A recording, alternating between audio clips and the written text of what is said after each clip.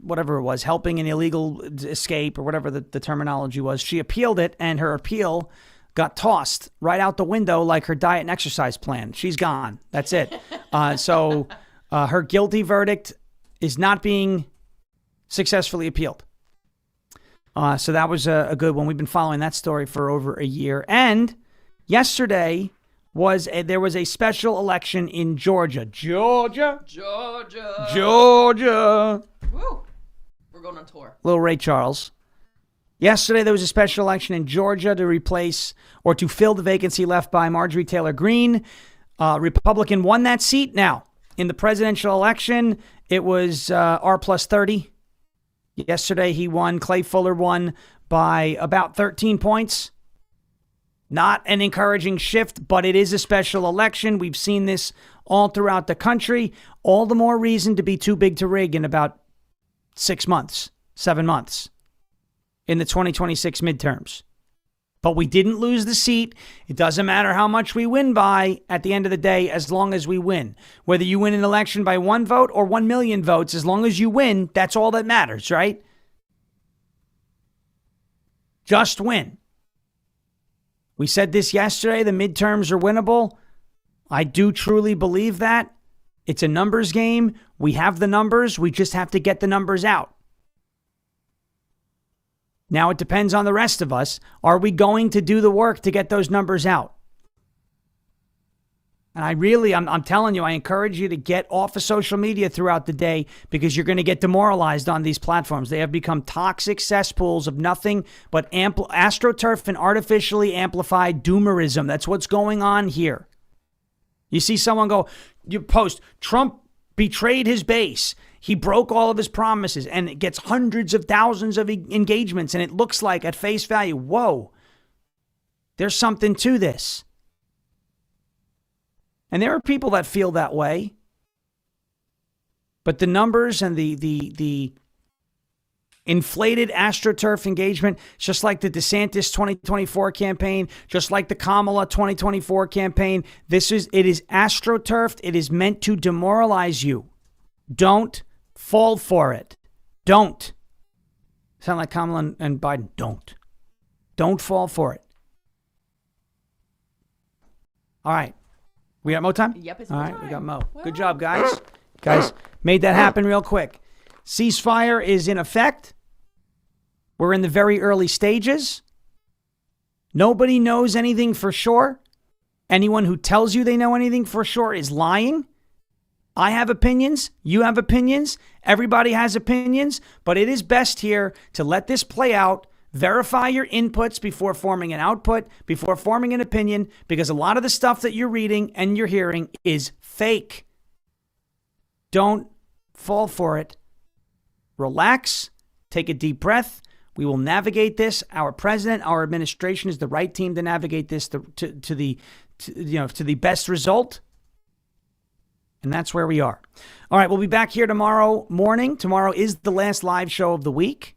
I'll be pre-recorded on Friday, but back here tomorrow morning. And also, I'll be on 1210 WPHT this afternoon from 3 p.m. to 6 p.m. Eastern Time. Will Chamberlain joining us at 4 p.m. to talk about the ceasefire and the latest developments with Iran. He has a lot of knowledge on that situation. So tune in, Talk Radio 1210 WPHT, the Odyssey app, the iHeartRadio app, and live on YouTube at youtube.com/1210 WPHT. Jeremy Herrell coming up next here on rumble.com/LFA TV. Make sure you hit that thumbs up button. Make sure you hit the follow button. And if you're listening, if you want to listen on audio, subscribe to us on audio. Search anywhere you get your podcast for Ungoverned. Hit subscribe. It's completely free. Jeremy up next. As President Trump says, we will never give up, we will never give in, and we will never ever surrender.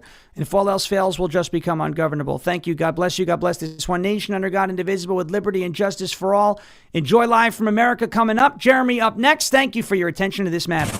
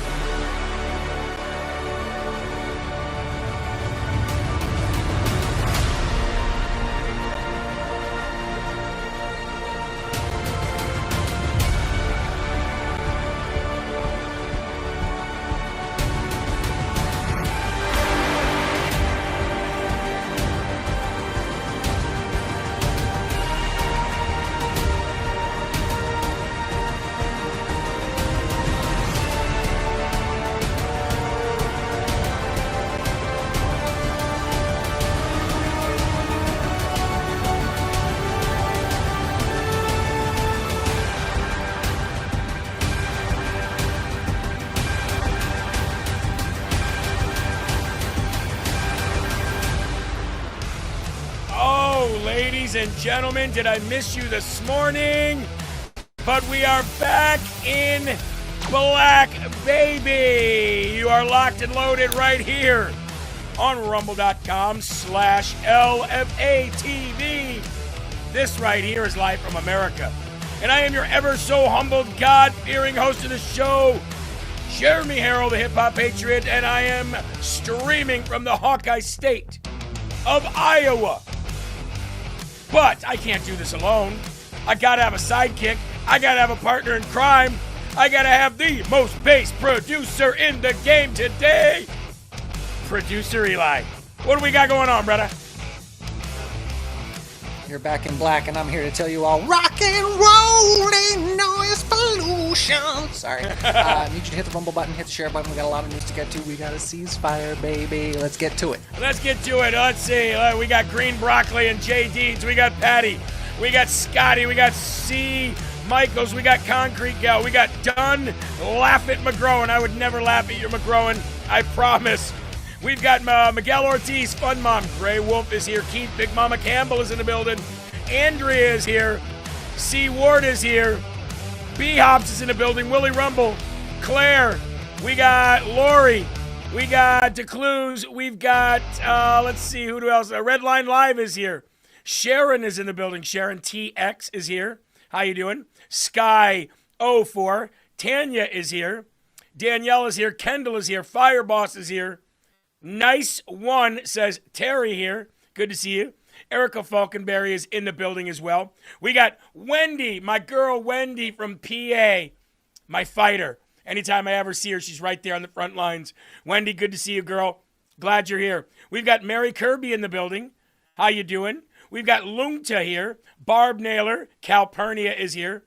Stephen from Eastern Iowa. That's my boy. I'm right here in Eastern Iowa with you, brother. We got Patrick from Montana. We've got Scarlett from North Carolina. Come on and raise up. Take your shirt off.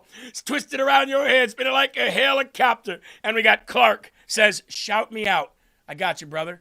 Welcome to Live from America. Good to see you guys all here. And appreciate the fact that you guys, came in this morning and watched Will do such a great job on Rise Up. Of course, then followed by the Misfit Patriot. And then Sean Farish and Brennan. Killing it as always. And you know what I like about Sean's posts? Other than the fact that they're funny and he can do stuff like Trump and all that. I love when I see Sean out there helping people get elected. That's how we win. That's how we won in 2016. That's how we won but got stolen from us in 2020. That's how we won bigger than ever in the Too Big to Steal campaign in 2024. And that's why we're winning Trump-endorsed candidates still today, which we're going to talk about a little later on. MDUS says, my buck for the day. Come on, guys, follow the lead. In Jesus' name, amen. We always said if everybody here did $1 a day, it would keep the sponsors away, and we could just roll through 3 hours without any breaks. So, thank you, MDUS, covering for other people. RMG178 just joined in. How you doing? Josie James from Wickenburg, Arizona, just joined in. Funny about Arizona. My wife has never been to Arizona, and she wants to go. I mean, we kind of flew in a helicopter once around that area, but she's never been to Arizona, and she wants to go to Arizona. There's a lot of places that she wants to visit there. Good morning to Liz Ellis and Sherry and Carmen and Deb Paulin. Well, guys, we got a heck of a show for you today. All right? We got a heck of a show lined up for you today. Obviously, nobody got to do their toast pictures last night because there was a ceasefire agreement hours before that 8 o'clock p.m. Eastern Standard Time deadline, and you're probably seeing a lot of disinformation. You know what? Screw that. I hate those words. You're probably seeing a lot of lies on the internet today. You're probably seeing Iran claiming victory, black pillars siding with Iran, left-wingers saying Trump caved, and everybody saying this is not a good deal. You know what's funny about all this crap? Let me just tell you this. Yesterday, the world was losing its mind, had said what he said on Easter, and then yesterday saying we're going to wipe out an entire civilization. You can't do that. That's a war crime. What are you doing? You can't. Then Trump makes a deal. By the way, the dumbest people in the world don't even know that he was negotiating with that True Social post. That was high-level negotiating. That's all that was. That was word. That was rhetoric. To negotiate. We all knew that. We said it yesterday. Then Trump makes a deal for 2 weeks, just a 2-week deal for right now, until we can get a permanent deal. And now they're like, Trump chickened out. Trump chickened out. I can't believe he caved. I can't believe he caved. It's like, what do you people want? Do you want him to not kill everybody or kill everybody? You know what I'm saying? Like, how stupid. Big shout out to L. Dooley for getting 5 subscriptions for people. And also a big shout out to Hannah from San Diego. Eli, what's up, man? I want him to kill everybody without killing anybody. Yeah. Yeah, and also remember this. If you blow up a bridge, it's a war crime. Since when? I didn't even think killing people was a war crime. You know that Zelensky blew up bridges and attacked power plants in Russia, Eli. And he was considered a war hero. Trump talks about blowing up bridges, and he's a war criminal. It's called retard, people. And it's everywhere. Careful. It's more contagious than COVID was. And more real. And you might catch it. Right, Eli? We're dealing with people with very strong level of mental retardation. Like Trump said yesterday. I don't know. Kim Jong-un said Joe Biden was mentally retarded. I mean, he said that, he called Joe Biden mentally retarded. It's very nasty to Joe. Very nasty. Terrible, terrible thing that he called him mentally retarded. So, guys, be careful. Eli, it's going around, and you don't want to catch it. You know, I think that was it was uncalled for. It was just wrong for Trump to call Biden mentally retarded. So wrong. Jeremy, can I get a birthday shout out for my sister-in-law, Ariel? Is she a mermaid? Happy birthday, Ariel. Big shout out to you. Only from Scotty. Nick4419 says, hey, LFA. Good morning, Jeremy and Eli, and good morning to you all. Nick, good morning to you. Yep. Yeah, Zelensky can blow up bridges, and Zelensky can go after power plants and actually fire upon them. And he's a war hero. Trump says, we're going to blow up your bridges, and we're going to blow up your nuclear power plants. Oh, mon Dieu. No. Folks, we are about ready to cross 3,000 live viewers. Right now, this time of year, we hit 4,000. We're happier than pigs in slop. So please help us out. Please share. It does help. I can tell when people share. I can watch the numbers go up. So if you have some social media, just quickly throw the link on there. A lot can happen, right? Okay, let's get into the opening. Eli, I could not wait to play this today. I really couldn't. I should have put this in the black pill segment of the show, but I had to start it out this way. I really did, okay? Did you see Candace Owens praising the Iranian president and the Iranian regime while suggesting that President Trump sacrificed Charlie Kirk for Israel? She's so stupid. She's so dumb. We're going to pull this up on the screen here for you. Her tweet that she had put out. I've never seen a more stupid person in my life. The Iranian president tweets that he would be willing to sacrifice his own life for his people. Donald Trump was willing to sacrifice Charlie Kirk and is willing to sacrifice every American life and livelihood for a greater Israel. Who's the animal again? Says Candace Owens.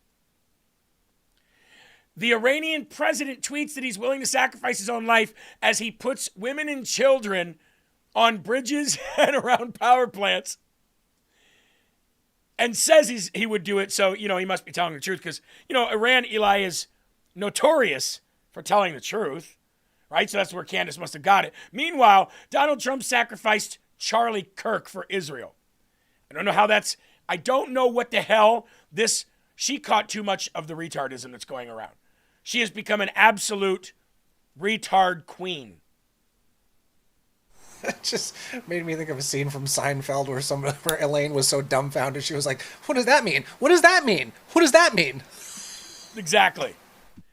And ladies and gentlemen, I just have to tell you now, for the better part of 200 days, or however long it's been, or 100 days, I don't even know how many days it's been, Candace Owens is getting close. Eli, do you remember the mainstream media videos that we would watch where they're like, the walls are closing in, the walls are closing in, the walls are closing in, the walls are closing in. The walls are closing in for President Trump. This is the beginning of the end, the beginning of the end. This is the beginning of the end, the beginning of the end, the beginning of the end, and the walls are closing in. The walls are closing in, it's the beginning of the end. Impeachment, impeachment, impeachment. He's up for impeachment, impeachment, impeachment, impeachment. Well, tried to warn you about the black-pilled former MAGA dumbasses. Enter at your own risk. Close to something, keep going, and we are definitively getting closer to what took place on that day, and we are getting closer. I think we're close. We are definitively getting closer. We're getting close. We're getting low. Very close. We're inching ever closer.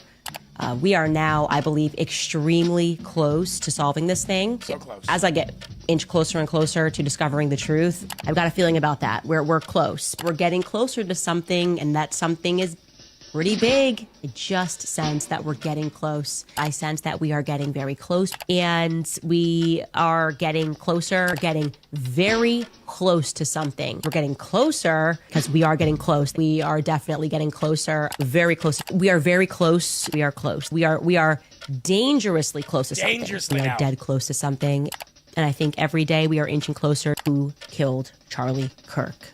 You know we're getting close. We're inching ever closer. We are inching closer, a little closer to solving the Charlie Kirk murder. And I'm getting very close. And we are getting very close. But I'm getting closer. I'm getting real You're getting close. dangerously My prayers dumb. are with you, Candace. You are close. We are close. And we're getting closer to the truth. We get closer. We are getting close. Getting close to something. Keep going. And we are definitively getting closer. Eli, out of her own mouth, did you know she's getting dangerously close? And yet, tune in every day. Hundreds of thousands of people tune in every day to hear about how this non-CIA trained, non-criminal scene, crime scene investigative officer, she's never done any of that. She's getting dangerously close. I don't know what, I used to think Candace was a fairly intelligent person, but after seeing that alone, are you kidding me? You've turned into that much of a lying grifter. You might as well label yourself a liberal at this point. We got him now. We got him now. We got him now. We got him now. We got him now. That's one you missed, Jeremy. We got him now. Yep. Exactly. There's no difference between the Tuckers, the Alexes, the Candaces, the Owens, the Ryans, the Ians, the Daves. There's no difference between them and the mainstream media.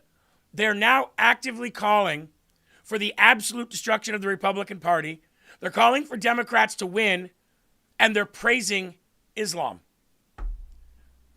Thank you, Boomba, for the $5 covering 4 other folks. That's how we help. We all work together. There's no difference. These people are bat soup crazy. And if I started saying what they're saying today, Eli, we would see a doubling in our live viewership. But there's no way I'm selling my soul to Satan for that. I mean, you don't have to sell your soul, but maybe find some popular catchphrase and just keep repeating it every single day. That seems to be the trick. That seems to do it, right? Hey, folks, if you listen to audio podcasts, you can get Live from America with Jeremy Herrell, myself, anywhere you get your audio podcasts. iHeartRadio, iTunes, Spotify, wherever. Download the latest edition, or the latest episode, I should say, of Live from America with Jeremy Herrell. You also get Rise Up, which is the morning devotional show, so you can't beat that. And also, for our official website, it's lfatv.us. Please visit lfatv.us tell your friends about LFATV.us. And that is where you can go and watch current and past shows, all of the short clips that Eli spends hours a day making. You can sign up for our newsletter. You can read through current news updated as soon as the last hour. And you can become a partner with us and help financially push us into the future. Now, I have a date for when I'm going to D.C. I told you guys it was going to happen. Just didn't know when. I will be down there on May 17th for the rededication of this country to God. I will be staying there the following Monday and Tuesday. I'll be doing my show from there, scheduling congressmen and senators to come on the show physically so we can have a discussion. And yes, I will even find the time to go and put a camera in the face of Congress and Senate's every time they do a statement, every time they're in front of their door. I'm going to try to get as much footage as I can. So I'll be down there May 17th, May 18th, and May 19th. And I'll be doing my show from the Rumble studio there. So I'm not even going to get a fill-in. So you're going to be able to get the entire DC trip and all the content that comes from there on those days. So if you want to donate for those efforts and more going into this election year, because we're going to be in a lot more places throughout the summer and through the fall, trying to help the midterms and towards, for the Republicans in the House and the Senate, please go to LFATV.us. Right up top there, it says home, shows, and donate. That's the place to do it. So, Eli, remember they thought you were going to D.C., you hypocrite, liar. No, we're going May 17th, 18th, and 19th. Mark your calendars and put your foot in your mouth. Trust him. He's getting dangerously close to going. Yes, dangerously close to going to D.C., folks. I'm dangerously close right now. I don't know if you know this, but I am dangerously close. We're getting close. And if we can hire Candace Owens, then, ladies and gentlemen, that dangerously close will be dangerously there. Okay? We'll be there. Anyway, I want to start off by thanking Done With Debt. Done With Debt, our morning sponsor. Sherry, thank you so very much for the $20. She says, for DC, go get them, Jeremy. Thanks, sweetie. Appreciate that. DoneWithDebt.com. Whether you have racked up multiple credit card, you're maxed out on multiple credit cards, whether you have unsecured debt like unsecured personal loans or anything like that, high interest debt in any way, shape, or form, then ladies and gentlemen, please go and visit donewithdebt.com. Donewithdebt.com is going to offer you a place where you can speak to a debt professional, a trained debt professional, and their number one job, look at your portfolio, look at your debt, find out how long you're in that debt, reduce that by half or less, and actually have a plan for you to get out of that debt. That's what they do. Now, your journey to financial freedom can start with them. They can help you. Fill out the questionnaire on donewithdebt.com or just call 888-322-1054. I'm going to put it in the live chat. There's the number, 888-322-1054. Donewithdebt.com. Get yourself out of that crappy high-interest debt today. You were never meant to be in it to begin with. And get on your road to financial freedom and resolving your debts so that you have more money for trips with your family and memories and retirement. Patty, a $100 donation towards our efforts, Eli, for our trip to D.C. Thank you, Patty. We love you. God bless you. Y'all ready to go to the Lord in prayer? I know I am. And Eli, if you could do me a favor and just keep an eye on any kind of press conferences that we might have today. With this ceasefire thing going on, we're probably going to have somebody's ready for a press conference. Somebody's going to make a statement. So just keep an eye on that for us today, okay? All right. What do you got? We've got one coming up today. Press briefing by the White House Press Secretary Carolyn Leavitt at 1 o'clock. So I'll be keeping an eye on the feed for that. All right, ladies and gentlemen, there you go. 1 p.m. Eastern Standard Time. Caroline Leavitt. We will be covering it right here. And let me tell you, we are dangerously close to that 1 o'clock hour. So, as long as we're getting close, and we're getting close to prayer, then we're getting close to starting the show. Dangerously, by the way. Okay? Dangerously. Our Father, who art in heaven, hallowed be thy name. Thy kingdom come, thy will be done, on earth as it is in heaven. Give us this day our daily bread, and forgive us our trespasses, as we forgive those who trespass against us. And lead us not into temptation, but deliver us from evil. For thine is the kingdom, and the power, and the glory forever. In Jesus' name we say and pray, amen. Hey, Eli, I want to give a big shout out before we start here. Arm Spear, you're very welcome. I love leading you in prayer, and I would love for you guys, if you haven't done so yet, for those who just came in, smash that like button, share the video. Hey, Eli, I wanted to show you something. Remember that huge bald spot that I had in the back? Look how little it is now. You see that? Growing that hair back, ladies and gentlemen. Just saying. First slurp. Here we go. Ready to show my hair off again. You know what I mean? Now that it's growing back. Before long, Eli, I'm going to get you to grow that hair back on your head, too. You got a nice head of Goldilocks, man. We need to get you to grow that back out again. Not until that bald spot covers up, and my hair's pretty thin and light. I can't stand that. I need that good, thick Russian. I don't know. Back to you. Getting dangerously close. All right. First and foremost of the day is this. They said MAGA is dead. The black pillars are all over X saying MAGA's dead. MAGA's dead. MAGA's so dead. Well, then tell me, if MAGA's dead, then how did a Trump-endorsed Clayton Fuller absolutely destroy his opponent for Marjorie Taylor Greene's seat in Georgia in the runoff of the special election? Carla says, I'm getting service not available on all your shows in chat multiple times. Wondered if you knew anything about that. Yeah, we don't know anything about that. You should maybe try a different device or something, or maybe try the app, maybe the Rumble app. Not sure. I'm sorry, but we're not sure what you're getting. All right, let's get right to it, ladies and gentlemen. President Trump's endorsed candidate, which is Republican prosecutor Clayton Fuller, won last night's special election to replace Marjorie Taylor Greene. Probably got an even better MAGA candidate. Fuller defeated Democrat Sean Harris for Georgia's deep red 14th congressional district and beat him pretty bad, too. Beat him pretty handily, I might add. Chaz says, first time I ever caught the beginning of your show. Glad to know you opened with prayer, Jeremy. God bless. Chaz, I'm glad you were able to catch the beginning of the show finally. God bless you, man. Thank you. Sherry, for all your endeavors, $50 donation. Blood, sweat, and tears we've all sacrificed through the years. God is good. He sure is. And we're glad to have you here too, Sherry. So we got the 14th district. We obviously we were going to get it to deep red. But it was who we got it with. That was important, right?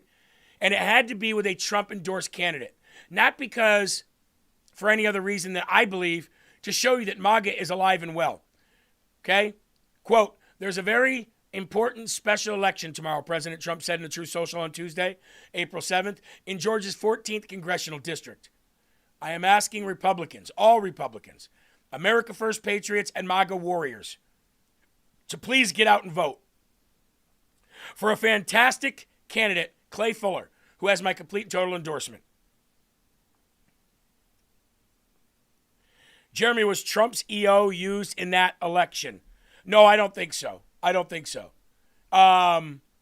there's much of a risk of anything against the EO going on in the 14th district of Georgia. It's a deep red district. I mean, a Republican was going to win from there anyway, but it's which Republican? And I think it's important that the Trump-endorsed Republican is the one who wins because, why? Because we need to show that MAGA is alive and well. Last November, President Trump announced that he was withdrawing his support from Marjorie Taylor Greene, if you guys remember that. Right after that, she went off the deep end. Look at her now. Every day is another day of this, that, and the other. Every day is another day of Trump should be in prison. 25th Amendment. This isn't what we voted for. This shouldn't be what a president does. Blah, blah, blah, blah, blah. Hey, Marjorie, what I want to know is, how do you feel about Clayton Fuller, a Trump-endorsed candidate, winning your seat? I've seen you spouting off all over X this morning with your boyfriend, Botox Brian Glenn. I've seen that all morning long, but I've not seen you congratulate Clayton Fuller, a Trump-endorsed candidate who won your seat. How come? Are you pissy? Are you mad? Are you a woman scorned? Are you still mad that he pulled his endorsement from you? You were going to lose anyway. You were going to lose because he pulled his endorsement from you. Clayton Fuller would have beat you, Marjorie Taylor Greene, no matter how many millions you've made behind the doors with insider stock trading. No matter how many friends you made in Congress. You were going to lose anyway. And you lost. Bye. Hell hath no fury like a woman scorned, right? And Marjorie Taylor Greene is scorned. And every day she posts on Twitter under her former Congress, and I just write the word former. I go in there and I write former. I go on her post and I write former and troller. I go on to Botox Brian's page and I say, where's your stupid former wife? And then I go on Owen Schroyer's page and I say, you must have taken the COVID vaccine because you look like an AIDS victim. I wouldn't even post if I were you. It's embarrassing. This morning on Ryan Matta's page, I said, why are you even talking? Don't you live in El Salvador? Aren't you a coward who pussed out and ran away? Shut your mouth, gay boy. I do this pretty much all morning long while I'm putting together the stories of the day. Just to let them know that there's people out there who will never, ever, ever let you live what you've done down. It's called trolling. Clay Fuller winning the special election to fill the House seat vacated by former Congresswoman Marjorie Taylor Greene. Fuller defeating Democrat Sean Harris by double digits, helping Republicans cling to their razor-thin House majority. At his victory party, the congressman-elect made it clear President Trump's endorsement put him over the top, saying, quote, he made all the difference in the world. It was an honor of my lifetime to be able to get his endorsement. He was the key factor in us winning. Republican Clay. Absolutely. And you know, Eli, I'm going to say this. I don't. It's really hard to say this without sounding like a. Probably shouldn't even say it. But that never stopped me before.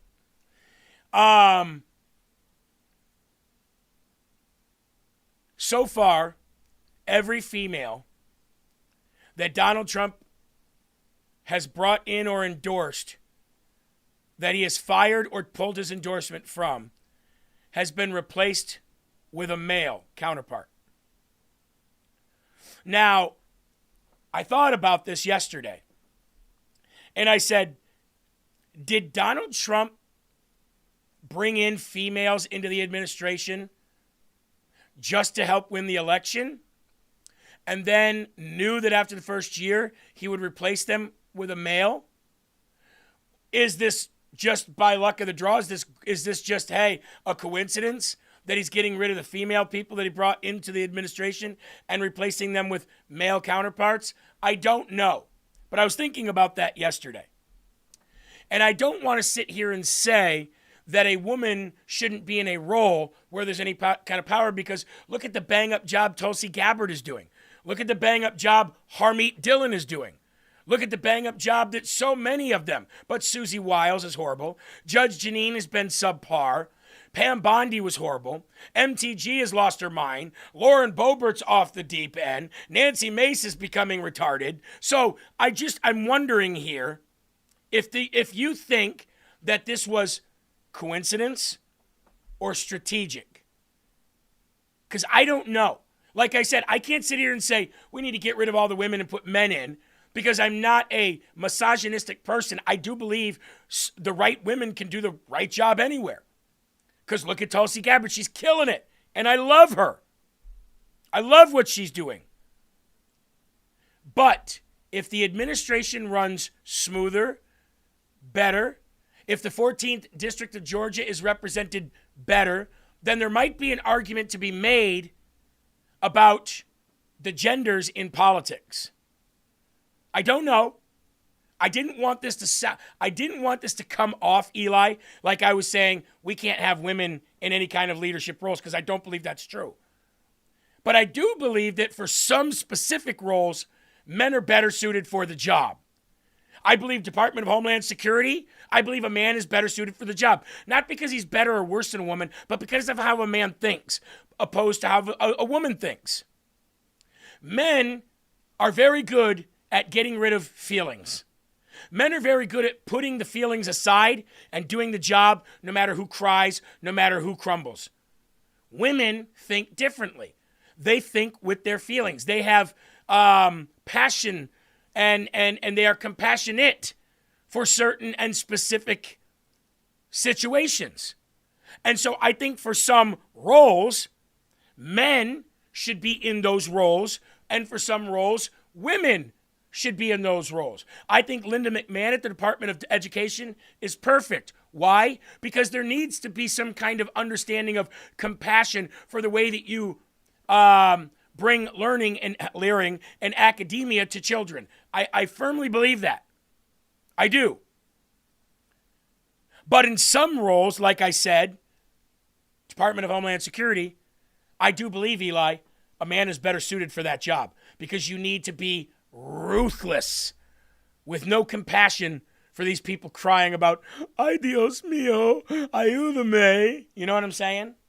I hope I came off okay with that. Touchy subject. I'm in complete agreement. I'll say this. I'll try to say it as delicately as possible. But, I have to scour social media every day for, news and whatnot. And I always read comment sections. And I told you this yesterday, Jeremy. 80% of the comments are usually from women. And 70% of those comments are usually very over the top, extremely emotional. We just have to do this because we just have to do it. And I'll try to get into conversation. Well, what about this? That you're just closed-minded, stupid. Blah. And I'm not saying that's all women, but I see a lot more of it coming from women than I do men. Don't get me wrong. I argue with men all day too, but there's just so much of this over emotionally, and I'm like, why are you so mad? I'm just trying to talk. I don't want to talk to you. You're not worth talking to.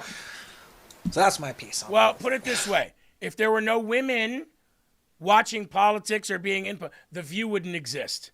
And the reason I'm saying that is because women, because of the way we think differently, soap operas wouldn't exist if women weren't around, right? You wouldn't have Days of Our Lives, The Young and the Restless, As the World Turns. You wouldn't have The View. You wouldn't have those aspects of our culture and our society. Not saying that we shouldn't have them. What I'm saying is that most women are addicted to drama. And most men don't want drama at all. And so for specific and certain roles, I think that it's right. Now, here's the last question. Do you think it was strategic? Do you think it was strategic that Donald Trump brought women into the campaign, gave them and nominated them for roles, got them confirmed, and then knowing that he was, I'll give you a chance, but I doubt it's going to work, I did this to get elected? That's another, could be. It could be. Long story short, I think the right people were removed, and I think the right people were put in. And for any women out there that might take that in a way that I didn't mean it, I truly am sorry. I don't mean it as an insult. I mean it as a fact. Women are from Venus, men are from Mars. It's an old book. We think differently. And when you're talking about hard-nosed political or military operation, I think you got to have men in those roles because they don't give a sugar honey iced tea about who cares about it. And I'll leave it at that. Now, here's a very stupid woman that should not have gotten her position, and now the voters that voted her in, even the Democrats, are having voters' remorse. And that is Abigail Spanberger, governor of Virginia. She came in, immediately hiked taxes. She came in, immediately started destroying the economy in Virginia. She came in and immediately started putting in DEI practices again, hiring retarded people, and going full LGBTQ, full Democrat. And now they're having buyer's remorse. Eli, you must have saw something funny in the chat. I don't know if it's okay to say. I hope it's okay to say MD, USMC, hoorah, brother. I'm sorry. I caught my eye. Women and faggots love drama. Yeah, I do. Anyway, Abigail Spanberger. Bad news bears. That's what that says. After less than 3 months in office, Virginians are expressing their displeasure with Virginia's Democrat Governor Abigail Spanberger's tenure thus far. Her tenure? She hasn't even had a 1 year, let alone a tenure. Okay? She hasn't even had a 1 year. A Washington Post George Mason University Scholar School poll shows that Spanberger, with the highest disapproval rating at this point in her term than any governor in the country from either party, ready for this, Eli, since 1994. I was a freshman in high school. That's how far you have to go back to find somebody who is as retarded as Abigail Spanberger. Damn, I was in like 6th or 7th grade. Oh, to have those days back. Weren't you like really fat at that time? I mean, you know, I went from the weak, heavy twink to the muscle-bound freak that you now see before you. Yes. Under Spanberger's lack of leadership, Democrats have championed a slew of leftist policies. New taxes have been proposed to increase revenue, including levies on everything from car ownership to dog walking. I told you that was real. Nobody believed me when I said that, Eli. I said they raised taxes on dog walking. Everybody's like, how do you do that? Oh, believe me, it was in the bill. We read it when it happened. Nobody believed me, though. They are moving to require schools to teach that January 6th was an insurrection and pushing sweeping new gun control laws. And despite campaigning on affordability, lawmakers are already trying to triple their own pay. Think about that. We reported on that too, Eli. Remember when I told you that Democrat lawmakers are trying to triple their pay in Virginia while raising taxes on the people? Yeah, raising taxes, tripling the pay, making more money from the people, getting more money in Congress. I think that spells Democrat, or as Will Johnson would say, Demon-crat. In February, Spanberger signed legislation sending a radical congressional redistricting referendum to Virginia voters that would upend the Commonwealth's electoral landscape and gerrymander Republicans out of existence. Furry, I did not get a haircut, but thank you very much. I'm just combing my longer hair now. Even as crime increases in the state, under Spanberger, Democrats introduced House Bill 863, which seeks to remove mandatory minimum prison sentences for a slew of serious offenses, including, but not limited to, rape, manslaughter, child pornography, possession and distribution, assault on law enforcement officers, and repeat violent felonies. Yeah, they have removed the mandatory minimum prison sentence for those things. So now you could just get probation, time served, all in 3 months. In March, Annabelle Armando Chavarria Muy, an illegal alien from Guatemala, was arrested for the stabbing death of a man in Fairfax County, Virginia, one of 3 that we reported on. And now, Spanberger's approval rating among even her own Democrats in the state are tanking. Shouldn't this be a warning for anybody in any state? Folks, we need just 400 people to cross that 4,000 person threshold. I know we can do this. Put those fingers in gear. Get her moving, okay? Berta said she's going to kill that state. You're damn right she is. You're damn right she is. So, when we see all these Democrats destroying these cities, destroying these states, it makes you wonder how any Democrat could win in any swing state left. Well, look no further than Wisconsin, folks. Far-left judge wins Wisconsin Supreme Court seat, expanding the Democrat majority. in the cheese state. A very liberal left-wing judge won Wisconsin's Supreme Court seat in Tuesday night's election, expanding the Democrat majority. Just a few years ago, Wisconsin Supreme Court had a conservative majority. After Chris Taylor's Tuesday night's victory, the Wisconsin Supreme Court will now expand to 5-2 with a Democrat majority. I hope your state dies. From now on, I am no longer riding with a state to say, from now on, when a state does this, I'm going to say, you shot yourself in the head. Deal with the shit yourself. We try to warn you. We try to tell you. We tried to sound the alarms in Virginia. Nobody gave a crap. We tried to sound the alarm about all the special elections. Nobody gives a crap. Just a few years ago, you had a Supreme Court that was conservative majority. Why would you change that? Why would you do that? I want to take this opportunity to thank a very, very good friend of mine who happens to live in Wisconsin, Rosa. I got your gift. I got your present, which was another gold set of Trump shoes, so that I can wear them. I want to say thank you from the bottom of my heart, and I love you.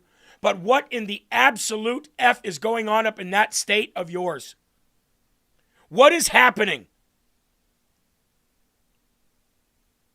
You're not only allowing far left-wing people to take over your state, but you're doing it on the Supreme Court level, which is going to be, you're screwed.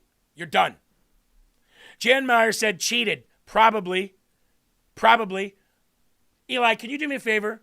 Can you look up the election results for Wisconsin of 2024 election, please? I'd appreciate that. Taylor was an appellate court judge, defeated Maria Lazar, a conservative and fellow appellate court judge, for a seat left open by conservative Justice Rebecca Bradley, who opted not to seek for re-election. Wisconsin's high court currently boasts a 4-3 liberal majority, expanding now to 5-2 edge. At 5-2 edge with Taylor's victory. Eli, can you tell me what the election results were in Wisconsin for the 2024 general election?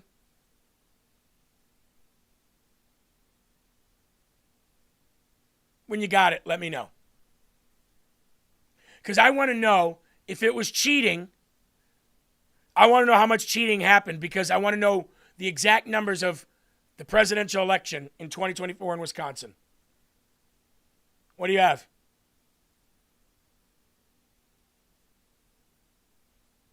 I did type in general. Looks like it's kind of giving me just Wisconsin president everywhere I try to. Yeah, Wisconsin the races, president. That's what I want to know. Senate. The president. What was the what was the numbers? Say that next time. General election says votes, that. 1,697,000 to Kamala Harris, 1,668,000. So you're saying Trump won? Yeah. Okay, so Trump won. So how did Wisconsin go back to cheating within 2 years? Paula says, yeah, we lost a mayor in Waukesha as well, less than 600 votes. Are Wisconsin people that dumb? Really? Do they really think that Donald Trump has done such a bad job now that they're going to go and absolutely shoot themselves in the head? I know Wisconsin cheats. I have an answer for you. I asked all these questions because I wanted to see what you put in the chat. Elin, you nailed it. And it's the same reason why you're seeing the numbers that you're seeing all over Rumble. Not just here. Not just here. We're staying right in the 4, 5, and 6 range of this show with live viewership. So all over Rumble. So it's everywhere. I'll tell you what it is. Lazy, worthless pieces of shit Republicans. That's what it comes down to. Worthless, lazy pieces of shit Republicans who only get up during a presidential election so they can get their stupid sticker, post it on social media, and say, I was part of a movement.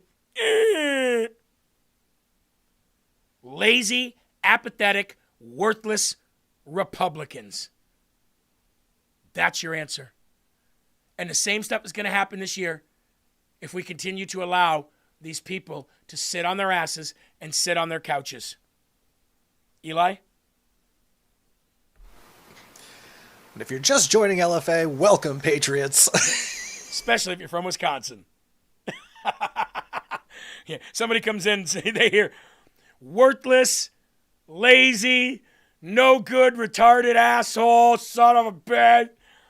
You know what I mean? I thought they were probably watching Bender freak out like on The Breakfast Club. Over here trying to get people in here. Come on, guys, share. And then I hear you say that. I'm like, well, son of a bitch. Yep. Ashley says, breaking news, vessels are being spotted moving through the Strait of Hormuz right now. This is all thanks to President Trump's massive new deal. Keep the winning going. Oh, but if you go online, we lost and Iran won and Trump folded like a cheap suit.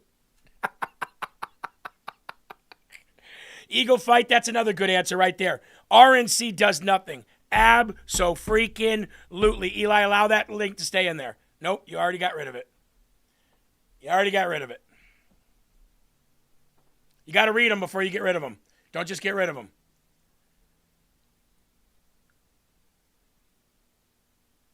United since 1776 says, you're killing me. Barb says, I'm from Wisconsin and I voted yesterday. Whoever said that about the RNC not doing anything is absolutely right. How come they have not hired Scott Pressler yet? How come? That's something that it doesn't sit well with me. I can't fathom why the RNC is so gay, so lame. And I'm not saying gay isn't homosexual. I'm saying that's gay. Why are they so lame? Why are they so worthless? How come they're not dumping money into these states where they know that they need help, where they know that there's a special election, for crying out loud? The RNC dumped no money into Clayton Fuller's campaign. I didn't hear about the RNC dumping any money to get the word out of awareness of a special election going on in Wisconsin. So what the hell are we doing here?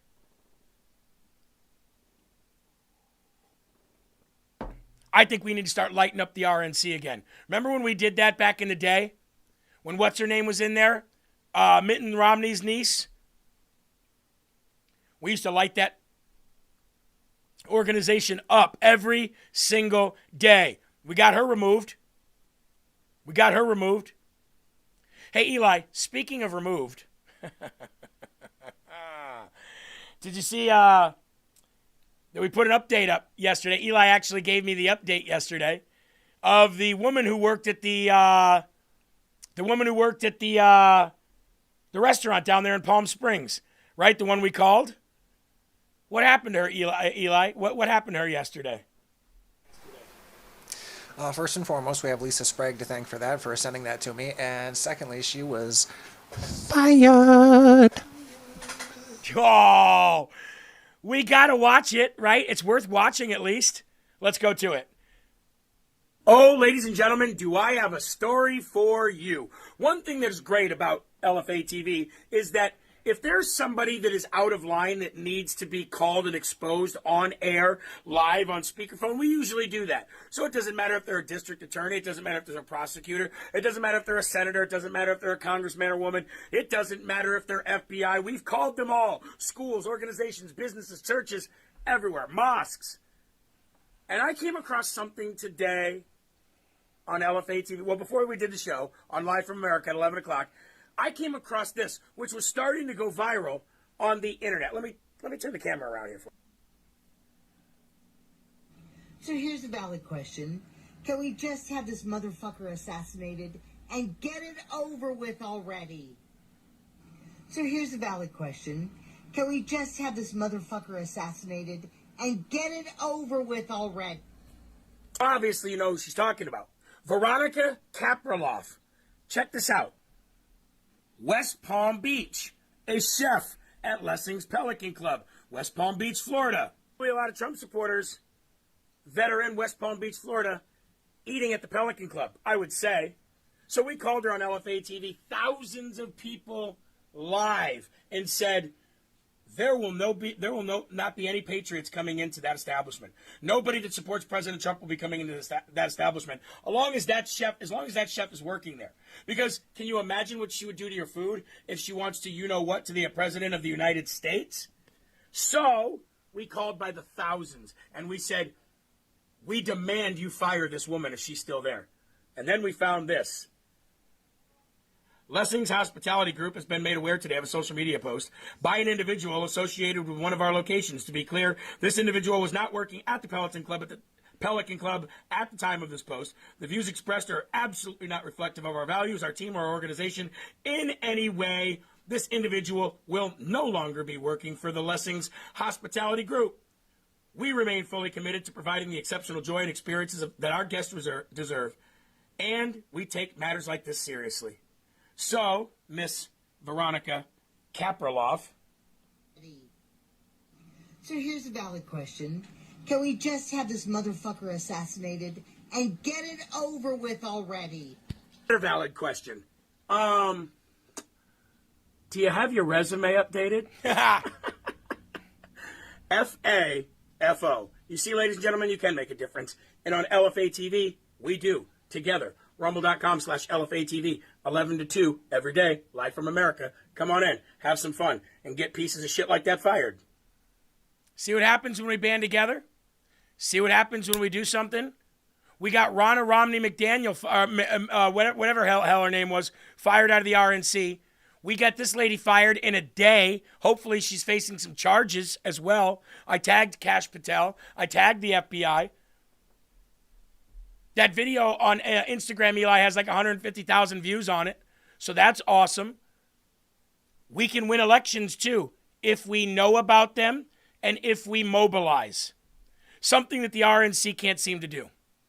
Something that the Republican Party just doesn't seem to know how to do. Like, the only people that are telling you there's a special election is people like us. Independent media. I'll guarantee you Fox News didn't tell anybody prior to the special election that it was happening to make sure that they get out and vote. I'll guarantee you ABC and CBS, CNN, and the rest didn't either. MS Now. None of those people care. They tell you results. We tell you how to get involved prior to. We are proactive. MSM is reactive. That's why mainstream media is dying. But it isn't dying quick enough. And people aren't paying attention anymore either. And that's a problem. Right now, we are currently number 6 on the live leaderboard, right behind Benny Johnson by 300 people. You going to let Benny Johnson beat us?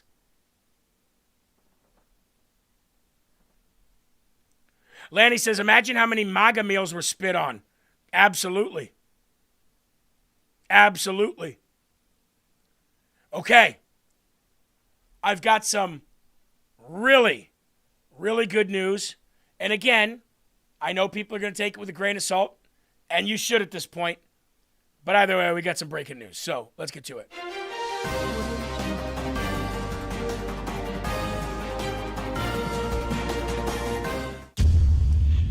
All right, folks. FBI Director Kash Patel and, believe it or not, Rudy Giuliani working on this as well. News alert came out late last night that FBI Director Kash Patel is reportedly preparing to formally announce federal criminal charges against disgraced former President Barack Hussein Obama and dozens of key individuals who were involved in the planning and the execution of the Russiagate hoax in the aftermath of the 2016 election. Announcements reportedly coming right after key election races around the country and coming in the aftermath of Pam Bondi being fired so that somebody could be put in that position to take care of this when the charges are brought forth by the FBI. Thank you, Jay Deeds, for the $20 donation for my trip. Folks, listen to me. Okay? Listen to me.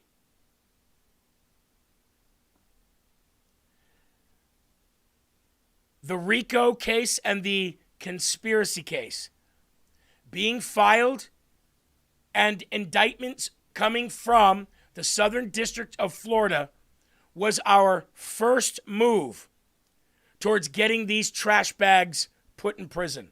That was move number one.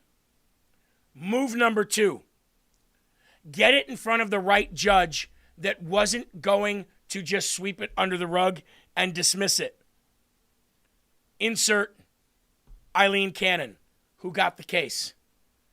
Number three, make sure that you have the right person in the right position to move this forward when the time comes. Here we are now.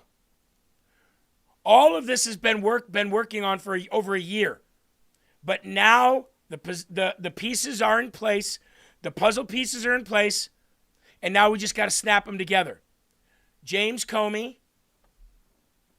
has already gotten subpoenas and is under investigation and is part of this. John Brennan, Clapper, Peter Strzok, Lisa Page, Hillary Clinton, Valerie Jarrett, Barack Obama. Slam said it will die in the headline. Do you know the only thing that you've ever been right on ever, Slam, is that nobody's gotten arrested yet? That's the only thing you've ever been right on. You know that, right? You know that I remember what you said prior to Trump winning this election? I remember it vividly. They will never let him be president again, you said. The establishment, the deep state, will never allow him to be president again. Talk about your all-time being wrongs.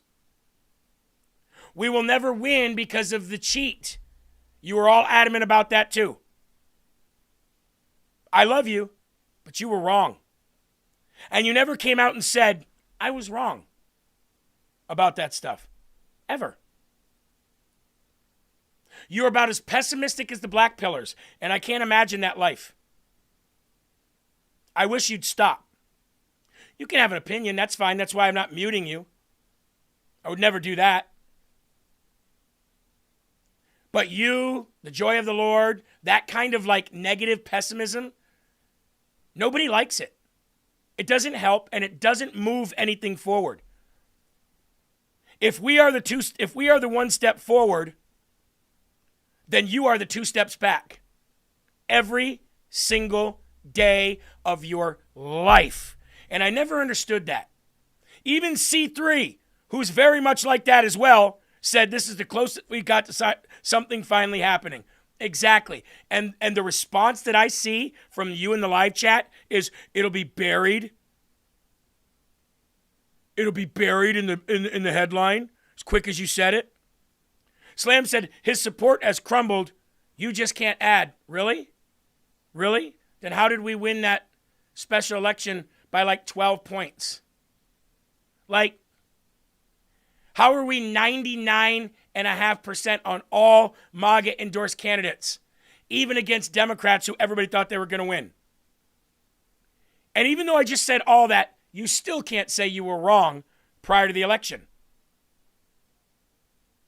If this is a mic, I just dropped it on you. Eli. I'm going to get a little mystical here on you, Slam, too. Speaking positivity into the universe does work. It sure Speaking does. positivity into your body does work. Sure because does. your body listens to you. So try to be a more positive person. What are you being negative for? I mean, if you don't believe anything that Jeremy's saying or I'm saying or anybody's, why are you here? Every I'm day. not saying we're going to kick you out or block you or anything, but what are you doing here? If you're, nope, that's not right. Nope, that sucks. Nope, that's going to fail. Why be that way? Just be a positive person and you might actually see some results. Mm-hmm. You know, everything flows from the heart and then it comes over the tongue. And God gave us the power to create. We're the only things that can do it on this earth. We can create anything that we think of. And every day, I don't get it. I'm going to move on. But that was some of the best news. And by the way, it's real news, by the way. Just like everything else we report on here on Lfa Tv. Real news. And that was some of the best news that we've heard in years. And that's your response. You should be ashamed of yourself. And to that point, Jeremy, you're absolutely right. Creating. it's a lot harder to create something than it is to destroy. Destroying things and shutting people down, easy peasy. Take the challenge, create, be positive. The Bible says the tongue has the power to speak life and death. I choose life. And so do 99% of this chat. Get with it or get to stepping. It's that simple. Rudy Giuliani.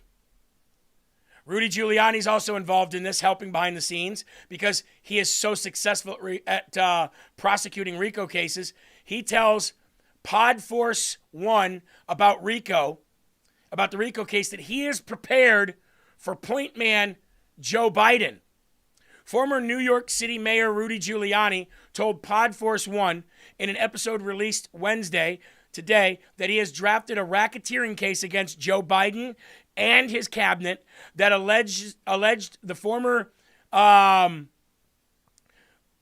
vice president at that time served as a point man in foreign policy posts that often did nothing for the United States but got his own family rich. The laptop made it about as easy to prosecute conspiracy and RICO, whatever you want, a case that he says like I've never seen before. He told the Post's Miranda Devine in a podcast talking about Hunter Biden's abandoned laptop. Biden has repeatedly denied any involvement in his son Hunter or his brother James' business ventures during and after his presidential term, referring to the allegations as a bunch of lies. Giuliani, the former U.S. attorney for the Southern District of New York, then laid out several instances in which Biden was the point man for Obama in countries, including in Iraq and Ukraine, where his family sought business deals while he was vice president. Does anybody remember the conversation that Biden had when President Trump was coming in 2016 with the Ukrainian official, where he said, look, since we're leaving, I got to tell you, this stuff has got to be between us. You can't tell Trump. Trump will try to do this. Trump will try to do that. Right there, he broke the law. And he should be in prison. And Rudy Giuliani has put this entire case together and has shared all of his findings and all of his work and all of his knowledge with the FBI. And all of this is connected. Now, there might be some points in this person or that person is never, ever going to get tried or put in prison. But do you know what that is? That is not a fact. That is just an opinion based on the fact that nobody has yet. But guess what? Guess what? There was only one other president in the United States of America, and I believe maybe it was Garfield. I can't remember exactly who it was, that has been elected to 2 terms non-consecutively. So the chances of that ever happening, especially against somebody who's got felony counts against him, they're trying to kill him, they're trying to put him in prison, that should have never happened. And it never did happen the way Donald Trump did it. But guess what? There was a first time for it. And it happened. So just because it doesn't happen and you think based on that it will never happen, that is nothing but this. It's nothing but this.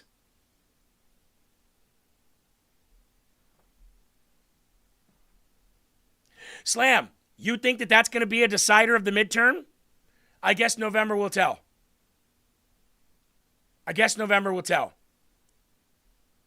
Now, have you seen Biden lately? 81 million votes, right? 83-year-old Joe Biden was recently spotted at a coffee shop in Delaware. The video was posted on TikTok last week, although it is unclear when it was taken. The former president looks feeble and exhausted as he's shuffled around the shop, barely even noticed by anybody in the coffee shop. Barely noticed. Nobody cares. And now, Eli, there's doctors saying that they feel now that he has dementia. Well, what did he have when he was in the office then? A cold?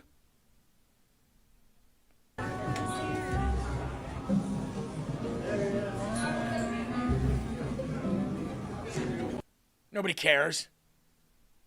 Nobody cared. Do do do do do do do do do. He's just sitting there. Nobody's talking to him. Nobody's flashing cameras. Nobody's asking him questions. Nobody's asking him for autographs. Those kids at the Easter egg roll at the White House were more shocked and happy that President Trump was there than adults Democrat adults were at the shop that he was in, at the coffee shop he was in. Nobody cares. What we care about is that man going to jail, along with Alejandro Mayorkas, Merrick Garland, and everybody else. I think we got another clip of his here. Yeah, either way. He's worthless. He's dying. And Eli, when he dies, I'm going to smile. When evil dies, I smile. When Mitch McConnell dies, I will smile. I won't celebrate, but I'll go, the world's a better place now. When Joe Biden dies, when Merrick Garland dies, I will smile. The world's a better place now. When Nancy Pelosi dies, I will smile. The world's a better place now. When Lindsey Graham dies, I will smile. The world's a better place now. Hexline, we're glad that you get your news from Google. We're very happy that you get your news from Google. Now, before we get into the ceasefire, which apparently is not true according to Hexline, that the strait is now closed again and blah, blah, blah. Well, if that's the case, then Donald Trump would go back to bombing the shit out of them. But, you know.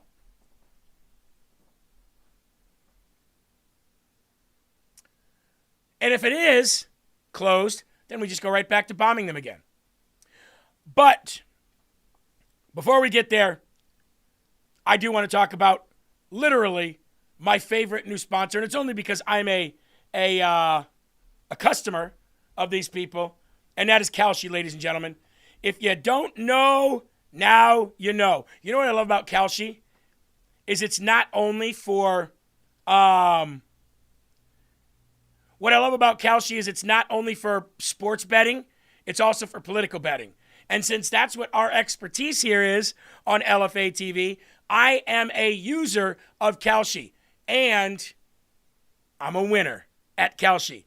They've got great topics in here that you can trade on, like who will be Trump's next attorney general. They've got 37% for Lee Zeldin and 30% for Todd Blanche. Who will be confirmed as the next Fed chair? Kevin Warsh is a 97% to Judy's 1%. Hey, it might even worth taking that $10 credit you got and going and put it on Judy. Imagine how much money you'd win. Will Trump be impeached? Do you know they have a 65% that says yes and a 19% that says no? I might go in there and bet on that one and take the 19%. How long will the government be shut down? When will DHS be funded again? Will Trump's order tariffs this month? Well, anybody who sells weapons to Iran, he will. Who will leave their role in the Trump administration by this year? They've got Caroline Leavitt and Todd Blanche. The only reason Caroline Leavitt would leave is because of maternity leave, not because she quits. All of this stuff and more, ladies and gentlemen, right there on Kalshi.com/LFA. And when you do /LFA, you actually get a $10 credit. So you can go there, find the biggest upset, and go put that $10 credit towards it, and boom, you win. You win big. Kalshi.com/LFA. That's Kalshi.com/LFA. Take all that knowledge, and maybe you'll be as lucky as Nancy Pelosi. Check it out today, folks. Kalshi.com/LFA. All right, let's get back to it here. I love that site, by the way, so very much. The ceasefire. Getting back to the ceasefire. There was no need for the pictures last night of you toasting with whatever you were drinking because the ceasefire happened prior to that. President Trump announces a double-sided ceasefire. This was last night at 5:47 p.m. and agrees to suspend Iran bombing for 2 weeks. And Iran accepted. Now, after that, a few more missiles went into Israel. But that happens a lot, just so you know. If you go back to any ceasefire, missiles are still flying for hours. And you don't know if it's because that person that shot off that missile didn't get the word or what it was. But they stopped after that. President Trump on Tuesday night announced a double-sided ceasefire and agreed to suspend his military strikes on Iran after speaking with the Pakistani prime minister. Oil prices plunged below $100 a barrel. Remember, they were at 117 yesterday. As of right now, they're at 94. 93, some people are. Brent crude oil actually is $90.60 or $95 per barrel. WTI crude is $95.30 per barrel. And I said that in order for us to get back on the right track here, we needed to get down to $60 a barrel. Okay? Did you see what he just put on Truth 6 minutes ago? I did not see what he just put on Truth 6 minutes ago, but I will go there now. So if you're gonna see stock market jump, and you're gonna see gold and silver jump, and you're gonna see oil go down just at the 2-week pause notice, imagine what's gonna happen when it's done. So somebody said, "Did you see what he just put on there 6 minutes ago?" Let's go. I'm reading it right now. I'll pull it up here for you guys. Maybe this is the one. I don't know if this is the one you're talking about or not. But this was put up 8 minutes ago, so I'd assume this is the one you're talking about. Said this: numerous agreements, lists, and letters are being sent out by people that have nothing to do with the USA and Iran negotiations. In many cases, they are total fraudsters, charlatans, and worse, they will be rapidly exposed after our federal investigation is completed. There's only one group of meaningful points that are acceptable to the United States, and we'll be discussing them behind closed doors during these negotiations. These are the points that are the basis on which we agreed to the ceasefire. It is something that is reasonable and can easily be dispensed with. It's very much like fake news CNN last night headline, "A source that had no power or authority to write the letter claiming great authority. President Donald J. Trump." We're going to get to that source here in a minute. We're going to get to that source. Faith says our gas in Missouri is going down like 40 cents. We knew all this would happen, folks. So that was last night where he said that he was going to hold back on those. He says, based on conversations that I've had with Prime Minister Shehbaz Sharif and Field Marshal Asim Munir of Pakistan, and wherein they requested that I hold off the destructive forces being sent out tonight to Iran, and subject to the Islamic Republic of Iran agreeing to complete, immediate, and safe opening of the Strait of Hormuz, I agree to suspend the bombing attack of Iran for a period of 2 weeks. This will be a double-sided ceasefire. He put that on Truth Social last night. He said the reason for doing so is that we've already met and exceeded all military objectives and are very far along with the definitive agreement concerning long-term peace with Iran and peace in the Middle East. We've negotiated a 10-point proposal from Iran and believe it is a workable basis on which to negotiate.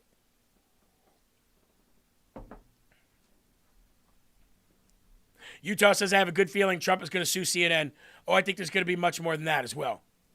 He says almost all of the various points of past contention have been agreed to between the United States and Iran, but a 2-week period will allow the agreements to be finalized and consummated.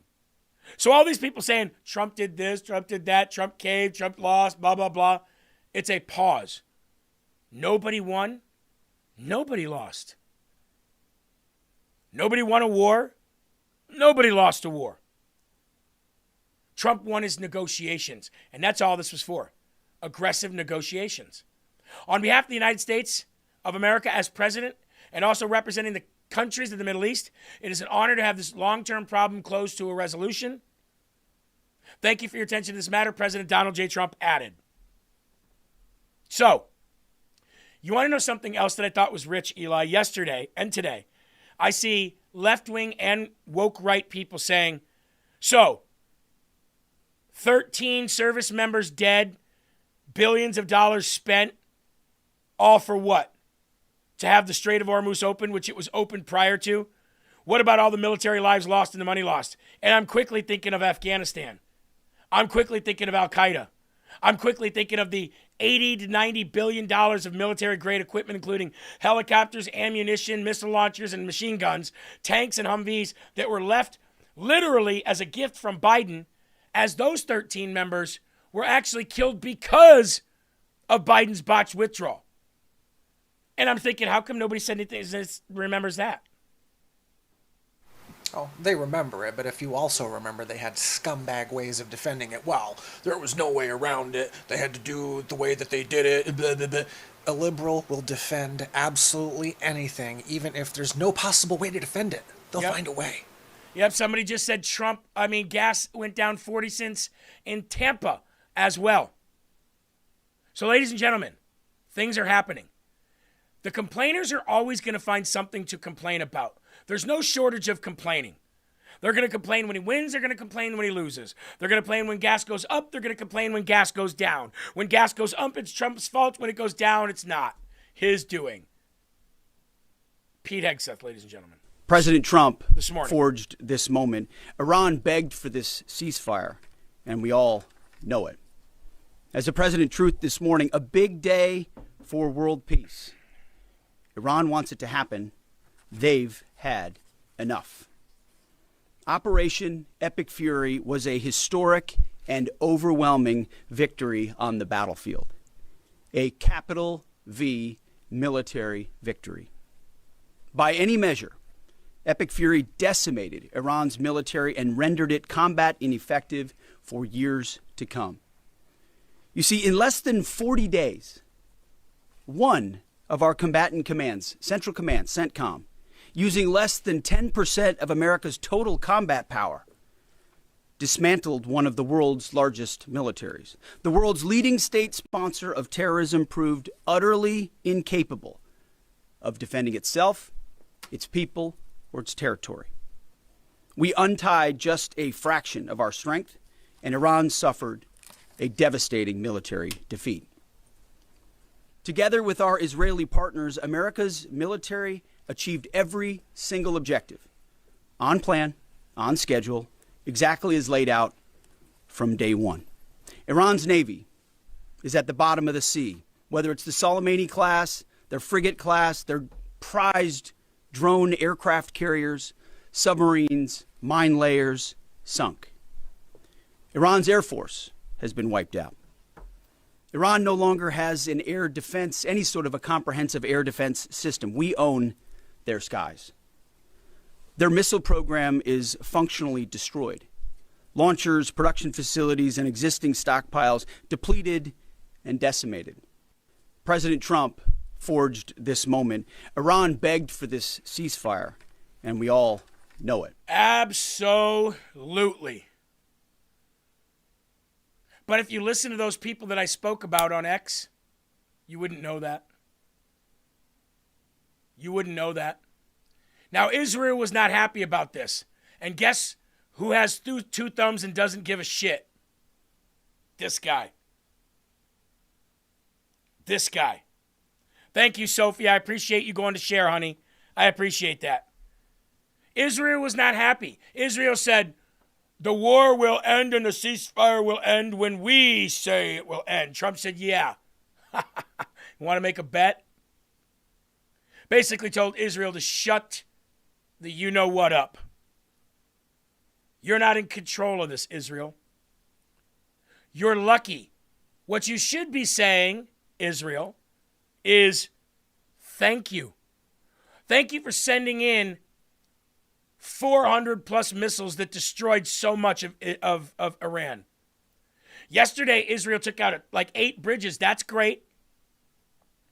But we're the ones in charge. Never forget that.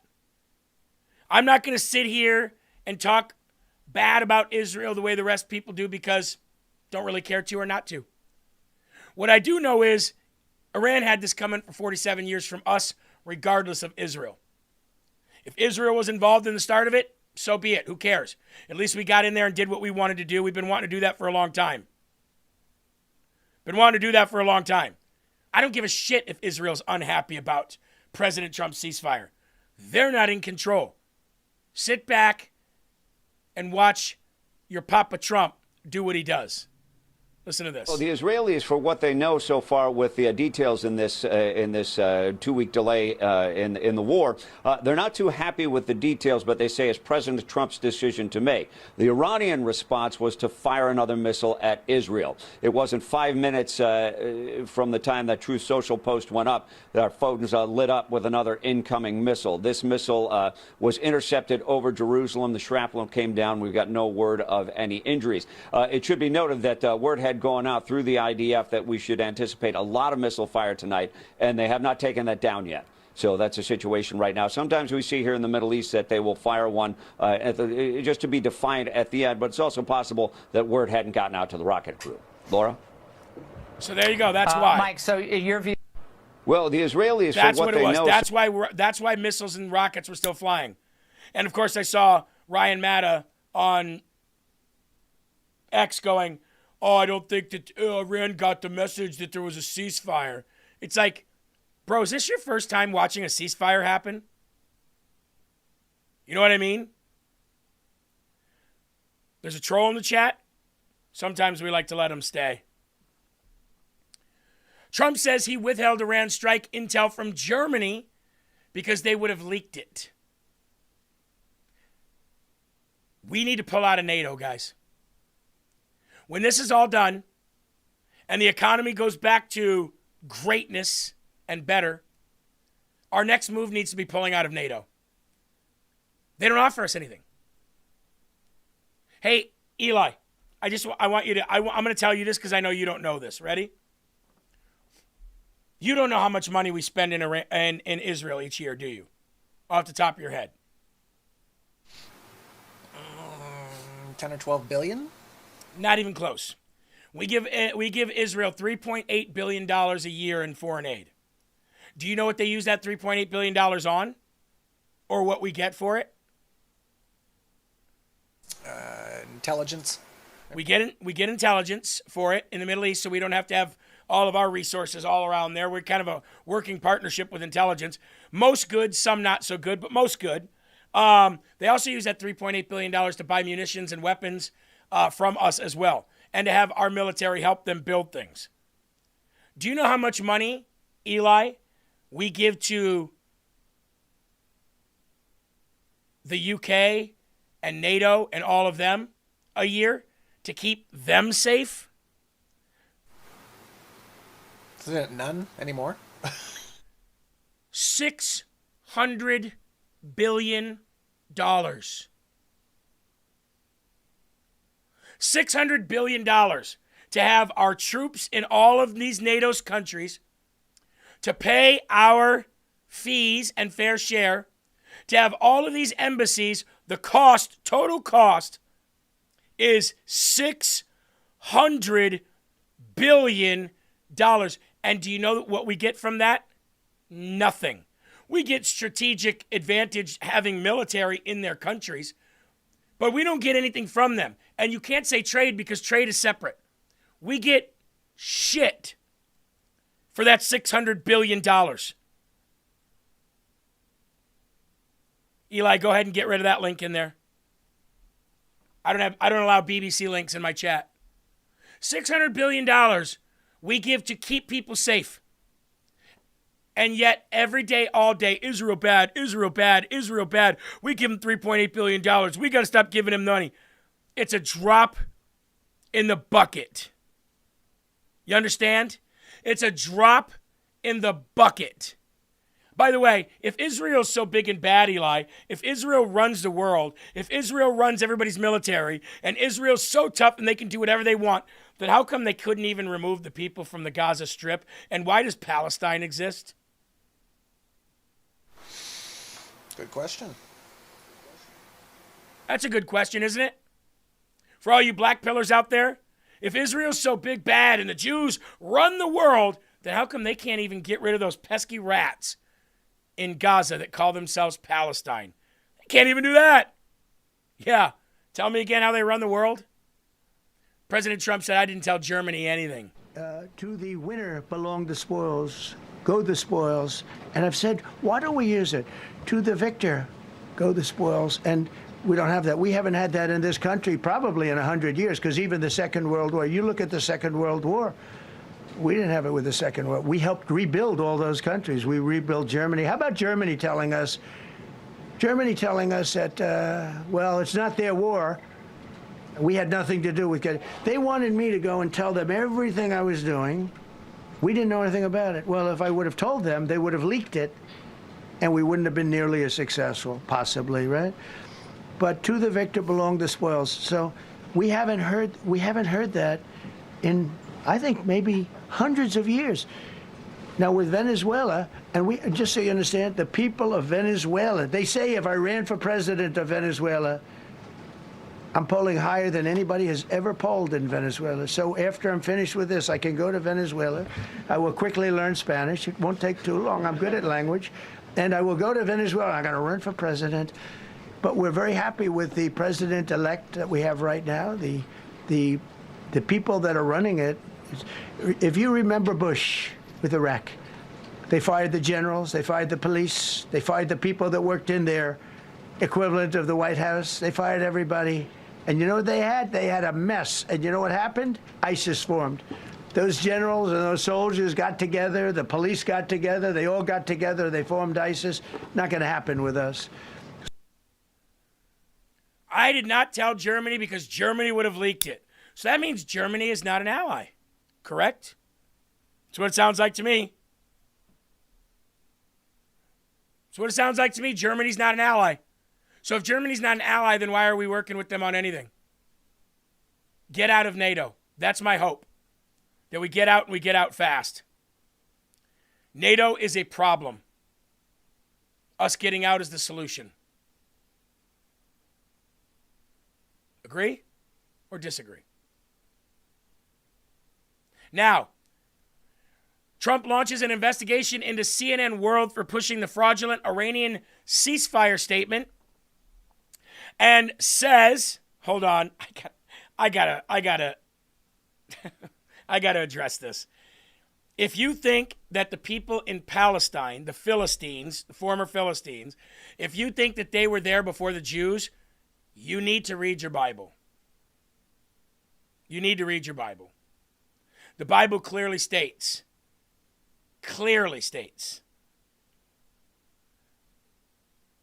that the Jews were in that land first, descendants of Abraham. And the Arab world came and made civilizations after the Jews were settled. The Philistines weren't there prior to the Jews. And really, I don't care. It's the Holy Land that I care about. I don't care who settled who first.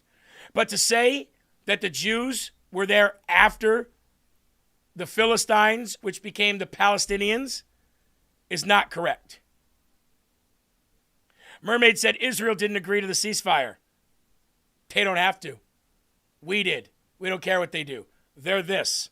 We're this. They're this. We're this.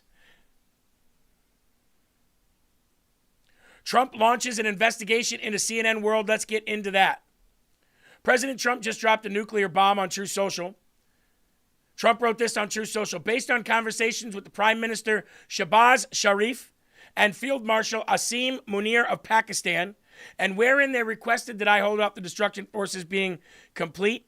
Oh, we read that part. Let's get into the next part. Let's get into the part where he's talking about the CNN part. The alleged statement put out by CNN World News is a fraud.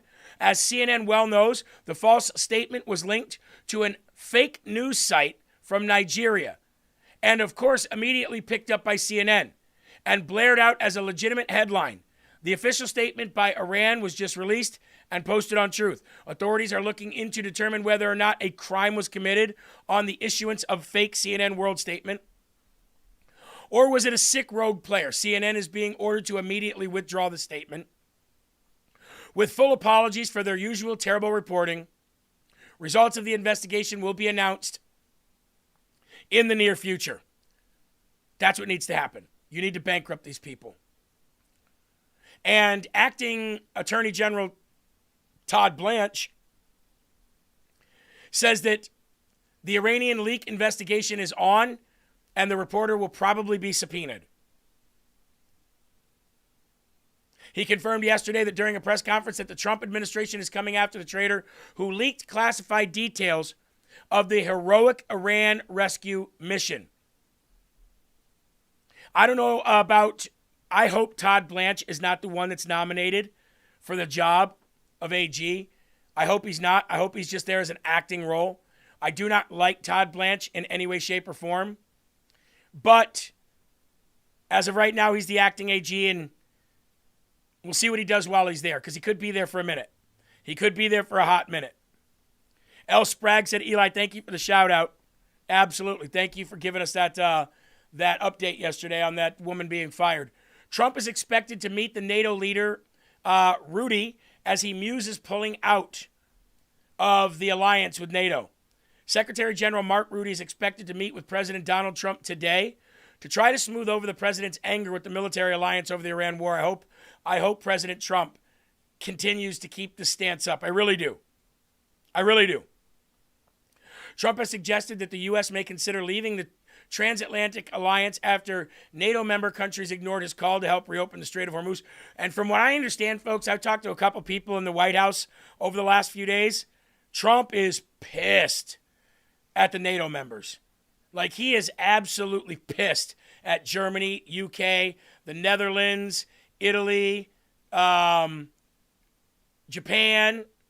trying to think of all the countries. He is absolutely pissed at these people. I think he's more mad at them than he is at Iran. Because he's like, everything we do for you, literally everything we do for you. Do you know that just on U.S. troops alone, just U.S. troops alone, the United States spends $60 billion keeping them in these places, keeping them there to protect them. Sophie says, Jeremy, the White House is going live. They are at 1 o'clock. Yep, at 1 o'clock. 100,000 U.S. troops cost $60 billion a year just to defend Europe. Just the troops alone. That has nothing to do with the embassies, the financial aid, the ammunition, all of that gets up over $500 billion. But $60 billion a year just to pay to keep the troops in Europe. And they gave us zero help. That's unacceptable. Now, I want to read something to you. I want you to tell me what you think of it. Trump brings the stock market back up. The Strait of Hormuz lets ship through. Oil prices go down.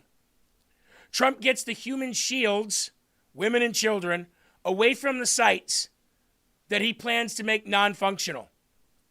Iran already broke the ceasefire and bombed Israel, but then that stopped, so that can be looked at as just stray missiles still going. Israel says Trump hacked the power plants and that he can make them all non-functional without any bombs used. So let's stop right there. Eli, yesterday in our private chat in LFA, everybody was wondering why Trump would announce that he's going to bomb the power plants if he knows what Iran is going to do. And Iran did exactly what you and I thought they would do, which is what President Trump had to have known they would have done. So the question is, why did he do it?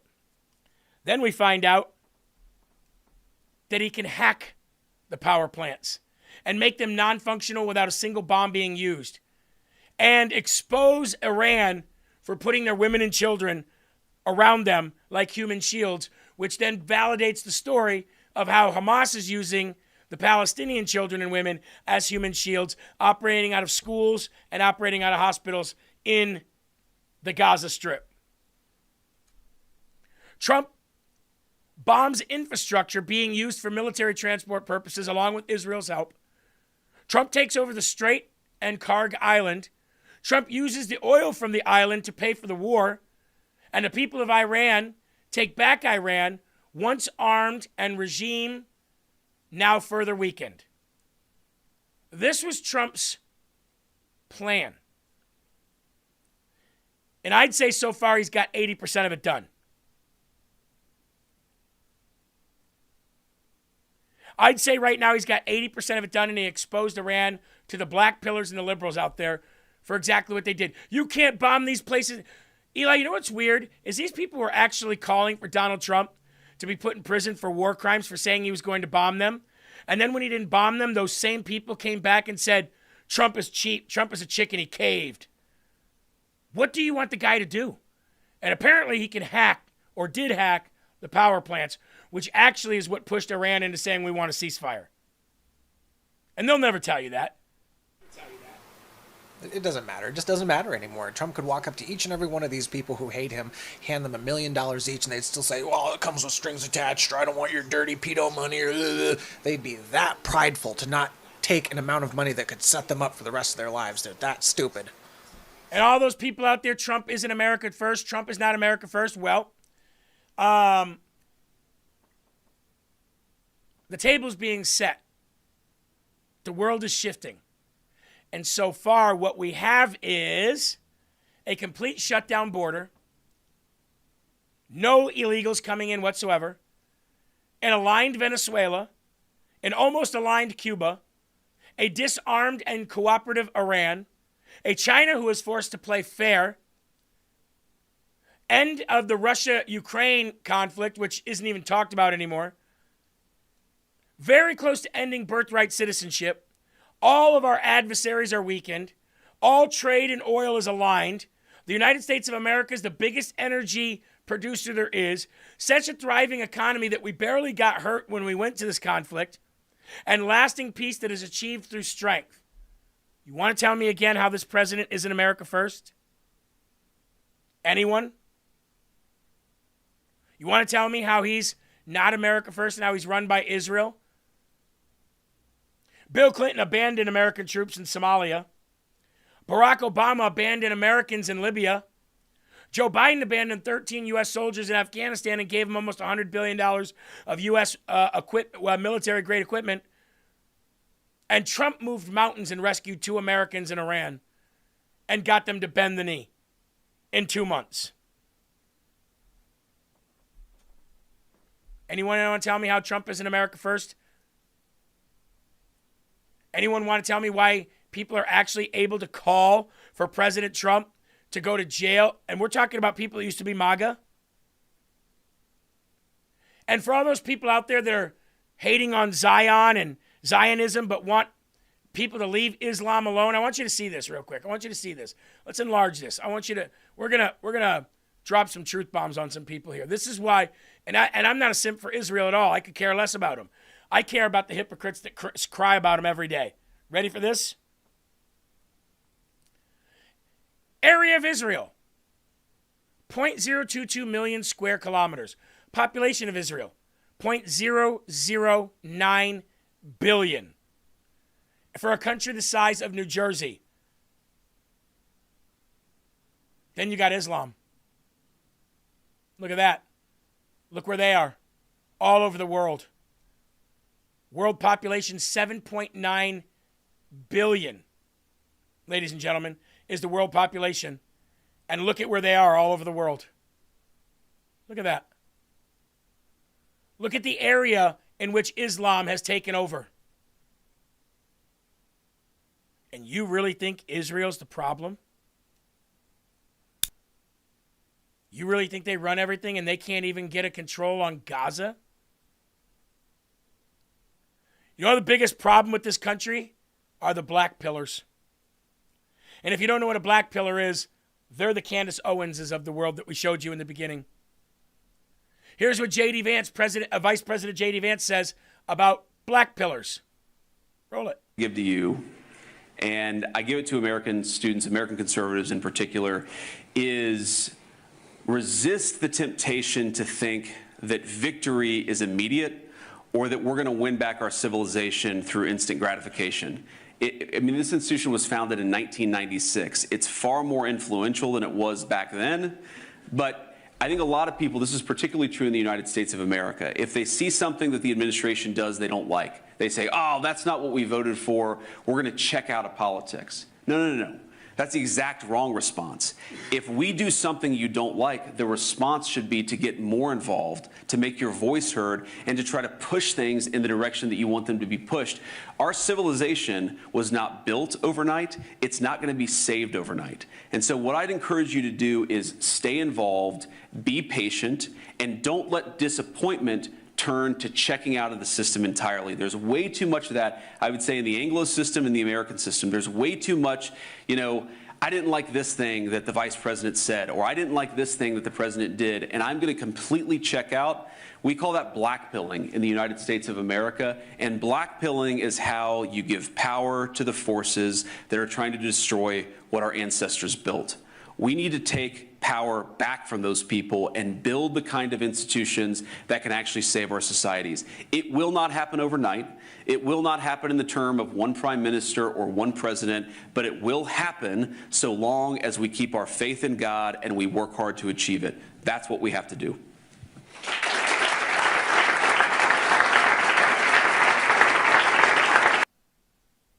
I agree 100%.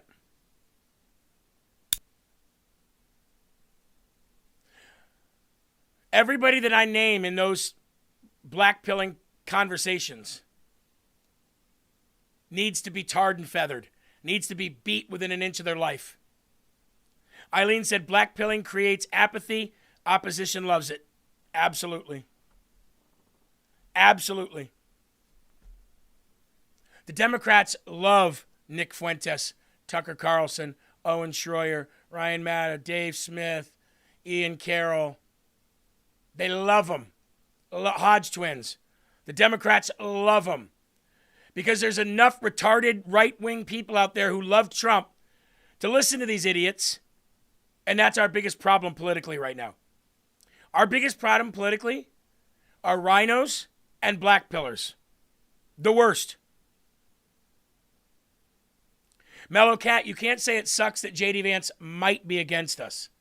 You can say it sucks that J.D. Vance is against us, or it's great that he's not. But to say it that he might be is just setting, again, you're taking something that one person said in their devotional prophecy, and I'm not trying to pick on you or anything, but you're not backing it up with any real, tangible evidence of J.D. Vance being the enemy. I understand the person that said it is a friend of mine. I do not believe her. At all. Not at all. I have to see signs of that in order to look down that path. Okay? Thank you, Biggest Balls. Yes, don't forget the King of Cucks, Alex Jones. Thank you for the $5 donation, and thank you, 1177, for the $20. Keeping up the great work. Oh, we will. Oh, we will. Mello, you're all right. I don't want you to bog yourself down with the maybes and the mights and the hypotheticals. I mean, let's stay focused on what is and what's real, right? Didn't get to 4,000 today, but we tried. Listen to a friend of mine here. Oh, come on.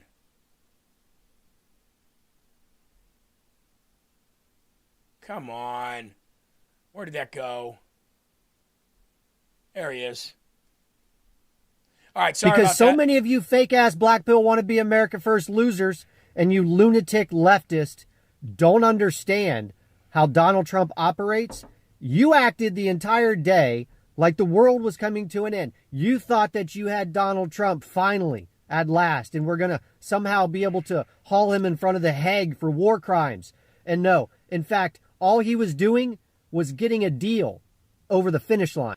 I tried to tell you this morning, but instead you wanted to rage bait and you wanted to cry and wet in your pants and leave little trails of poo-poo all over the place all day today because you're weak and you don't understand what it takes to destroy the globalist system that so many of you said you wanted Donald Trump to take on. When you decided to join MAGA, you should have known what this was going to look like. Donald Trump was negotiating today, was not threatening to end the civilization of the Iranian people. In fact, the only thing he said to the Iranian people in his post this morning was, God bless the great people of Iran. He was talking directly to the globalists that you fake-ass black pill wannabe America First losers said that you wanted Donald Trump to go after. And that's exactly what he did today. That's exactly what he did. And because Donald Trump has balls of steel and was willing to do what so many of you have cowered and refused to do, we now have a double-sided ceasefire. The reason for doing so is that we already met and exceeded all military objectives. And we're very far along with a definitive agreement concerning long-term peace with Iran and peace in the Middle East. We've received a 10-point proposal from Iran and believe it is a workable basis on which to negotiate. Almost all of the various points of past contention have been agreed to between the United States and Iran, but a 2-week period will allow the agreement to be finalized and consummated. And of course, this is contingent on Iran immediately agreeing to cease hostilities and immediately open the Straits of Hormuz. And to all the fake-ass black pill wannabe America First libertarian losers who do nothing but try to infiltrate and then destroy a movement that you don't know how to create, and therefore you will never be able to destroy, I have a message for you. Sit down and shut up. The American people are sick and tired of listening to you constantly bitch and moan and complain about things that you don't understand. We're done listening to you, and you know who you are. Every single one of you. You know exactly who I'm talking to. You are no longer welcome in our movement. Didn't I say that a month ago? Didn't I say that a month ago?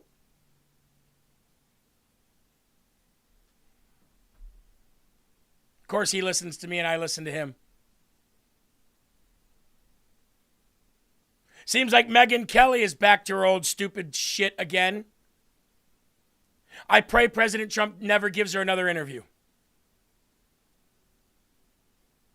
You notice, Eli, everything we say here on Lfa TV, I know we don't have a big audience anymore. And we may not have an audience at all someday, I don't know. But I will say this, whether we're big or whether we're small, everything we say here on Lfa TV gets repeated by everybody else weeks later. Yeah, that's true. I can actually attest to that. Now, in the beginning, I had, no frame of reference for that, but as I've gotten into the news more and more and more, either Jeremy will point it out or I'll see it and I'll be like, we said that. So it's frustrating as hell. Well, I guess it's frustrating because LFA TV never gets the credit it deserves. And not me, but everybody here in the hard work that's done here. But it's okay. If we can save the country and we can get rid of assholes like Megyn Kelly, then that's what we do. And we'll fly under the radar forever. Kelly, welcome to the Megyn Kelly Show. It is Tuesday, April 7th, and all eyes are on Iran. As a reminder, President Trump posted on Truth Social on Easter Sunday morning, quote, Tuesday will be Power Plant Day and Bridge Day, all wrapped up in one in Iran. There will be nothing like it. Open the fucking strait, F-U-C-K-I-N apostrophe. Yeah, we can read, you crazy idiot. bastards, or you'll be living in hell. Just watch. Praise be to Allah, unquote. Mr. Trump later clarified the deadline is at 8 p.m. Eastern tonight. Reports have been all over the place on whether or not the U.S. and Iran are close to reaching a deal. But as of this broadcast, the Strait of Hormuz is still closed. And President Trump this morning on Truth Social was not mincing words. I mean, truly, just taking it to the next level. Quote, a whole civilization will die tonight, never to be brought back again. I don't want that to happen, but it probably will. However, now that we have complete and total regime change where different, smarter, and less radicalized minds prevail, maybe something revolutionarily wonderful can happen. Who knows? We will find out tonight. One of the most important moments in the long and complex history of the world. 47 years of extortion, corruption, and death will finally end. God bless the great people of Iran. Now, as you can imagine, that post did not go over well with the Iranians or with many Americans. I mean, I don't know about you, but I am sick of this shit. I'm sick of it. Oh, are you? Can't he just behave like a normal human? I mean, honestly, like the president, 3D, yes, shut up. Fucking shut up about that shit. You don't threaten to wipe out an entire civilization. We're talking about civilians just casually in a social media post.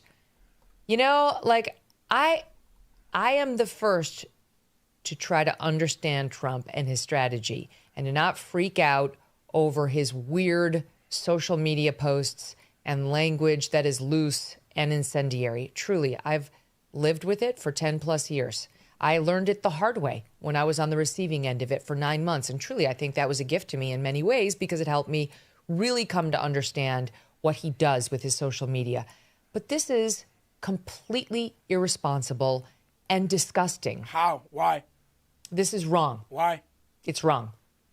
He should not be doing it. I don't care Why? that it's his negotiation tactic is to kill an entire country full of civilians, men, women. The threat of the fact that we can do that in order to achieve what we want after that regime killed 50,000 people in like 3 days of their own people, men, women, and children. Yeah. How else are you supposed to negotiate, Megan? You couldn't even negotiate yourself to keep your job at Fox. What are you talking about? You couldn't even negotiate a new contract, let alone world peace. What are you talking about? And to Dee Marie, who said, I'm a longtime listener, but I got to go because just by asking questions doesn't mean anything about Black Pill. I didn't even know that you asked a question. Stop taking it so personal. And children? An American president so that the Strait of Hormuz will be opened? It's just wrong. It's not hard to say it. It's not hard to recognize it. I wish he would stop doing this. Like, he can't negotiate without doing this? What does that say about him? Okay. What does that say about the... Who's he negotiating with, Megan? President Trump clearly can negotiate without doing this. He's a multi-billionaire real estate tycoon businessman who has built skyscrapers for longer than you've been able to talk. Who's he negotiating with, Megan? Radical Islamic terrorists. You expect them to have tea and crumpets and sit there and play touch butt with each other? Have thumb wars? Maybe arm wrestle? What did you expect? How do you want him to negotiate with these terrorists, Megan? What would you have done? Again, you couldn't even negotiate a new contract with Fox. Eli? And by the way, Megan, it's so cute. It's awfully precious how you actually literally, in front of us, ripped a page out of the Trump playbook and started swearing all over the place, thinking, oh, I can be as edgy as him and people will counter like that more. That you're pathetic. That was really cheesy. Mm-hmm. Yep. I just want to play like another minute of this and then we'll move on. The position that Eli, our country is in for right me. now in these negotiations. He's got to say this. He can't be a dignified, strong leader without threatening a bunch of war crimes. What is he, Genghis Khan? Like what is First he of all, trying it's Khan, to not do? Kong. And why can't he do it with strength, threats? Sure, go for it. That don't diminish and demean the United States of America in this way. All right. The Wall Street Journal reporting that Iran has broken off direct communications. Okay. Done.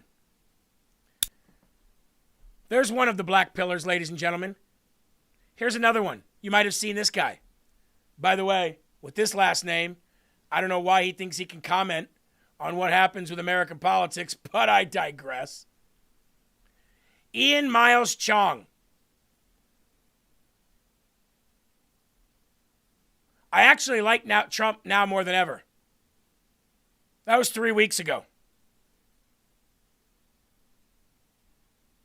Here was 14 hours ago. Trump should resign.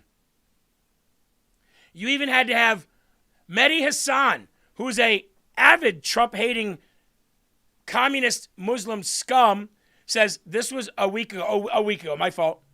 A reminder that you should ignore everything this ridiculous right-wing grifter says. Yeah, I agree with a Democrat here. A week ago, I actually like now Trump more than ever. Trump should resign. Up, down, up, down, up, down, up, down. They're nothing but a bunch of Lindsey Grahams. And I'll tell you what, Tommy Robinson had some words for Tucker Carlson and his black pill in life now. And Tucker Carlson come into my country is such a fucking insult. I was raging. He made a video, all these crimes happening against our people, and he come in, well, there's no problem in London. There's no problem in London. My Pakistani taxi driver was all right. Oh, that's it then. Oh, there's no problem, Tucker. Islam's great. Let's ignore the terrorism. Let's ignore every jihad attack. Let's just pretend it's not happening because you had a nice Pakistani taxi driver. How fucking dare you come into our country? How dare you use your platform to diminish the rape of our country?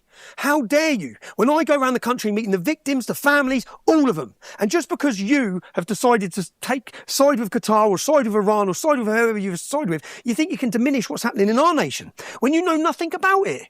I'm still raging about it, thinking about it now. I think you come into our country and you sit there and you use a platform in our country to diminish and belittle a generation of our daughters. And again, just so an American audience can understand the scale of this problem, because this is why I'm insulted and I'm offended by when he done this.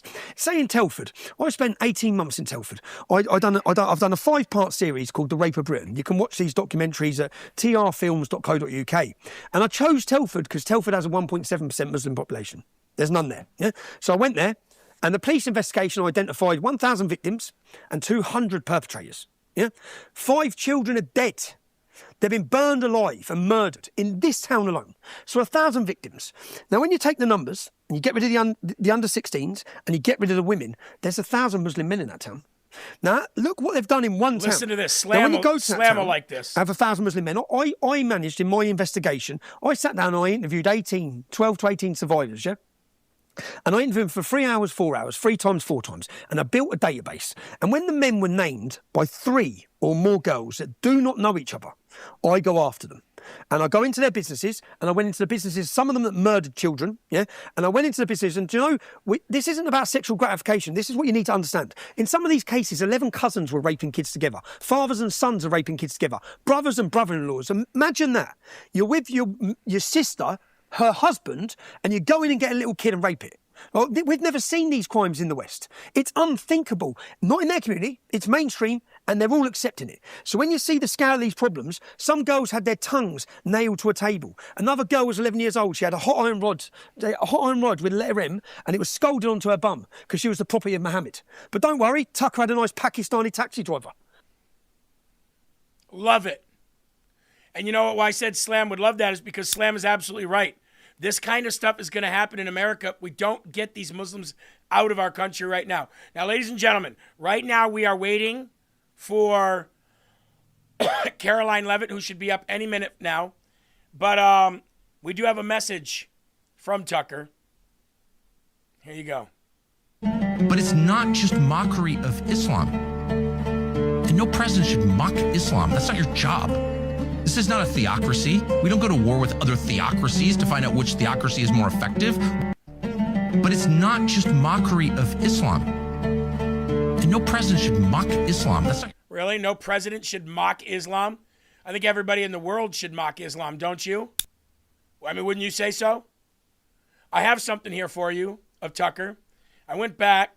We got some stuff from Tucker a long time ago. Sounds like 2 different people. And, you know, you start wondering, well, how come Tucker sounds like that now? But back in the day, Tucker sounded like somebody completely different. Back in the day, Tucker was like, we need to get rid of Islam. Islam is the problem in this country. I think I've got it right. You know what, Eli, this is the best segment right here of the internet never forgets. Here we go. Like Islamic extremists. Like if you are really heavily into Islam, I'm sorry, I don't care for you that much. And I don't care what that sounds like. You can call me a racist. You can come where the fuck you want. I'd vote for you if you said that. Mockery of Islam. And no president should mock Islam. That's not your job. He'd need to say, look, I'm a bigot, okay? I'm a bigot. I don't like Islamic extremists. Like if you are really heavily into Islam, I'm sorry, I don't care for you that much. And I don't care what that sounds like. You can call me a racist. You can come where the fuck you want. I'd vote for you if you said that. Mockery of Islam. And no president should mock Islam. That's not...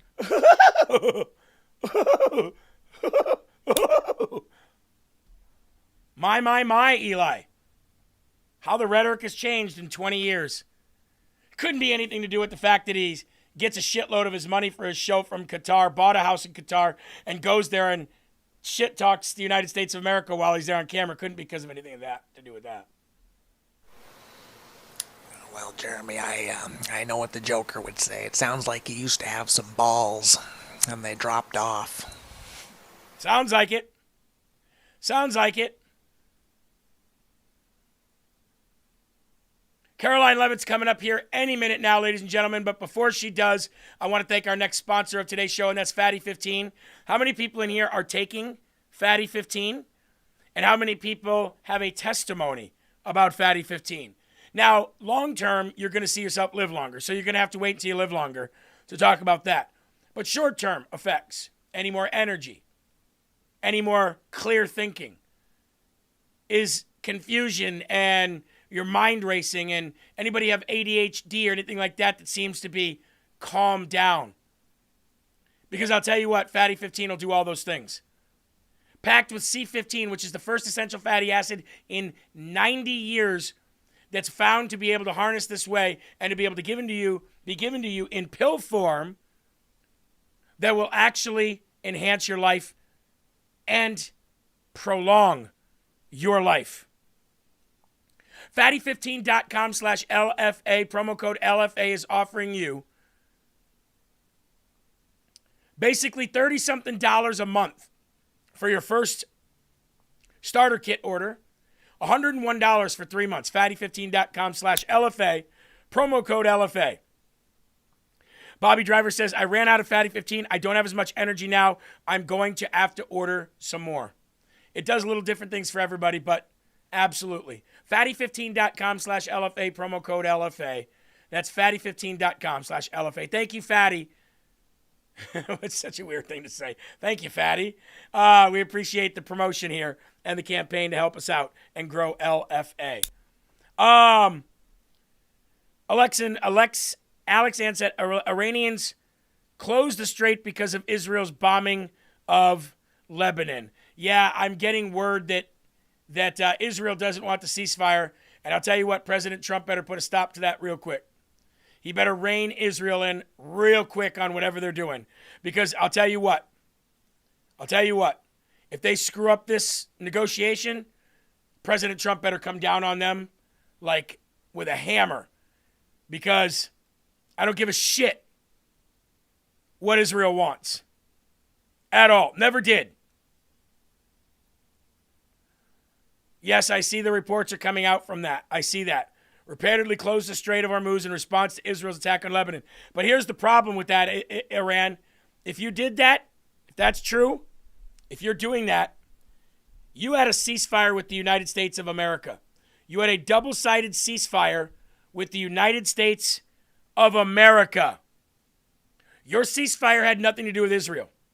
And we don't control or run them, just like they don't control or run us. So if you renege on that deal that you made with Donald Trump, may God bless you, because we won't. Here's what Mamdani said about the Ayatollah. Mayor, do you think Iran is better off without the Ayatollah? I've said before that the Iranian government has engaged in systematic repression of its own people, even killing thousands of Iranians who were seeking to express the most basic forms of dissent earlier this year. 50,000. It is a brutal government. By the way. And I've also said that while I may be a young mayor, I am old enough to remember the devastating consequences of our country pursuing a war with the intent of regime change in that very same region not that many years ago. Thank you. NJ, go ahead. I figured that he would side with the Ayatollah, but he can't really do that because there's so many Muslims out there that hate Iran. Do you know every Muslim country hates Iran? Even Pakistan, Saudi Arabia, UAE, Qatar, Iraq, they all hate Iran. All those Muslim countries hate Iran. All of them. And I'll tell you this too. If Israel did bomb, who bombed after the ceasefire was put together? Regardless of whether it was meant or not, who bombed after the ceasefire was met last night? Who did that first? Iran did. Iran shot first. Now, whether, again, they meant to or whether they didn't, they fired first last night after the ceasefire. So, if Israel fired back in response for that, and you're going to close the strait on that, boy, you better think twice. I'm going to tell you that right now. And Donald Trump, I pray that you do exactly what you said you would do. Wipe them out. These people, you heard me say this for the last 2 weeks. I don't want to deal with Iran. I don't want to deal with Iran. I want Iran on their knees, begging for life. Begging for us to allow them to exist. That's what I want. I don't want to deal with Iran. I don't want no ceasefire deal, although it's better for the economy. I want Iran wiped out. Now you might say, Jeremy, that's exactly what warmongers say. That's exactly what Lindsey Graham says.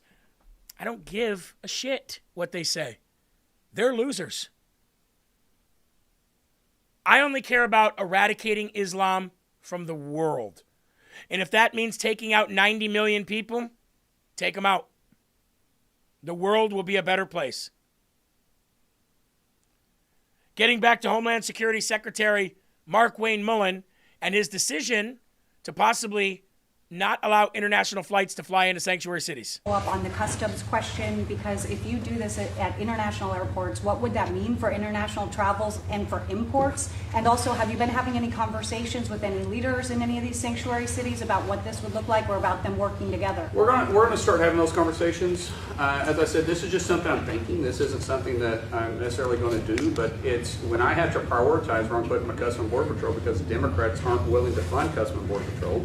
It only makes sense for us to do that.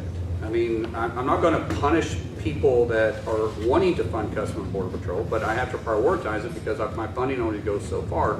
And then when we start looking at sanctuary cities, as I said, if they're not enforcing immigration laws, then why would I be processing immigration in their city and turn them loose in their city? But have they been screened at that juncture if they're being released by Customs and Border To some degree, Protection? but we at Customs and Border Patrol, Port of Entries, we catch people every day, constantly, and we rely on local law enforcement sometimes to hold those individuals. We got to have cooperation to some degree, and so, like I said, this is just something we're talking about because I have to prioritize, as I said, my Customs and Border Patrol since they're not being funded, and the Democrats are wanting to defund them. And it's an option. All options are on the table right now. When we start looking at trying to streamline and make DHS more efficient, I'm looking at every aspect. What is it that we can do? Where are we wasting dollars? And then I'll be real honest with you. I don't think sanctuary cities are legal. We are a nation of laws. As a Secretary of DHS, I don't get to pick and choose which laws I'm going to enforce. Congress passes those. And for my Democrat colleagues that are working in the Senate and... Stop all international flights going into major cities. Do you know what that would do? Think about this. I want you to really wrap your mind around what this would do. If Donald Trump's DHS stopped all international flights from coming in to sanctuary cities, that means no international flights to New York City, Chicago, Los Angeles, San Francisco. Do you know what would happen? Businesses would crumble. Economies would fall. Sanctuary cities would revoke their sanctuary status like that. They couldn't afford to do it. Take away all federal funding and don't allow any international flights in there. And you know what happens? You save the country. Why couldn't Kristi Noem think of that?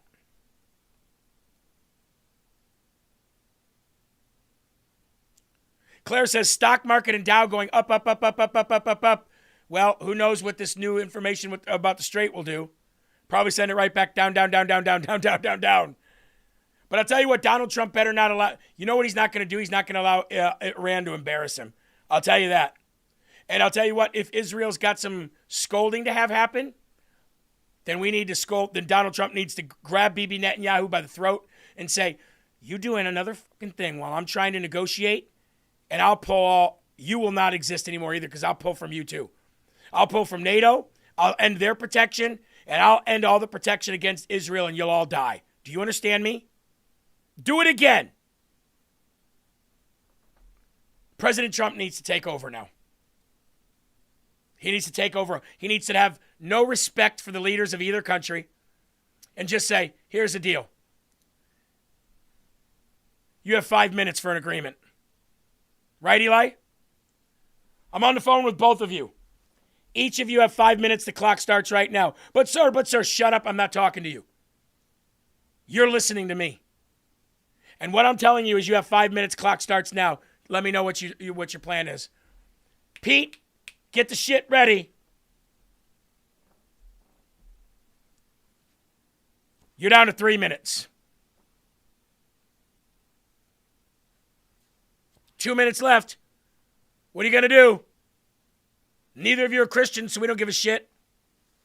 1 minute. Sir, please. Fine. We'll sign a long-standing peace agreement, and if you catch us doing anything, you can kill us. That's what needs to happen. I am so sick and tired of anyone outside of America. I don't give a shit about NATO. I don't care about England. I don't care about Europe. I don't give a damn about the Middle East. I don't care about Israel. I don't care about Iran. I don't care about Qatar. It's America and America and America. As far as I'm concerned, the world didn't exist before 1776. That's where I'm at now.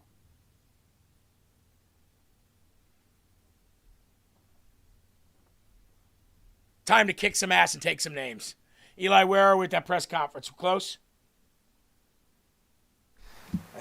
I mean, with this administration, who knows? But it could start any minute, it could start an hour from now. But I just do want to say I do wholeheartedly agree with you. And I felt this way for a while. It's time to put foot to ass. You can rename the Department of Defense the Department of War. Then war. I want to see something. Foot to ass. Show us that we're the world power. And just put these little shits in their place. Put them each in a corner. Now you can sit there and think about what you've done. Militarily, of course. Yep. C3 says, so America now only now? No, nope, not America only. No. Just America in charge. That's what I want. America in charge of everybody. Because clearly nobody else can get their shit together. Not America only as far as seal us off from the rest of the world. America only in the fact of we're in charge of everybody in the world, and now what we say goes. And if any of you step out of the line, we'll do the same thing. We'll pull everything from you. We will let you get taken over by the countries that want you dead. Not America only, and that's America in charge. Now, here's some great news. You ready for some more good news? Mississippi governor set to sign a bill making illegal immigration a state crime. You know how you always hear that? It's a misdemeanor. It's a civil offense. It's not a crime. Well, Mississippi Governor Tate Reeves is expected to sign Senate Bill 2114, which has passed both chambers of the Mississippi legislature and is currently heading to his desk. Mississippi Governor Tate Reeves has adopted a hardline stance on illegal alien immigration. He supports making illegal immigration a state crime and has backed the use of bounty hunters for deportations. Let's go. Something else we said 2 years ago. And signed legislation aiming to tighten voter citizenship verification at a state level. Under SB 2114, an alien who enters or attempts to enter Mississippi directly from a foreign nation anywhere other than a lawful port of entry now faces state criminal charges. A misdemeanor with a minimum of 6 months in prison, escalating to felonies with up to 2 years or more when combined with other offenses. If illegal invaders are arrested for additional crimes, they'll tack on even more serious penalties with no early release, no parole, and no games. Now, this is what every state needs to do. It's a shame that we have to, but it's what every state needs to do. To it, as part of your proposals, you are proposing a bill to make illegal immigration a state crime, basically make arrest in the state of illegal immigrants without federal oversight. What is the state auditor? Why is the state auditor interested in that issue? Yeah, I'll tell you, we did an analysis last year and found that state taxpayer funds actually go to a variety of different programs that benefit illegal immigrants. So healthcare programs, education programs, of course, criminal justice costs are driven up when an illegal immigrant in Mississippi commits a crime.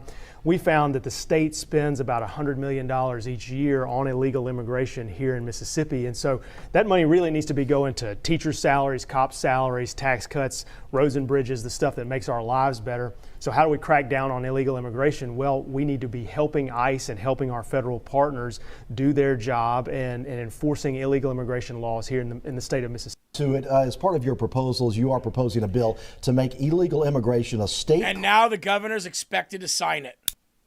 So how wonderful is that? I'm ready. I want to see more states do that. Because I am sick and freaking tired of these people going, it's not a crime to come over the border. It's not a crime to come over the border. Then what is it then? Let me know, what is it then?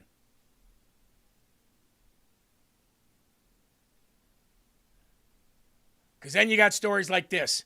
A Haitian illegal alien let in by Biden, ready for this, Eli, has been arrested after a savage hammer murder of a female gas station clerk in Florida.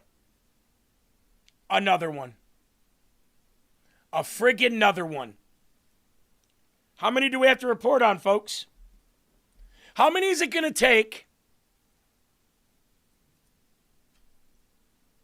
before we just start employing American citizens and bounty hunters to just go get these people and help with deportation efforts? Because it's time. Another one, Eli. Like I said, I could do it every day. I mean, another what? Just a hard-working Florida man who attacked a woman who probably shouldn't have been there in the first place, right? She was probably asking for it. Yeah, her fault. She shouldn't have been there. Wrong place, wrong time, apparently, they say. Probably spooked the illegal alien. Scared him, you know. Female gas station clerk in Fort Myers, Florida was savagely beaten to death with a hammer last week by Robert Joachim, an illegal alien from Haiti, who was led in the United States by Biden in 2022. The victim, Nafur Yasmin, was a mother of two from Bangladesh. Well, surveillance video showed Joaquin knocking her down with a hammer blow to the head in a gas station parking lot, then standing over her and repeatedly hammering her in the head. Paul Pelosi was so jealous. According to CCTV footage, a witness account and witness accounts, that's another thing, Eli, witness accounts? Frickin' witness accounts? Somebody witnessed that shit and then just gave a statement? Yeah, you know the world we're living in. Some scumbag probably stood there with a cell phone and this is horrible. And again, it's because everyone's so friggin' desensitized to it. Well, it's not happening to me. It's happening over there. So it's kind of like a TV show or a movie I saw. So I'll be safe if I just stand here and record it. And I'm doing my civic duty by getting the evidence on tape. Yep. Joaquin reportedly failed to withdraw money from the ATM inside the gas station shop and demanded cash from the cashier, Nafur Yasmin. When she explained that she's not responsible for the ATM machine, Joaquin left in a rage only to return the next morning. At 7:14 a.m., Joaquin began by smashing the windshield of her personal car, parked in front of the store with a hammer. When she stepped outside to intervene, he shouted, "Give me my money," and struck her violently in the head with a hammer. Nafur Yasmin hailed from Bangladesh. She said she had joined the convenience store as a cashier just 3 months ago. She is survived by two daughters, aged 16 and 20. I'm wondering if she wasn't an illegal alien as well. Not that that matters, but I'm just curious as if she was as well an illegal alien. And there they are arresting the piece of shit. And that's another job I could not do, Eli. I could not be a cop just arresting these people. Just walking them to the car and reading them their rights. I couldn't do it. I'd be beating them along the way. I don't even think they'd make it to the car, to be honest with you, man. I was literally just about to say the exact same thing. They would never make it to the car. I don't know. Guy got away or something. Yeah. Anyway, Yeah. he wants to get some donuts. Yeah, I don't know. He grabbed my body cam and violently grabbed it and broke it, so that wasn't on. Don't know what happened. He just went for the gun. Linda, thank you for the $50 donation. I appreciate that. I appreciate that. Slam says Springfield, Ohio is full of these varmints. We've spent the last 2 days speaking with coworkers and family of the woman brutally killed in front of this gas station on Martin Luther King Jr. Boulevard and Highlands Avenue. They tell us her name was Yasmin, a loving mother to 2 daughters who hails from Bangladesh. Now a memorial is growing in front of that gas station as police work to put the pieces together with the suspect now in jail. Everybody right now is sad, Not only me or not also my Bangladeshi community, also the whole of U.S. people, also the whole around the world, they are very sad to see this news. These are photos of the victim. Co-workers and family tell us her name was Yasmin, and she was always kind to everyone she met. People like MD Islam say the mother was just outside moments before the brutal attack. She was good too because she came and she just did her prayer in the morning. Co-workers say that happened just minutes before this video was taken from surveillance cameras, showing the clerk walking outside after noticing a man smashing in her car windows with a hammer. He runs toward her, hitting her in the head and killing her. The brutal attack sparked a manhunt that ended with police finding Robert Joaquin on Mingo Street. I would just say one word: persistence. We were not going home until we found him. We had, I think, a cop on every single block in the last confirmed area that we saw him. And we used every resource, like I said, from our aviation support, canine support, to boots on the ground. Joaquin made his first court appearance this morning. He's being held with no bond. Meanwhile, people like Islam say they still have questions about what led up to this murder. I don't know why some people been crazy, we have no idea. You know what I say? Illegal on illegal crime. It's a very shame that a mother of 2 children is now gone, for sure. But 2 more non-Americans out of this country. I'll say that. I really hate to sound so petty about it, dude, but the first thing that caught my attention was I didn't hear the word alleged once, which made me think, oh, she's definitely illegal then, because this happened. This happened, and it's horrible, and she was a mother of 2, and she was a wonderful person. Not allegedly, this did happen. Yeah. Exactly. This guy's darker than under the bed, though. I'm surprised they even found him. Must have found him in daylight, not nighttime.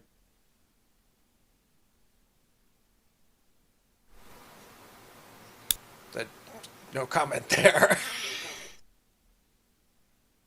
Just saying. Just saying. You know, Eli, some people in the chat say that I have Oh, okay. All right. Ladies and gentlemen, Press Secretary Caroline Leavitt starting right now. So we're going to pull that up here for you.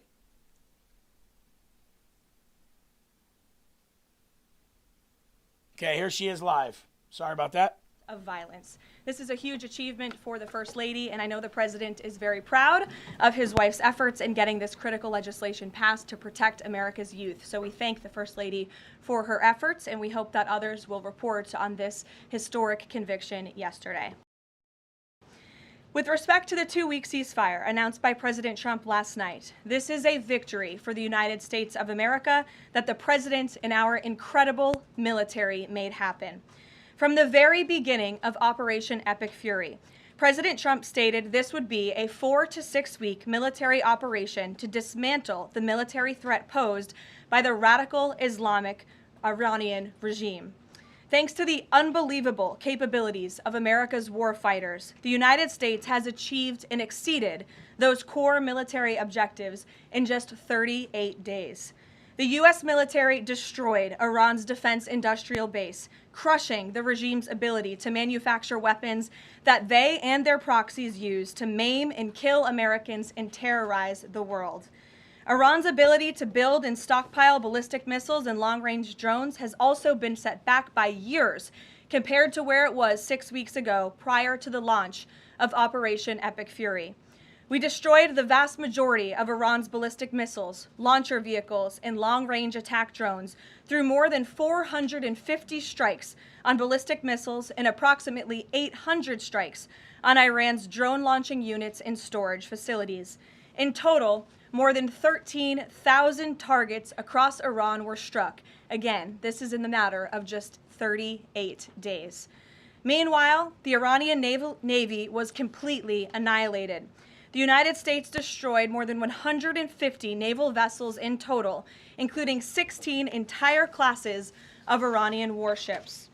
Despite once being the largest undersea force in the Middle East, Iran now has 0 submarine vessels.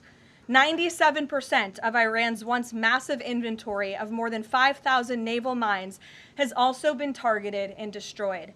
Iran's air forces are functionally and operationally irrelevant at this point, after the United States maintained total air dominance over their country for weeks on end. To underscore the significance of this, before Operation Epic Fury, the Iranian Air Force would fly between 30 to 100 flights per day.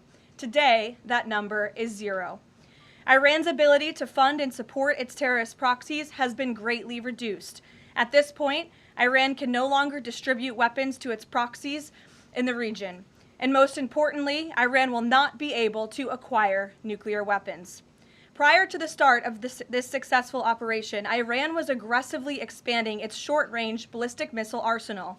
Through these weapons and its navy, Iran was attempting to build a military buildup around their country that would pose an imminent and existential threat to the United States military assets in the Middle East, our allies in the region, and ultimately the free world. Iran was pursuing this dangerous and aggressive strategy for one reason: to hold the entire world hostage to its terrorist ambitions. The Iranians aim to use their expanded military capabilities as a shield around their country to continue achieving their ultimate goal internally, building nuclear bombs. But their murderous and evil plans have been blown up, quite literally and figuratively, along with their military, their nuclear program, and most of their senior leadership, including the former Supreme Leader Ayatollah Ali Khamenei. Their command and control structures were also massively disrupted after being struck more than 2,000 times. Many of their remaining leaders are paralyzed in fear and no longer enjoy the freedom to move around their country freely and meet openly.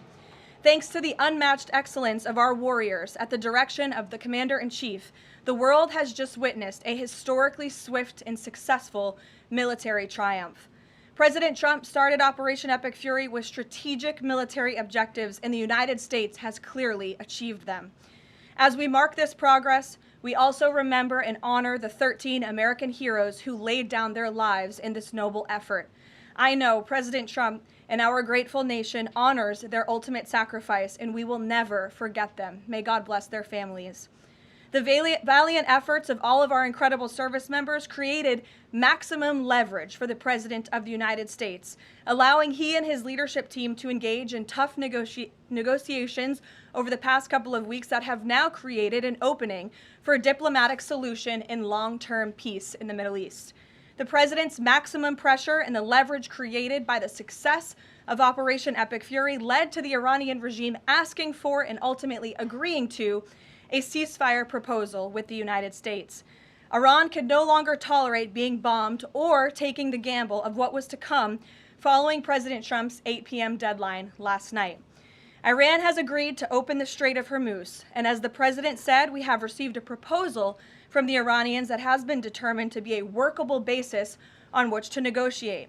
I've seen a lot of inaccurate coverage today from the media about these negotiations and these plans already. So let me be clear and correct the record. The Iranians originally put forward a 10-point plan that was fundamentally unserious, unacceptable, and completely discarded. It was literally thrown in the garbage by President Trump and his negotiating team. Many outlets in this room have falsely reported on that plan as being acceptable to the United States, and that is false. With the President's deadline fast approaching and the United States military completely decimating Iran with each passing hour, the regime acknowledged reality to the negotiating team. They put forward a more reasonable and entirely different and condensed plan to the president and his team. President Trump and the team determined the new modified plan was a workable basis on which to negotiate and to align it with our own 15-point proposal. The president's red lines, namely the end of Iranian enrichment in Iran, have not changed. And the idea that President Trump would ever accept an Iranian wish list as a deal is completely absurd. The president will only make a deal that serves in the best interests of the United States of America, and he as a negotiating team will focus on this effort over the next 2 weeks, so long as the Strait of Hormuz remains open with no limitations or delays. These extraordinarily sensitive and complex negotiations will take place behind closed doors over the course of the next 2 weeks. I would strongly advise the media against running with narratives that have no basis in fact. What Iran says publicly or feeds to all of you in the press is much different than what they communicate to the United States, the president, and his team privately. Never underestimate President Trump's ability to successfully advance America's interests and broker peace. President Trump has a proven track record of achieving good deals on behalf of the United States and the American people, and he will only accept one that puts America first. With that, I will take your questions today. I'm sure you have a lot of them. In our new media seat, we have Shane Harris with the AMAC Newsline. Shane, thank you for being here. Why don't you kick us off? Yeah, thanks for having me, Caroline. 2 questions for you. First, following the president's announcement of the ceasefire, if this is indeed the end of hostilities in Iran, what is the president's message to the American people about what was achieved for our country through Operation Epic Fury? Sure. I think I just laid out a significant portion of that in my opening remarks. 6 weeks ago, the president looked the American people in the eye directly, and he told them that he launched this operation to take out the imminent threat that was posed by Iran. And that threat has now been greatly destroyed. Their Navy, their missiles, their defense industrial base, and their desire and their plan to build a nuclear bomb inside their country is no longer going to be allowed, can no longer happen, thanks to the remarkable success of Operation Epic Fury over the course of the last 38 days. That has been absolutely achieved, and now we're moving into the next phase of this, which is a negotiating period to put some fine points on this and to hopefully broker an agreement that can achieve long-term peace in the Middle East. Yeah, and then second, what is the president's message to American seniors who have a much higher voter participation rate and they're likely to be a key swing vote in the midterm elections? Well, the president loves our seniors across the country. And as you know, the president signed the One Big Beautiful Bill, the Working Families Tax Cut last year, which greatly reduced taxes on Social Security for our seniors. In fact, thanks to the Working Families Tax Cut, nearly 90% of seniors will no longer pay tax on their Social Security. That's a huge win for our seniors and also for our middle class and working families across the country with the no tax on tips provision and the no tax on overtime. Next week is tax week. You'll hear a lot from the president about how his policies have benefited the American people, and I'm proud to report that the president will be traveling next week to the great states of Nevada and Arizona to tout this historic accomplishment over the course of the next week. Thank you for being here, Shane. Gabe.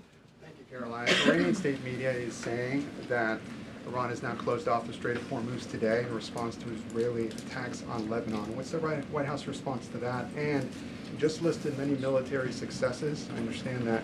But strategically, how is the administration arguing that Iran does not have more economic leverage than it did before the start of the war? Sure. Well, with respect to the first reporting out of Iranian state media, the president was made aware of those reports before I came to the podium.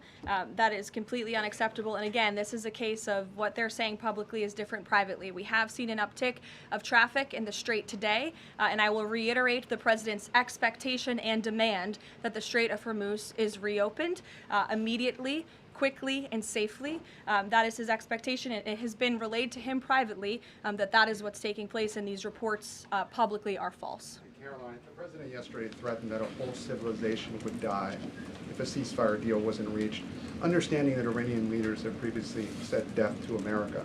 But why is it appropriate for the president of the United States to use that kind of language when talking about civilian targets? And was the president mocking Islam by signing off his True Social post over the weekend, praise be to Allah? Wouldn't that antagonize Muslim allies across the world? Well, I understand the questions about the president's rhetoric, but what the president cares most about is results. And in fact, his very tough rhetoric and his tough negotiating style is what has led to the result that you are all witnessing today. Iran publicly acknowledging last night that they have agreed or that they wanted this ceasefire with the United States because they no longer could tolerate being bombed by our very powerful and lethal military, and that they have committed to the reopening of the Strait of Hormuz, which the president will hold them accountable for, and it's something the administration is closely monitoring in real time. Danny. Should the world not take his word seriously? The world should take his word very seriously in understanding that the president is always most interested in results. And it was the Iranians who backed down, not President Trump. He said that they would face very grave consequences, as you just laid out, by the 8 p.m. deadline if they did not agree to reopening the Strait of Hormuz. And what did they do last night? They agreed to reopen the Strait of Hormuz. Danny. Thanks, Caroline. Would President Trump like to see Lebanon included in this peace deal? As you know, there have been increased Israeli strikes on Lebanon today with dozens of casualties there. Sure. Lebanon is not part of the ceasefire. That has been relayed to all parties involved in the ceasefire. As you know, Prime Minister Netanyahu put out a statement last night in support of the ceasefire, in support of the United States' efforts, and he's also assured the president they'll continue to be a helpful partner throughout the course of the next 2 weeks. Is there any thought, though, that the president might like to see Lebanon included at a future date, given that it seems to be causing or potentially undermining the Iran ceasefire? Again, this will continue to be discussed, I am sure, between the President and Prime Minister Netanyahu, the United States and Israel, and all of the parties involved. But at this point in time, they're not included in the ceasefire deal. Jeff. Thank you. Caroline, will the U.S. take part in talks with Iran in Islamabad on Friday?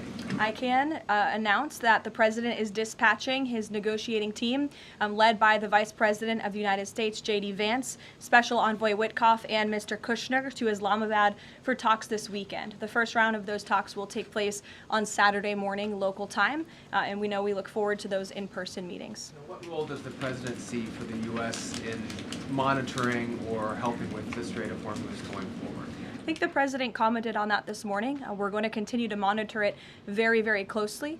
We will be helpful in any way that we can, but we fully expect Iran to do this, and the president has made that quite clear as well. It's, again, as his statement said last night, this ceasefire is subject to the safe reopening of the Strait of Hormuz. Again, this was just determined last night. We understand things take time, but that's the president's expectation, and he will hold everyone to it.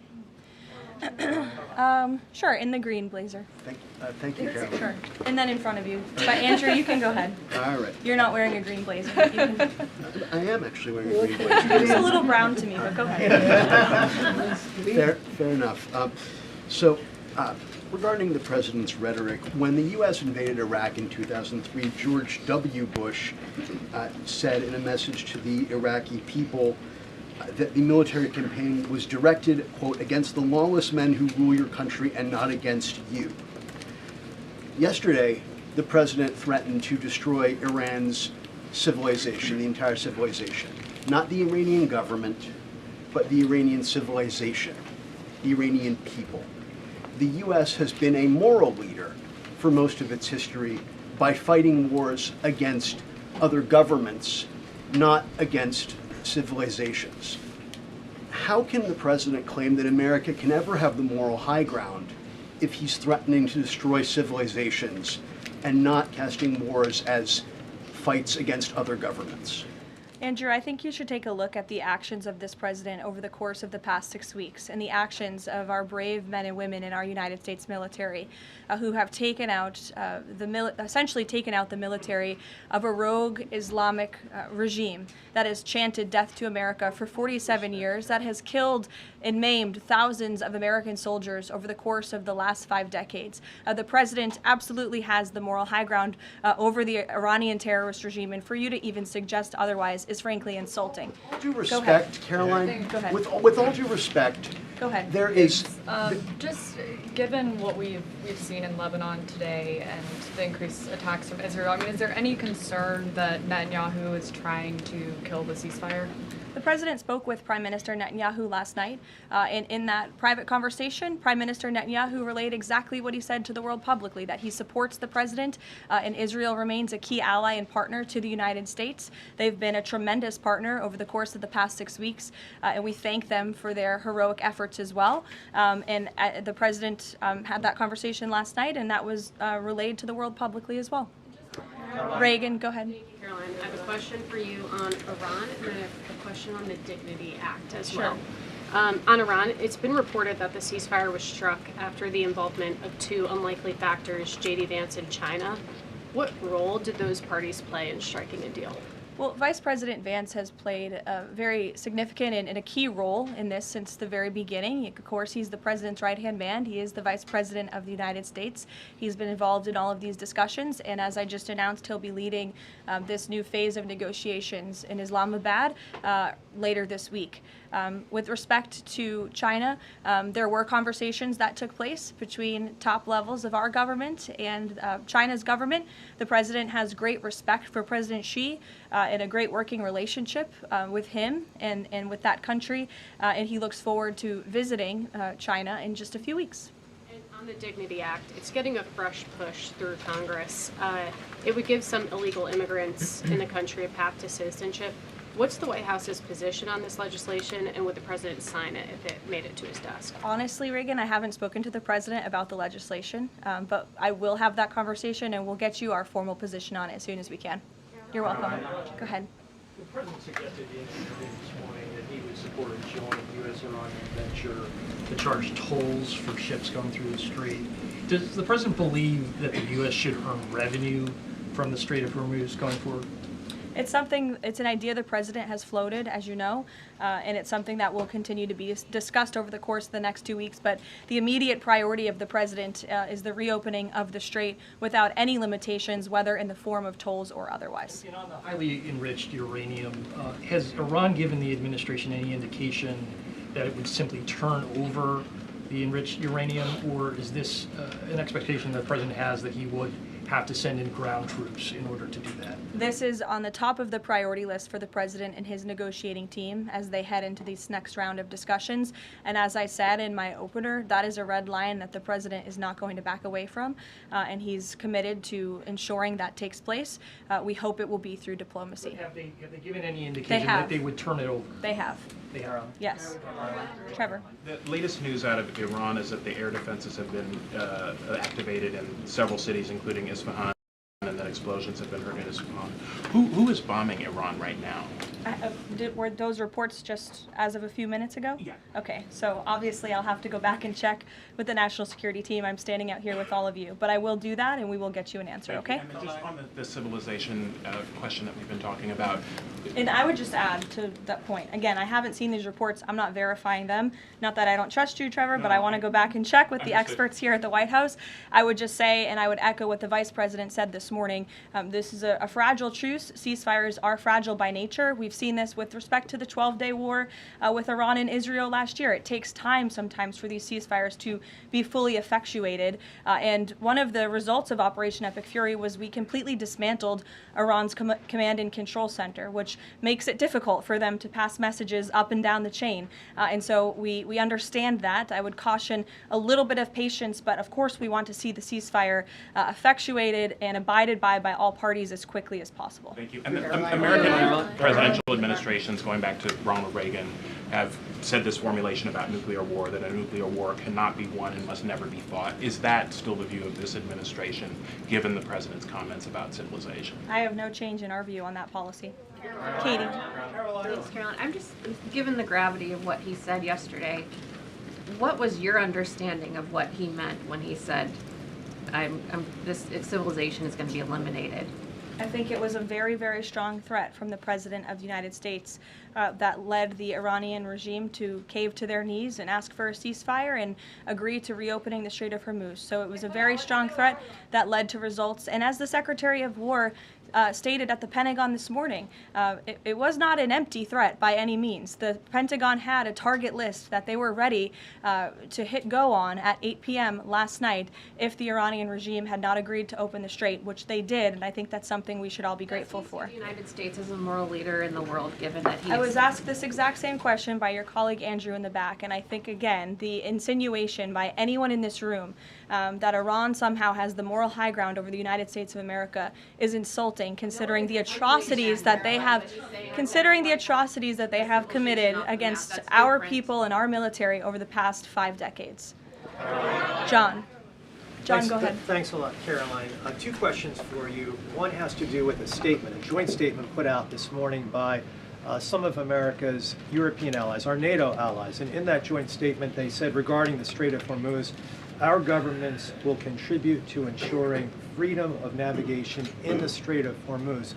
What's the administration's reaction to that joint statement? Does that smooth things over when the president meets with NATO Secretary General a little bit later this afternoon? I have a direct quote from the President of the United States on NATO, and I will share it with all of you. They were tested and they failed.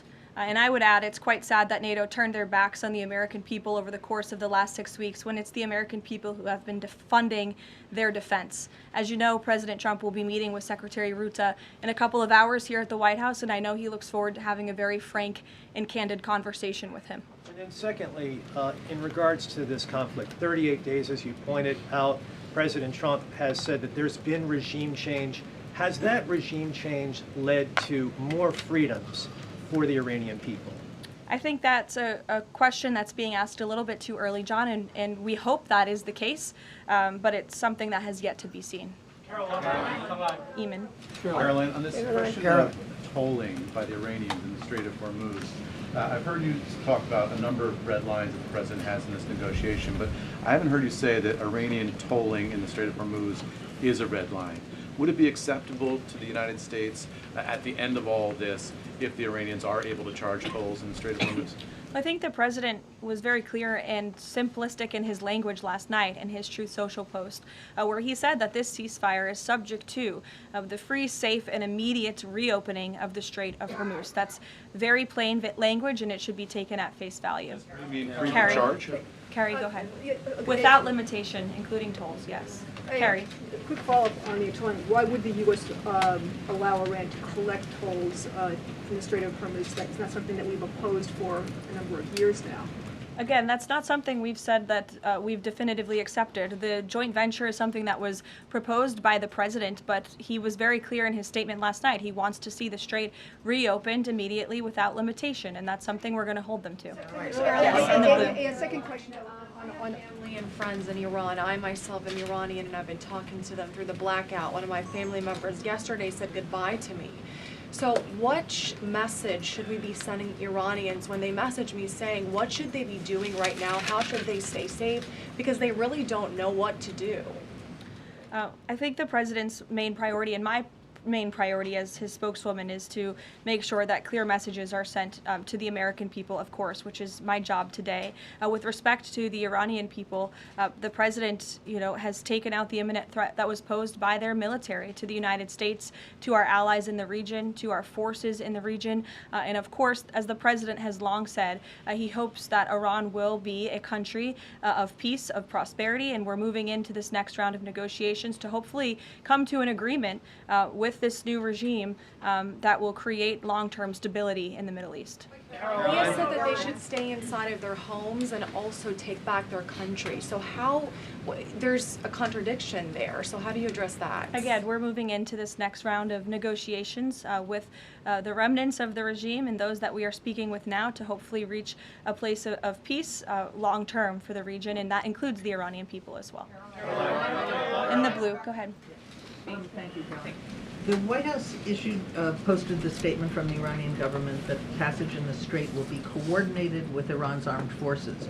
As of today, who controls the Strait of Hormuz? Again, these statements were put out 12 hours ago. We expect that the strait will be opened immediately. As I've said earlier, we have seen an uptick in traffic in the strait, and it's something that we are monitoring minute by minute, hour by hour as the days go on. Who controls the strait right now? Two questions. One on the deportations of Iranian officials, and then on the negotiations. Are there still security concerns about Vice President Vance being part of these peace talks, Steve Witkoff, Jared Kushner? And then two, given the ongoing deportation of General Soleimani's niece, does the Trump administration plan to deport more relatives or people in the families of Iranian officials that are in the U.S.?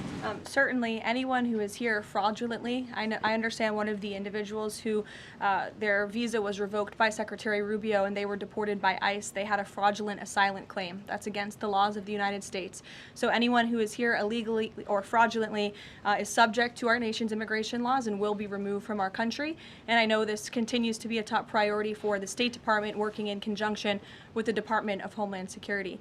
With respect to the safety of the Vice President, we fully trust the United States Secret Service to do their job, to keep the Vice President and the President's negotiating team safe. They do a tremendous job, and we fully trust them to do that. Caroline. In the back, go ahead.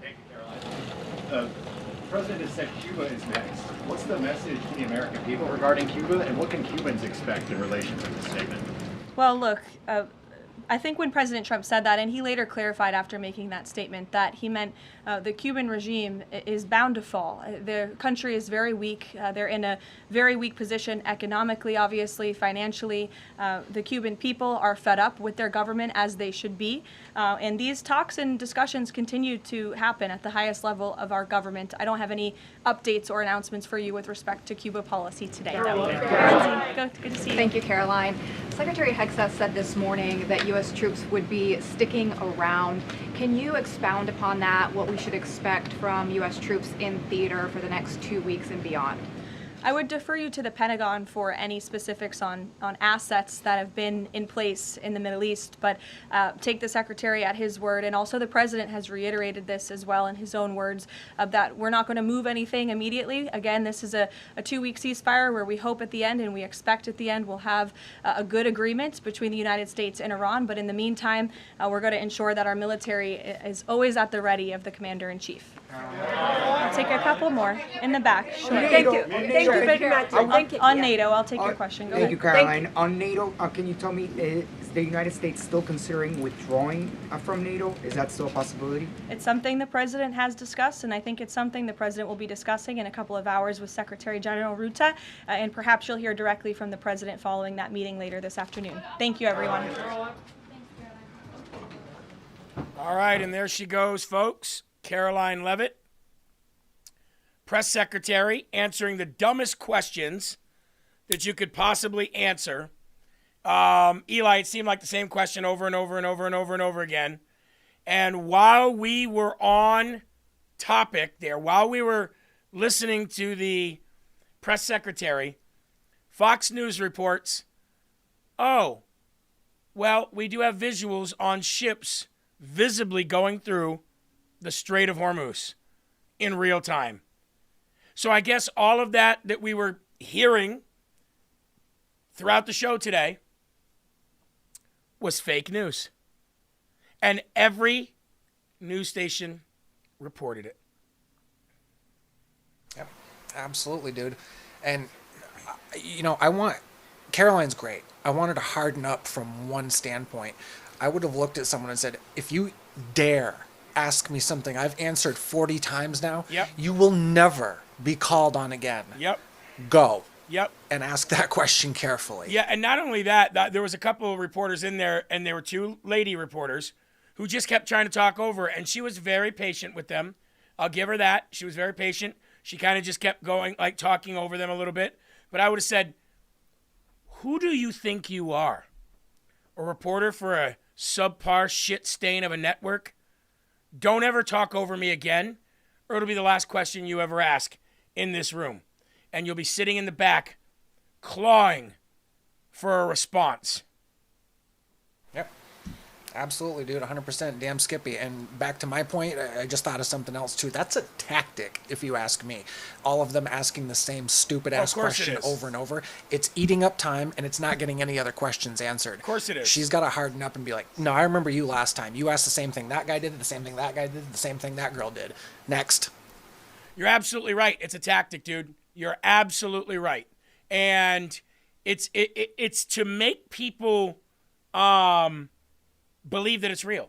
It's like getting something trending on Twitter. It's just to make people believe it's, if these reporters keep asking it from different organizations, it must be real, right?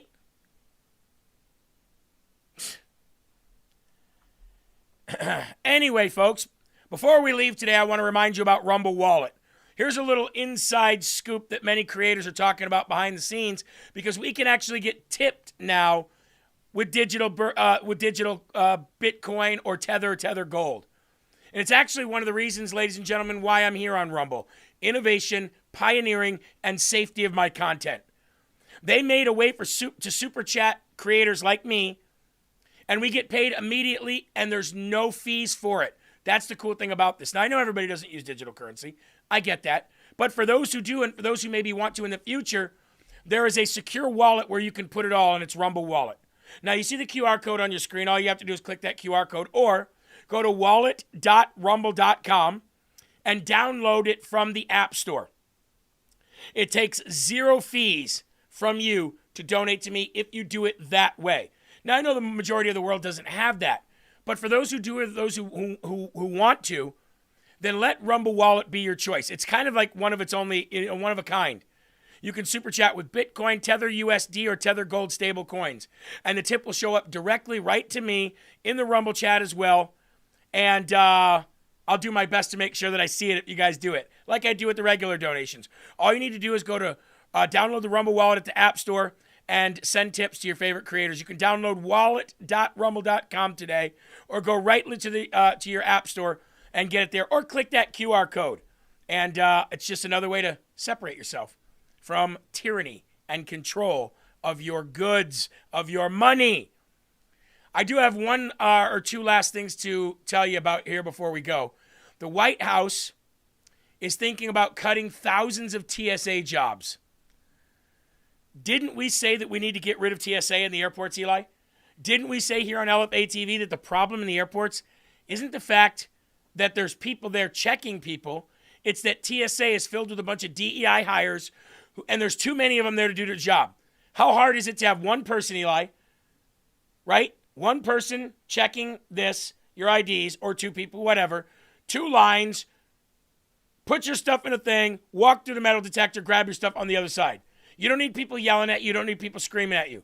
President Trump's 2027 budget proposal would cut thousands of TSA jobs in a push towards, ready for this, Eli? Another thing we called here on LFA TV, privatizing the agency founded in 2001 that is housed under the Department of Homeland Security. No longer being a federal thing, no longer the feds cutting the checks for the TSA employees. It'll be privatized. That is how things work here in America. That's how things work in a capitalist society. That is how things work. You privatize it, you make it for profit, and people do it the right way. And if they don't do it the right way, people stop flying, then they get fired. And the people that come in, they do it the right way. It's about 2 things, convenience and safety. 2 things that we don't have on our airlines anymore. Convenience or safety. We've had more problems, albeit not a big terrorist attack, but more individual problems on the airlines since TSA than we had prior to TSA. I know it's a whole new world, but this is what we called for. And now Donald Trump's 2027 budget is going to wipe out all of them in an attempt to get it privatized. Can I get an amen? Is that not the best news that you've heard yet, besides the Obama thing that nobody could be happy about, it seemed like? Hey, that and more good news coming up here on LFA TV. You've got Will Johnson coming up next.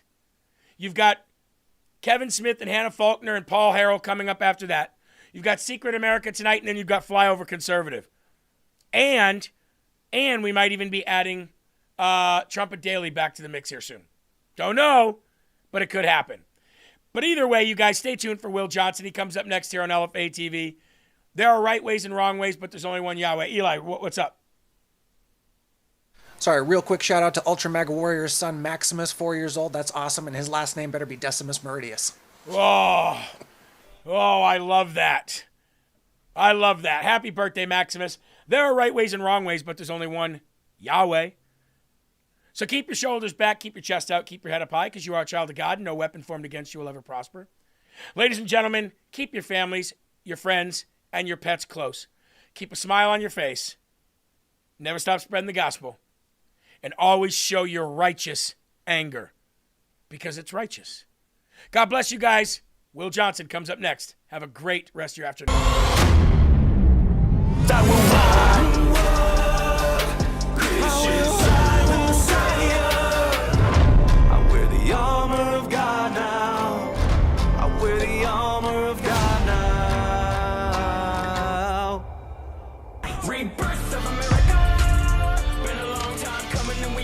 something that we won't ever give it up. No way. Long as I'm bleeding, I'ma never stop screaming that we first in America. Black, white, brown, all in America. Black, white, brown, all cities, all towns, the rebirth of America. Long as I'm living and breathing.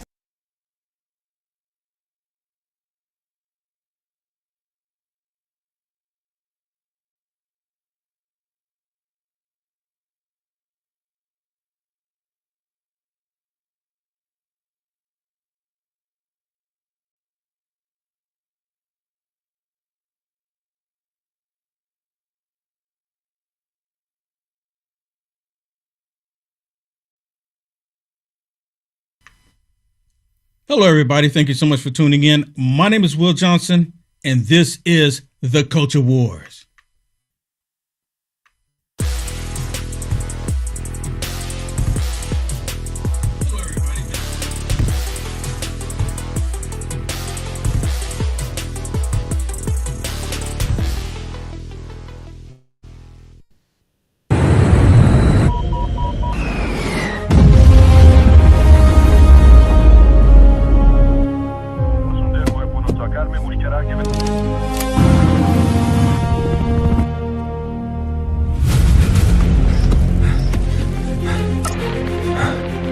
God is good. He's alive. Go get our boy. One American behind enemy lines. Wounded. Surrounded. We bring him home. Viper 1-2. Hang in there. We're coming.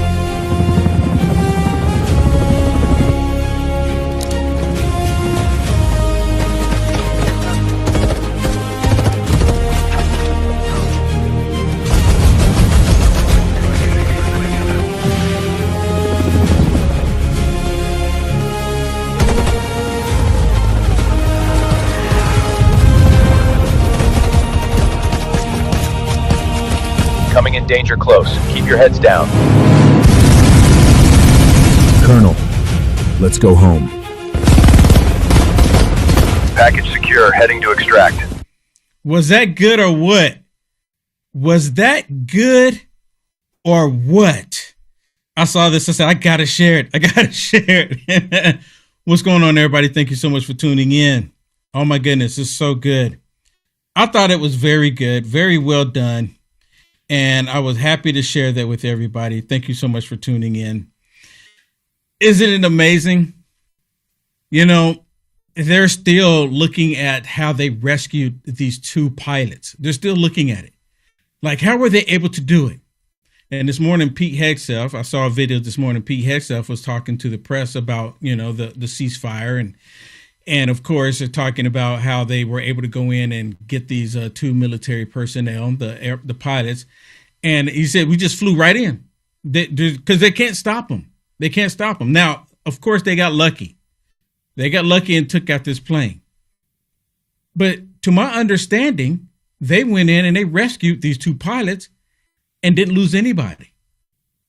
Didn't lose anybody going in to rescue them. So it kind of reminded me a little bit. And it also reminded these leftist lunatics about G.I. Joe.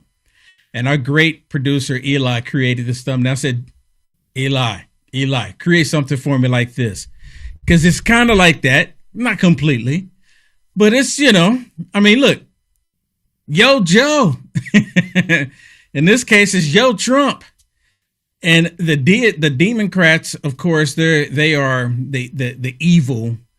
You know, they're the evil. I forget what they call them. The evil side on G.I. Joe. Cobra. They're Cobra. And, you know, they're happy to be that, too. I mean, they actually play the role to a T. And I didn't even think about it. I've always compared them to, you know, Batman and Robin and Superman, you know, the Justice League against those that are on the evil side. And same thing with Marvel. You got the Incredible Hulk, Iron Man, Wonder Woman, and the same thing on the other side. You got the evil ones. But I didn't think about G.I. Joe, and it's so spot on. So spot on. So I want to give a huge thanks to our great producer, Eli, for creating this awesome thumbnail. All right, so I do have some stuff I want to share with you because we're talking about war crimes. The Democrats are screaming war crimes. Even though President Trump didn't slaughter the entire country. And you know what, to be honest with you, looking at it, and I was thinking about this when President Trump first said it, and I didn't say anything. Maybe I should have.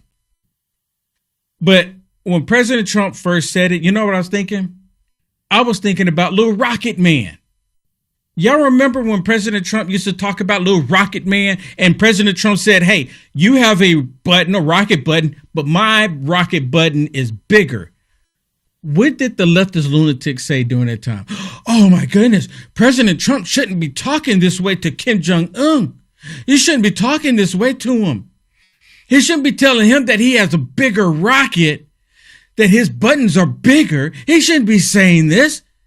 You know why President Trump was saying that? It's the same thing, the same reason why he's saying this. Because that's the language they understand. That's what they understand. They don't understand anything else.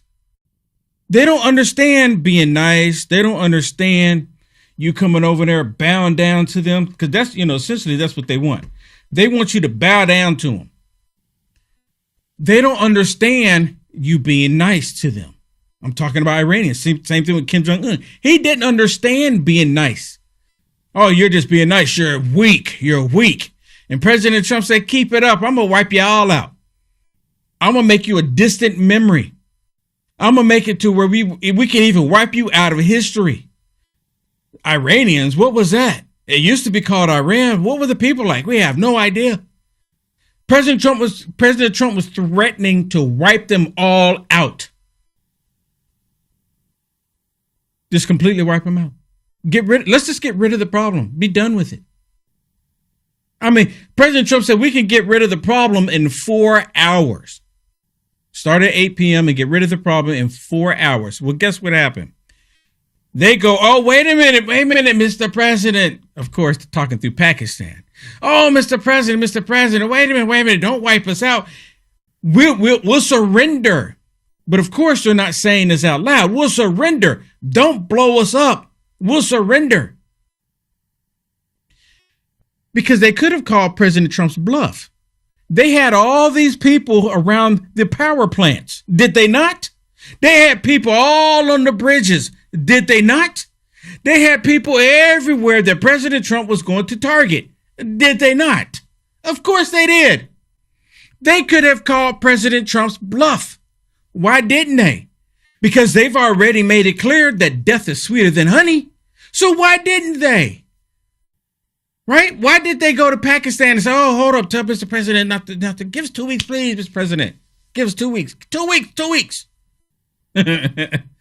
And President Trump, being the nice guy that he is, he said, okay, you know what? I'll give you 2 weeks. I'll give you 2 weeks. And of course, President Trump giving them 2 weeks, all the Democrats going, taco, taco, taco, like Jeremy's thumbnail, taco, taco. Because they're saying that President Trump is weak now. These are the Democrats. And see, then when I noticed that, I got to thinking, the Democrats, they're complaining about President Trump, saying that he's taking us into war, taking us to World War III. But then when President Trump doesn't destroy these people, now they're upset. Did y'all catch on to that? Did anybody see that? They're actually saying President Trump is weak. President Trump, all talk, no action. They're saying President Trump should have done it anyways. But President Trump didn't do it, and now they're upset. You know why? Because they were hoping that it would trigger World War III. See, don't let these Democrats fool you. Don't let these war hawks fool you. They want the conflict. They want the death. They need something. They're begging for it. They need something to kick off World War III. Now, they're trying to act like they're against President Trump doing it when they actually want him to do it. They're just doing it to show face. So then they can turn around and if he actually did it, then go, oh, my goodness, war crime. We got to get rid of him. Thank you. But we got to get rid of him. Get rid of him. I'm telling you right now. And the only reason why I know is because I pay attention to these evil people. I pay attention to them. It doesn't even take much. Listen to what they're saying here on the Communist News Network. And of course, they're all saying President Trump, war crime, President Trump threatening to wipe out the, got a glitch in the matrix, wipe out the entire nation. Again, remember Little Rocket Man. How many of y'all heard that? Do y'all remember that? Little Rocket Man? How many of y'all picked up on it? That's what President Trump was doing, because this is the only language that the people that they understand. They understand strength. Oh my goodness. And they're thinking, oh, well, President Trump, he'll actually do it. At everybody, he'll be the one to do it. He'll be the one. So they surrendered.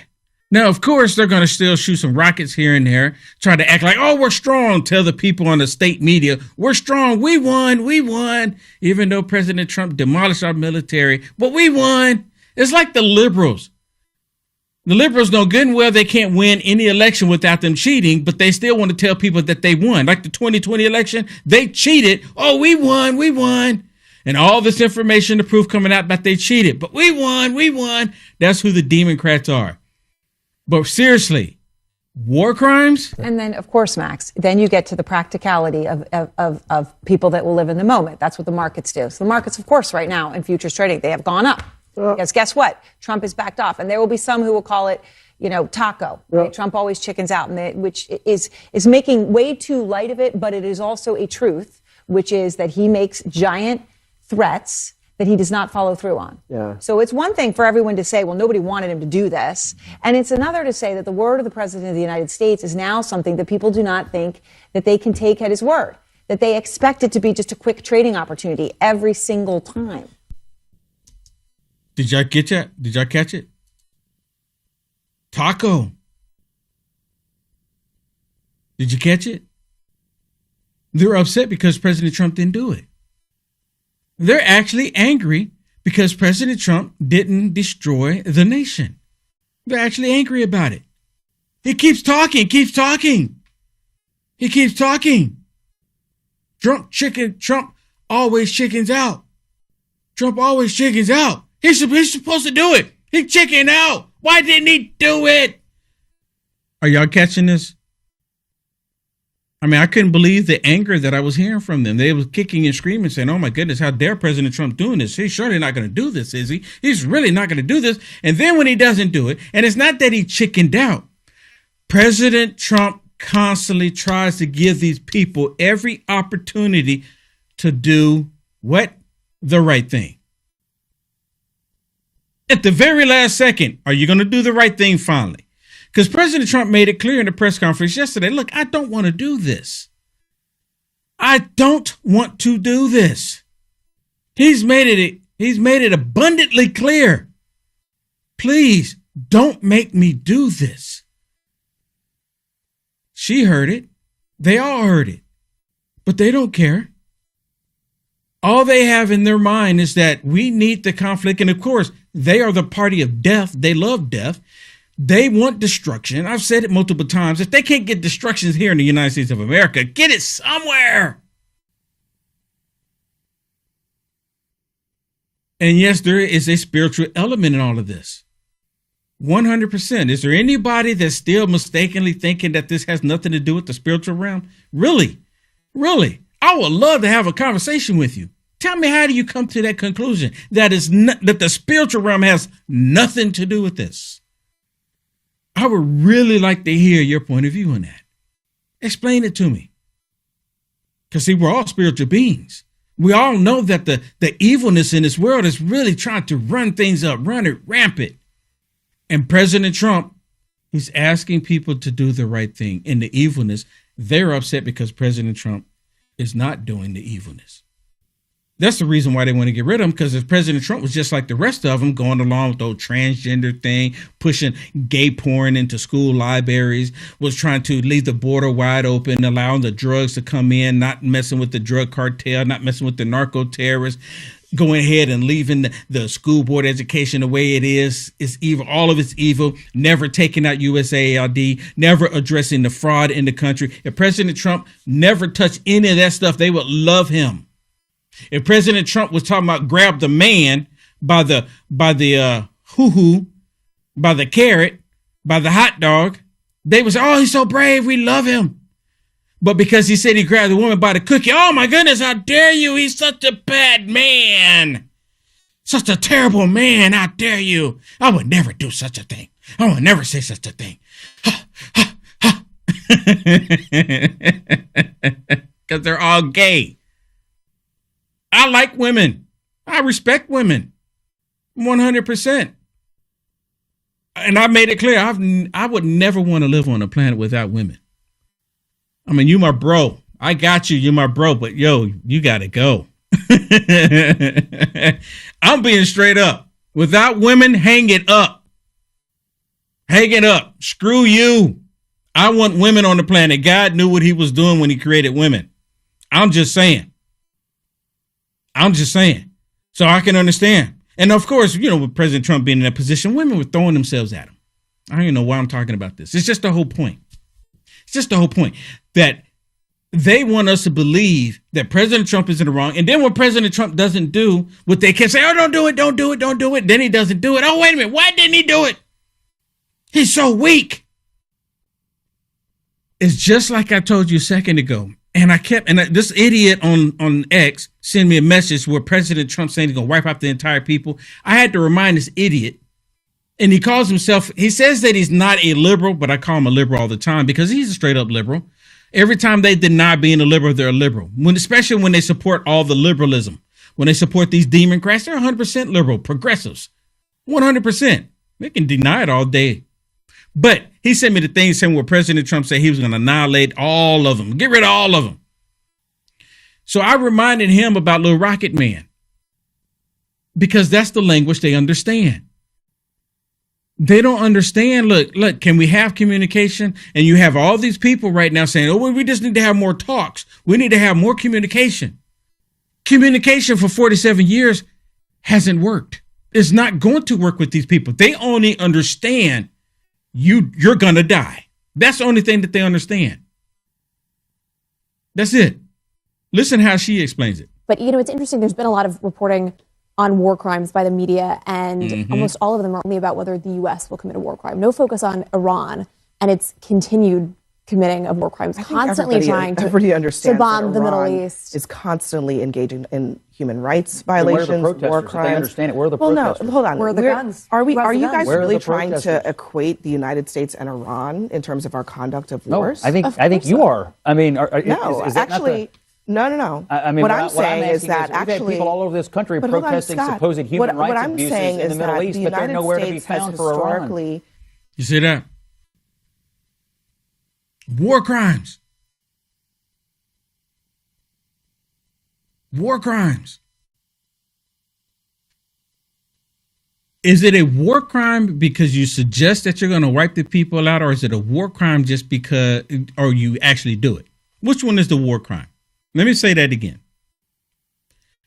Is the war crime because you just suggest that you're going to wipe them out, or is the war crime when you actually wipe them out?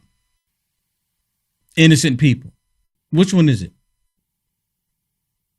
Of course, the crime is when you actually wipe out innocent people.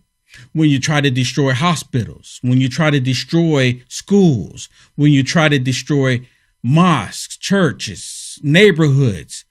That's the war crime. So when Iran, Hamas, Hezbollah, all of these other tyrants, when they're simply trying to destroy Israel and other neighbors that are just innocent people, why is that not a war crime? Why is it not a war crime then? It's only a war crime when the good guys want to take out the bad guys. And as we mentioned yesterday, as long as they are using these facilities, the military, using the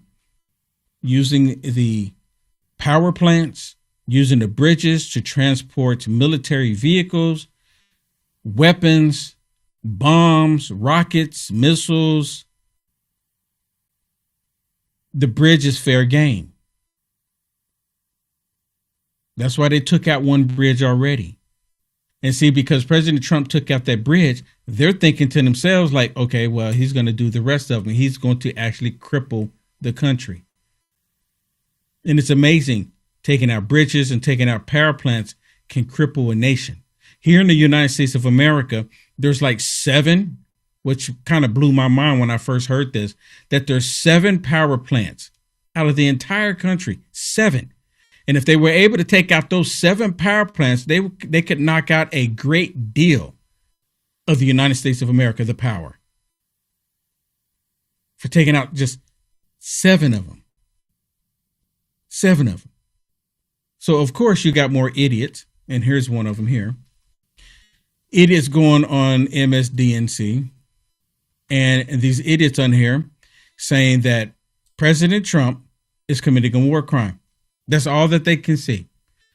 And you know the reason why they're saying this, even though President Trump didn't go in, they're still saying President Trump has already committed the war crime. And the reason why they're saying this is because they want to invoke the 25th Amendment.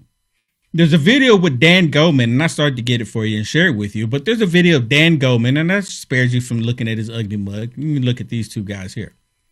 But he's on there saying that he's calling on Mike Johnson and the other House Republicans to come back into session so they can draw up articles of impeachment. This is what they're asking for. For what? See, they're all trying to say that President Trump has gone insane. He's lost his mind. And you know why they're saying this? Because evilness doesn't recognize someone doing something good. Think about that. When evilness in the world sees something positive and sees somebody doing something good, they say something's wrong with that person. He's not stable. He's not mentally there because they're not accustomed to seeing somebody doing the right thing. They're not accustomed to it. So now they don't know how to react other than say, oh, the 25th Amendment, we got to get rid of him because he's not doing the wickedness of this world. So that, along with saying that it's a war crime, and President Trump hasn't committed any war crimes, but they're saying it constantly. You hear him saying it. That's all that they can say. He's committed a war crime when President Trump has not committed a single war crime.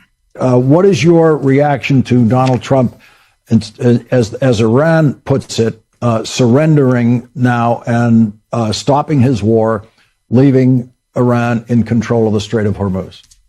Let me stop it really quick. Did you hear what this idiot said? This is Lawrence O'Donnell. Lawrence O'Donnell, one of the biggest idiots on MSDNC, one of the biggest idiots, saying that President Trump surrendered. Before I play it, how many of you think that President Trump surrendered? How many? Let me know in the chat. Let me know in the chat. Is there anybody on here that believes that President Trump surrendered? Anybody?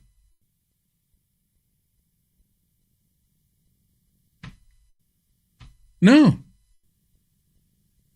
No, President Trump didn't surrender. This is what it's like. You have the United States of America telling Iran, you either stop this right now, I'm going to wipe you all out. So what do the leaders that's left in Iran do? They run over to Pakistan. Hey, get a message to President Trump. Tell President Trump, don't do this. Give us 2 weeks. We'll open up the Strait of Hormuz. We'll open it up. Don't do this. Don't do this. Don't do this. Please don't do this. Mr. President Trump, please don't do this. So Pakistan reaches out to President Trump, and President Trump says, okay. We'll give you the 2 weeks, but you got to open up the Strait of Hormuz. You got to open it up. You got to give us something. You got to show it. So then after they said it's all said and done, then they turn around and go, oh, President Trump surrendered. So when did President Trump surrender? But you have this idiot, Lawrence O'Donnell, this idiot on here saying that President Trump surrendered. See, I've told y'all all along that these Democrats want the United States of America to fail. These Democrats don't want America to be successful. These Democrats are wanting people to believe that President Trump is weak. Like President Trump always chickens out. That's where they get the whole stupid taco thing from. When President Trump is not the weak one here. President Trump was going to blow these people up back to the Stone Age. And if they were at the facilities, my personal opinion, then guess what? Casualties of war. Let it be casualties of war. Now, of course, President Trump didn't want to do that because then they'll just show the pictures of the women and children. Oh, look what President Trump did. He killed innocent people that they put, which is against the law, mind you. And not a single one of these evil people talk about them putting a human shield. None of them uttered a word about it. None of them said anything about it. Like, this is illegal. They shouldn't be doing that. This is illegal.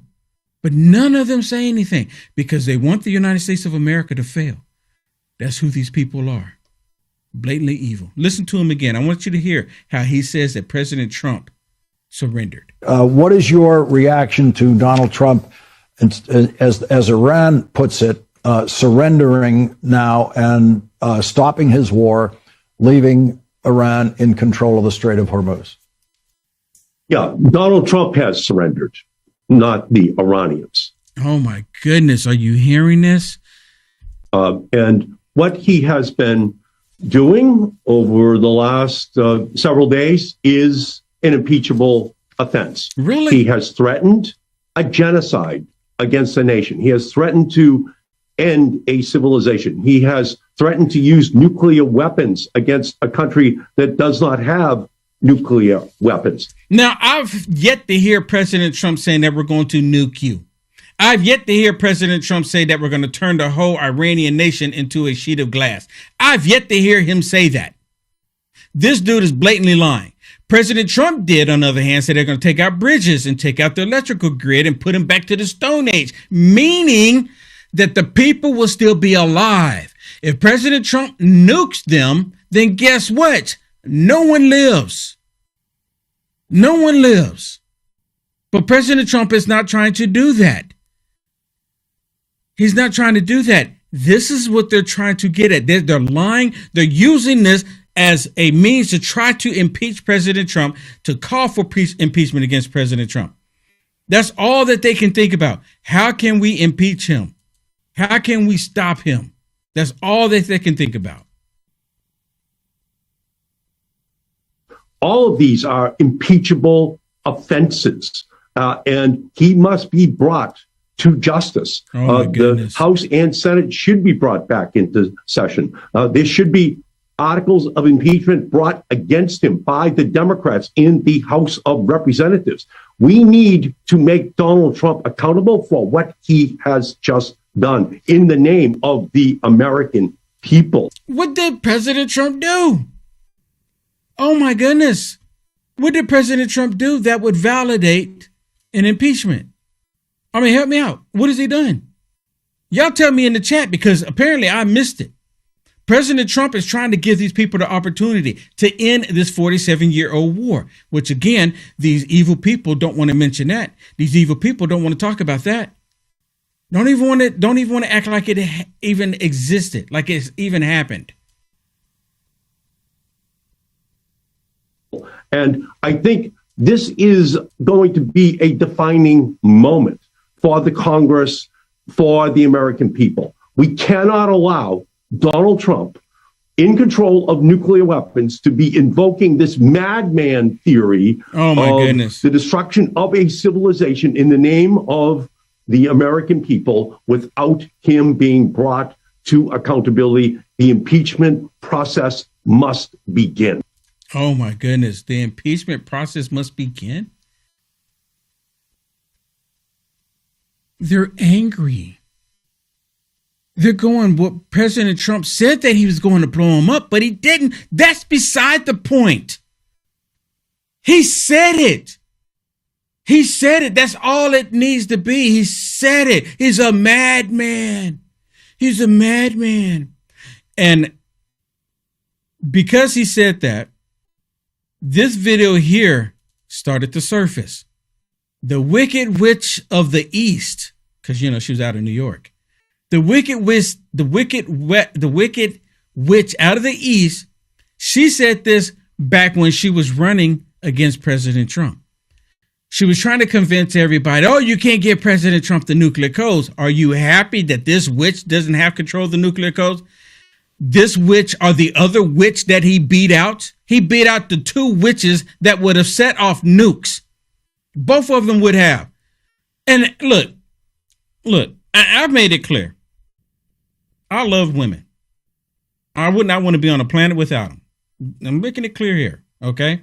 I have to say that based on what I'm about to say here. But I've been around women enough to know you don't, excuse my language, piss women off. I'm not saying this to be sexist or anything. Sometimes men get in their feelings too. There's a reason why they would send men into the battlefield before women, because women are emotional creatures. There's nothing wrong with it. I don't see that as a flaw. Women are emotional creatures, where men tend to not show their emotions like women do. That's not a bad trait either. Sometimes you have to be in that position. God made us certain ways for certain reasons. But listen what she says, because everything that she said in this video, she's actually talking about herself, but she's deflecting and trying to convince everybody that, oh, it's President Trump. He's the one that you can't trust with the nuclear codes. Listen. He is not just unprepared. He is temperamentally unfit to hold an office that requires knowledge, stability, and immense responsibility.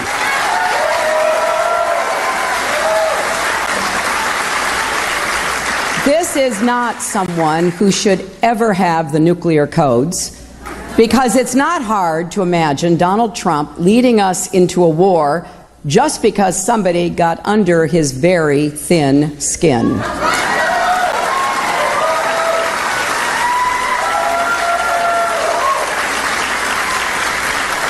We cannot put the security of our children and grandchildren in Donald Trump's hands. We cannot let him roll the dice with America.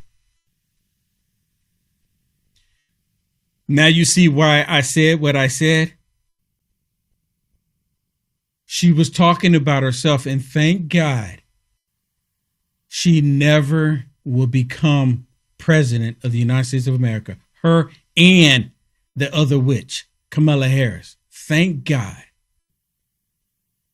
Now, I'm not saying that a woman can't be president. I'm not saying that at all. I just believe that if a woman becomes president, it's going to be a conservative woman, because these liberal women don't even know what a man is. They don't even know what a woman is. They all wanting to butcher the feminist liberal woman.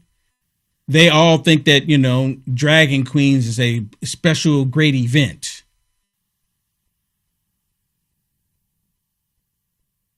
Should not have any of them anywhere close to kids. Nowhere close to kids. We'll be right back. Remember when you were younger and you used to hear stories, whether it be in Greek mythology or whatever, about the fountain of youth, people constantly looking for something out there that would help them live forever or live longer? Well, kind of got something like that with Fatty 15, and it's not mythological. No, Fatty 15, this is an empty jar right here, but that's your size that you get. That's a 1 month supply. You get a 3 month supply on this deal. Fatty 15 contains something called C15. If you don't know what that is, it's an essential fatty acid that is necessary for your body's cellular generation, meaning that if you have any damaged cells, it will repair them. It'll also change the way your cells age, and you will live longer. C15 does exactly that. Again, if you don't know what C15 is, definitely do some research. But it's Fatty 15, and in each and every one of these capsules that you get in Fatty 15, you're going to elevate your cells, you are going to repair your cells, and you're going to live longer. That's what it does. It slows down your aging process for healthier hair, healthier skin, balanced metabolism, deeper sleep, and 3 times more cellular benefits than omega-3 fish oils.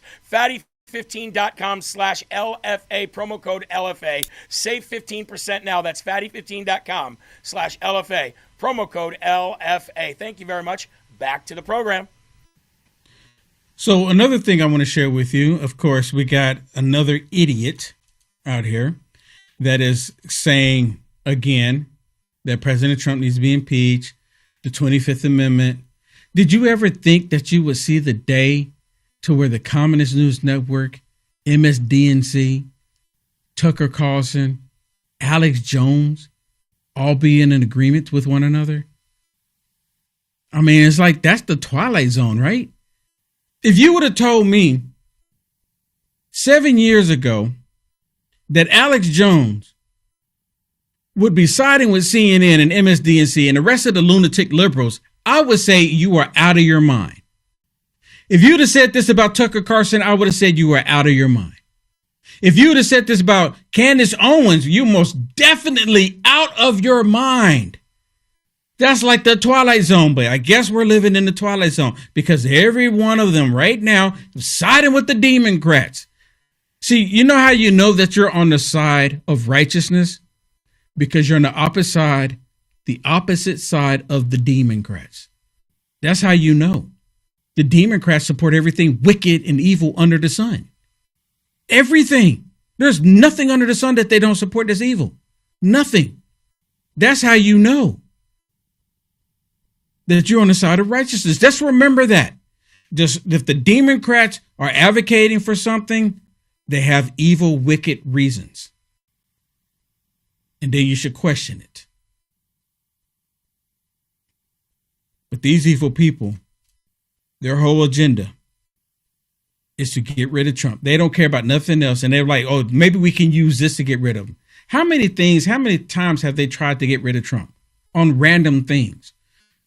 Maybe this will be it here. Maybe this will be it here, right? Really stand out here. One, the safe passage that Trump is saying is going to be provided for 2 weeks as part of this, kind of the central part of it, through Hormuz. They're saying is possible via coordination with Iran's armed forces, which obviously implies that Iran controls the strait.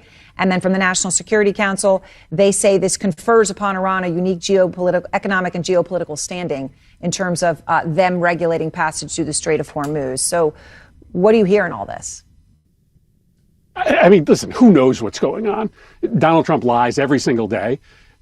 Clearly, he's not. Really? What did President Trump lie about? What did he lie about? He says President Trump lies every single day. Well, give us an example. Not telling the truth. But if you accept even part of the Iranian statement, Donald Trump has agreed to give Iran control of the Strait of Hormuz. That is extraordinary. If you go deeper into the statement from the Iranian National Security Council, they claim that Trump has also agreed to Iran's right to enrichment, to suspend all sanctions against Iran, and to allow Iran to keep their missile program, their drone program, and their nuclear program. Does any of this sound right to you? The whole reason of the conflict, President Trump saying we're going to bring it to an end, is to stop them from their nuclear programming. And this idiot comes on here and says that President Trump, Chris Murphy, saying that President Trump is going to agree to the deal to allow them to pursue nuclear weapons. And she's just looking down. I don't know if you can tell. She's just looking down like this dude is a straight up lying, and I'm not going to say anything. I'm going to pretend I'm not acting like I'm not even hearing it. This is such a blatant lie. Blatant lie. President Trump, why would then? What was the whole point of trying to end this 47-year war if it's not to tell them to stop trying to create a nuke?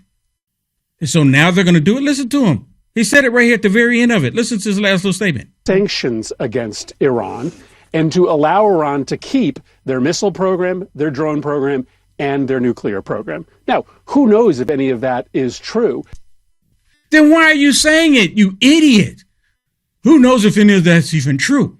But he just put it all out there like it is true.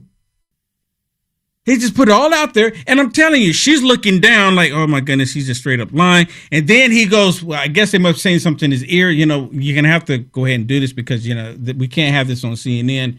Who knows if that's even true? Then why even say that? It was the Iranians that surrendered because President Trump gave them an ultimatum. You either stop or we're going to stop you. You either stop or we're going to stop you. And it's not that President Trump is giving them control of the Strait of Hormuz. President Trump is telling them not to shoot at the boats going through. That's what he's saying. Don't shoot any boats going through. You don't shoot any boats, we'll do the ceasefire. We'll let you exist. Don't shoot any boats. Don't put any mines out there. That's not giving them control. He's telling them, don't shoot. Don't shoot. But right before I came on here, looked like they started preventing some of the oil rigs from traveling through again. You can't trust them. I think is what's going to end up happening. But President Trump, see, look, this is what I'm hoping is going to happen. And y'all can tell me if you think I'm wrong, because I really like to hear what you have to say on it. I think what's going to happen is President Trump is going to give the time for these people to leave these power plants. They're going to leave the bridges. And then President Trump, when they act up, he said, okay, I'll write that one down. They did that one because last night, 2 hours later, they started shooting rockets. And now they're starting to block. I think they blocked 2 oil rigs from going through. If they continue to do it, and they say, well, we're still in the ceasefire while they're still blocking them, President Trump's going to write it down. He's going to write it down. And then I think, maybe 2 more days, 3 more days, when they think that they got, we're all in control. We're in control of all of this. And then just out of nowhere, while the people are at home, drinking their goat milk, playing with the goats, President Trump is going to take out these locations. Not going to give any warning. He's not going to tell them 8 o'clock anymore. See, this is what they wanted. They don't have any internet, but how did they know President Trump was going to come in at 8 o'clock? So how did they get all of these people to go to these power plants if they don't have any internet? Who's telling them? So they get all these people to go there to stop Trump. That's what the Democrats want. President Trump, tell us what you're about to do so we can tell them how to fight you. So President Trump's not going to tell anybody next time. I'm telling you right now. And President Trump might not go in and destroy every last one of them. But I believe that President Trump is going to go in and destroy a great deal of them and say, we told you, gave you an opportunity. Now, this is just me. I don't know. President Trump hasn't told me. But this is what I would do. I would say, okay, you know what? Destroy half of them. Destroy half of them. Do it as a coordinated attack. Don't tell them. We'll go to Mar-a-Lago. We'll plan it out. We won't let it get leaked and execute. And then they're going to go in and they're going to execute it. And all of them going to go in and going to come back home. And it's going to be a job well done. And President Trump is going to say, I only did half. Now, you have an opportunity.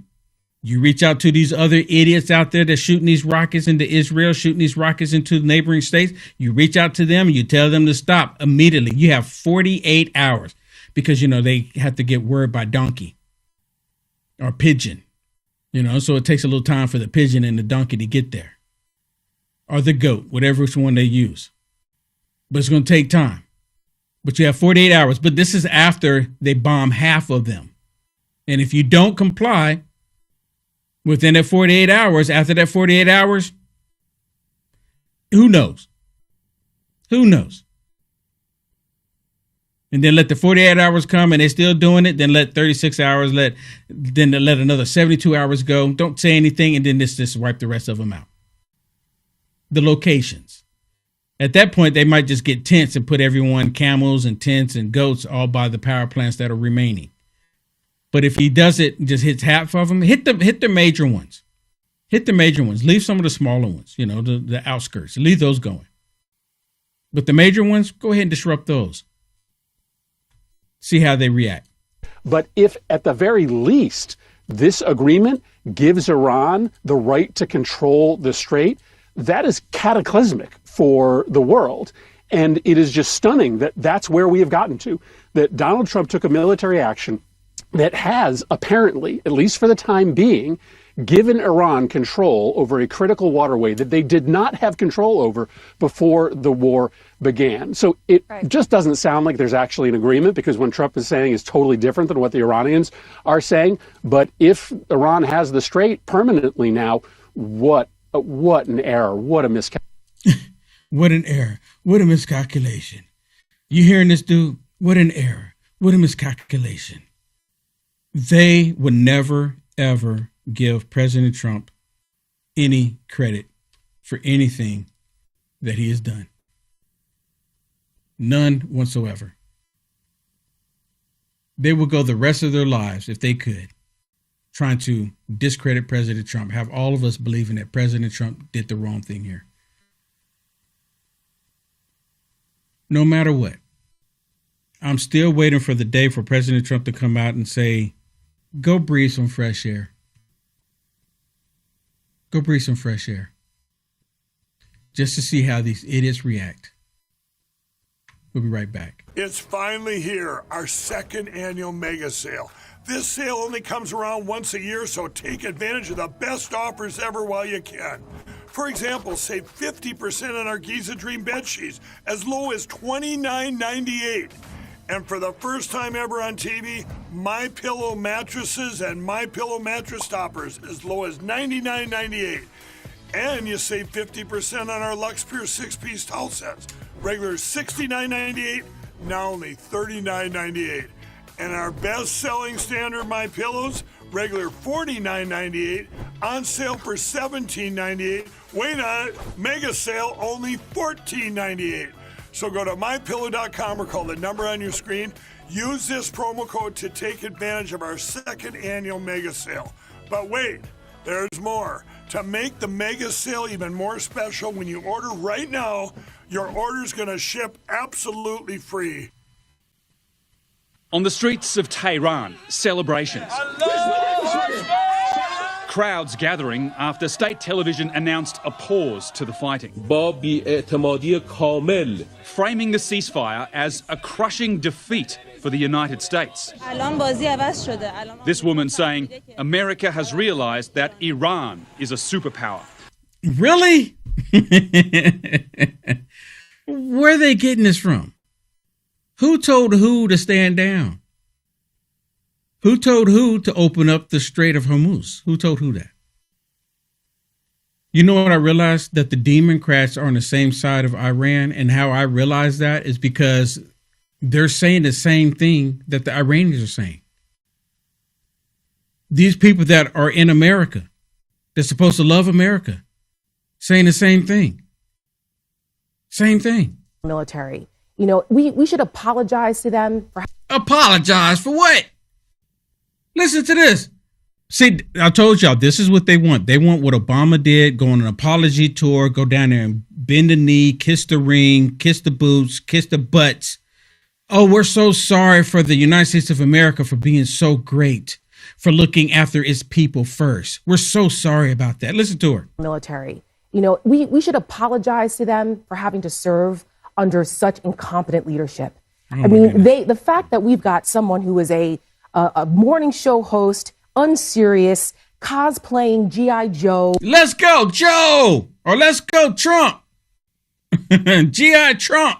Talking about Pete Hegseth. Listen to her. Frat boy. Won the popular vote. Won the electoral college. I'm talking about Pete Hegseth. I'm not talking about the draft dodgers. I'm not talking about the draft dodgers. Who's the commander in chief? People are suckers and losers for serving. I'm not talking about Donald Trump. Let's follow along. I'm talking about Hegseth, who was credibly accused of sexual assault, who was...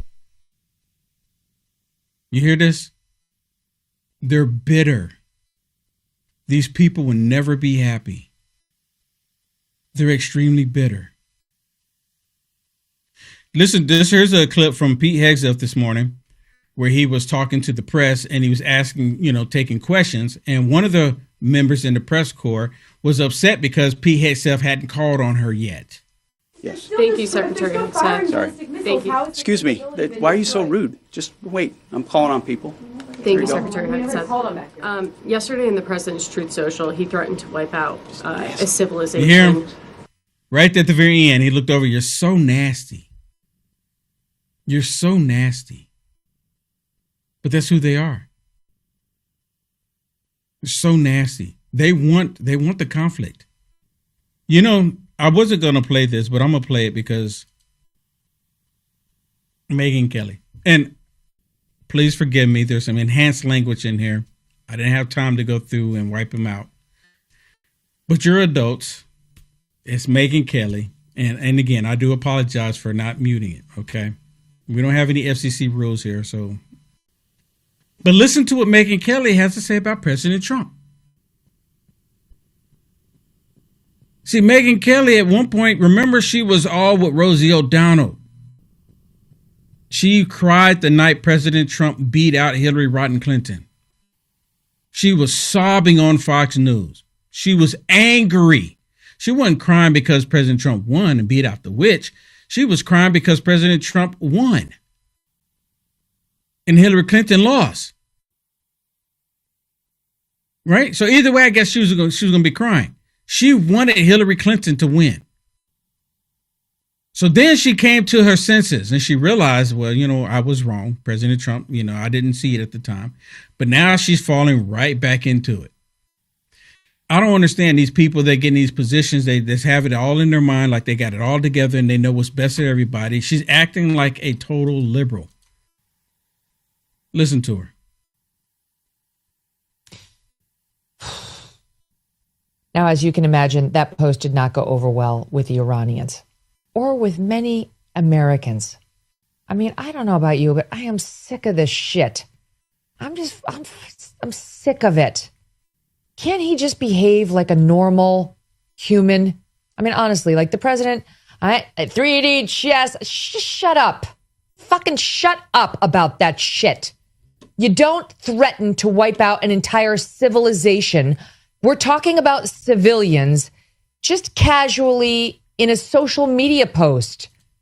You know, like I am the first to try to understand Trump and his strategy and to not freak out over his weird social media posts and language that is loose and incendiary. Truly, I've lived with it for 10 plus years.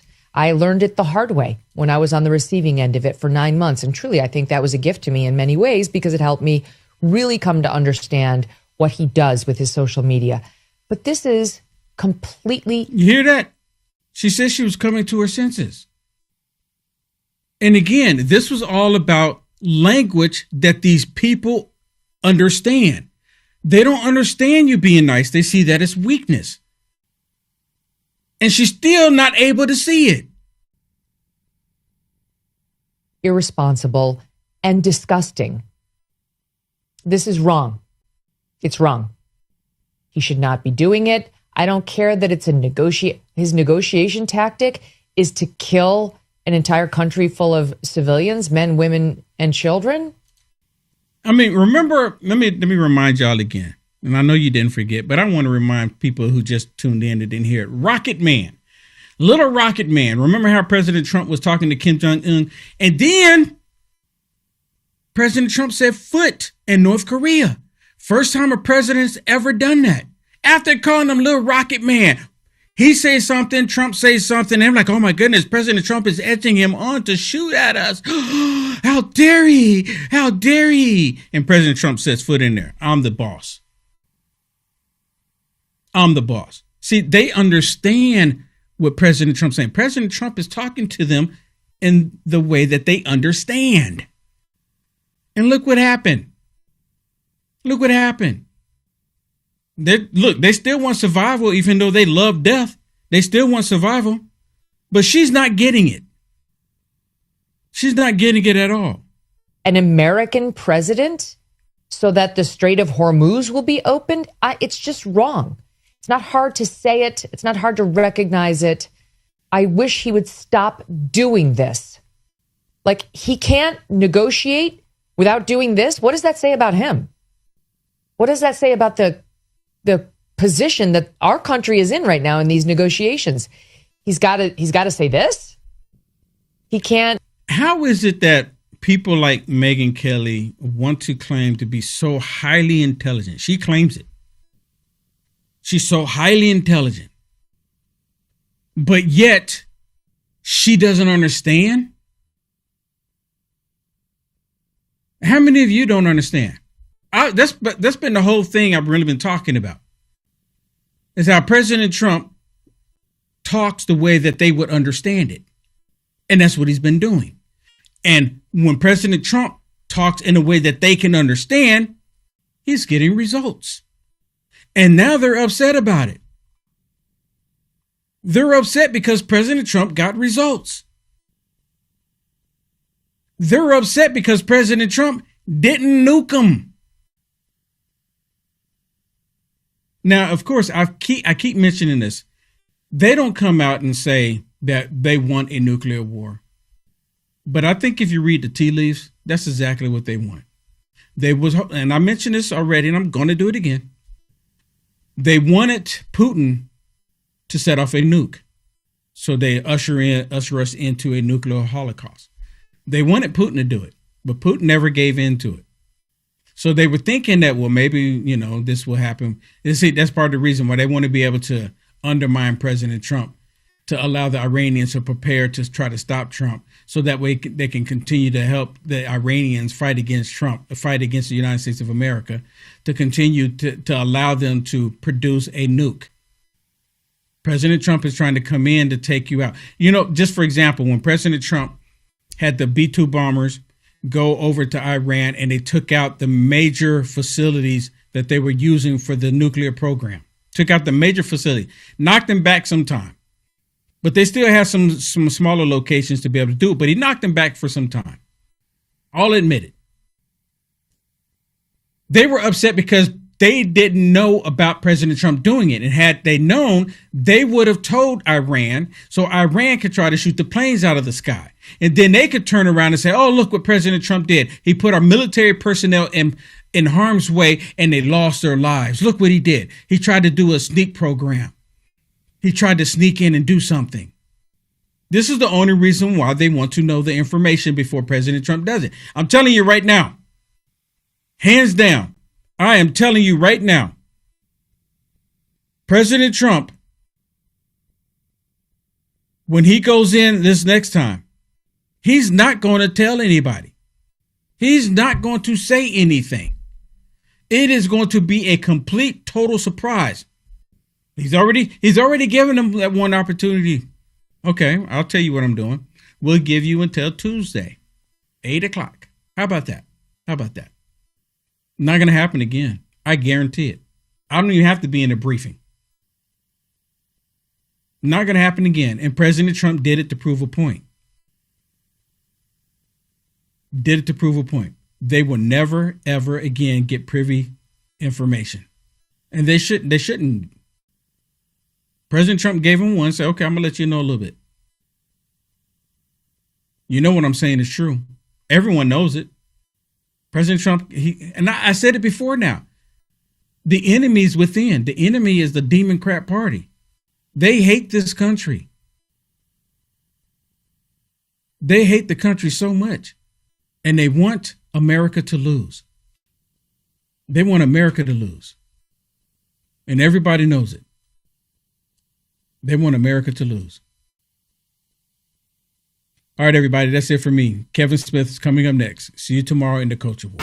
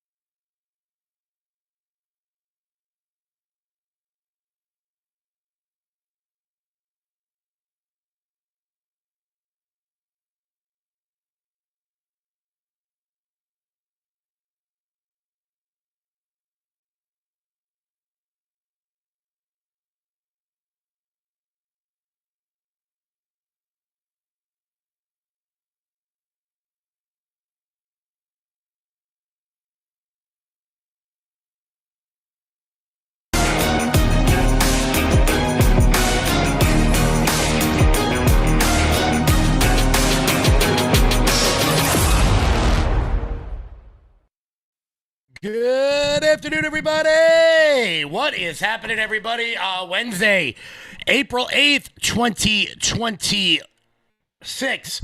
My name is Kevin Smith. Thank you so much for tuning in to Loud Majority Live. We got a jam-packed show for you guys today as the war in Iran is seemingly, possibly, maybe coming to an end. I'm going to give you my breakdown on what I think happened. I think it's going to be a little bit of a different take than you guys may have gotten over the course of the day. However, and I don't want to put too fine a point on this, but I know my opinion is right. You know how I know my opinion is right? Because explosive reporting out of the New York Times today from Jonathan Swain, who, whatever you think of the New York Times, it's not really the point. Jonathan Swain's a great reporter. He's a great reporter. Apparently has direct quotes from everyone who was in the room for these high-level talks about the bombing of Iran. Everyone from General Kane to J.D. Vance to Marco Rubio to John Ratcliffe over at CIA. So we're going to break all this down for you guys today because I'm pretty sure I know what happened. And today was confirmed in the Times. So we're going to go over all that. Markets are booming right now. My dear friend, District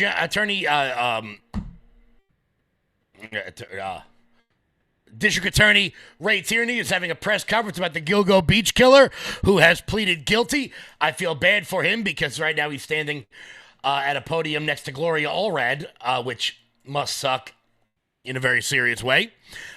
Sorry, Ray. I know that's got to be rough for you.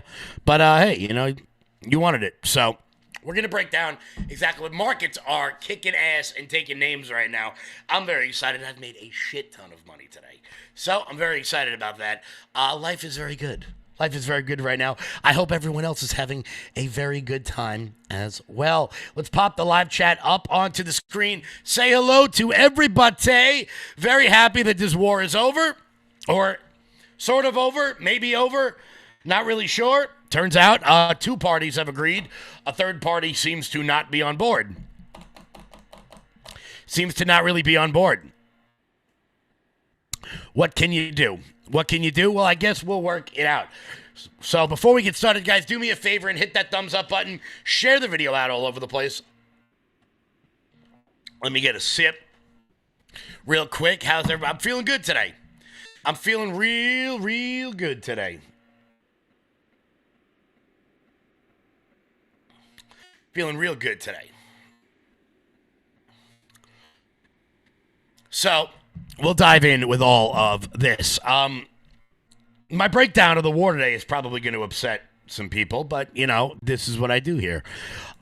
So here's what happened. Here's how we got into this in and of itself. This is what I think happened.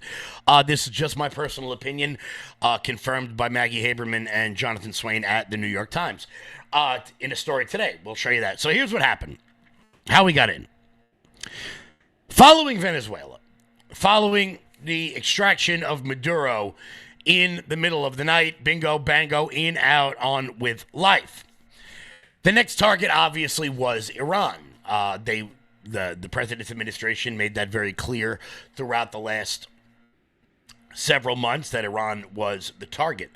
Just as right now, they've made it very clear that Cuba is the next target. Now, we can get into whether or not we ought be or ought not be focused on foreign policy or whether or not we should focus on domestic policy. That's not really the conversation we're going to have today. We're going to have the conversation about how we got into this war and how it is we ended up getting out of it. So following Venezuela, the president was riding high. I mean, look, whatever you think about the foreign policy of the administration, we did scoop up a dictator in the middle of the night. No one was seriously injured. No Americans died. In, out, on with life. And now we have at least a semi-cooperative regime in Venezuela, in our hemisphere. Very good stuff. Iran was going to be a little bit different. many people, I've said their names here publicly before, the neocons, the people who have had radio shows since 1992, have been clamoring for a war with Iran for quite some time. Those people, the Mark Levins and the Lindsey Grahams and almost every host on Fox, have been clamoring for this war, regime change in Iran for a while now. They went into the Oval Office and they sat the president down and they said, this is how this is going to go. We saw the Iranian protests popping up all over the place. We saw tens of thousands, hundreds of thousands of people out in the street.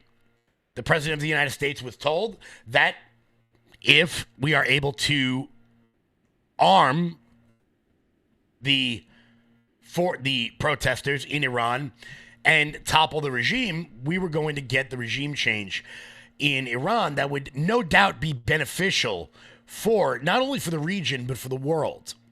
And look, I'm not a foreign policy hawk. I'm very anti-interventionist. I've made that very clear numerous times. But there is no doubt that the world would be better without the clerics at the top of the Iranian regime. The president said, okay, let's go in. Let's get them.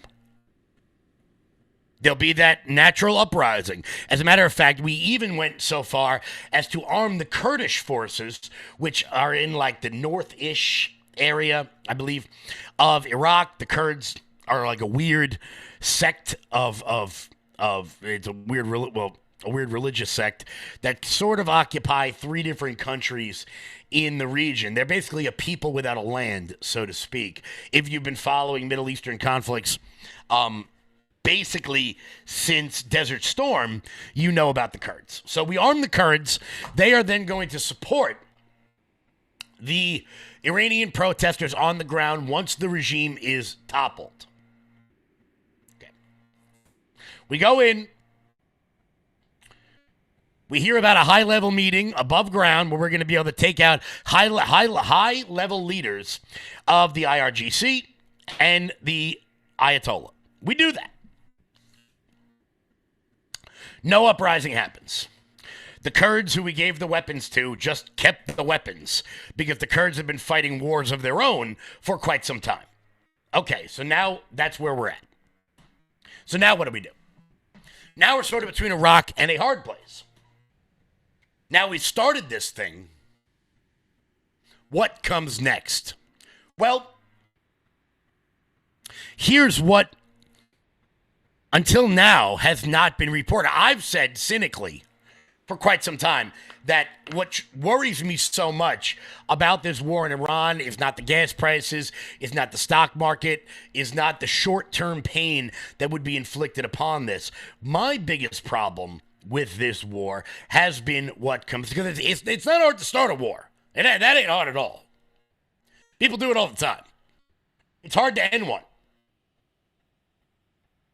You've heard me on this show mention many times what I think is probably one of the most important books of the 20th century. It's called The Guns of August. I would suggest every person read that. It's about the lead up to World War I and why exactly it happened in the first place. How it could have been prevented, how every person in the room thought they were smarter than the next person in the room. My issue with this war has been, it seems as though that the neocons were able to take control of the sort of MAGA sect of the Trump administration. What do I mean by that? Well, there's one person in the last 2 months you haven't really heard a lot from, and that would be J.D. Vance. Many people have speculated that J.D. Vance has been against this thing the entire time. Many of the populists in the administration have been against this thing the entire time. Not because they want the Iranians in power, which is a load of bullshit, but because we just didn't need it. It wasn't a need, it was a want. Well, new reporting is out in the New York Times, and as I said, people can think whatever they want about the New York Times. Jonathan Swain, the reporter who wrote this up, is a great reporter. He used to be with Axios. He's a phenomenal, definitely a liberal, definitely left-wing, but a great, great reporter. Well, they have verbatim quotes from John Ratcliffe, from J.D. Vance, from Marco Rubio, from General Kane. That's not one source. That's not two. That's four sources at the very minimum about what would happen. Here is Emily Jasinski from Breaking Points breaking down exactly what happened here. And you're like, so Emily Jasinski and Ryan Grimm. To be fair, both of these, and full disclosure, Ryan Grimm is a radical progressive, so take his verbiage and his narrative with a grain of salt. It's about the quotes in the Times that I want to focus on. And you're like, so this is what Vance says happened. Mm-hmm. And they're like, and once you've got it, then everyone else comes. And they're like, oh, okay, you already have it clearly, but you only have it from one perspective. Let me tell you my perspective. So that's clearly what happened here. Somebody came to them and was like, here's what happened in these couple meetings. And then they were able to go to everybody else. And then they were obviously able to say, do you have any notes? Because they have some direct quotes in here. Yes. Anyway, yeah. So let's roll through. I was going to say, this is verbatim quotes. Right. And we'll start here with C2. This is what happened. So again, we're on February 11th. The black SUV carrying Prime Minister Netanyahu arrived at the White House just before 11 a.m. The Israeli leader, reports the Times, who had been pressing for months for the U.S. to agree to a major assault on Iran, was whisked inside with little ceremony, out of view of reporters, primed for one of the most high-stakes moments in his long career. U.S. and Israeli officials gathered first in the cabinet room. Then Mr. Netanyahu headed downstairs for the main event, a highly classified presentation on Iran for Trump and his team in the Situation Room, which was rarely used for in-person meetings with foreign leaders. I was really surprised by that detail, Ryan. Mr. Trump sat down, but not in his usual position at the head of the room's mahogany conference table. Instead, the president took a seat on one side, facing the large screens mounted along the wall. Mr. Netanyahu sat on the other side, directly opposing the president. All right, so the story then goes on to report verbatim quotes from people throughout Trump's cabinet, which makes us wonder, I guess I can speak for both of us, Ryan, if somebody was operating off of a recording and it was impossible for people to deny these verbatim quotes. I think it's probably notes. Notes? Possibly, yeah. That would make sense too. So here's general... I don't think you're in there recording. I would think not. You can't I would bring think your devices in. I mean, Trump can, but... So this is a long quote, for example. So this is from Chairman of the Joint Chiefs of Staff, Dan Raisin Kane, who says, "Sir, this is, in my experience, standard operating procedure for the Israelis. They oversell and their plans are not always well developed. They know they need us, and that's why they're hard selling." So this is Trump going around the room asking his advisors for their response to what they had heard the day before. So this is the day after Trump is in a meeting with these advisors. So you'll get a sense of who was in the room. But February 12th, you have CIA head John Ratcliffe there. Obviously, Dan Kane is in there. Let's keep going through these quotes. J.D. Vance says, according to the Times, "You know, I think this is a bad idea, but if you want to do it, I'll support you." John Ratcliffe, head of the CIA, quote, offered no opinion on whether to proceed, but he discussed the stunning new intelligence that the Iranian leadership was about to gather in the Ayatollah's compound in Tehran. The CIA director told the president that regime change was possible depending on how the term was defined. Quote, "If we just mean killing the supreme leader, we can probably do that." And then we also go through Marco Rubio, who said, basically, according to the Times, the Israeli assessment was bullshit. Yeah. So basically, so the Israelis, so Netanyahu said, Netanyahu came in and made his hard pitch was February 11th, and he makes 4 points, right? So the first point he makes is, we can decapitate the regime. And there was this meeting where the Ayatollah is meeting above ground with a bunch of leadership. So we can take him out. He then says, we can degrade Iran's capacity to attack its allies. Mm-hmm. Not its allies, our allies, the Gulf allies. And they'll be so weak they won't be able to block the Strait of Hormuz. we will be able to overthrow the regime, and we will be able to replace them with a secular regime. So that's the reporting. And I was reading the chat while this was going on. Some people are asking me where I get this bullshit from.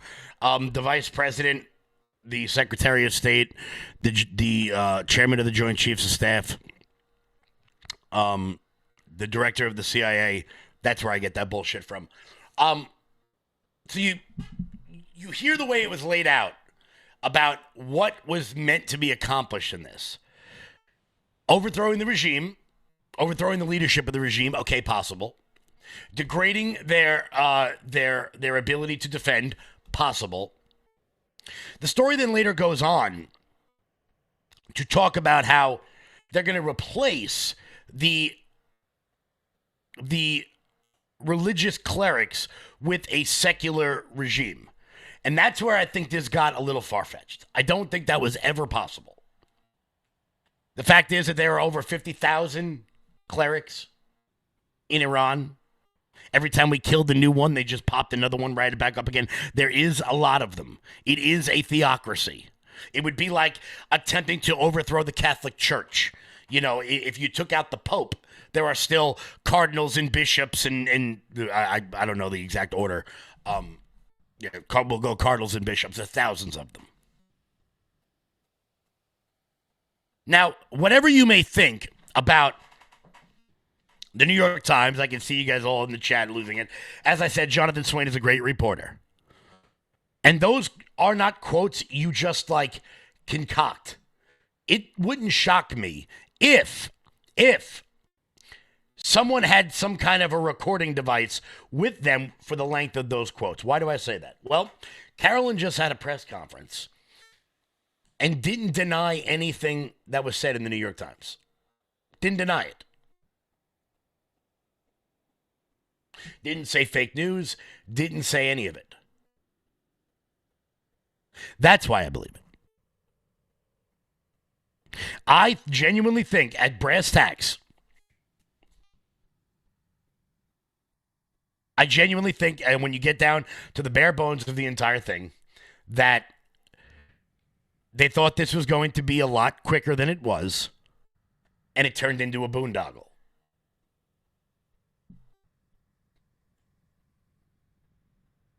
Trump then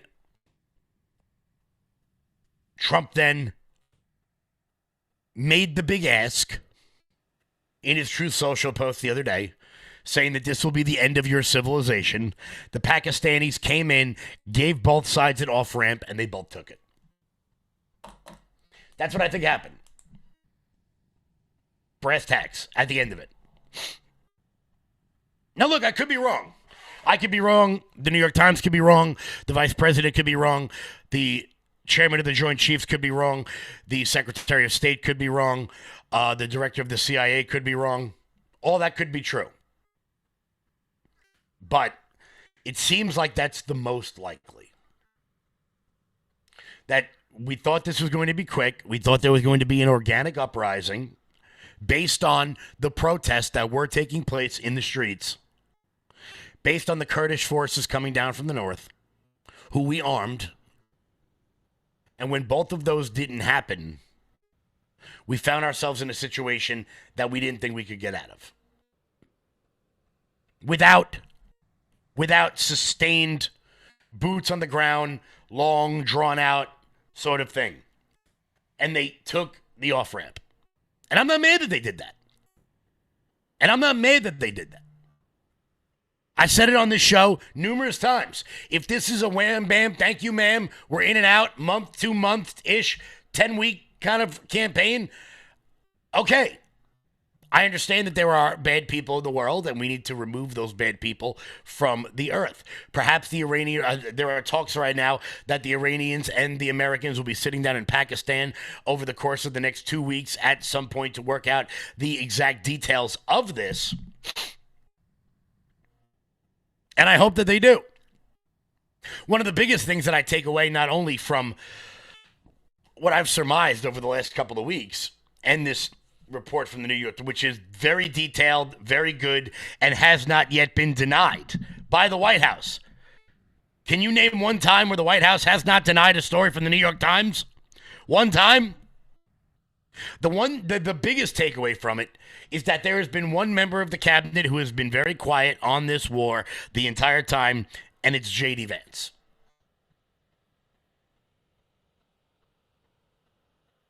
Of everything, it would seem that that's the linchpin to this entire thing. And Carolyn Levitt spoke about that earlier, about the role that J.D. Vance played in getting this thing to an end. Why? I think it's because J.D. saw what I saw. This war was becoming increasingly less popular every single day. He obviously has aspirations to run for president in 2028 and wanted this thing to be over as quickly as possible.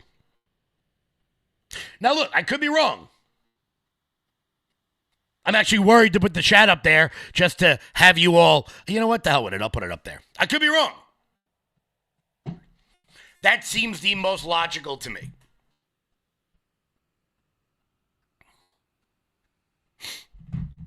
I don't know. Shout out to everybody watching in the chat. Siobhan, how are you? Sylvia, what's happening? Renee, what's going on? AC Knight, thank you as always for sharing out the video. I don't know. Chad, what do you think? The wild part of the whole thing is the people who are trying to claim that it was a loss in some regard, because I don't think it was.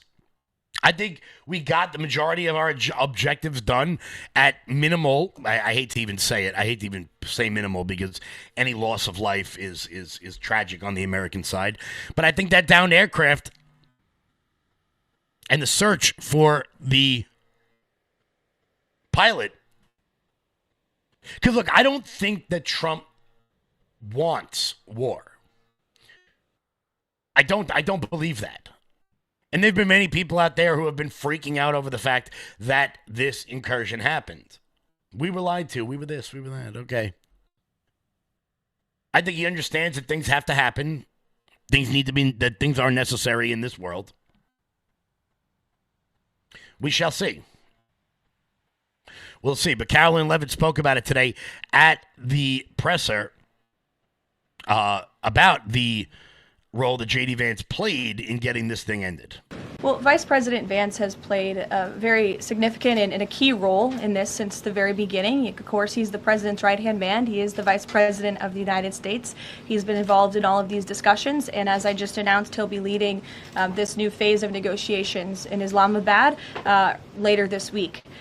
With respect to China, there were conversations that took place between top levels of our government and China's government. The president has great respect for President Xi and a great working relationship with him and with that country, and he looks forward to visiting China in just a few weeks. So while JD was involved with high-level talks in order to get this ceasefire done, he hasn't been very public recently. And he's almost spoke nothing of the war in and of itself.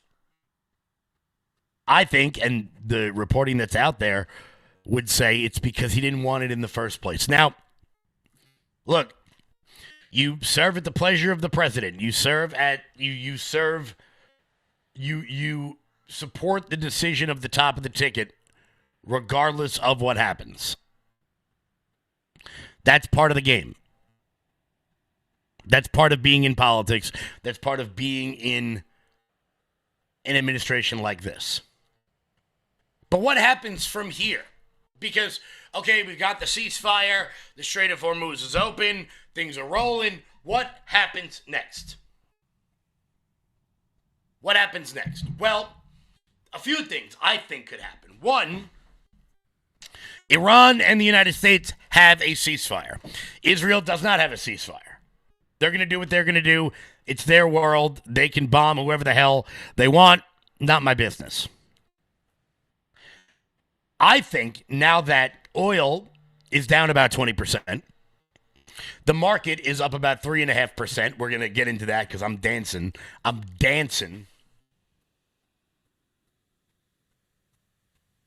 right now.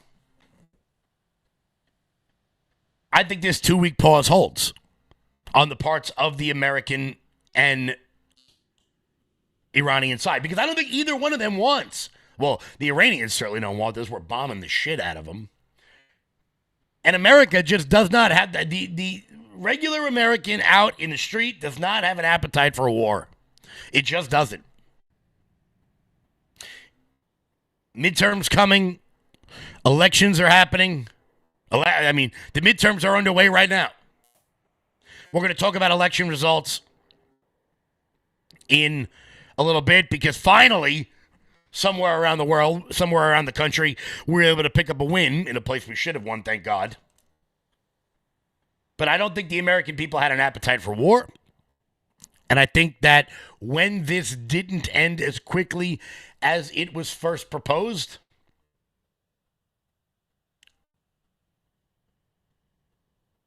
everyone started looking for an off-ramp. And the Pakistanis got one with a 2-week ceasefire and impending talks in Islamabad. Islamabad, yeah. I hope so. And look, I just from the chats we've had and from the other hosts, I'm certainly the least war I certainly had the least appetite for the war. I think that would I think I'm going out on a limb when I say that. But yeah, so that's where we go from here. I think this 2 weeks pause gives everyone the opportunity to relax and recalibrate. What's what? We'll see how markets respond. Apparently, the Strait of Hormuz, the Iranians are saying it's closed. Carolyn is saying it's still open. We're getting live footage of it right now not being open. Markets have not responded as negatively, so perhaps there is still traffic flowing through the strait. We'll get to that in a minute. But the biggest takeaway from this, regardless of if the war restarts, if we're done, if we're this, if we're that, if we're left, right, or center, was what we can expect from our allies moving forward, and just how much we can depend on these people when the rubber meets the road. And I think we've seen that NATO is done. NATO is over. NATO is pointless. There is no reason to be in NATO anymore. And we're actually getting word that President Trump may be considering pulling us out of NATO, which would basically ruin the entire alliance. Because, look, I don't want to be a dick, but nobody's really worried about what Latvia thinks. You know, I'm just saying. We'll get to that in 1 second. Before we do that, Mike Lindell. I'm excited to announce that we're having our first ever mega sale on overstock clearance and brand new products. For example, save over 50% on this season's flannel sheets. Queen size only $59.98. Kings only $69.98. They sell out fast every year, so order now. Save 20% on our brand new My Crosses. They're designed in the likeness of the one I've worn every day for over 20 years. They come in men's and women's, and they're made right here in the USA. Get our 2025 6-piece My Towel sets for only $29.98. Our initial quantities are extremely low, so get them now before they go.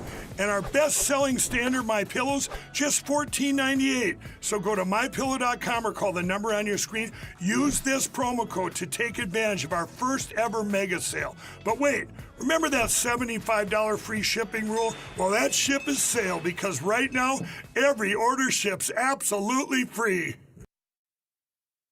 Guys, head on over to MyPillow.com and use promo code LOUD. That's MyPillow.com, promo code LOUD for their mega sale. Guys, head on over to MyPillow.com, promo code LOUD. So the big takeaway from this entire thing is, what is NATO and what is our role in it moving forward?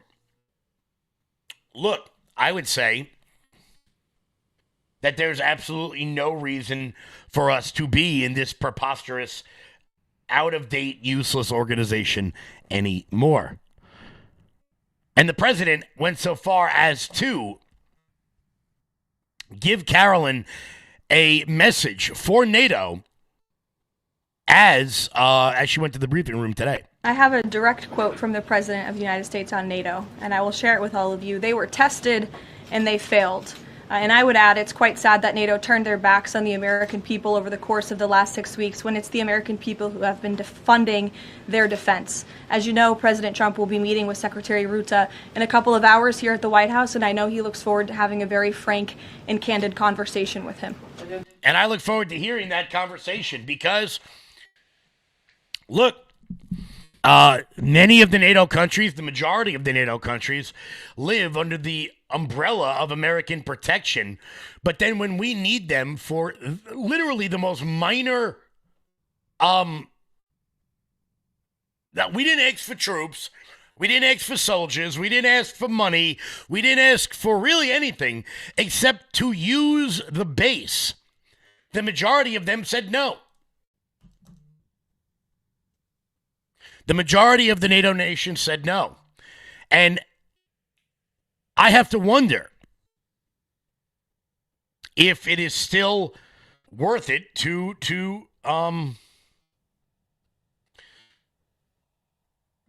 for us to be a part of this endeavor. You know, the last couple of weeks have really shown that. I mean, what good are they if they're not going to do the thing that they're intended to do? But I think NATO is a perfect example of government policy that never seems to end. Obviously, NATO was formed in the ashes of World War II to prevent the expansion of communism from the Soviet Union into Western Europe.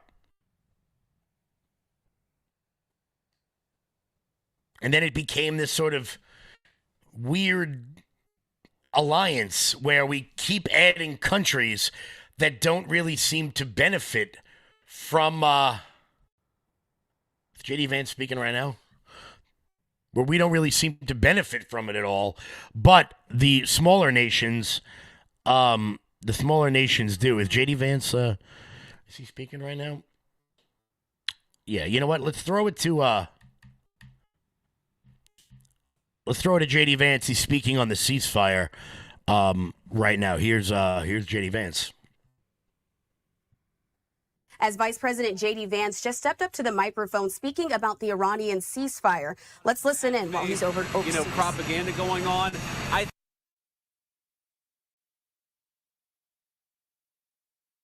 The case.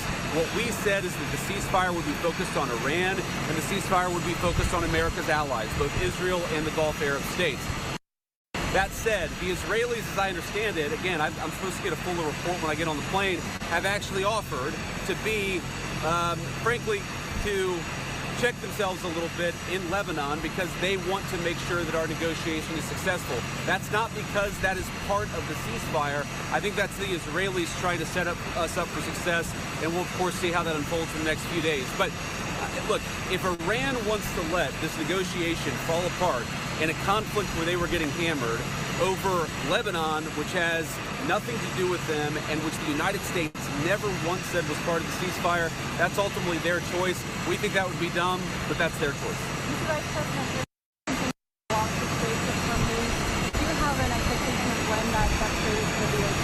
Well, we've already seen an increase in traffic today. Hopefully we'll see an increase in traffic tomorrow. We actually think that we are seeing signs that the straits is starting to reopen. I think you guys have probably seen oil prices have come down. So I think the oil markets, the gas markets are seeing the same thing. But the president's very, very clear. The deal is a ceasefire, a negotiation. That's what we give. And what they give is the straits are going to be reopened. If we don't see that happening, the president is not going to abide by our terms if the Iranians are not abiding by their terms. Mr. Vice President, Carol said you played a key role in these talks. Could you help understand some details about that role? And do you think your well-known opposition to foreign wars generally was a factor that made you a key player in this? Well, I appreciate Carolyn saying that. I mean, you know, my key role was I sat on the phone a lot. I answered a lot of phone calls. I made a lot of phone calls. And again, I'm happy about where we are. I think the president has struck a good deal for the American people, but fundamentally, the Iranians have got to take the next step, or the president has a lot of options to go back to the war. Do you know if Iranians request that you join the talks? I don't know that. I would be surprised if that was true. But, you know, I wanted to be involved because I thought I could make a difference. And obviously, I think the people really on the ground doing the day-to-day negotiating have been Steve and Jared. They've done a great job. But we're going to keep on working this as a team, as we always have. You know, Pete's been very helpful of the various military elements of this. Marco's obviously been extremely involved. We work as a team. We work effectively. And, you know, yeah, I've been on the phone a lot the past couple of days. But we're glad to be where we are. Mr. Vice President, how is the United States accomplishing its stated objective of ensuring Iran doesn't have a nuclear weapon ever if they still have highly enriched uranium? And what's the plan to get the uranium out? Well, look, I mean, this is one of the things that's going to be one of the main subjects of negotiation is that we want Iran to not be able to make a nuclear weapon. We want the nuclear fuel, which is something the president has made very clear. And there's, again, the way to think about this is the United States has certain demands and certain things that we want. The Iranians have things they can get out of the negotiation. The more that they're willing to give us, I think the more they're going to get things out of this negotiation. The president's talked about sanctions relief. The president's talked about economic partnerships and things like that. That's not going to happen unless the Iranians make a firm commitment to stop anything close to the development of a nuclear weapon. And frankly, the president has all the cards here. We've got a lot of leverage. We've got a lot of things that we can do. But right now, I think that we're in a good spot. Is the to wipe Iranian civilization off the map still on the table? And is it fair to keep 90 million Iranians under that threat for the actions of their leaders? Well, look, the leadership is really to blame for the condition of the country in Iran. The president of the United States has made very clear that the United States has a lot of leverage here. We have economic leverage. We've got military leverage. What he's trying to do is make sure the American people are safe and strike a deal that's good for the American people. I encourage the Iranians to come to the table seriously. We've seen some signs that they're going to do that. We've seen some signs of bravado. Fundamentally, we're in a good spot. They're reopening the straits. We have a ceasefire. And frankly, if they break their end of the bargain, then they're going to see some serious consequences. But wiping them off the map is different than an economic leverage or military leverage. Why is that kind of language useful in this kind of scenario? Well, again, the president of the United States is saying that unless the Iranians do the right thing, he is going to have some serious consequences for the regime. We obviously don't want the people of Iran to suffer, but we have a lot of leverage that the president of the United States could use, and it's why I think it's so important for the Iranians to be negotiators in good faith. Okay, buzz the last couple of days of the Free Press story saying that senior Pentagon officials in January, including Rich Colby, brought Cardinal Pierre into the Pentagon. Brought who? Cardinal Christophe Pierre into the Pentagon. I haven't seen this story, unfortunately. And essentially, the reporting by the Free Press is that they told him that the American military has a lot of might and they can do whatever they want, and the church should get on its side. Does that message sound correct to you? Is that something you would sign off on? So one, I with no disrespect to the Cardinal, I don't know who Cardinal Christophe Pierre is. He's the ambassador to the Holy See and the U.S. Oh, okay. I've met him before. Sorry, I just didn't remember the name. I've never seen this reporting. I'd like to actually talk to Cardinal Christophe Pierre and, frankly, to our people to figure out what actually happened. I think it's always a bad idea to offer an opinion on stories that are unconfirmed and uncorroborated, so I'm not going to do that. Sir, on the question of Iran's enriched uranium, do you see a scenario in which the administration may be willing to agree to allow Iran to continue enriching uranium for civilian nuclear purposes? Well, look, what the president has said is that we don't want Iran to have the capacity to build a nuclear weapon. The president's also said that we don't want Iran enriching towards a nuclear weapon, and we want Iran to give up the nuclear fuel. Those are going to be our demands during the negotiation. And again, we're going to see what the Iranians are willing to give up. If they make a good faith effort to actually give us the things that we need to have a successful negotiation for the security of the American people, I think there's a lot on the other end. If they don't give us what we need, then I think it's going to be bad. But I'm optimistic that the Iranians are going to be smart, that they're going to negotiate in good faith. And your negotiating partner in Iran, and Kevin sort of asked about this already, but he essentially is saying that they're distrustful of the U.S. for, he tweeted out that 3 of the 10 points in the ceasefire framework have already. They're distrustful of the U.S. What do you make of him tweeting that out before negotiations? So I thought it was interesting, actually, because I did see that tweet from Ghalibaf actually just a couple of minutes ago. And let me say a few things. First of all, he said that there are a few points of disagreement before the negotiation. Well, that must mean that there's a lot of points of agreement because there's a 15-point plan floating around. There's a 10-point plan floating around. If he's frustrated about 3 issues, that actually means that there's a lot of agreement. That's point number 1. Point number 2, to respond to each of those issues, and I read it very closely. Let me just say this. I actually wonder how good he is at understanding English, because there are things that he said that frankly didn't make sense in the context of the negotiations that we've had. But to address the 3 points, first of all, he talked about an attack that had allegedly happened on Iran and how that was a violation of the ceasefire. Ceasefires are always messy. An hour after the president announced the ceasefire, the Iranians launched a bunch of missiles. Then the Israelis responded. Then some of the Gulf Arab states responded. This is the nature of a ceasefire. No ceasefire ever goes without a little bit of choppiness. What we have been very clear about is that we want to stop the bombing. We want our allies to stop the bombing, and we want the Iranians to do the same thing. We're seeing evidence that things are going in the right direction, but it's going to take a little time. The second thing Ghalibaf said, which again I found fascinating, is he said, we refuse to give up the right to enrichment. And I thought to myself, you know what? My wife has the right to skydive, but she doesn't jump out of an airplane because she and I have an agreement that... Sorry about that. Give me 1 second. Give me 1 second. With what they claim they have the right to do, we concern ourselves with what they actually do. And I think the president's been very clear on the enrichment question. Our position on that has not changed. I think the third thing that he said was Lebanon. Okay, and again, I actually think that is a reasonable misunderstanding, but neither us nor the Israelis said that that was going to be part of the ceasefire. Again, we're working with people to try to get through some of these things, but it's really fundamentally, we're on the right track. We got a lot more to do. We got a lot more that the Iranians are going to have to accept as part of this negotiation, but I think we've got a strong hand and we're going to play it well. Thank you all. Have a safe trip back. The talks won't happen. Alrighty, so that was J.D. Vance. It looks like he's leaving Hungary right now. He was speaking at a rally for Viktor Orban over the last couple of days as he runs for re-election. It's interesting. Very interesting what he said there. We'll break that down in a second, because I find that,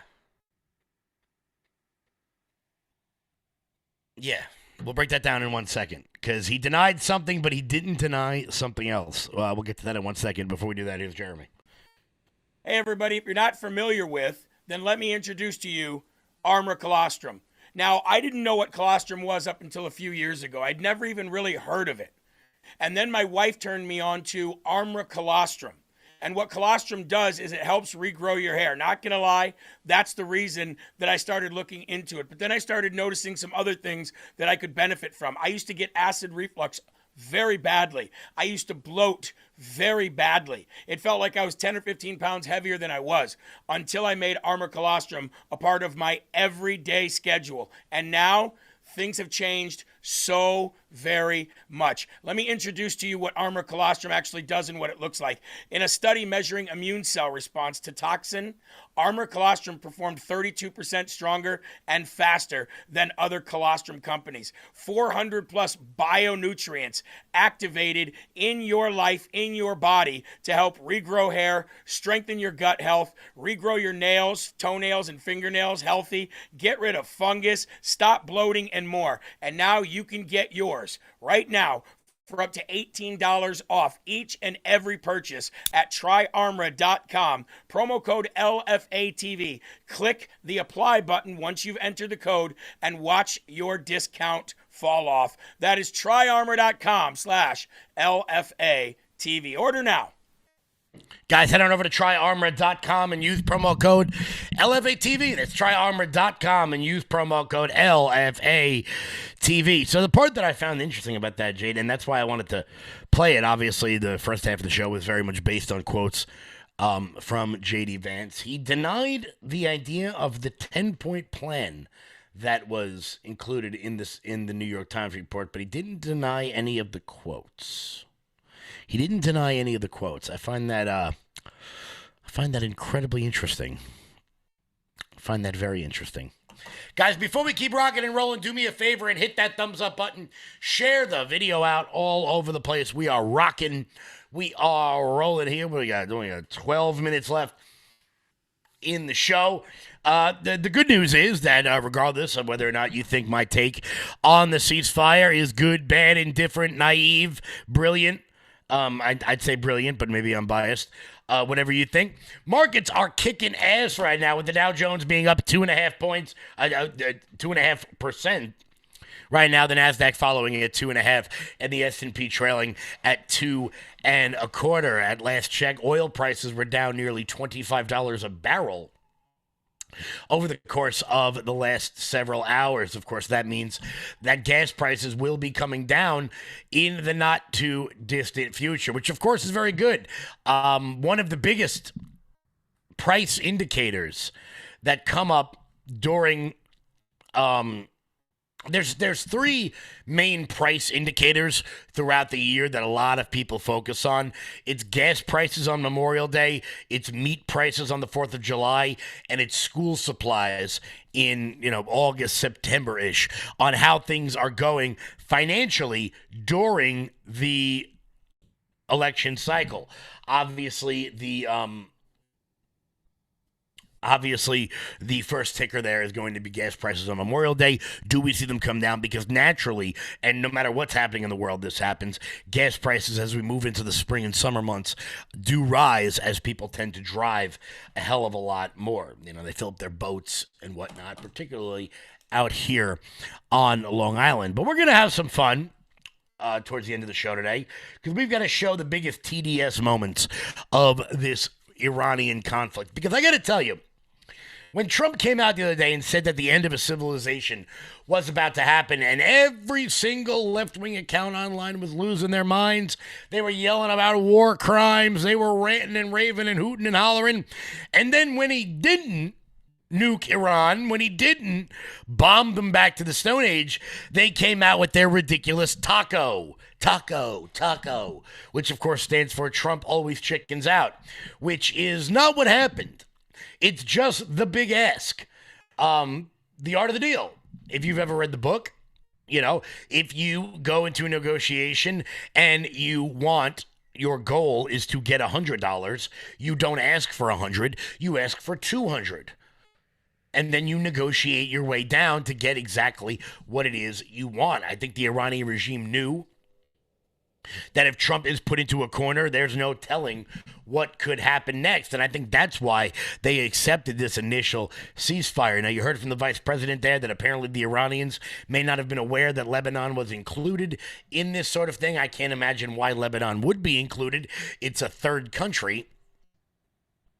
But we'll see what that does to the peace talks as Israel continues to bomb the Houthis in Hezbollah in Lebanon. Hezbollah, Houthis, Hamas, whatever. They're all the same thing. Let's be honest here. They're just like different factions of flip-flopped wearing army radical jihadists all over the world.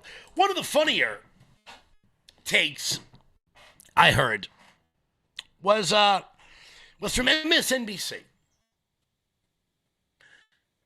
Was from Lawrence O'Donnell, who I've actually met. He was kind of a dick when I met him. He came down to the protest at outside of the courthouse during the nonsense business records case. He was floating around like we didn't know who he was. Real arrogant. But his issue with the American Army or the American military rescuing that downed soldier wasn't that he shouldn't have been there in the first place, and why are we even doing this? It wasn't even how much money did we spend doing it. It wasn't the lack of resources, which are all ridiculous claims, but at least fair ones. No, that wasn't his claim. His problem was is that Pete Hegseth used the phrase "no man left behind," which, according to him, was not inclusive enough to women. That brilliant rescue was described by the Secretary of Defense and by General Dan Kane, the chairman of the Joint Chiefs of Staff, as a long-standing American military rule of never leaving anyone behind. We leave no man behind.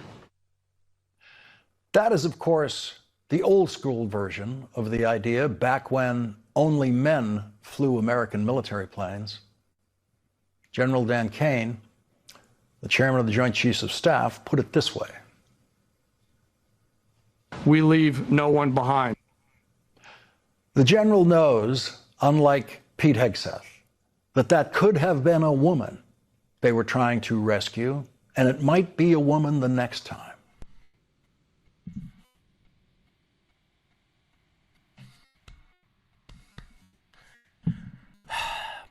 That was his problem. That was his problem. It's almost hard to believe that why we don't take these people seriously anymore. Is it Lawrence O'Donnell's assertion that if a female fighter pilot is shot down behind enemy lines, that will what? Leave them there? Because what? That man said that with a straight face. And he finds it incredibly odd that we don't take him seriously.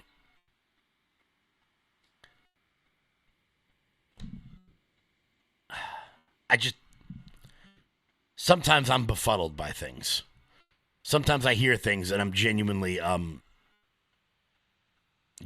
befuddled by it. Befuddling, as one might say. One thing I'm not befuddled by is this new report from Politico. Spoiler alert, Zorhan Mamdani lied to you. What a shocker. Before we get to that, guys, head on over to lfatv.us. That's lfatv.us. That's your home base, your mothership, your landing pad for all things LFA TV related. Check out the LFA TV store. And while you guys are there, consider becoming a monthly donor over at LFA TV. That's the best way to keep the lights on over here so we can keep bringing you guys the news that you want. Well, spoiler alert, Zorhan Mamdani lied to you.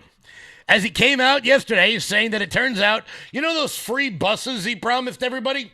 Yeah, those aren't happening. It's amazing. It's amazing.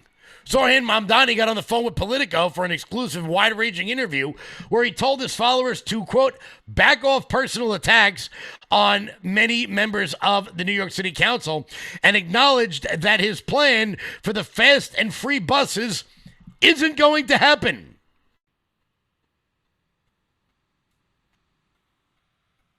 Wow. It's almost like radical Democrats were sold a radical bill of goods. And it's almost like we knew that when we told you it was going to happen. I don't know. Silly me. Silly me for, I don't know, existing in reality.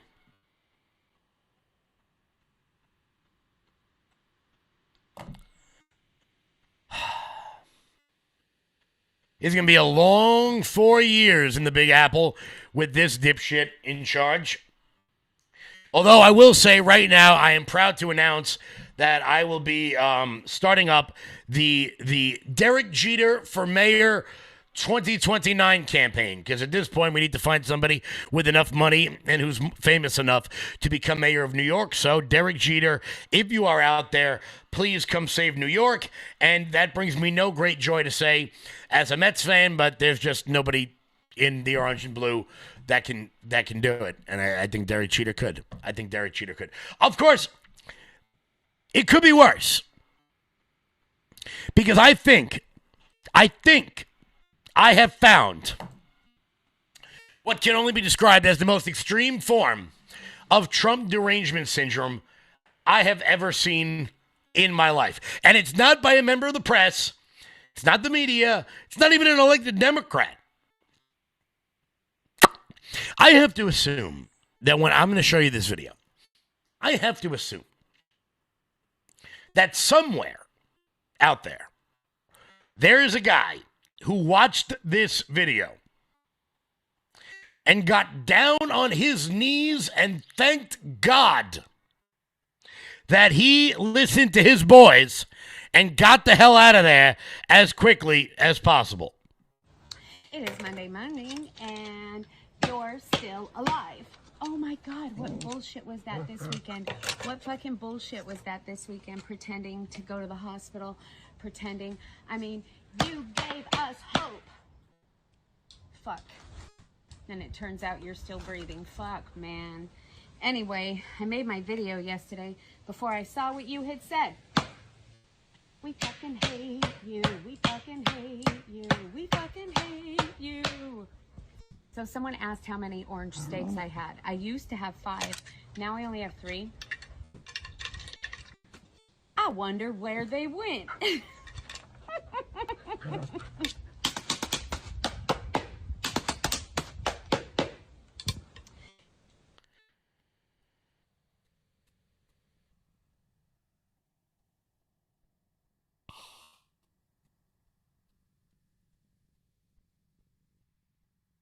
I got nothing. I have nothing. Somewhere, some guy is thanking every one of his friends right now for getting him away from that witch. I mean, it doesn't, come on. Single guys out there, just know she's probably available. Enjoy. I got a feeling you'll probably be buried under the porch. Guys, it's 4 p.m. I want to thank everybody so much for tuning in. I will catch you guys all back live tomorrow. We got a very special guest coming on the show tomorrow. You guys aren't going to want to miss that. I will see you guys then. Hannah Faulkner coming up next right here on LFA TV. Until tomorrow, everybody, stay loud.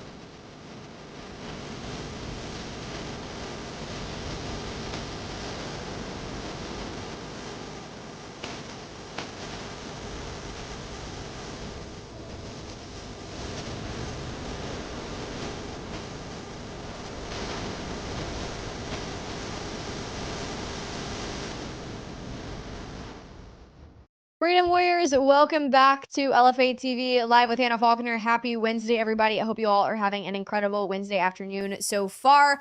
We have a jam-packed episode for you guys planned out. As always, today, April 8th. I cannot believe it's already April 8th. It's insanity. And I just got news as I was scrolling on X that DeCarlos Brown Jr., the man who brutally stabbed Irina Zarutska in the neck, has been incapable to proceed, quote unquote, on state murder charges because the case is now reportedly being delayed until Brown's capacity is deemed restored.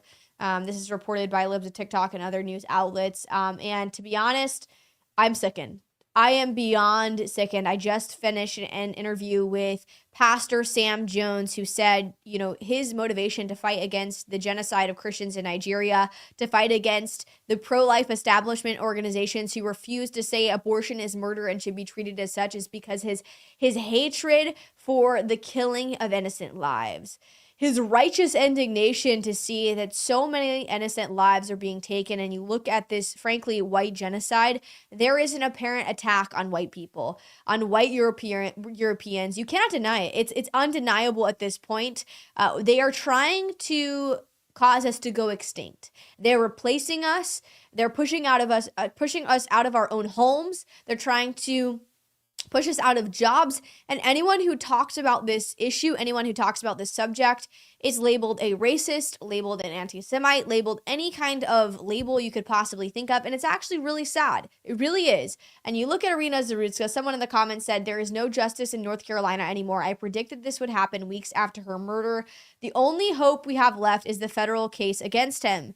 The state of North Carolina has given up on justice. I'm beyond angry. I have lost hope. And it's like, you know what? Nothing in this country could go right. If this man who so apparently took the life of this young Ukrainian girl who was seeking peace, who was seeking security in the United States of America, and she can't even have her perpetrator being held accountable, it's disgusting. And I just want to showcase Charlie Kirk's video, because the day that Charlie Kirk was assassinated, one of his last thoughts was, America will never forget you. We will never forget you.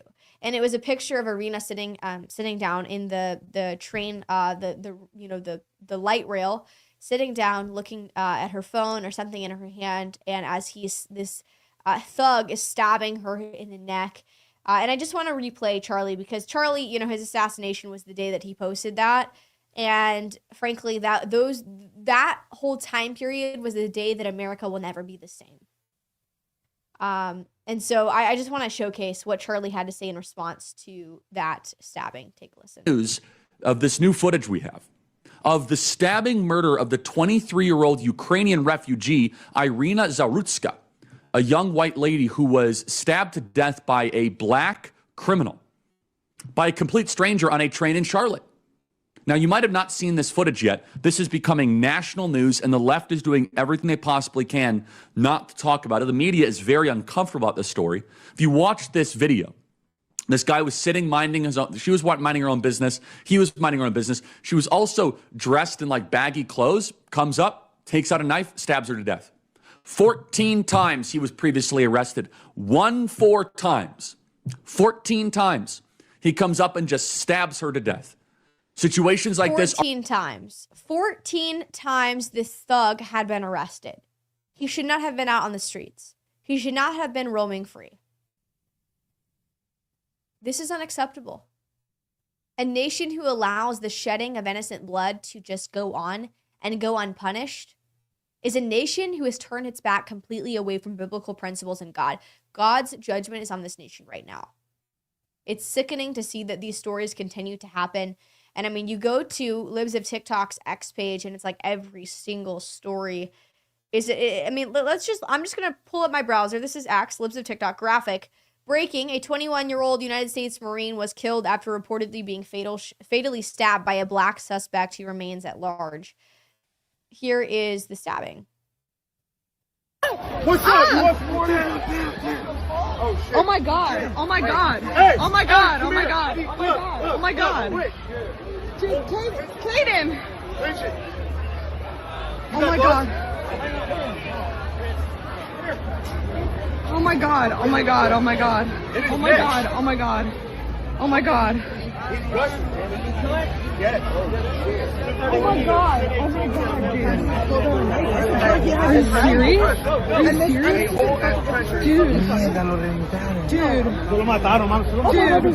Dude, yeah, dude. No. You have that story, and no media outlets talking about that. Nobody's covering this story. I mean, they're everywhere. I'm going to put my browser up again. Here's another story. A knife-wielding man arrested in Ohio for threatening to kill a homeowner in the name of Allah before chasing his daughter. Anthony Tyrone Jesse Long has been charged with aggravated menacing and aggravated trespassing. Here is where that story. I'll kill you in the name of Allah.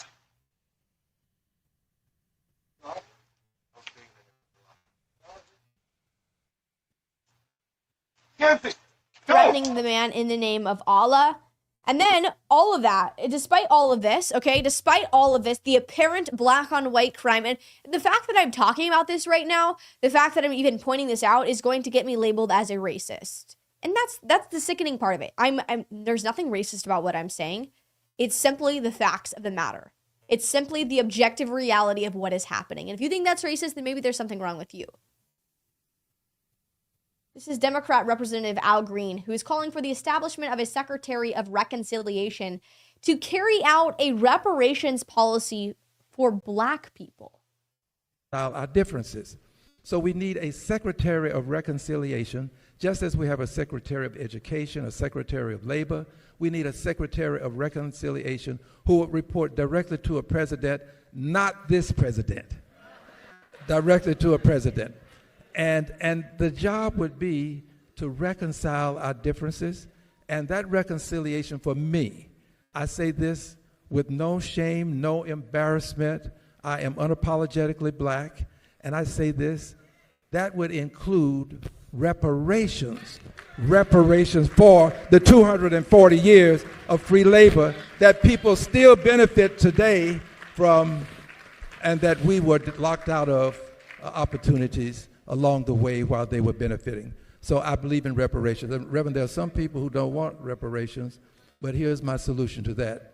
It's just absolutely total insanity, the videos that you'll come across. And we could just talk about this for hours. The black on white crime, we could just go through it for hours on end, but we don't have time for that. We've got to get to our subjects. AV1965 is in the chat. He said, sick of dealing with this insanity. Al Greene is stupid as AOC. Absolutely. Logan said in the chat.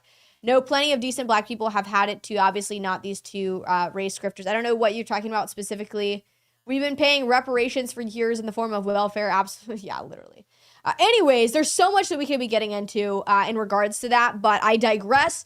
We're going to be talking more so even on the lines of Nigeria. The persecution of Christians in Nigeria for the last 20 years has been beyond apparent. It continues to grow, and the Nigerian government, which is largely compromised of mostly Islamic leaders, continues to deny the persecution of Christians. Media outlets aren't covering this at all. They refuse to cover it. Why? Because it's not their narrative. And so when you see the media covering one thing and one thing specifically for extended periods of time, that should allow you to pause. That should cause you to pause and ask yourself why. Why is the media covering a certain country all the time? Why is the media covering a certain issue all the time? Why aren't they talking about the things that are actually affecting citizens every single day and attacking the most persecuted people group, which is Christians?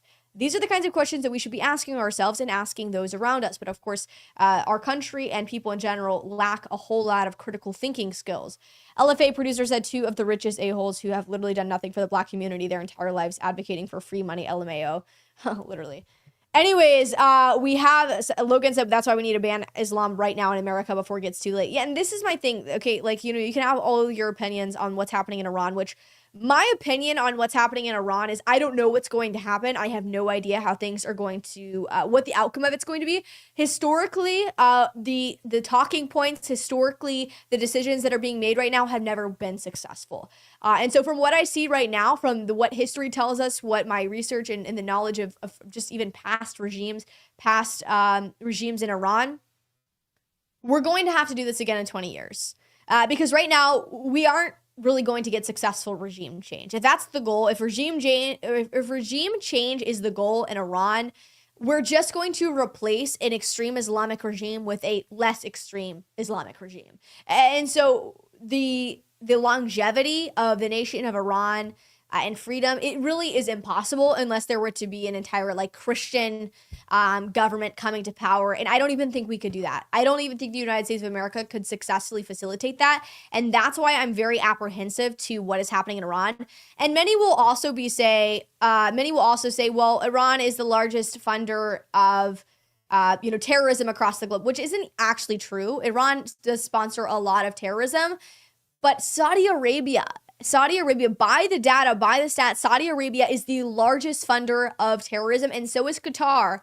of terrorist groups and propaganda across the globe. Why is nobody talking about that? Why aren't American media outlets talking about that? Well, because we get a lot of money from Qatar and Saudi Arabia. It's all about the oil. It's all about the economy. And until we start pushing back against that, until we start realizing that it's not actually all about the oil, it's not actually all about the money, we're not ever going to fix this issue. And so, anyways, that's just my personal opinion on it. I'm not an expert on the topic. I'd love to know what you guys think, but just very interesting. Very, very interesting.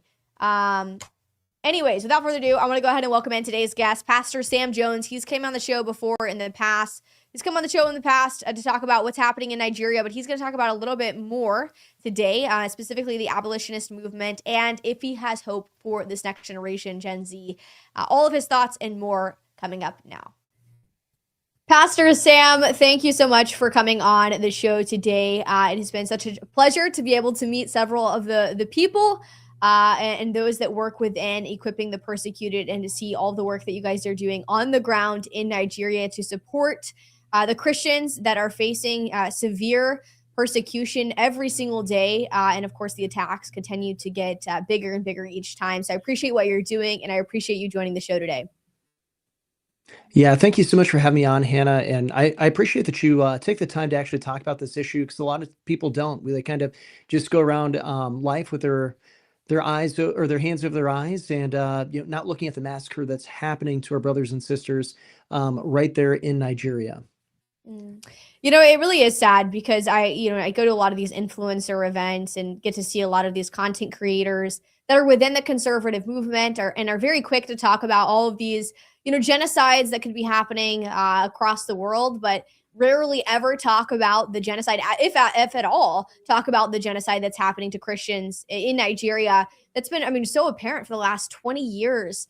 And even some of them have denied that it's happening. And so I'm grateful for what you guys are doing and just shining the light on this apparent darkness. And like you said, we have a duty as Christians to support and to pray for our fellow brothers and sisters that are being persecuted all across the world, but especially in Nigeria, who's been faced with even greater persecution compared to many other nations. So I really appreciate what you guys are doing.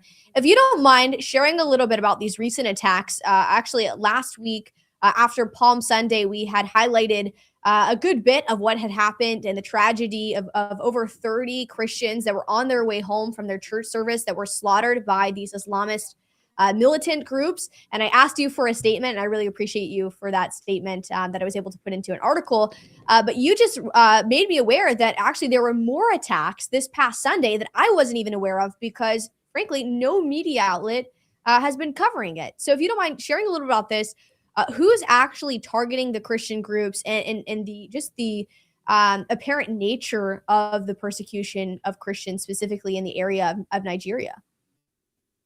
Yeah, absolutely. And it's interesting, like you said, not many news outlets really are covering this, and that's a little bit by design, because basically for news to get out in Nigeria, there's the way that it happens is the government officials have to go and call for a press conference. And of course, the government officials are either Muslim, or a lot of times they're Christians. Well, I shouldn't say a lot of times. Sometimes they're Christians, but they're fearing for their lives, or they're people who are compromised and corrupt that are in this. And so a lot of times they want to cover it up. So a lot of times they don't even call for a press conference. And then when they do, it ends up going to Al Jazeera is where it ends up going out, and of course sanitized. So it's not talking about Islamists that are going and attacking. It's a lot of times called farmer-herder conflicts or tribal conflicts, or they tried to push this a few years ago. I think it's died down quite a bit, but climate change makes people kill people. Apparently over there in Nigeria is what they try to say.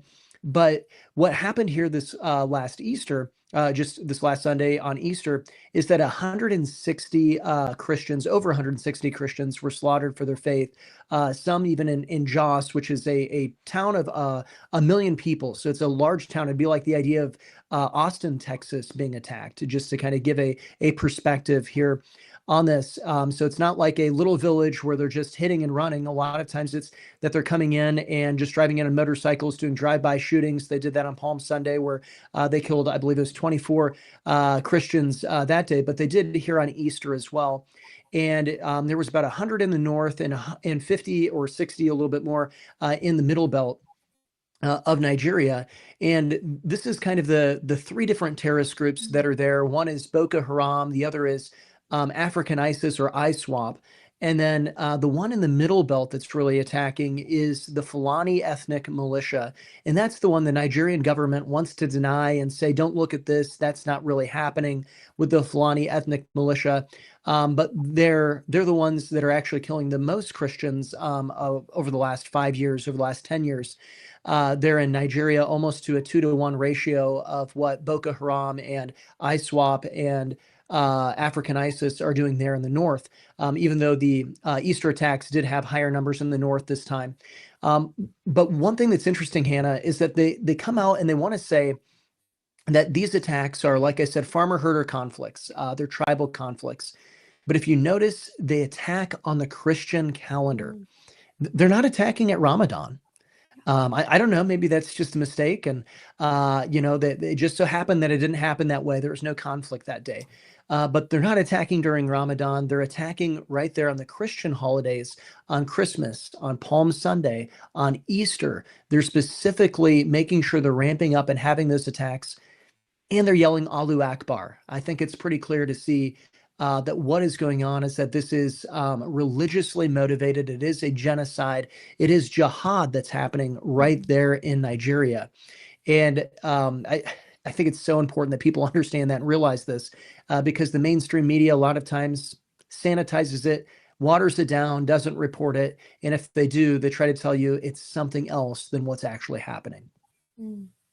Well, it is really scary, and I'll hear people say, "Well, I don't see the media covering that, so maybe it isn't happening." And it's like, come on, they didn't cover a lot of things over the last decade. I mean, I'm 18, but even whenever COVID-19, we saw this global pandemic and the amount of misinformation that was being put out, the amount of things that they failed to report, the deaths of those who were taking the COVID shot. I know this is a total different subject, but it's like if you wouldn't trust the media then why should we trust them with half of the issues now that we're seeing and the things that they fail to report? And it gives you this inclination that why wouldn't they cover attacks on Christians and believers in Christ specifically happening in Nigeria? And it's because it's not their agenda. That's not their narrative. That's not what they want to push. They don't care about the truth. And they for sure do not care about protecting and bringing light to persecuted Christians across the globe.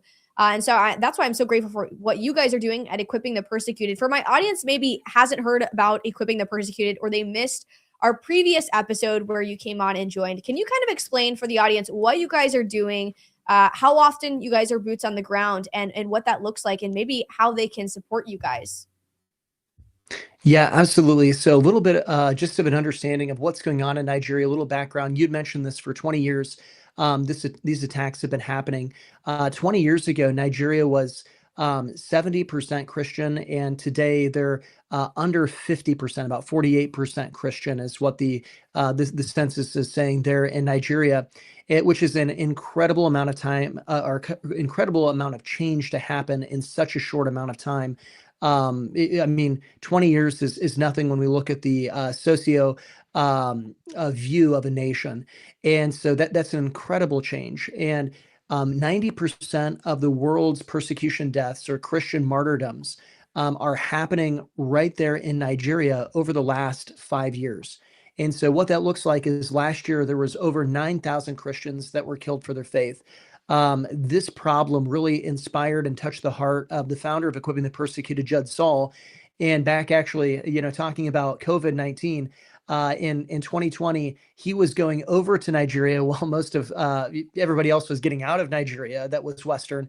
He was actually going there to go and to actually help the persecuted Christians. And so we started off as a rapid response ministry to these attacks. And we have a team on the ground of about 200 people, 200 Nigerians, and we respond to these attacks within 24 to 48 hours.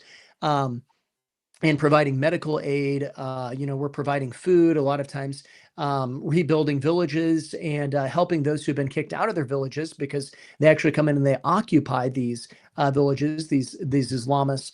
But also looking at this, that once we started doing this, we realized there's other needs. So equipping the persecuted, we have really a broad spectrum of ministry where we're taking care of over 1,000 widows a month. We have an orphanage. We have 2 schools that work with about 600 children there in Nigeria that are IDP or internally displaced persons, internal refugees.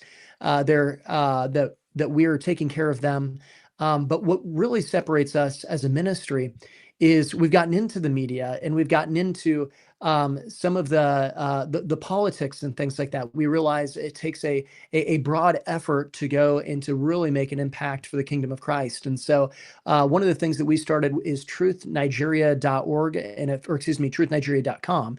And if people want to keep up on what's going on in Nigeria, we found about 20 of the most troublemaking, brave Christian independent journalists in Nigeria, and they're actually on the ground finding the information, interviewing those who are family members who've either had family members die or family members that have been kidnapped, and they're going and really putting pressure because they have an outlet now for people to see what's happening. We actually saw a couple months ago where there was a mass kidnapping. It was over 100 people that were kidnapped, and the Nigerian government denied it. And then we came out with actually the names of the people who were kidnapped, and within 12 hours, they had to go in to say, actually, there was a kidnapping that happened. So we're making progress in that way, is putting pressure that way. But you can find out more on that at truthnigeria.com. And then you can directly support our mission by going to equippingthepersecuted.org. Once again, that's equippingthepersecuted.org. And we're truly boots on the ground. A lot of times people are awareness ministries. We're an action ministry. Everybody on our team, except for our secretary, she hasn't made it over there to Nigeria yet, but everybody on our team in the United States goes to Nigeria. We go a few times a year, or at least I go a few times a year. Our founder and some others go more often than that. But we have a team that's on the ground of Nigerians, of 200 people, so we're always on the ground working. Well, I actually messaged Jalen, Pastor Judd Saul's daughter. I said, you know what, next time you guys go, I'd love to see if I could come with you. I know she just got engaged. I saw her at the NRB conference. I'm hoping maybe in the next few months or maybe next couple years, I can make a trip down there if it is feasible and obviously safe to do so. But I'm very grateful for all the work you guys are doing. And you guys just launched a map. I saw this at NRB. I interviewed Jalen kind of explaining the map. It remind me what it's exactly called. It's like a terrorist targeting map. Yeah, so it's Nigeria Terrorist Target Map. And so nttmap.org is where you can go and find that. Once again, it's nttmap.org. And this actually tracks all of the terrorist attacks over the last 5 years in Nigeria. And you can go and click on it. It's a pinpoint map, so you can click on it and you can refine it, whatnot, and you can see who's doing the killings. You can click on them, and it tells you where it is, how many people died, who attacked, what happened, just a brief description of that. And so people can actually see what's happening in Nigeria. And to be honest, it's quite overwhelming when you go and check it out because it's kind of unfathomable to see what it is. You can actually switch over to a heat sensor mode, and I kind of look at that, and I've told people, I said, it's not really useful for data on the heat sensor mode. It's very useful on the pin because all of Nigeria is just basically, white heat. It's just as hot as it could possibly be. But that's the point. Nigeria is the most dangerous place to be and to live as a Christian. Absolutely. Well, last time I had you on the show, you mentioned this off air after we had finished recording, and that is the topic of the life issue. And I know this is a little bit on a different scale when it comes to the persecution of Christians in Nigeria, but we see an apparent just an attack on the most vulnerable, on the most defenseless, and that's the unborn. That's babies in their mother's womb. And I live in Tennessee. We've had a huge push for equal protection with HB 570 with the Foundation to Abolish Abortion. Unfortunately, we didn't even get to hear the bill because we have too many cowardice Republicans in the state of Tennessee.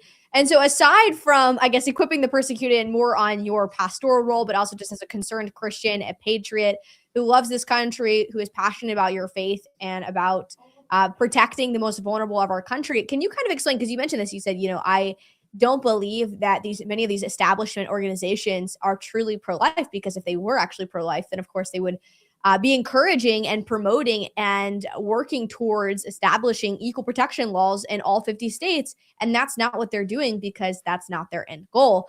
So if you don't mind kind of explaining your position on this, we didn't I don't think we got very much in depth into this. You kind of just briefly went over it.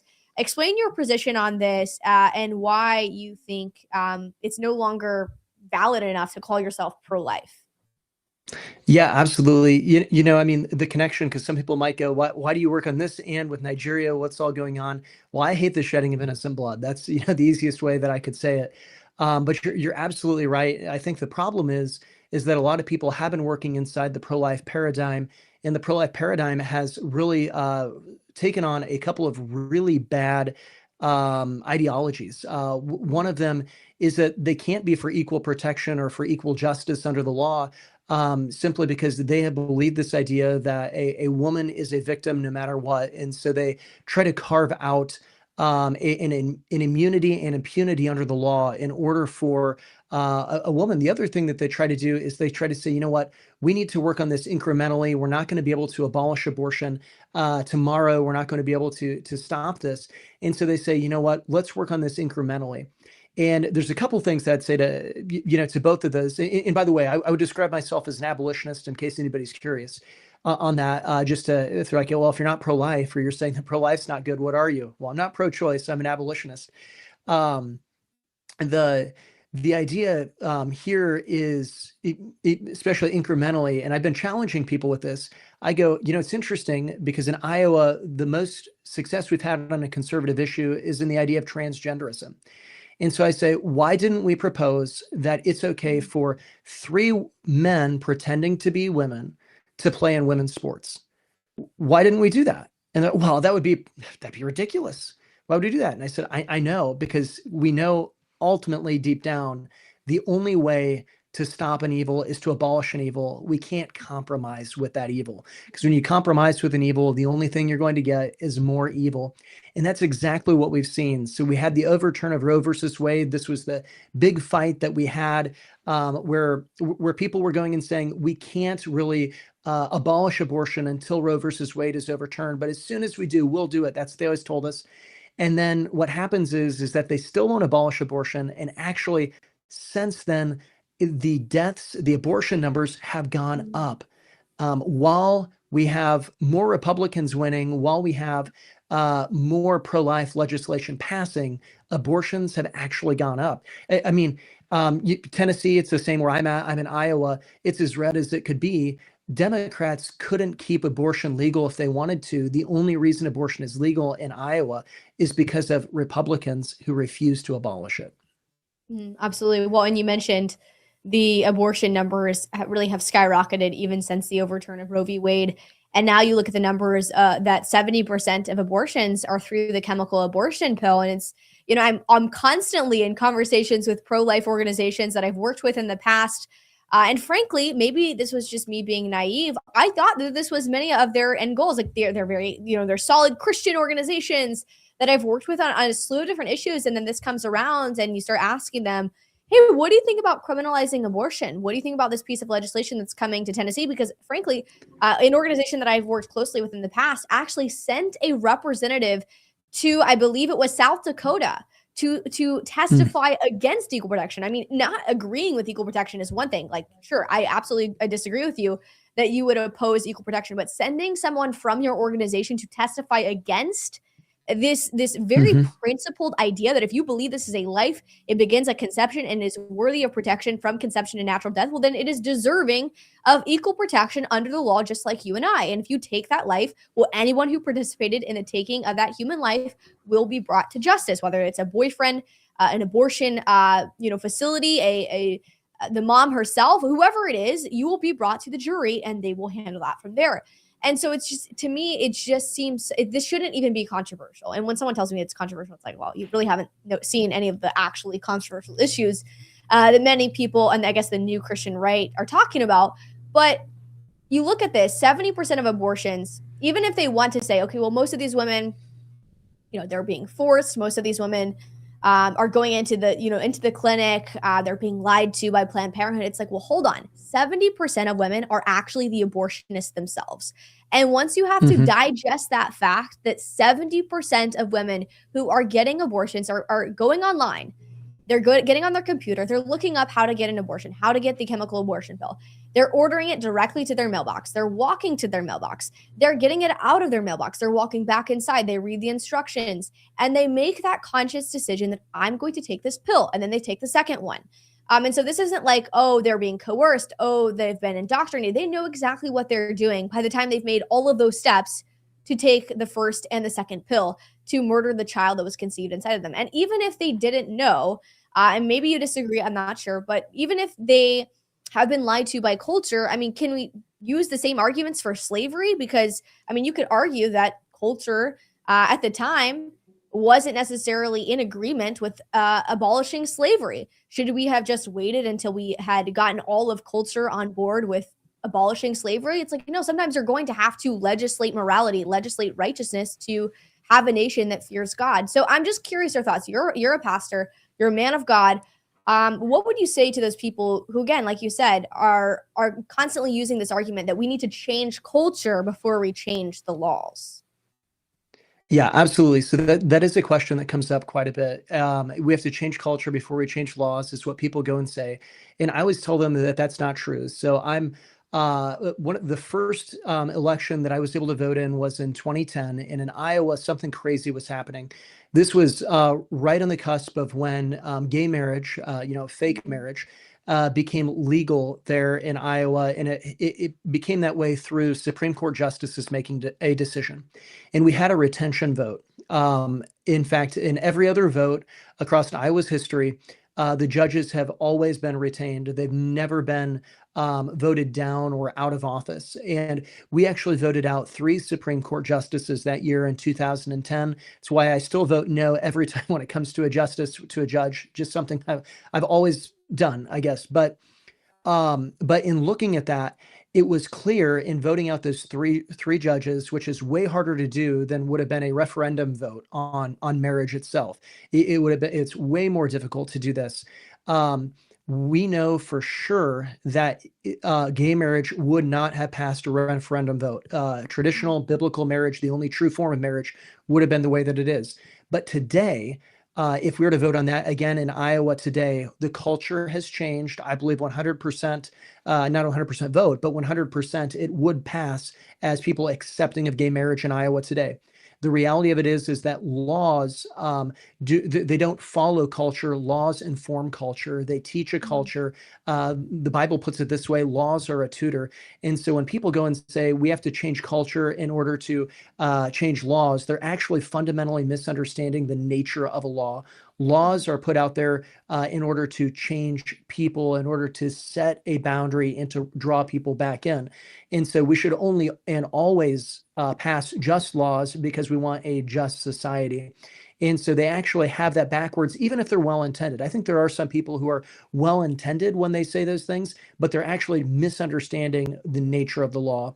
And so I would say that history would show us that actually in order to change the culture, we need the laws to change, not the other way around. Absolutely. Well, and I'm just curious, where you see this headed, because so many people that I talk to will say, oh, well, I actually support equal protection. I'm 100% on board with it. But is it actually possible? Are we actually going to get what we desire? Is it profitable for me to show up to my state capitol and to advocate for this piece of legislation when we can't even get it heard to begin with? So what would you say to that Christian who's watching this and maybe would find themselves in support of equal protection and support of criminalizing abortion, but just doesn't think that it's possible in the end? Yeah, let me answer in kind of a couple different categories. So the first one is the internal category of, I would say, the Republican Party, the conservative, or the new Christian right, or whatever, however tent you kind of want to look at this is abolition is inevitable. Those who are still promoting pro-life policies and pro-lifism is actually going to die out. There's no doubt. The new Christian right, those who are younger, who are coming on, and those who are coming in, we know abortion is murder. It's obvious to everybody, and because it's murder, we know that we ought to treat it that way. And so if it's winning that we're looking at, the only place to really coalesce around is on abolitionism.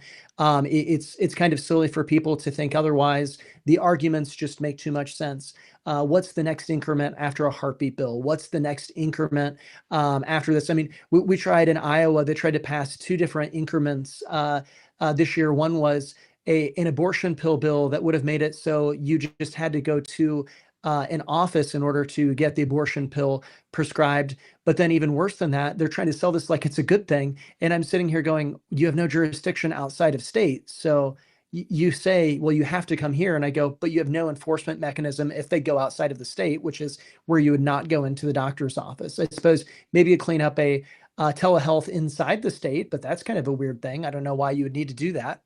And then the other increment that they tried was a life at conception with all of these exceptions. Like it was exception, exception, exception, exception, exception. And I mean, it doesn't really criminalize anything. And I'm going, well, either abortion is murder or it's not. And so inevitably on the internal, inside the conservative Republican camp, however you want to draw that line, abolition is inevitable.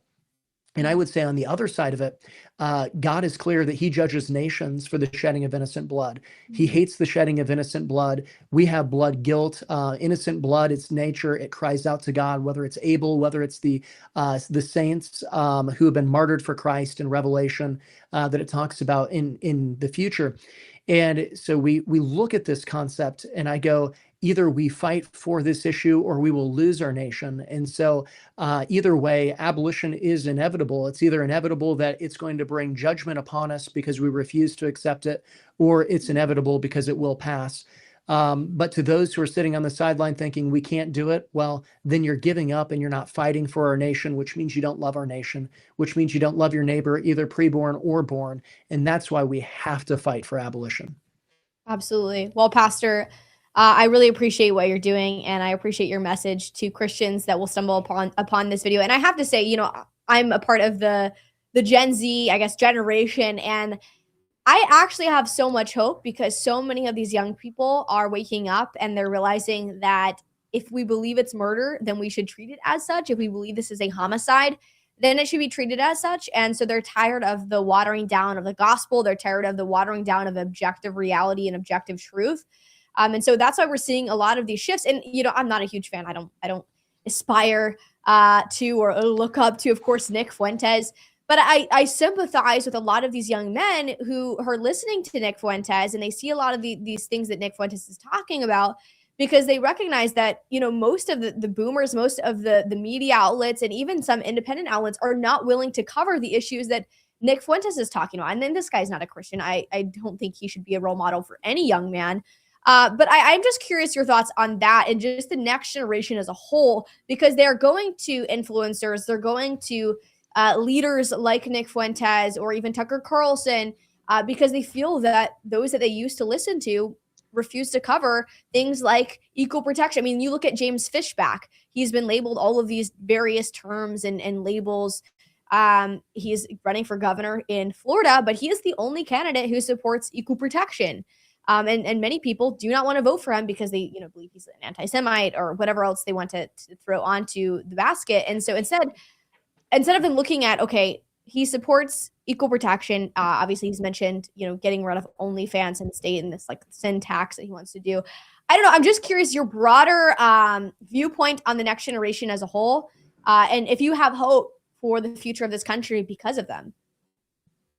Yeah, I think he brings something up that's very important, and that is there is hope in the next generation because they are much more conservative. They are caring about these things. And I think that what we're seeing is essentially from the older generations, a complete lack of leadership.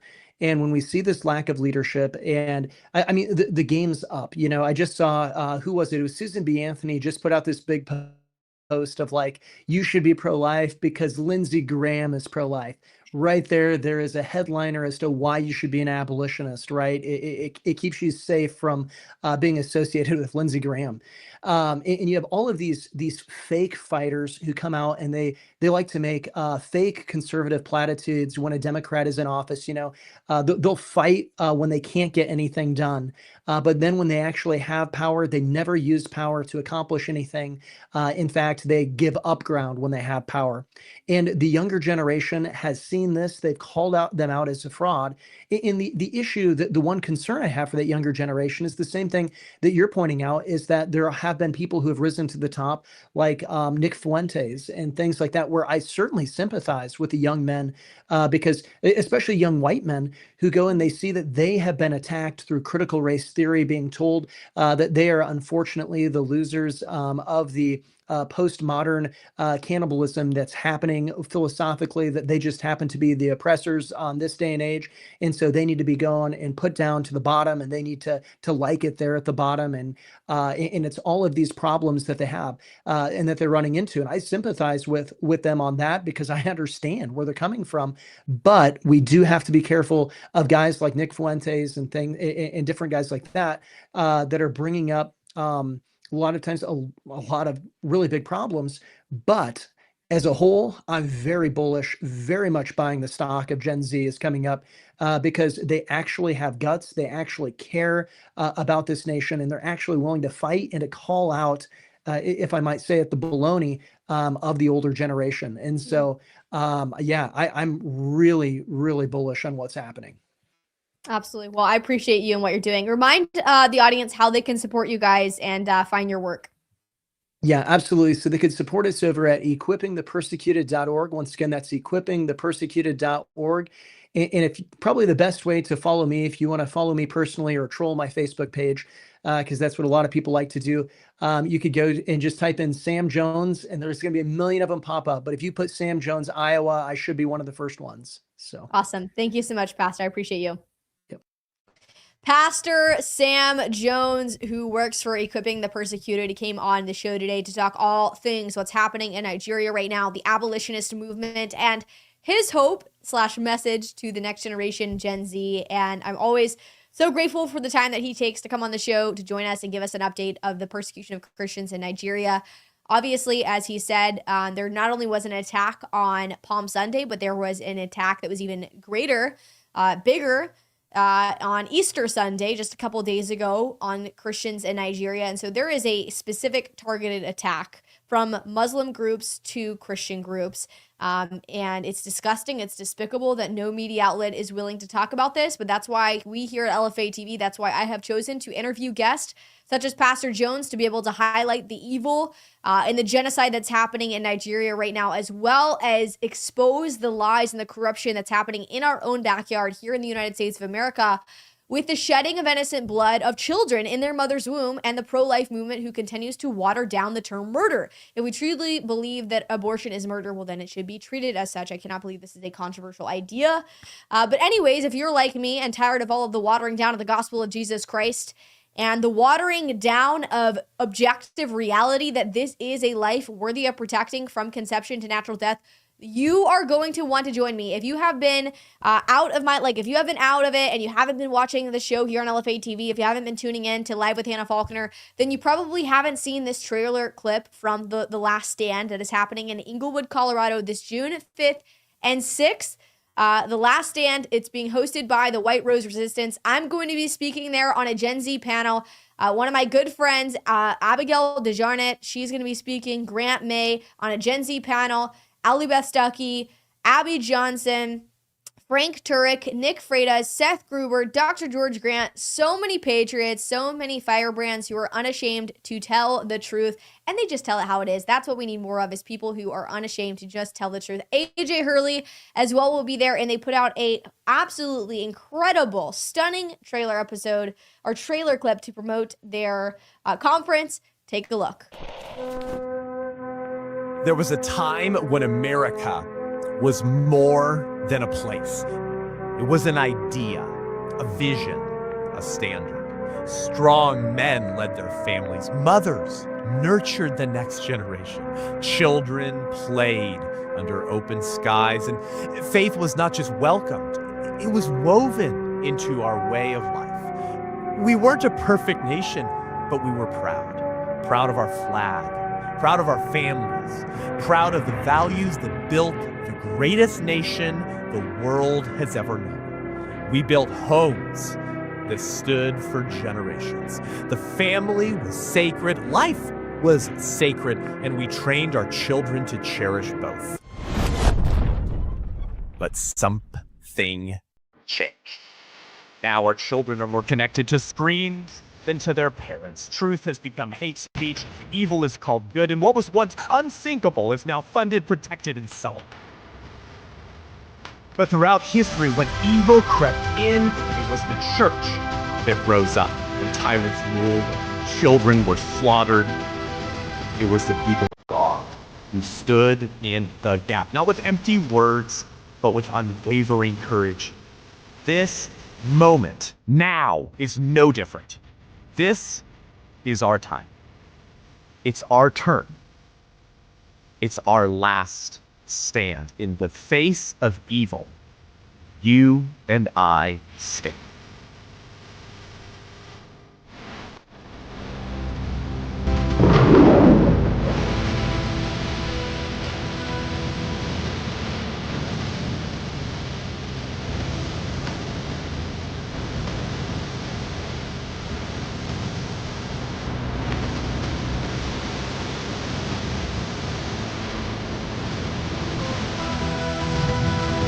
The Last Stand, Inglewood, Colorado. I would love to see so many of you Patriots out there at this event. If you are in the Inglewood, Colorado area, you're definitely not going to want to miss out on this incredible event. I'm excited to be there. I actually haven't ever been to the Last Stand conference. I meant to make it last year, but I never got the chance. So I'm hoping to make it out this year. We'll see what happens. I'll be there speaking. Actually, I don't hope to make it out unless something major changes, but I will be there as of now, and I hope to see so many of you guys at the event as well. Of course, Pastor Sam and I'm trying to see what you guys are saying in the chat. I cannot, for some odd, the chat is not loading for me.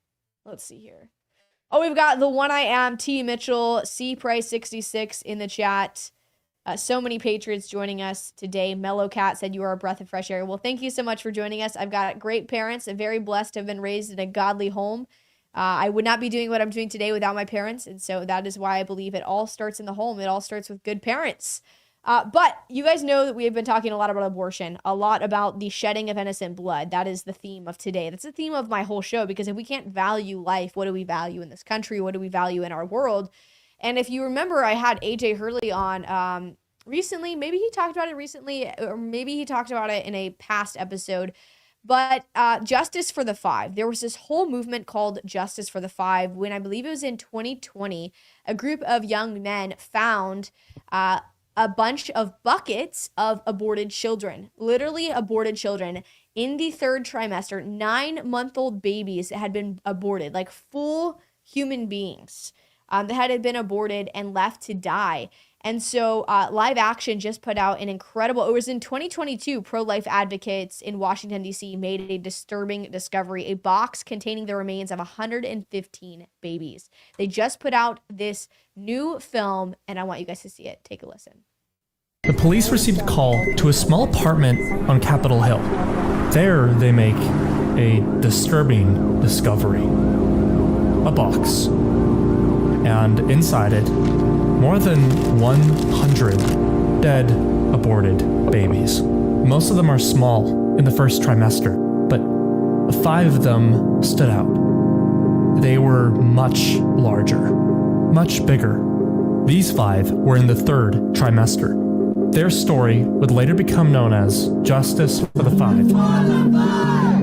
Pro-life activists believe the fetuses were aborted illegally and want some answers. If we don't get to the bottom of this, it's just going to continue, and more innocent babies are going to be very brutally dismembered and killed, and no one deserves that. But the babies would never get autopsied. It's pretty simple, and it should be a simple request. The request for investigation into the cause of death of 5 fetuses that were recovered from a D.C. home about a week ago. Their bodies were taken by the authorities, and the case disappeared. I did reach out to them and was told they cannot confirm, deny, or comment on any investigation or possible investigation.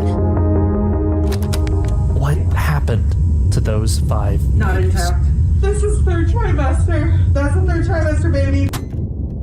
All right, I'm now in DC and my face is so cold that I can barely speak right now. I'm on my way to an abortion clinic called Washington Surgery Center, where one of the biggest abortion crimes was recently uncovered just a few years ago. This was called Justice for the 5, and it brought out a lot of outrage in the pro-life movement, especially because the evidence was filmed. Now what happened was there was a pro-life outreach group, and one day they saw that there was a medical truck going in and loading boxes from this abortion clinic. They walk up to the truck driver as he's loading boxes in. They told him, hey, by the way, there might be aborted fetuses in these boxes.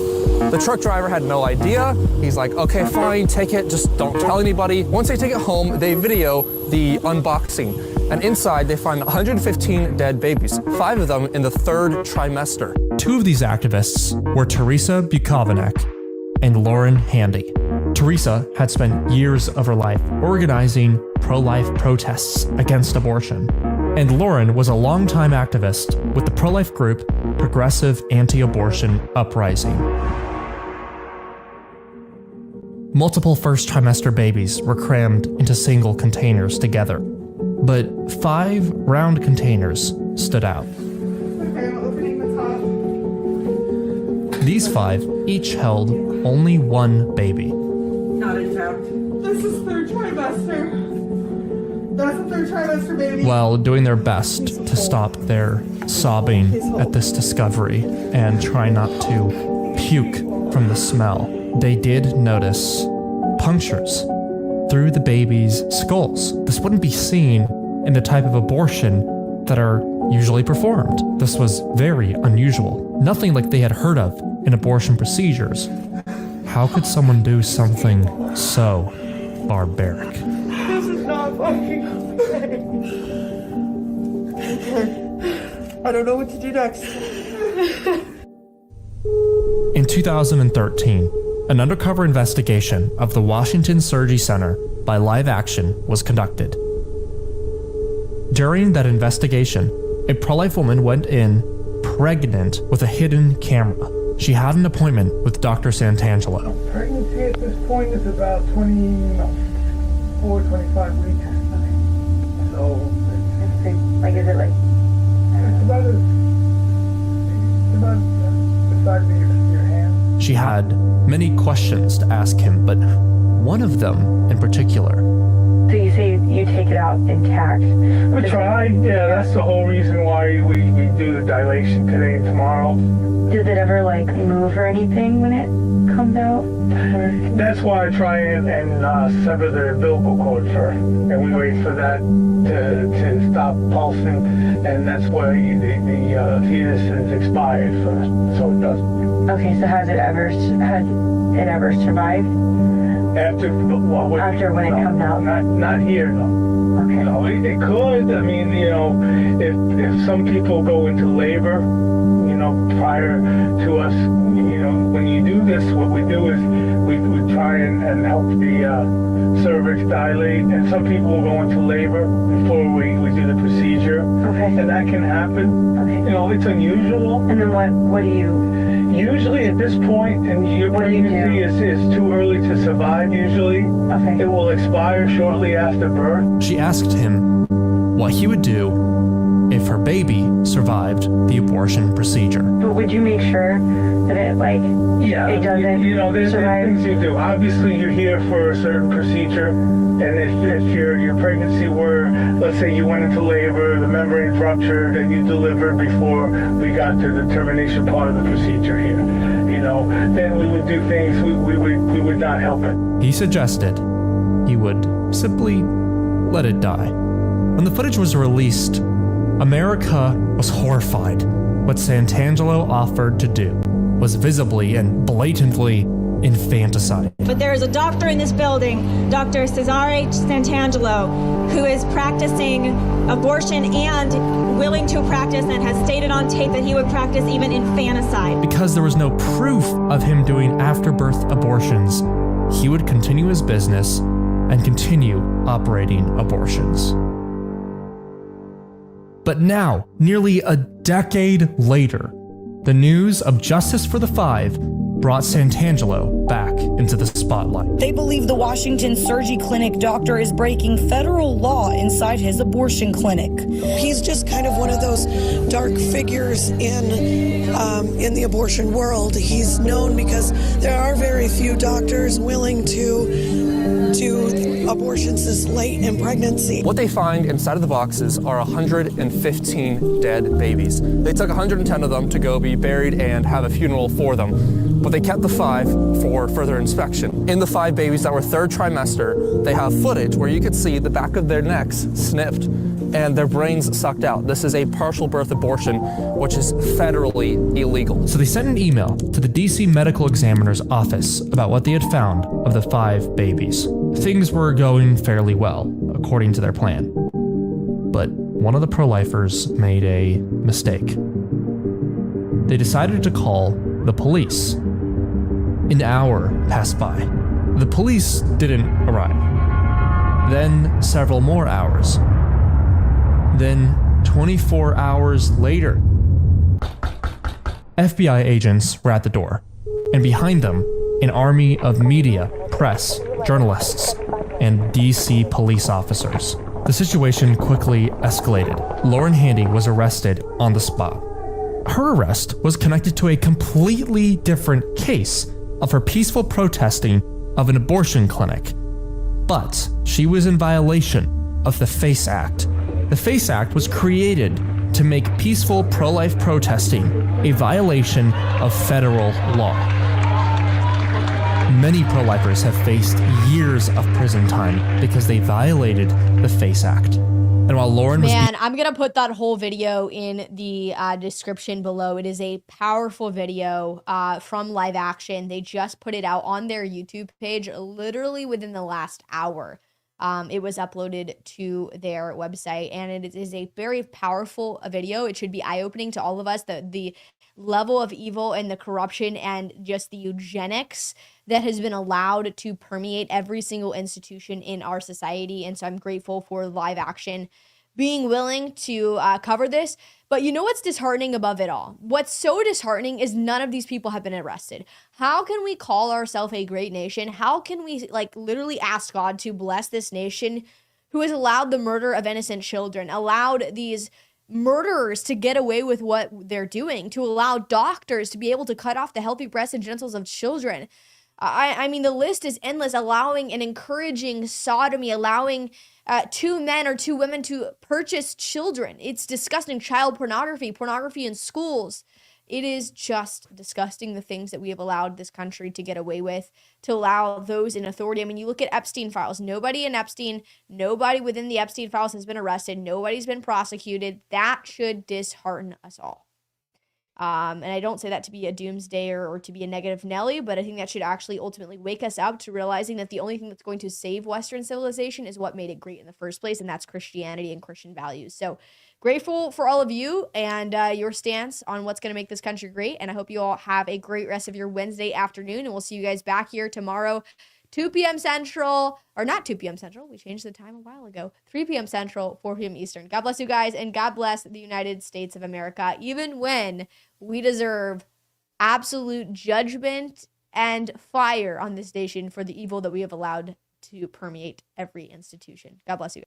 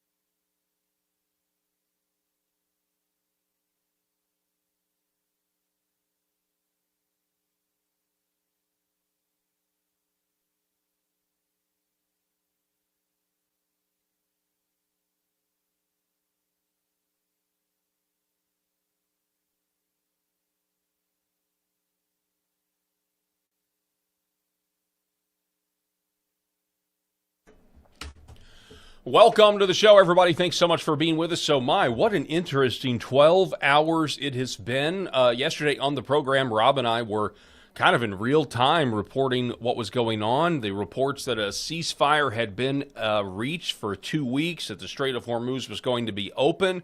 As a matter of fact, at 6 a.m. this morning, the White House was putting out on Truth Social and X, hey, this is a great day for world peace. And then something happened. We're going to talk about what it was. A combination, I think, of maybe getting your wires crossed or maybe just not wanting the war to be over. Israel bombing Lebanon in a huge way, massive attack on Lebanon. Iran not liking that, obviously. The vice president says that he believes, according to the report I just read, that he believes that Iran thought that Lebanon was a part of the ceasefire agreement, meaning the hostilities would stop there. That obviously was not the case, although you have the Pakistani prime minister's tweet saying yesterday, when he announced the ceasefire, that Lebanon was included.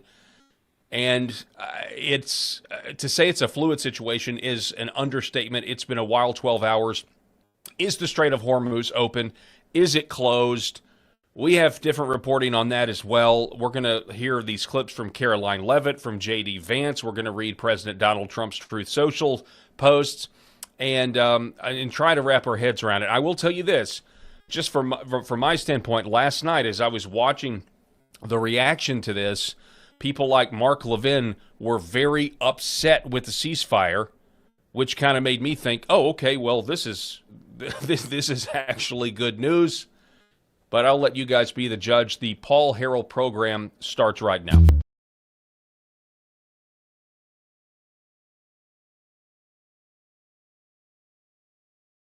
The Paul Herrell program. Okay, as always, we want you to like, share, and subscribe to this channel. We're broadcasting live here on LFA TV, as well as other platforms. If you're watching on my YouTube channel, please like, share, and subscribe to that channel. We would very much appreciate it. And I'm joined for the first time this week. We've got Mr. Eric Haynes is back with us. Eric, welcome, sir. Great to be part of the program. As always, it's great to have you.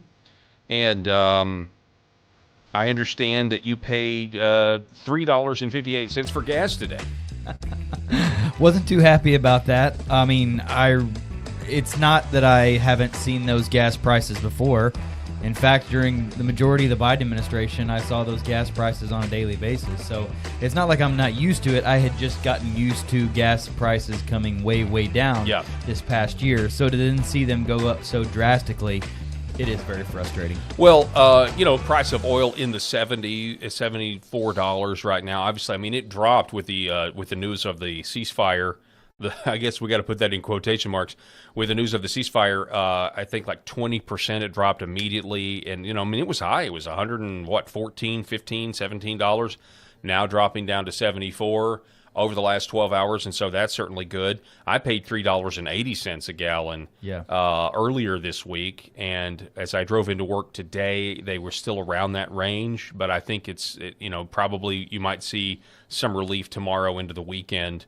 With prices kind of coming back down. But who knows, because, we don't know what the markets are going to do tomorrow as things settle in here. I say this all the time. I hope that all the Billy Bob Thornton types from Landman are out there doing their job successfully, and that they're hopefully doing things in an effort to get our gas prices down to where they're more affordable. Because it's not just what affects your and my pocketbook for when we swipe our card for the gas that goes in our tanks.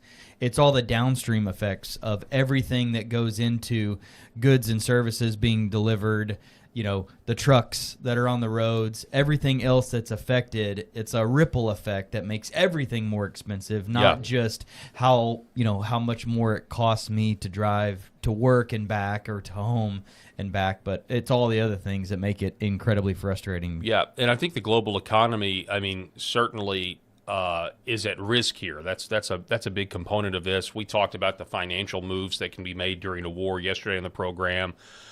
And even if the hostilities ceased right now, 100%, and everything was fine and the Strait were open, you still have a while for the markets to recover. I mean, the markets may recover, but for the practical effects on the ground, it could take a while. You know, it could take it. We've been bombing for a month. It could take a whole another month or even more to try to, you know, get back on track to where things were. I know to where the, you know, America First people want to be is to actually see a recovery, trying to recover from all of the Biden inflation and everything else. And on that, you'll see in my lower third, brisket prices are too high. That's kind of one of my big pet peeves as a aspiring pit master. Brisket prices are too high, just like that New York City mayoral candidate from a long time ago, where he was like, "The rent is too high."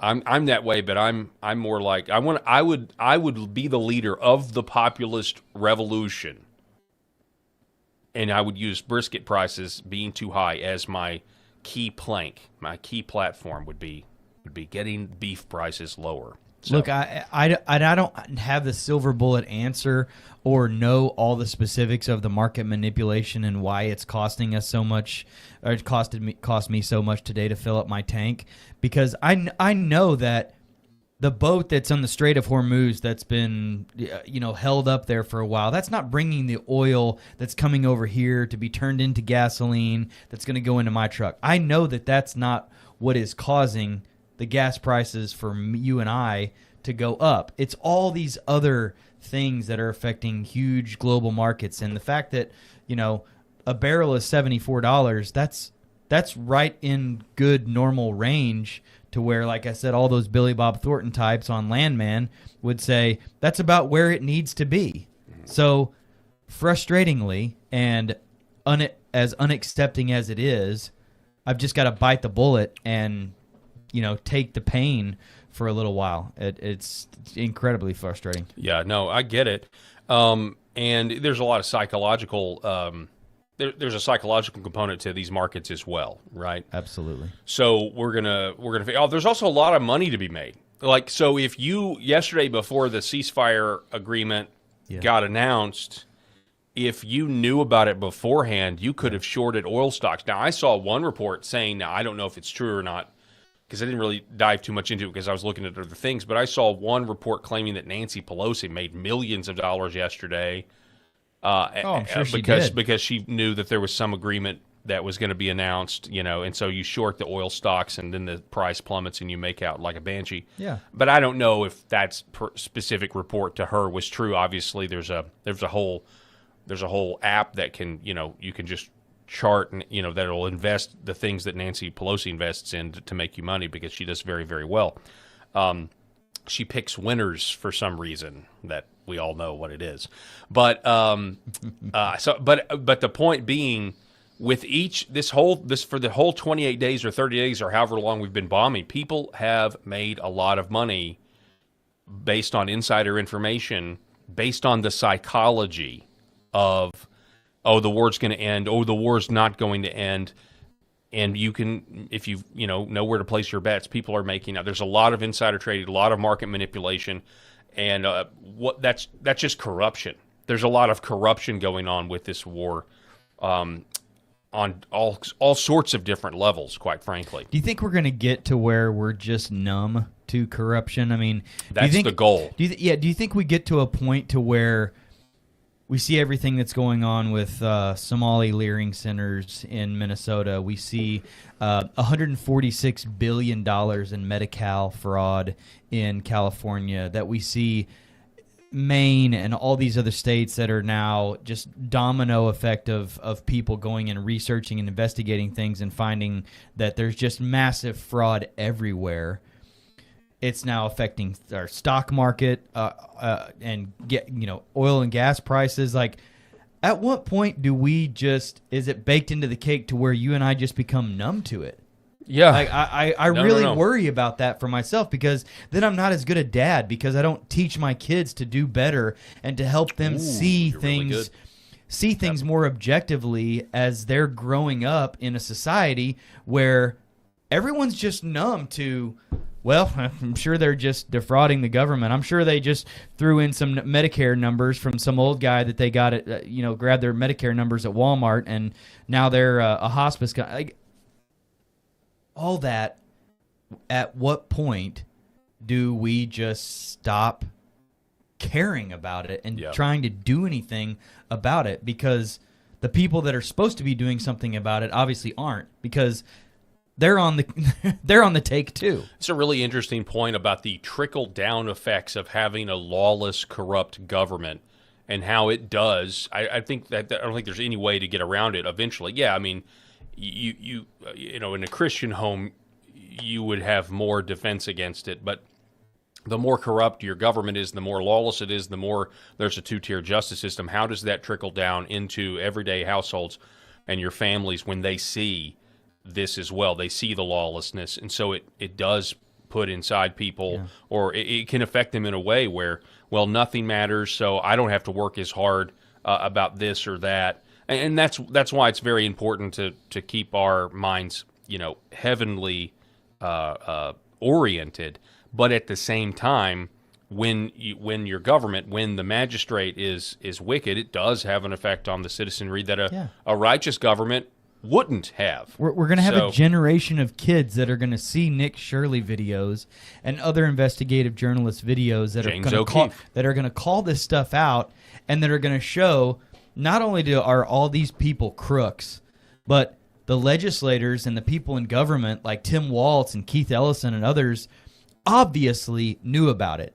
And they're going to go before a Senate hearing or a House hearing committee where there should be some accountability. And instead, they're just going to sit there and say, oh, well, I didn't know what was going on. I mean, we're trying. We're trying. And the kids are going to be like, well, why aren't you being marched off in cuffs? Yeah. Man. And it's a massive demoralization effort. Totally. When people are just going to... No, it's good. People are going to black pill, or people are going to give up, and that's not what needs to happen. No. Then the other side of the coin is, if it continues the way it's going, you're going to have some sort of revolution. You're either going to have complete, total communism, or you're going to have some sort of revolution if, and we've talked about this before, the system doesn't work. And honestly, what's going on in the Middle East is a direct result of that, because we highlighted on the show a few days ago, the H-1B scam. I know you were listening. That was on Monday. Huge. We've got more on that as well from Tyler Oliveira. And that was incredible. He's got even more, because they're doing the same scams that Somalis are doing and that are going on in California. And, you know, we're focusing all of this attention on the Middle East once again, which for people our age and younger has essentially been the geopolitical status quo. And people are sick of it. They are sick and tired of it. And that is why when, you know, you get this ceasefire, and according to J.D. Vance, Iran thinks Lebanon's included. Israel immediately came out and said, the ceasefire is fine, but Lebanon is not included, and then proceeded to bomb civilians. And I want you to keep in mind this. And so people, like, if you're looking at the polls here, the younger generation is seeing this, and they've had enough. But from a Christian standpoint, how many of you out there know that Lebanon is 20, 30% Christian? Around 2 million people in Lebanon are Christians. Most people don't know that. Most people just assume, oh, well, they're Muslim, and so we don't have to care about them. But there are Christians in Iran. There are Christians in Lebanon. And so as a Christian, I mean, I care about all life, but I'll be biased and say I specifically don't want Christian civilians, you know, to be killed. I don't want that. And so it was almost like, and it was a massive attack. It was the one thing that it was almost like, okay, we're going to test this ceasefire. You know, we're going to test it. We're not just going to continue bombing Lebanon. And I know Iran was also bombing Tel Aviv, right? Within 2 hours. Past the time. Now, the report I heard said it hadn't gone into effect yet. And, this happened, I don't know what it was. This happened the last time. It's happened with Russia and Ukraine, and I think it's happened, however, I can't even remember, but, you know, obviously this is Israel-Iran thing has gone on, where it's like you announce a ceasefire, and it's going to start at this date, and so everybody just starts bombing everybody until the time gets there, right? You know, this get it all Gettysburg, out. Though. Right. Those guys knew before they sent the intercontinental ballistic missiles. But I'm just saying, to your point, I'm really glad that you brought it up about the corruption and about what's going on in our country and about the lack of accountability. And you look at the people that voted for President Trump who are under 40, and you look at the polls there, and people are disgusted with what's going on. They are disgusted. That does not mean that they are pro-Muslim, they're pro, Iranian ayatollahs or anything else. it just means that while we're told that this is the most important thing right now, while our own country, we still have so much work to do, especially if we don't want to become full communists if and when the Democrats get back in power. There's a lot that hasn't been codified, but there's a lot of people that have not been prosecuted for their crimes. And I know you and I have talked about that a lot, and it's like, well, who knows? But to your point, I thought that's a very good point. How does this affect families? And when you're raising your kids in an environment where your dad, you're trying to tell them, hey, there's good, there's evil. You are accountable for what you do, and that's true. And we're all ultimately accountable before the throne of God. But it does get more difficult if you have a government that is so corrupt that there are two tiers of justice. And it's not even just for people like James Comey and Clapper. If you are an H-1B immigrant, you get special treatment. If you're a Somali, you get generational wealth in a business to try to fit some sort of woke Karen's worldview of what they want the world to be. That, hey, third worlders can come here and open businesses and be a success. Actually, there are maybe exceptions to that, but for the most part, no, they can't unless Tim Walz gives them special treatment. Right. Yeah. And for doing nothing, for not even doing the business that they're supposed to be doing. Anyway, I digress. Let's get into it. Okay. This is from, so this was this morning, the Daily Mail headline. I'm going to throw this up there. Trump declares Strait of Hormuz joint venture with Iran as Tehran's toll booth is set to rake in $1 million per ship. It's a beautiful thing. End quote. This was this morning. This was published at basically 9 o'clock Eastern time. And then, let's see, by 11:23 Eastern time, we had this. Iran halts ships in Strait of Hormuz and issues new demand as Trump's crumbling ceasefire faces furious Republican backlash. Now, the Republican backlash in there would be from people like Lindsey Graham. It would be from people like Mark Levin, who were, I watched Mark Levin last night, and they were upset. They were comparing the ceasefire to Peace in Our Time and Chamberlain, right? Because everything's got to be framed in a World War II context. That's what they were comparing it to, that this is a Chamberlain move. You had people like Laura Loomer on X who were upset that... and I don't know what the tweet said. I'm paraphrasing something like, Trump sold us out or something. And I even talked to a guy earlier today who's in the kind of the upper Gen X generation. First thing out of his mouth was, "Man, I'm disappointed with President Trump for the first time." And I'm like, "Well, man, I'm not at all." Like I was like, I've been screaming off ramp, find an off ramp because. And I'm not smarter. I'm certainly not a general. I certainly didn't have the courage to go in the military, but. There are a few things that I look at with Iran, and there is no way to take over that country by just bombing them, unless you're going to nuke them, which was crossing the Rubicon. You're not going to take over the country by just bombing them. I mean, you can send them back to the Stone Age, sure. You can bomb power plants, you can bomb bridges, you can do all of that. Then it could descend into sectarian civil war, and then the Strait won't be secure because there's not going to be somebody in Iran that can tell them to secure it. Yeah. It's a very difficult thing. The only way you do it without a nuke is to send in 200,000 troops that are going to have a battle. I'm not saying they can't do it, but it's going to cost American lives.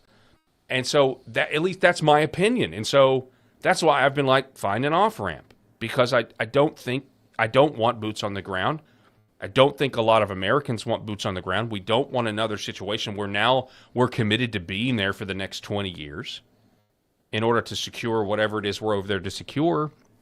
And so that's why I've been like, find an off-ramp. And looks like the off-ramp that we thought we had is a lot easier said than done because, according to these reports,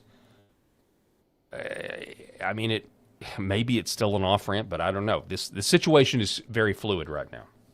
Yeah. Here's a question for you. Yeah, you go for it.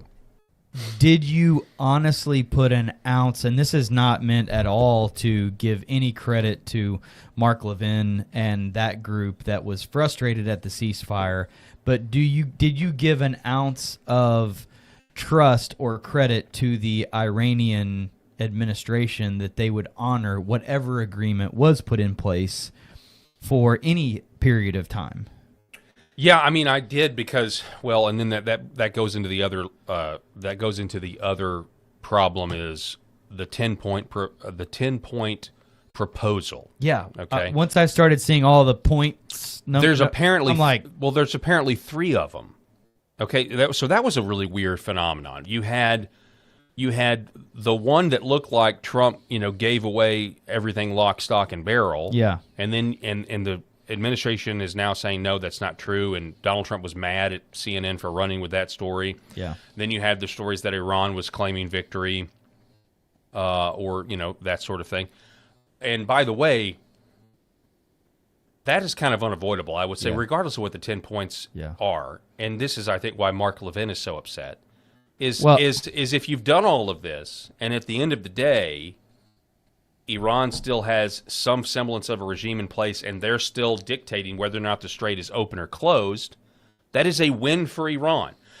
And according to the New York Times, believe it or not, I mean, you can take it with a grain of salt. According to the New York Times, Rubio, Vance, and even the CIA director Ratcliffe advised against this because of this very idea that unless you go in there and you send thousands and thousands of troops it'll cost the lives of American soldiers to actually do it, you are always going to end up in this stalemate, and it very much is it appears to be a stalemate. And maybe I'm wrong. Maybe there's some next generation tech out there I don't know about that we're going to use. CIA apparently can find a pilot based on their heartbeat, which is crazy. That's a story that's out there.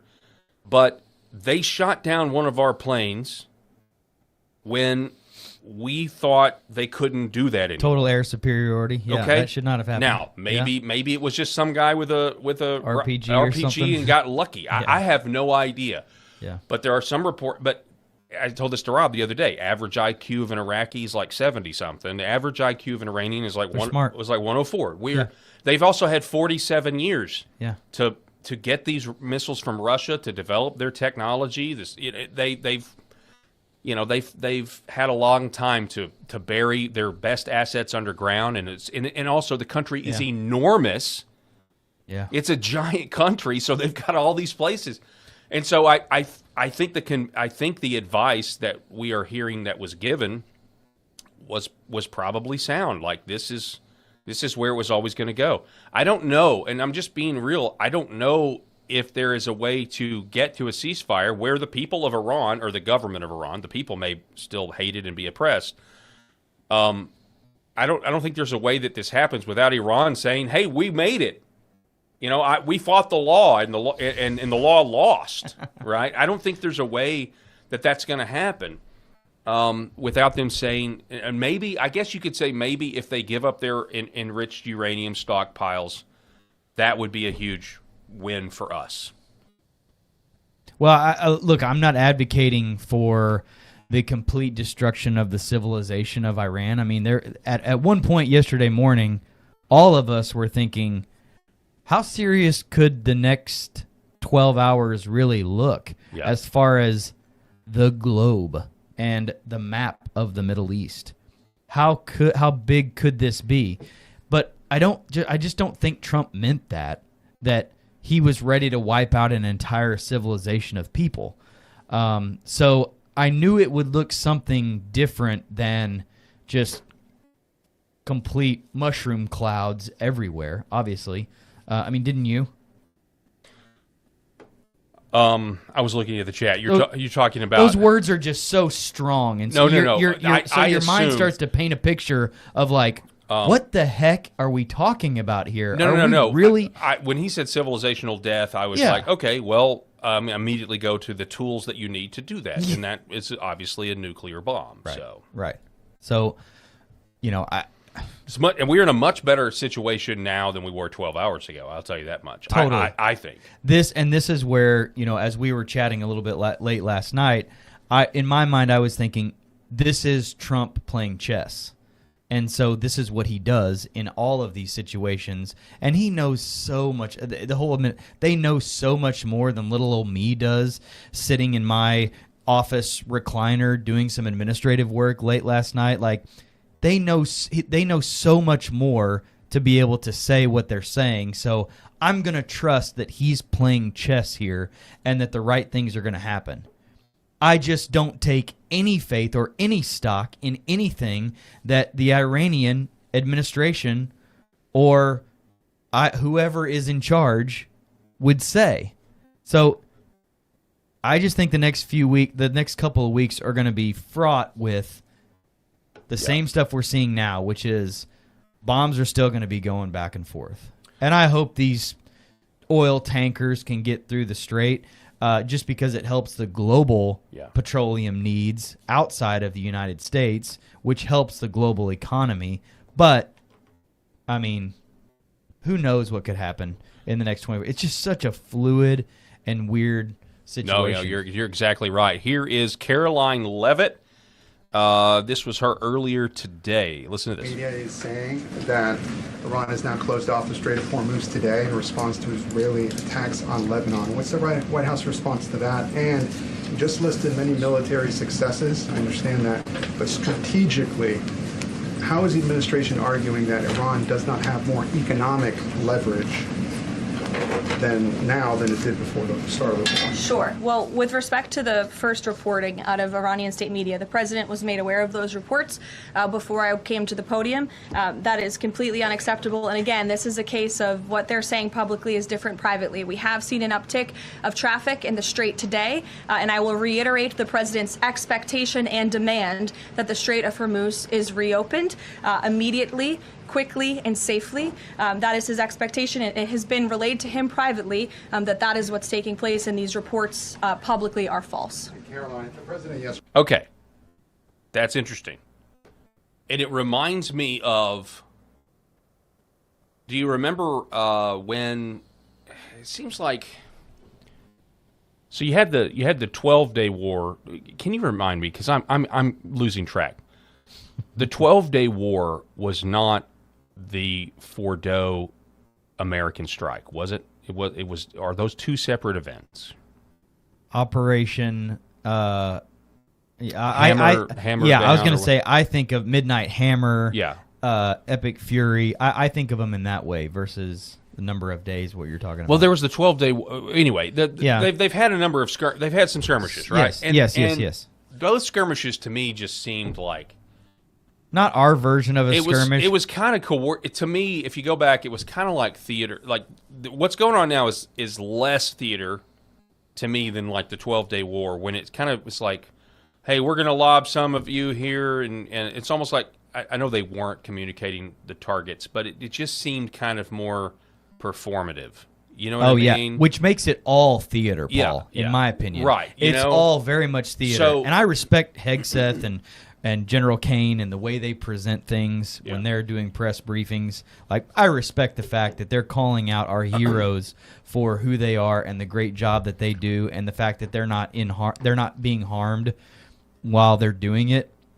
Great. Take a pat on the back and a victory lap and a trophy for how awesome we are at taking out their ships, their Air Force.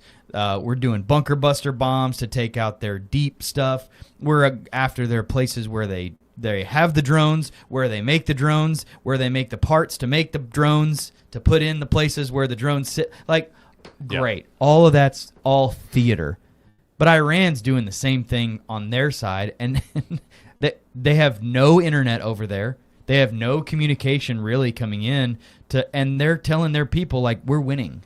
So it's think about the theater that it is. It's like kabuki. It's what nuts. I meant was it seemed like in these earlier skirmishes that people were telegraphing, Iran's got to do this to seem strong, but it was more like, hey, we're gonna throw some bombs over here, kind of letting people know.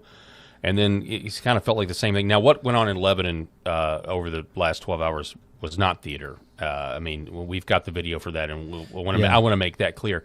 But it'll be interesting. I mean, if what what she says is true, and that what Iran is saying publicly is not what they're saying privately, it kind of is what I'm saying. It feels like we're maybe that's a de-escalating back to the way things were before everything got so intense over the last 30 days. And I could be wrong, and I could be way too much of an optimist here, but it's just an observation. The people that are responsible for flying the sorties, the tens of thousands of sortie missions that are going on, the people that have hands on the buttons, that control the things, that do all the things over there, that's the right things that need to be going on. The theater becomes when jack wagons in front of Caroline Leavitt have to ask a bunch of leading and antagonistic questions about everything that they think is going on, and then reporting things that aren't really going on, but have unnamed sources that think things are going on, just to try to get a reaction and frustration out of the administration. That's the crap that it's like, let these people do their job and then go on. And I guess if Hegseth and General Kane want to come before a microphone and brag a little bit about the great job that we're doing, I'm all for that. Yeah. But it's all this stuff that gets caught in the middle with left-leaning and the Levins of the world and all that stuff that just makes it just salad talk. It's like it reminds me of Kamala or something like that. There's no meaning in it. Now you're all just firing off a bunch of random stuff that now Caroline Leavitt's having to dodge this question and kick off this question and go after CNN for this wrong reporting of this one thing that it's just like, man, let this thing play out. I will say I have Middle East fatigue. I know that much. That's a great way of summarizing everything I just said. Yeah. It's just to the point to where I think the country has Middle East fatigue. Yeah. Because and the other thing is because we are finding out that during all of this, we're also finding out about so many problems that we have here on our own soil that we need to take care of. Exactly. And that are not being taken care of while the focus is on across the world. Yeah. In the Middle East, keeps us from focusing all of our attention on the fraud, the abuse, the waste, all the stuff that Doge should have been able to continue on doing. When's the last time you've heard about the SAVE Act and getting rid of our voter fraud problem in this country? When's the last time you heard about the Epstein files updates? Well, we're not supposed to talk about that anymore. Moving on. Guess what? We're not moving on. Folks aren't. There's no. It's like I know. Especially. But I've told you guys. Especially 40-year-olds and younger. This is still a huge deal. Huge. All right, so Iran plans to require shipping companies to pay transit tolls in Bitcoin for vessels passing the Strait of Hormuz. So this was earlier. I don't even know. This was from Zero Hedge. It probably doesn't even matter anymore. This was President Trump at 11:04 a.m. Numerous agreements, lists, and letters are being sent out by people that have absolutely nothing to do with the USA-Iran negotiation in many cases. So I think this may be more context of what Caroline Leavitt we were just listening to. He says they're total fraudsters, charlatans, and worse. They will be rapidly exposed after our federal investigation is completed. There is only one group of meaningful points that are acceptable to the United States, and we will be discussing them behind closed doors during these negotiations. These are the points that are the basis on which we agreed to a ceasefire. It is something that is reasonable and can easily be dispensed with. It's very much like fake news CNN last night, headlining a source that had no power or authority to write a letter claiming great authority, President Donald J. Trump. We also have this. This was April 8th. This was this morning. So it's 6 a.m. this morning. The United States will work closely with Iran, which we have determined has gone through what will be a very productive regime change. There will be no enrichment of uranium, and the United States will, working with Iran, dig up and remove all of the deeply buried B-2 bombers' nuclear dust. It is now and has been under very exacting satellite surveillance. Nothing has been touched from date of attack. We are and will be talking tariff and sanctions relief with Iran. Many of the 15 points have already been agreed to. Thank you for your attention in this matter. Okay, that was this morning, 6 a.m., before again the headlines that the Strait was now closed because of the Lebanon the Lebanon attacks. Let me refresh Trump's truth here while we're live and see if we've got anything else. Still nothing. Nothing new yet. And these were the attacks. This is just some of the attacks, the destruction. Now, I don't know if you can tell, but those are what appear to be, civilian high-rises in Lebanon. Sorry about that, folks. Just devastation. I think, according to the Associated Press, more than 100 were killed as Israel strikes central Beirut after saying Iran truce doesn't apply there. Then we had this from the BBC. Israel carries out large wave of airstrikes across Lebanon. Al Jazeera, taken with a grain of salt. Iran, 254. Israel kills 254 in Lebanon after U.S.-Iran agree to ceasefire. Now, what's interesting is the Vice President of the United States is leaving Hungary, and while he was on the tarmac there, he was asked about this, and this is what he said. Say a couple things. First of all, I actually think, and there's a lot of bad faith negotiation and a lot of bad faith, propaganda going on. I think this comes from a legitimate misunderstanding. I think the Iranians thought that the ceasefire included Lebanon, and it just didn't. We never made that promise. We never indicated that was going to be the case. What we said is that the ceasefire would be focused on Iran, and the ceasefire would be focused on America's allies, both Israel and the Gulf Arab states. That said, the Israelis, as I understand it, again, I'm supposed to get a fuller report when I get on the plane, have actually offered to be, frankly, to check themselves a little bit in Lebanon because they want to make sure that our negotiation is successful. That's not because that is part of the ceasefire. I think that's the Israelis trying to set us up for success, and we'll, of course, see how that unfolds in the next few days. But, look, if Iran wants to let this negotiation fall apart in a conflict where they were getting hammered over Lebanon, which has nothing to do with them and which the United States never once said was part of the ceasefire, that's ultimately their choice. We think that would be dumb, but that's their choice. Okay. So the vice president saying there that he thinks there was a misunderstanding. Now, what's interesting about that is if you go back and you look at the post by the Prime Minister of Pakistan. Now, remember, the Prime Minister of Pakistan was instrumental, according to reports, right, in negotiating this so-called ceasefire. Well, in his post, this is what he said. This was yesterday, April the 7th. With the greatest humility, I am pleased to announce that the Islamic Republic of Iran and the United States of America, along with their allies, have agreed to an immediate ceasefire everywhere, including Lebanon and elsewhere, effective immediately. So, I mean, I can understand why the Iranians may have thought that Lebanon was in the ceasefire agreement if the Prime Minister of Pakistan says that Lebanon is included in the ceasefire agreement. Now, Israel, basically immediate. I mean, those were the first reports that I saw yesterday was ceasefire's good, but we're not going to include Lebanon. So I honestly don't know, folks. I honestly don't know. Here's a translated message from Benjamin Netanyahu. And Israel is stronger than ever. This is the bottom line of this campaign up until now. Let me say, there are still additional objectives for us to achieve, and we will achieve them, either by agreement or by resumption of the fighting. We are ready to resume the fighting at any moment. Our finger is on the trigger. As you know, 2-week ceasefire has been announced between the U.S.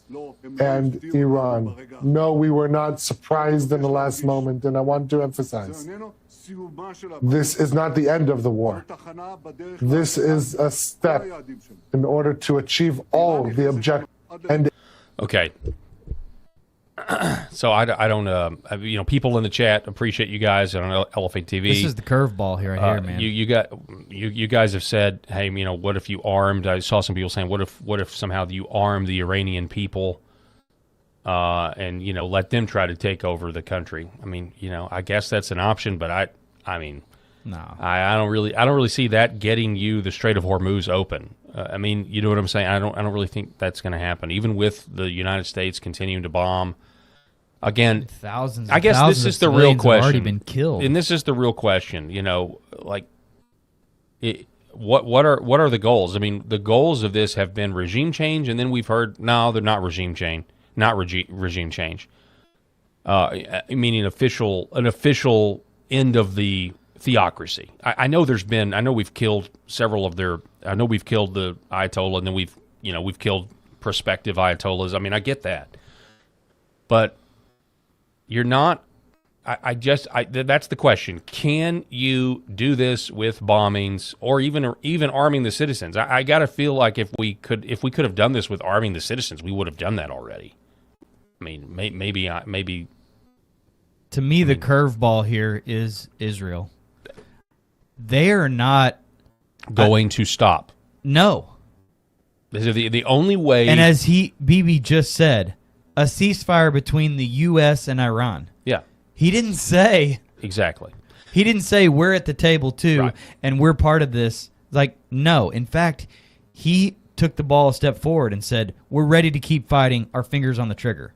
Like, yeah, and within 2 hours, when you saw that ballistic missile coming over with cluster bombs coming over to Tel Aviv, I immediately saw that, and it was just like, well, look, this is not going to stop. This is not a ceasefire. Right. We can take a victory lap as if we tried to negotiate something great. And yes, we appreciate you trying, President Trump, but Israel is not playing.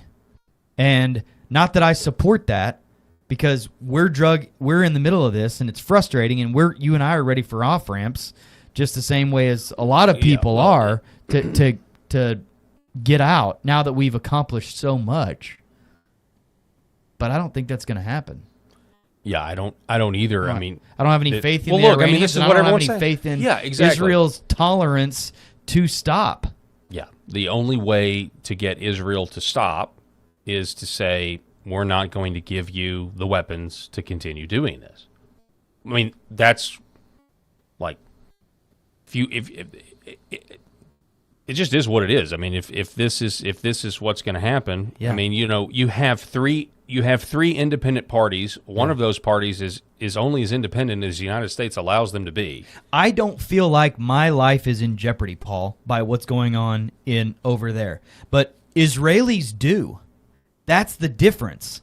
They're the ones that have the bomb sirens going off all day, every day, all night, every night, and are running to bomb shelters. And again, I'm not saying that this is what I want or what is good or anything like that, but I'm not going to sit back over here and try to act like I'm an Israeli living in Tel Aviv right now, and that they should feel the way I do about this war, because they don't, and they don't want to stop. And I don't know what it's going to take for them to stop. I didn't hear anything from Benjamin Netanyahu there that said, look, if Iran would just stop this, we'll be good. I don't think they want that. And so that's when you get people like Levin and others that are... Well, Levin was bringing up Chamberlain. He was literally saying, look, this is going to enable... And Sean Hannity may call him the great one, but I don't think he's great. But in it's how also he's President Trump, this. President, do we have the clip here? President Trump, we get this ceasefire, and then immediately Levin is on there talking about... Hang on one second. Let me see if we can find it. Is this the one where he says Chamberlain? This may not be the one where he says Chamberlain. We're not doing regime change. Everybody says no regime change. Okay. Then the regime survives in one form or another. The fundamentals survive. And so the question is, how do we keep this enemy, this poison, this cancer, these Islamist radicals, 7th century barbarians, how do we keep them in a box? And that's what we have to figure out. If we're not going to completely take them out because of the huge isolationist strain in the Democrat Party, among the woke right, but again, MAGA, the Republicans are behind the president. But if we can't do it because of the political wins, if we can't do it because of other reasons, then how are we going to keep them in a box? It can't be just peace in our time. We have a 10-point deal and they've agreed to this. I just think it's going to be very, very complicated, very, very difficult. And I would say this to the President of the United States. So there you go. Yeah, there you go. Peace in our time. Like this is like the ceasefire is going to enable the next Nazi Germany. Yeah. you know, it is what it is. I'm sick of it. I know. In order to objectively think about the situation, though, you have to put yourself in their shoes. And I'm not saying that will cause you to agree with them, but you have to at least put yourself in the perspective of somebody that living in Tel Aviv with children underneath their arms all the time, running to bomb shelters because Iran is hurling missiles at them all the time. So I'm a father living in a flyover state in the U.S. I have no fear at all for me or my wife or my children's safety and doing what those people are doing all day, every night. So I have to be respectful of that. Not that it makes me stomach it anymore or appreciate it anymore or think about. I just have to understand that they have a very different lens that they see this thing through than I do. But if you were that's fine. If you were but I mean, if you were in this situation, would you not be wanting it to stop and wanting Benjamin Netanyahu to come to some sort of, I mean, because Israel has gotten hammered in this too. I mean, Iran has been hammered, but Israel has been hammered as well. And we forget that there's political opposition in Israel. Nobody really ever talks about it, but there are other parties that want the fighting to stop too, because they're being bombed as well, and they're sick of the bomb shelter life and everything else. There's probably actually a carnal side of me, though, that says that if I was over there dealing with that all the time, that I might just want what President said about the end of a civilization I mean, to be the thing people, that actually happened. Yeah, and whether that makes would. me some, murderous Zionist or something like that, fine. But I'm just saying that's probably what a lot of them are thinking. It's obviously what people like Mark Levin and others in that administration that are not stopping are thinking. So yeah, I just hope and pray. I'm just still hoping and praying for an off ramp. I don't want U.S. soldiers over there, and it seems like though we're getting closer to this idea of, okay, well, we have this civilization problem. I mean, this is what President Trump said. You just mentioned it. Mark Levin is saying that.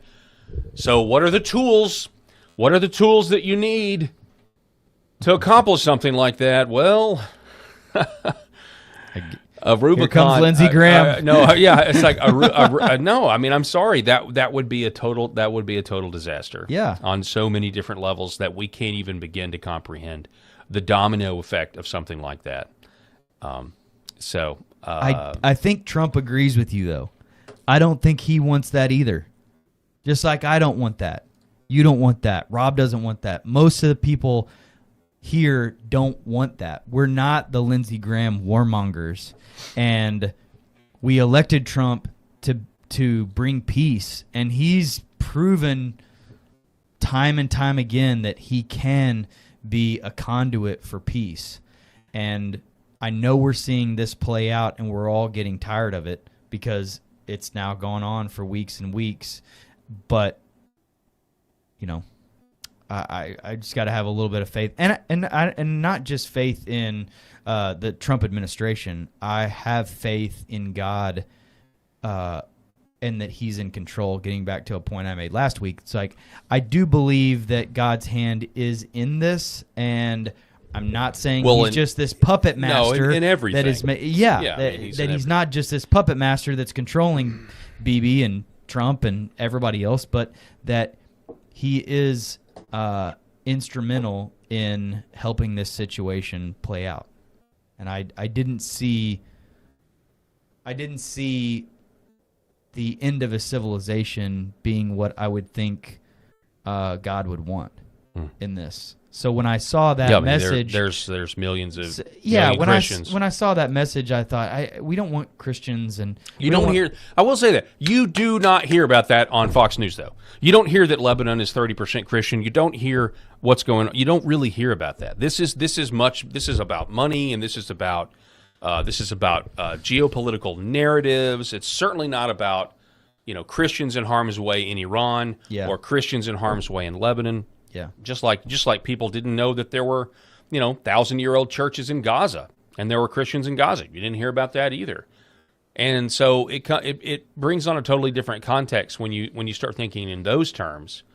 And a lot of Christians, when we're involved in the Middle East, this is true over the last, however long, 40 years or longer, a lot of Christians get killed, and nobody really talks about it. Nobody reports it to the Christian country, America, back home. Nobody really tells us what's going on. Anyway, here is Caroline Leavitt with J.D. Vance. I'm sorry, not with J.D. Vance. So speaking of peace, let's try not to black pill. Here's Caroline Leavitt talking about J.D. Vance. He's coming back from Hungary, but apparently he's going to Pakistan. In talks with Iran in Islamabad on Friday. I can announce that the president is dispatching his negotiating team, led by the Vice President of the United States, J.D. Vance, Special Envoy Witkoff, and Mr. Kushner to Islamabad for talks this weekend. The first round of those talks will take place on Saturday morning local time, and we look forward to those in-person meetings. What role does the president see for the U.S. in monitoring or helping with the Strait of Hormuz going forward? I think the president commented on that this morning. Okay, so J.D. Vance, by the way, J.D. Vance was getting a lot of credit last night, at least online, for the ceasefire that we had for 12 hours. This is a good chess move, in my opinion. Yeah, I mean, let's pray that something happens and you have lasting peace and a lasting off-ramp. The economic aspect of this has got to... Look who Joe Biden would have sent over. Yeah, that's right. Look who Kamala Harris would have sent over. Oh, my gosh. I've become good friends with school shooters. Just go ahead and play that scenario out. Yeah. Tampon Tim going over there. Good grief. But the economic impact of this on the global economy, with the strait being closed and the way this is, it's got to be resolved. If you want the American recovery to continue, this has got to be resolved. If you want a chance at the midterms being a success, this has got to be resolved. And I think that's one of the reasons why President Trump made the ceasefire that he did. Currently, again, the price of oil is at $74.95. Let's see. I'm going to go to click on the 5-day. So we were up to, we were up over 100. I'm not really sure. I don't understand how to work this particular graph, but I mean, it was high the other day. 114, right? I mean, there's a reason we're paying $3.80 a gallon. Yeah. Right now. You're looking at this on a today basis. Yeah. So this is today. Max this out over a 5-day period or a month and you'll see. Well, I clicked on it and, there you go. Oh, sorry. It's still not showing. That was Thursday, April the 2nd. I don't know. It's not. There was definitely a time period there where it's not even. It spiked way up. It's not showing. So this may be just a Google malfunction of some kind. But anyway, let us know. Let us know what you think in the comments. We're going to reset here. We're going to take a quick commercial break and don't go anywhere, folks. This is the Paul Herrell program. We're really happy that you're with us, and we'll be back here in just a moment. Behind every precious life, there was a choice. Behind every family moment, behind every special memory, there was a choice.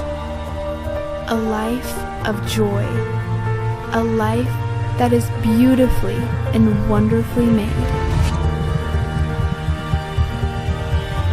At 7 Weeks Coffee, we are funding the pro-life movement, one cup at a time. Will you let your coffee serve a greater purpose?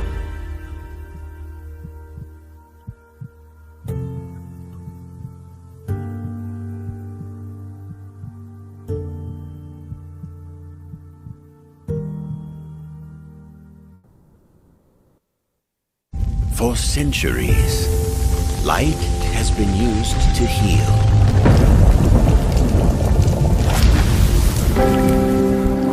Awaken the body with Red 5. The other things that we're seeing, more and more use for is even vascular issues.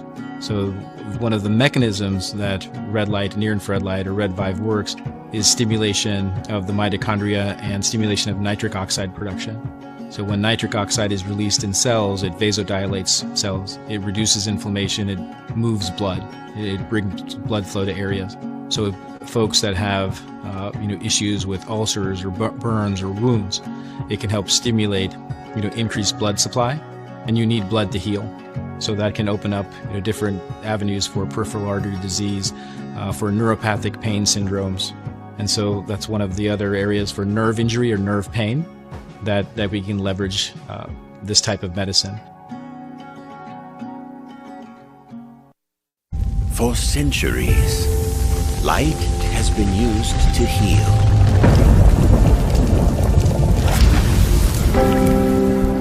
Awaken the body with Red 5.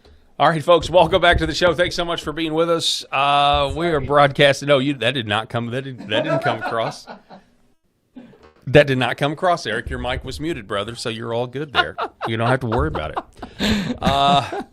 Thanks so much for this. We're with you for the next hour and 3 minutes or something like that. So we appreciate you being with us. It is a privilege to talk to you and share our opinions, even if they are controversial on geopolitics and not wanting to find an off ramp for the sake of peace. But I get it. But we're going to talk about what's going on here in America. We've got Middle East for today. Oh, well, let's just remind the audience of what you just said right there, because it's so important that when you look at the situation, you don't have to have an all or nothing binary opinion about everything. Correct. You can absolutely be for getting rid of their uranium enrichment and doing something about that. But then also, that doesn't mean you have to be for a nuclear bomb being dropped on Iran and vaporizing an entire civilization of people either. Like, the pendulum doesn't have to swing so dadgum far to one side or the other. Like, go ahead and feel free to have a balance. Dude. And you'll be a lot happier in life. I agree. If you don't feel like you have to be all in or all out, dude, brother. And we were so, last night, dude, I was so relieved at the ceasefire, and now I know it may be crumbling or whatever, but I was so relieved. I was like, oh my goodness, now I can think about the Masters. By the way, that's what this weekend is. It's the Masters on CBS. Dun dun dun dun dun dun dun dun dun. This is what I'm serious. I love the Masters. By the way, yeah, love the Masters. Think it's it's like my favorite sporting event of the year. I absolutely love it. Especially sometimes I go out and I set the TV up in the garage, watch the. I got the smoker going out the side door. There you go. And this is why my quote of the day is brisket prices are too high, right? But it's like, I don't know. It's like the Masters is like Caucasian Dad Week. Yeah. It's like fantastic. So I see the ceasefire, and I'm just like, oh man, okay, we can move on and for a little while. We've at least got 2 weeks, right? 2 weeks ceasefire. They're gonna figure something out. So we're gonna talk about the H-1B crisis. And how blessed am I that part of my Saturday is going to be tied up with 7-year-old girls' soccer game and an 11 and 12-year-old boys' AAU basketball. Sorry, but I'm blessed. Amen. We are absolutely blessed. We are. And we need to take a little bit of stock in that and enjoy those blessings and thank God for those blessings. And continue to pray for his influence in the Middle East. Amen, brother. But we're going to talk about what's going on in Frisco, Texas. We covered this on Monday. The H-1B crisis in Frisco, Texas has been overrun with Indian H-1Bs. And we're going to continue our coverage of this because Tyler Olivier, how do you say his name? Do you know how to say his name? I can never say it right. Olivier. Hang on one second. Hey, thankfully, I'm seeing and hearing it a bunch now, which means a lot of people are waking up. It's gone viral big waking time. Waking up to this nonsense. Oliviera. Yes. Oliviera is how you say it. So, sorry I'm having so much trouble. But before we get there's been some people going in, finding these city council meetings at Frisco, Texas, with people complaining about what's going on. Here is a student who goes before the Frisco, Texas City Council and slams the city for what they have allowed to happen in their town. Listen to this, and we'll talk about it on the other side. Harrison Howell. I help with Collin County Turning Point USA chapters. I just like to voice my concern and, frankly, disgust with the H-1B increase in my fine county. This isn't a racism conversation. It's a statistical and risk prevention conversation. So many natural-born Americans have lost their job to someone who won't do good work but will work for next to nothing just to come here legally. I'm in IT. Am I going to lose my job because I'm too expensive for high, good quality work? That's just gross. It's almost disgusting to walk into my classroom and see a substitute teacher who can't speak English wearing a hijab. I had to Google Translate English to Hindu to go to the bathroom because my teacher couldn't understand me. According to the U.S. State Department, Iran spends $20 billion a year making sure their proxy terrorists are ready to go into full explosive effect at any time, any place, the Middle East and the U.S. This news is almost everywhere, especially with the ongoing conflict we have in Iran right now with these increasing gas prices. ISIS put out a special message for Easter to all their proxies saying to go kill and disrupt churchgoers or the resurrection weekend. Ew. Many students like myself and other Collin County residents see this and begin feeling very uncomfortable. I don't want potentially aggressive people in my classroom, my church, or my workplace. The Quran literally says to kill non-Muslim Islam believers. My question is, why risk it? Why risk your life on an ideology instead of caring about qualifications, not salaries? On every form of U.S. currency, it says, in God we trust, not Muhammad, not Allah, not cattle. Our country was built on Christianity and English. It's interesting that the cattle is that's the slam at the Indian. Apparently, they're going to cattle ranches and they're getting the urine because apparently they think it has healing properties. They're asking for cow urine. I'm dead serious. Can you imagine that conversation walking up to that rancher, be like, oh, I'm not gonna do it but like you don't got no, I don't do it. Do you imagine that? Can you go collect the urine from that bull that's peeing on the ground out there? The holy bovine urine. That some people aren't able to see that. And in 10 years, when all Frisco council members have to have a translator to even understand English, you'll finally see what I'm talking about. But then it'll be too little too late. I'm not planning on sharing this on any social media. I'm speaking here. You know, what's funny is if the Democrats were in control right now of the DOJ, which they kind of are, if you believe the reports about Todd Blanche, which I do, but I mean, if there was a Democrat administration in control right now, this guy would be, from this speech right here, he would be on a watch list right now. Yeah. Because it's what I believe. What can Frisco do? I'd suggest look at substitute teachers, perhaps a city ordinance to solidify that teachers and substitutes in FISD can at least be able to communicate with the majority of their students and perhaps be kinder to us and be the leader they should be. What is it, the 7th today? Last week, I had a substitute teacher, different substitutes in every classes. This happened 3 times. They didn't understand English. I had to show them my school ID because they couldn't understand what I was saying for attendance. I was actually marked tardy and had to go to the office because one of them forgot to submit the form that you're supposed to submit because the email was in English and she didn't speak a lick of it. I wouldn't go to France or India and try to teach their children or have them speak my language. Good grief, that's a Why is it great point. here? I've never seen anyone be discriminated against for being Indian. In fact, in my classroom, I've heard nonstop the phrase, you can't say that because you're a white man. Especially in Allen, we have a security law program, and I heard that many a time. I'm saying we all have experienced discrimination. As somewhere on my shirt says, every U.S. citizen is equal and deserves an equal chance for life, liberty, and the pursuit of happiness. However, I should not be expected to speak or believe any other language or religion than what the U.S. settlers' foundation was. I've lived in this country my entire life. If I have to use Google Translate to pee, that's when it gets to an issue. Thank you. If I have to use Google Translate to pee, you've lost your country. You've lost a war. You've been conquered. This is what's going on in Frisco, Texas. Yeah, that's the point I was about to say. Like, this isn't Providence, Rhode Island. This isn't Seattle. This is Frisco, Texas, man.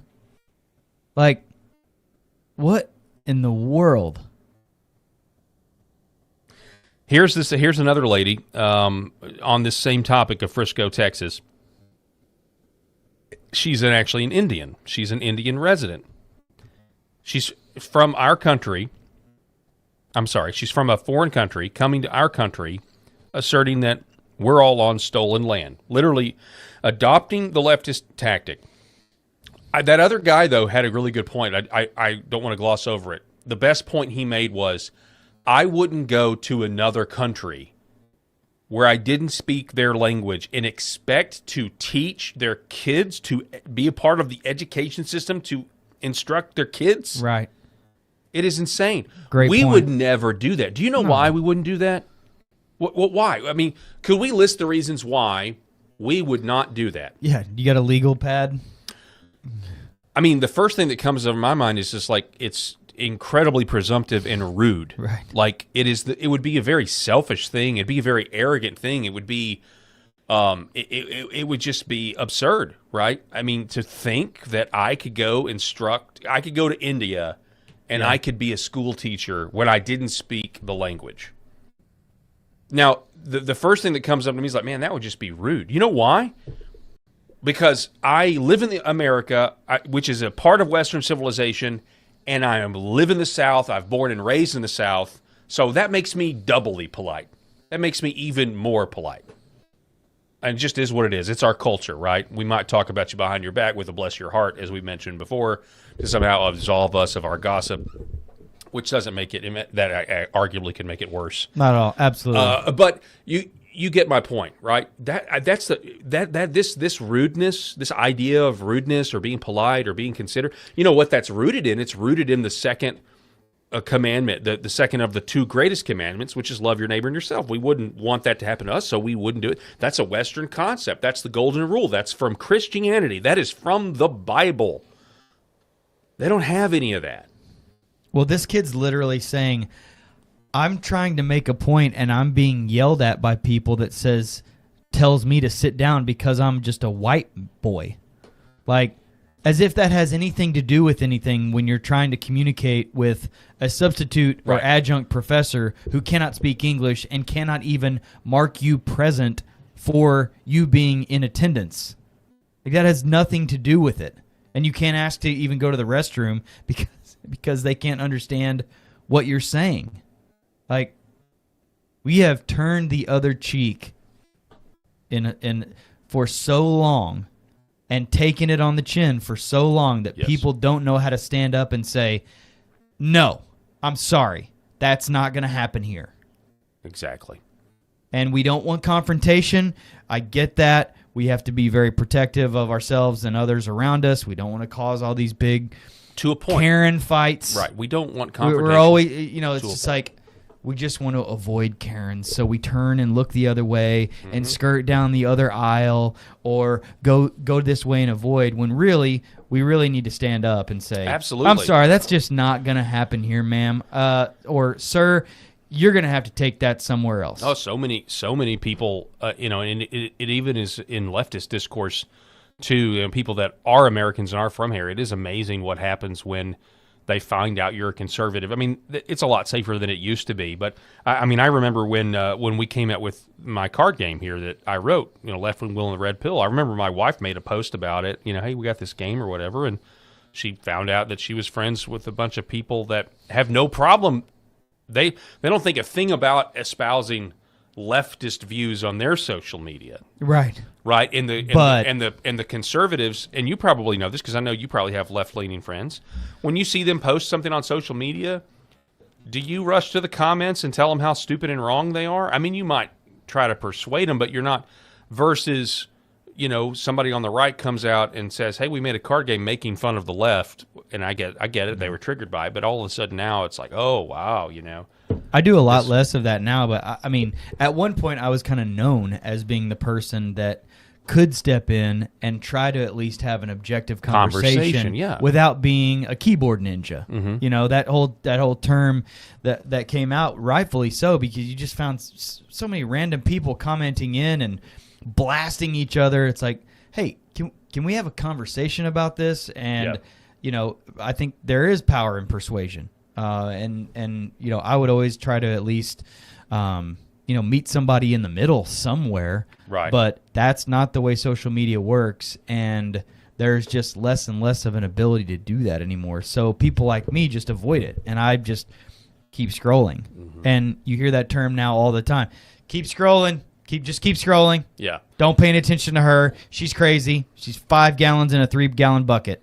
Like, just or him or whoever, you know, and well, I mean, conflict avoidance eventually gets you to where then it's like, okay, now I just have a perpetual target on my back because I'm, you know, the evil white guy. Well, I did learn, you know, I do, and so many times I've tried to comment on something and then I delete it all because I think to myself, is this really fruitful? I mean, sometimes it is, but very rarely in social media do people get convinced that their arguments, their positions are wrong and they reconsider. It just happens so rarely these days. But when you have a face-to-face with somebody, all of a sudden people are a lot softer, and because they realize they're talking to somebody that is a human being, and it's a lot easier to do when you're face-to-face with somebody that you have these disagreements with online. And that in that sense, technology has really robbed us of a lot. And it's not new in terms of with, you know, newspapers and letters to the editor. I mean, it's always been, you always can say more forceful things, I guess, when you're writing it down, because you have that time to craft it and everything else. But with the social media and the instant gratification and instant communication, it's kind of brought out the worst in a lot of us. Totally. But it is where we are. It is where I mean, it is what it is. Yeah. We have to adapt. We have to that move train forward. has left the station. We have to fight. We still have to fight as happy warriors the best we can. Here is, again, Frisco, Texas. Here's a lady who wanted to go before the council and say this. Hi, my name is Ankita. I'm here to address the hateful and racist folks who feel confident and protected enough to come up here on the mic consistently across multiple meetings in Frisco, Plano, and Irving. Who feel free enough and confident enough. That right there is a... We should all feel free enough. We should all feel free, but they believe that speech is violence if they're leftists. And again, it is the American middle class that believes in freedom of speech. Third worlders do not believe in freedom of speech. They do not believe in the Bill of Rights. Yeah. The very wealthy don't care. The very poor, they don't really care. It is the middle class that actually believes that we have freedom of speech and privacy in this country. To disparage immigrants and repeatedly put targets on the back of the Frisco community members. People are watching these meetings from all over the world, and these racist remarks are going viral on social media. People are also observing the absence of an intervention. People come up here and disparage Indian immigrants with no consequences. I saw last meeting, someone who came up here was called out for a brief... By the way, I'm just going to insert this while she's talking. This is why the domestic agenda has got to trump this Middle East nonsense agenda. Because when the people she wants to vote for, and assuming she does, she probably doesn't vote, but who knows, the people she wants in office are going to criminalize criticizing the demographic great replacement that is going on. Yeah. Period. Like she's not a victim. She wants to make victims. And so we pursue all of these other shiny objects, and we get distracted, and the MAGA agenda gets totally derailed by the Republican donor class at our own peril, at the middle class's peril, because the people that they want to be put back in power are coming after all of us that are, you know, right now I know the right is infighting like crazy. I mean, one of the reasons, you know, depending on which side you're on, I mean, the infighting is trying to prevent people like this from having authority over us. Just trying to keep it real, and we got to understand what the stakes are. And while, you know, people may be wrong or right or this on these different issues, I think the motivations are we want our country back, and we want our country and the middle class to expand, not retract, and we want these freedoms to be protected. And the government exists to protect those instead of take them away. The Biden administration was going after, moms speaking out against transgender issues at school board meetings. The FBI was targeting those people. So we either fix that and make people pay the consequences for it and do it permanently, or, again, we're faced with full-blown communism here in America, and it's going to make what's going on in Europe seem like Mickey Mouse. Briefly flashing a light because there was a disturbance. And I know that these racist remarks don't physically harm, anyone up here, but it does harm people, outside of this courtroom. It puts a target on people's backs. And so I want to answer this question: why do immigrants come to this country? Well, immigrants come to the U.S. in search of better lives, but instead of welcoming them, the government crushes their hopes and dreams with oppression. Their labor is exploited. And instead of having their backs, the racist folks here blame them for their problems instead of the real criminals that are running this system. And so anyone concerned about present-day Americans and how the government is spending should be concerned about how the government is spending so much money on immigration enforcement and war, and it doesn't even provide adequate health care or housing for Americans locally, including veterans. But here they are worrying and complaining about fake statistics. We live on stolen land, and that land was stolen from indigenous people. That is the legacy of this country. And the same people blaming immigrants for their discomfort are also immigrants and descendants of immigrants who came here from Europe. There is no place for violence and racism in Frisco. And the violent mobs outside of Frisco temples and mosques need to be charged and prosecuted. Anyone silent about the racism inside and outside of this courtroom is complicit in this violence. And so I'm calling on people to come together and expose the racism and violence towards immigrants. People should feel safe going to school, praying in temples, praying in mosques, and going to work without fearing discrimination. I'm calling on city council members to make it known that racism isn't tolerated in this room or outside of this room. Thank you for your time. Shocker. You have allegations of racism after the H-1B program has been exploited to bring a concentration of basically one race, Indian people, in towns like Frisco, Texas. And now people who are noticing they're the problems. They're the racist people who are saying we don't need to do this. Carlos Tercios says, an Indian resident says the U.S. is on stolen land and defends the influx of Hindu Indians through the H-1B visa program. She also argues that America is an economic zone. Why is Republican County allowing this demographic collapse? Because the donor class wants it. Because people like this in the middle class don't care about freedom of speech. They don't care about privacy. We're on stolen land. I wonder if India would feel like, I'm sure China could just say, hey, the borders haven't always been this way, India. Some of your land, you're on stolen land. You're on stolen Chinese land. Yeah. I'm sure she'd have a different opinion about that, right? Go ahead and denounce Genghis Khan and go ahead and denounce the Mughals and all those that warred and conquered and did that all. Good grief. It's insane, man. So, more on this Tyler Oliveira piece. Again, we spent the first hour talking about the ceasefire, or to ceasefire, to no ceasefire, open Hormuz, close Hormuz. This hour, we're focusing on the domestic problems here in this country. We're going to pick back up with the scams. On Monday, we told you about the H-1B visa program that Tyler Oliveira was exposing. Specifically, the people that are here that are like, India first or America first, and they're like, oh, India all the way, they're over here, and yet they're still loyal. They're not here to assimilate at all. We know that. They've got 90-foot tall monkey statues in Texas. Here's more on this. Now we get to the scam portion of it.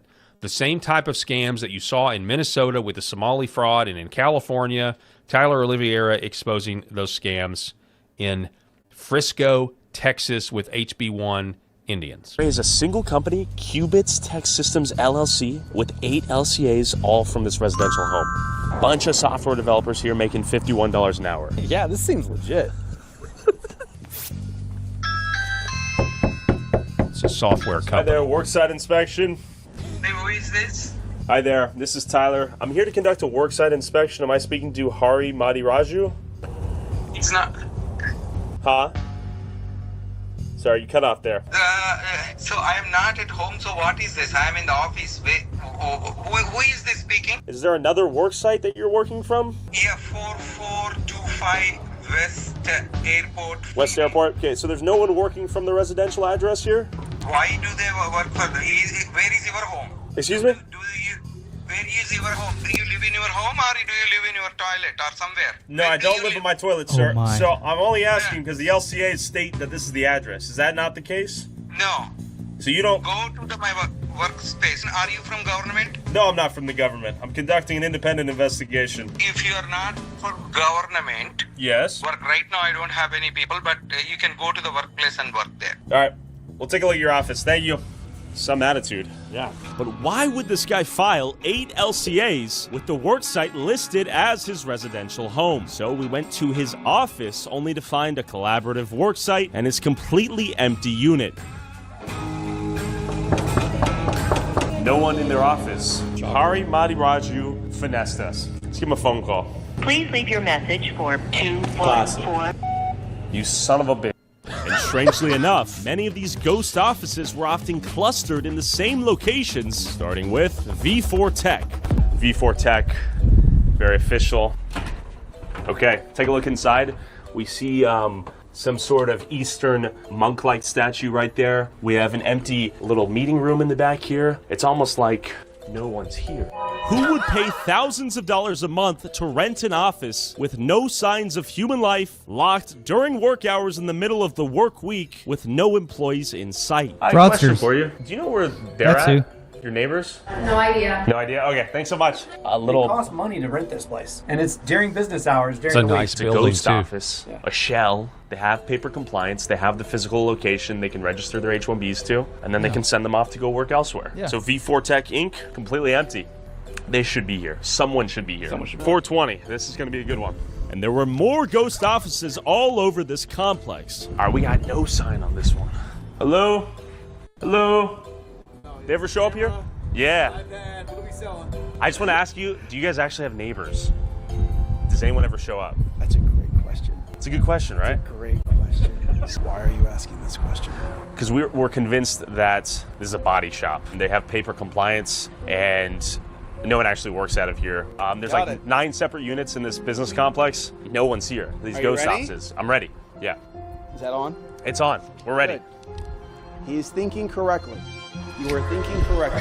That's exactly how I would be if that was that guy, too. Yeah. It would be like, thank goodness you're here. Finally! It's about flipping time. Yes. You're here. This guy's been watching the Nick Shirley Somali, Minnesota stuff. 100%. And he's been like, oh my gosh, it's happening here. That's a great American right there. Yeah. That sees exactly what's going on. He's probably made calls. He's probably said some things. He's probably asked some questions, and gotten nowhere with it. Or maybe he's been a little afraid to or something like that. I don't know. But it's like you can just see the look on his face. And he's like, man, the cavalry is here. Let's see. We've got Freedom Bobby over on the LFA chat. They're all their degrees are fraud. They don't do the jobs. They scam people on the phone. Let's see. All fraud. Let's see here.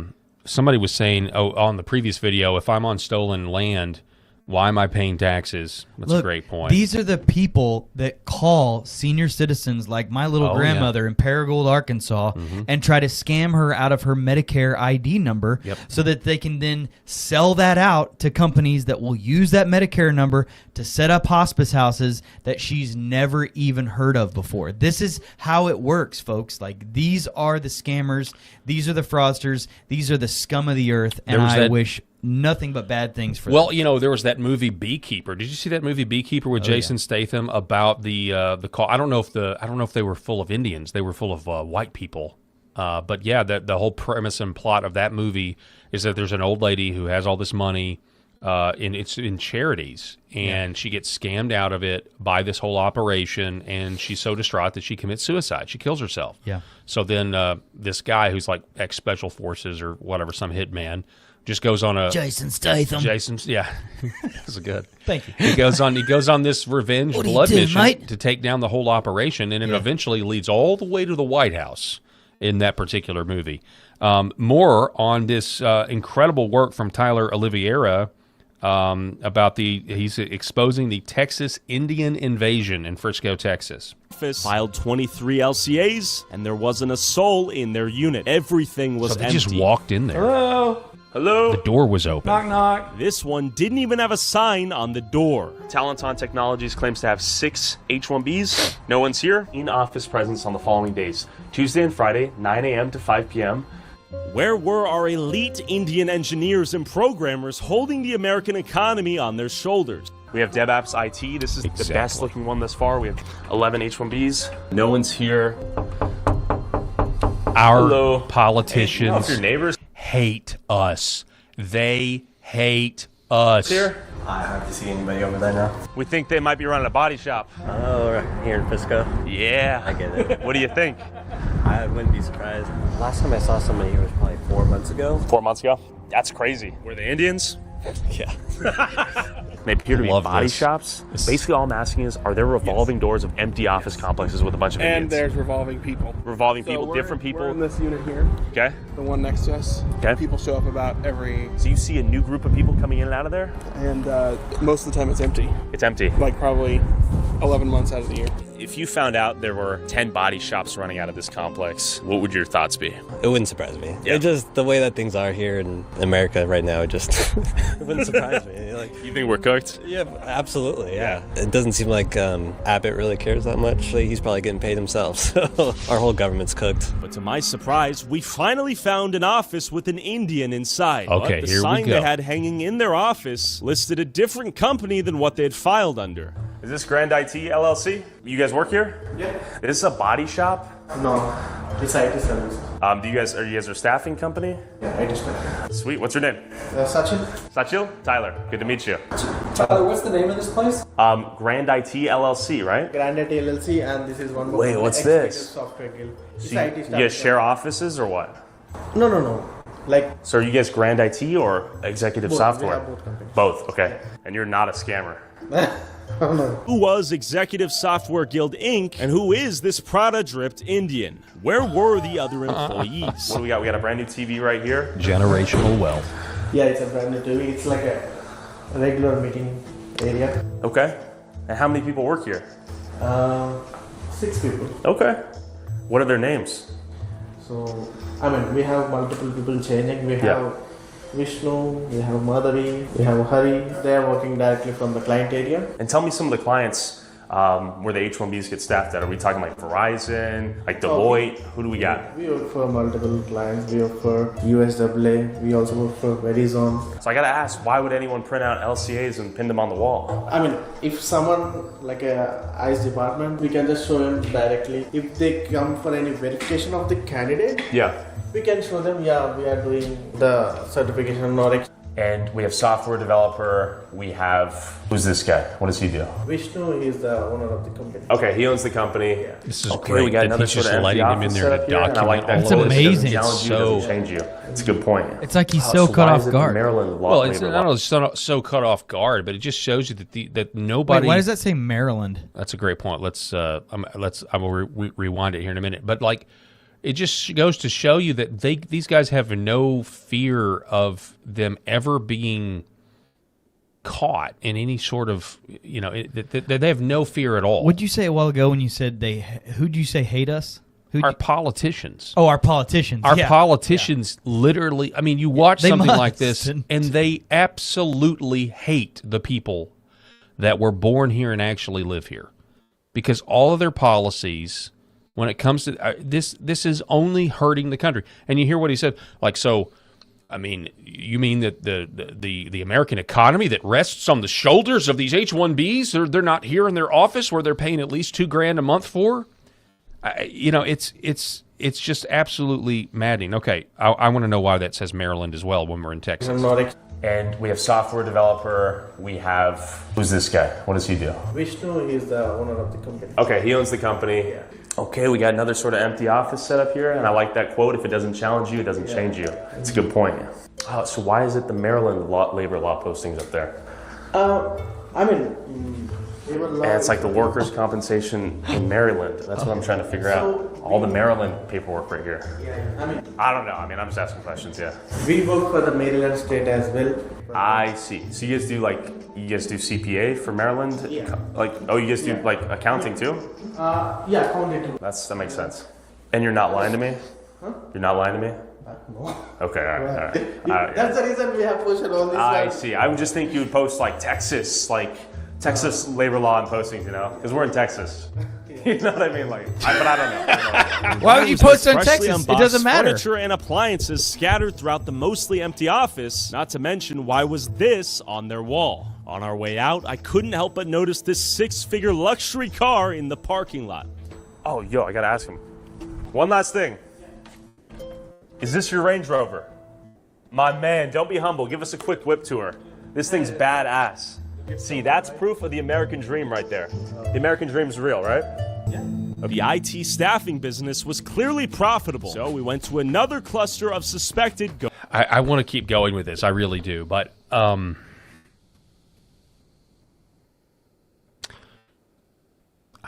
don't know. I'm just totally, it's everywhere, and if this continues, it's like.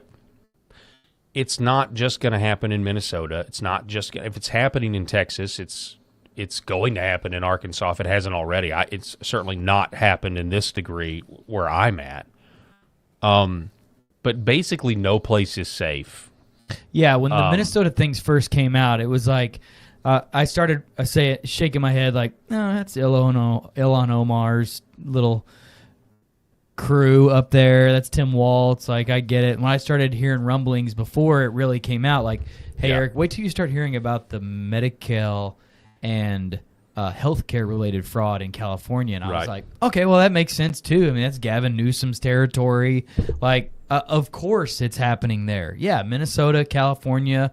We were hearing a little bit of the rumblings about Ohio and stuff like that. We started seeing a lot of reports from Maine, and I was like, yeah, that governor of Maine's horrible. That totally makes sense. This is Dallas, Texas Metro, and we know that they want to turn Texas blue. We know that. This is Dallas, Texas Metro. So it really makes you think about how critical the Supreme Court decision on birthright citizenship really is. You can get H-1B. Come over here, you get a dowry from some Indian dad that wants to send their daughter to America, so he pays an outrageous dowry to the H-1B Indian. They come over, they have kids. The kids are now U.S. citizens. You have millions and millions of Americans that work hard every day, pay an absolutely insane amount of taxes to the federal and state governments where they live, pay sales taxes, pay income taxes, pay hamburger taxes, pay gas taxes, pay 50%. They're absolutely battered and pummeled by taxes while working 40-hour plus jobs to raise families and to be good citizens. And then those people have to sit there and try to stomach this that's going on in their backyards, where those same governments, where they're paying taxes to, half of 50 cents of every dollar every year is going to people like that, and to people at the Leering Center, and to people like, the hospice fraudsters in California and all over, because those are federal dollars going to those places. So our federal taxes are going to pay that. It just makes people get to the point to where they're going to start to rise up, throw in the towel, and we've got a real problem the more of this stuff that comes out. Now we move over to Prosper, Texas. So they go from Frisco to Prosper, Texas. Ghost offices. Okay, so we have Slusha IT Inc. right there. There's a guy inside. Hi there. Are you working on behalf of Lfa IT? Yes. Okay, hi there. My name's Tyler. We're conducting a workplace inspection. Okay. Are the other 4 engineers that work here present today? Uh-huh. Where are they? In each room. Oh, in each room? Can you show me? Yeah, sure. Okay, thank you. How are you doing today? Okay, and who is this? This appeared to finally be the first company with actual H-1B Indians on site working on their laptops as you might have hoped. While they are replacing American workers, I guess at the very least they're real. Are you allowed to be in here? You guys let me in. Who let you in? He did. But you told some workplace inspection, right? Yeah, I'm conducting a workplace investigation You're on behalf from of News, owners. right? Correct. Then how are you inside a private? I just knocked on the door and you guys let me in. And we would like you to go now. And I'm headed out. All right, 1300 West Walnut Hill Lane, Irving, Texas. Let's go. Finding an Indian in an office was like a needle in a haystack. Most of the time, my knocks were met with silence and a locked door. The American Finding economy an Indian in an office? by the second. No one's here at either of the Pamela locations. Margins for these IT staffing companies must have been enormous. To rent offices purely to achieve compliance on paper for the labor condition applications they needed for their H-1B armies. 6 in-office Hi, LCAs. if you record your name and reason for calling, I'll see if this person is available.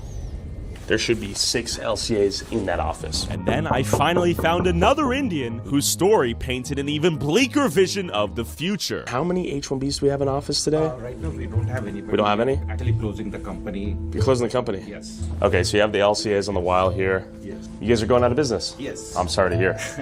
So Okay. basically, this is what happened, right? So basically, we were in the business for almost 10 years. Okay. We filed all the H1s, but later on, like because of this AI and everything, so we kind of, wrapping it up, everything, and then it's kind of, closing off. His entire H-1B staffing company imported from India was now obsolete as AI became increasingly advanced. As Americans were replaced by Indians, the Indians were beginning to be replaced by AI. There is this misconception that all the H1 guys are they are taking the jobs. Yeah. The thing what I wanted to explain is that these are not full-time jobs, right? So they are on a specialized skills. Only then they have those jobs and get it. But if you ask me, is there an abuse? Probably I would say yes. But then if you take the percentage of it, might be very less. And definitely what I would say is probably USCIS investigating all the things. They have to do all the paperwork and everything good. Countless offices were husks of their former selves. Perhaps the IT gold rush was over. That's interesting. So here's the deal: when the AI takes over, like it's going to take over, does that mean do the Indians go back? Or do they just find a way to stay here? So now we've got more problems and more poverty. That's a whole nother question.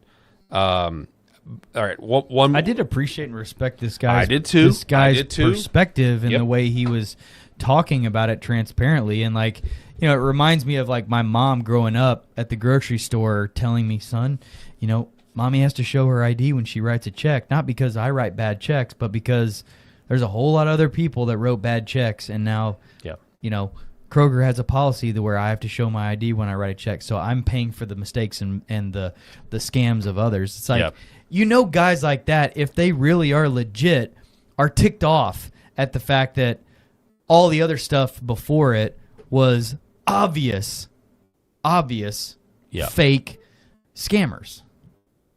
AV 1965 on Lfa Tv says, I think I'm pissed off enough for one day, going to go watch a comedy to change my mood. Well, there you go. Go watch an episode of Seinfeld. Yeah, we'll all right. watch it together. That's right.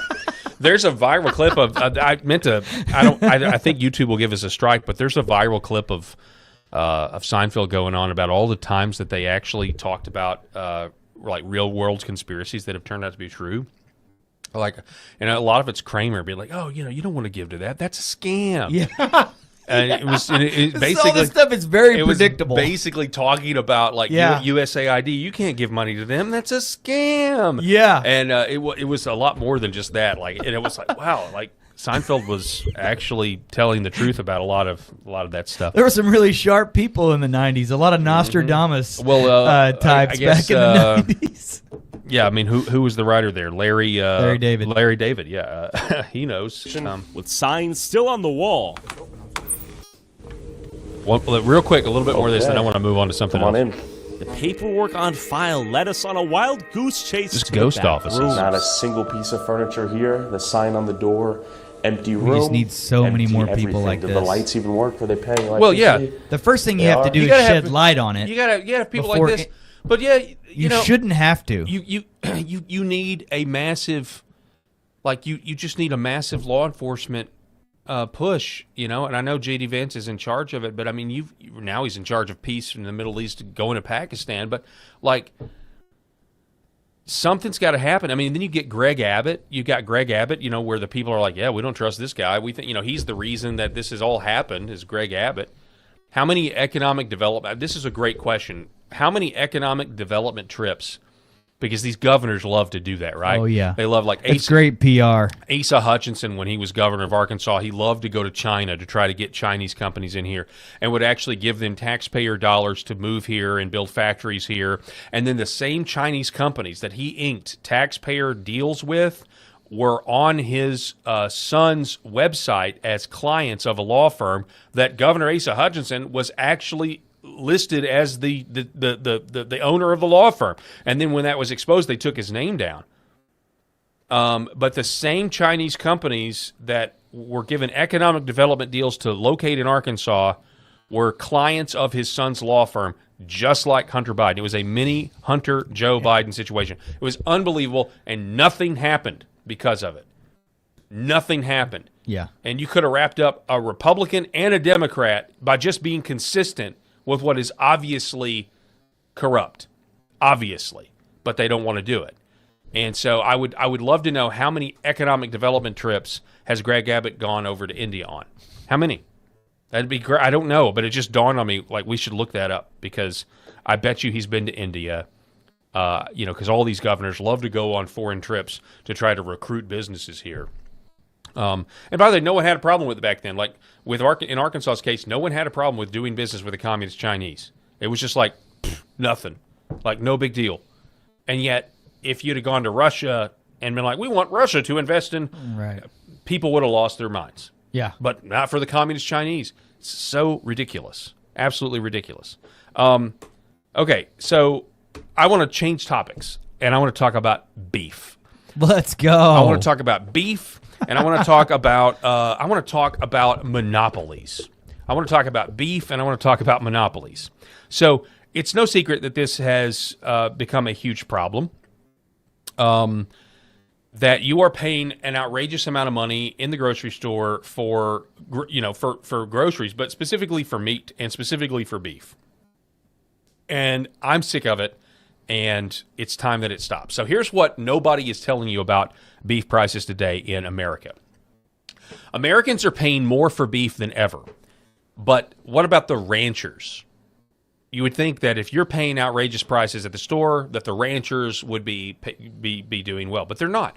Ranchers are actually barely getting by, much like our row crop farmers here in the Mississippi Delta.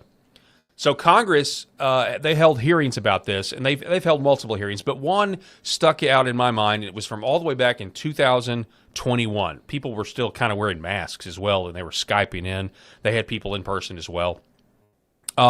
And that hearing, as well as others, is actually eye-opening.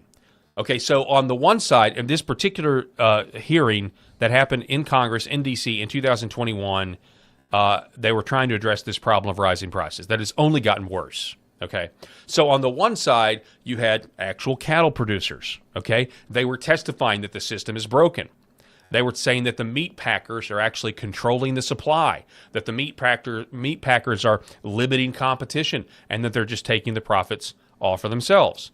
But then on the other side, you had industry economists, we were told. You had trade groups saying that, no, this is just all normal. This is just supply and demand. Nothing to see here. The market is fine. That was at the same hearing. You had two completely different realities being testified to back in 2021. So here's the part that should concern all of us. What we're talking about here is a monopoly. You have 4 companies that control roughly 85% of beef processing here in the United States. That's not a free market. That's a choke point. That is a monopoly.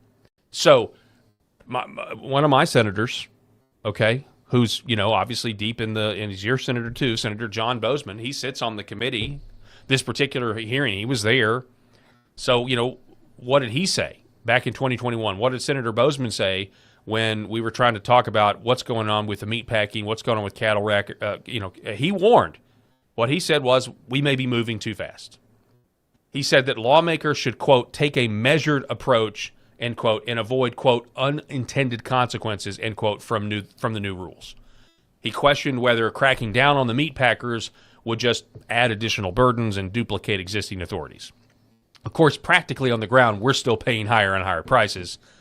So instead of siding with the ranchers and calling for reform, he pointed out what he called preeminent economists, basically the same kinds of experts that are telling Congress that nothing is wrong. Nothing to see here. This is just the market. So ranchers are saying that the system is rigged. Consumers, though, are paying more than ever.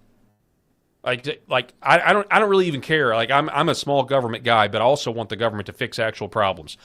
The ranchers are saying that the system is rigged, consumers are paying more than ever, and Congress does nothing about it.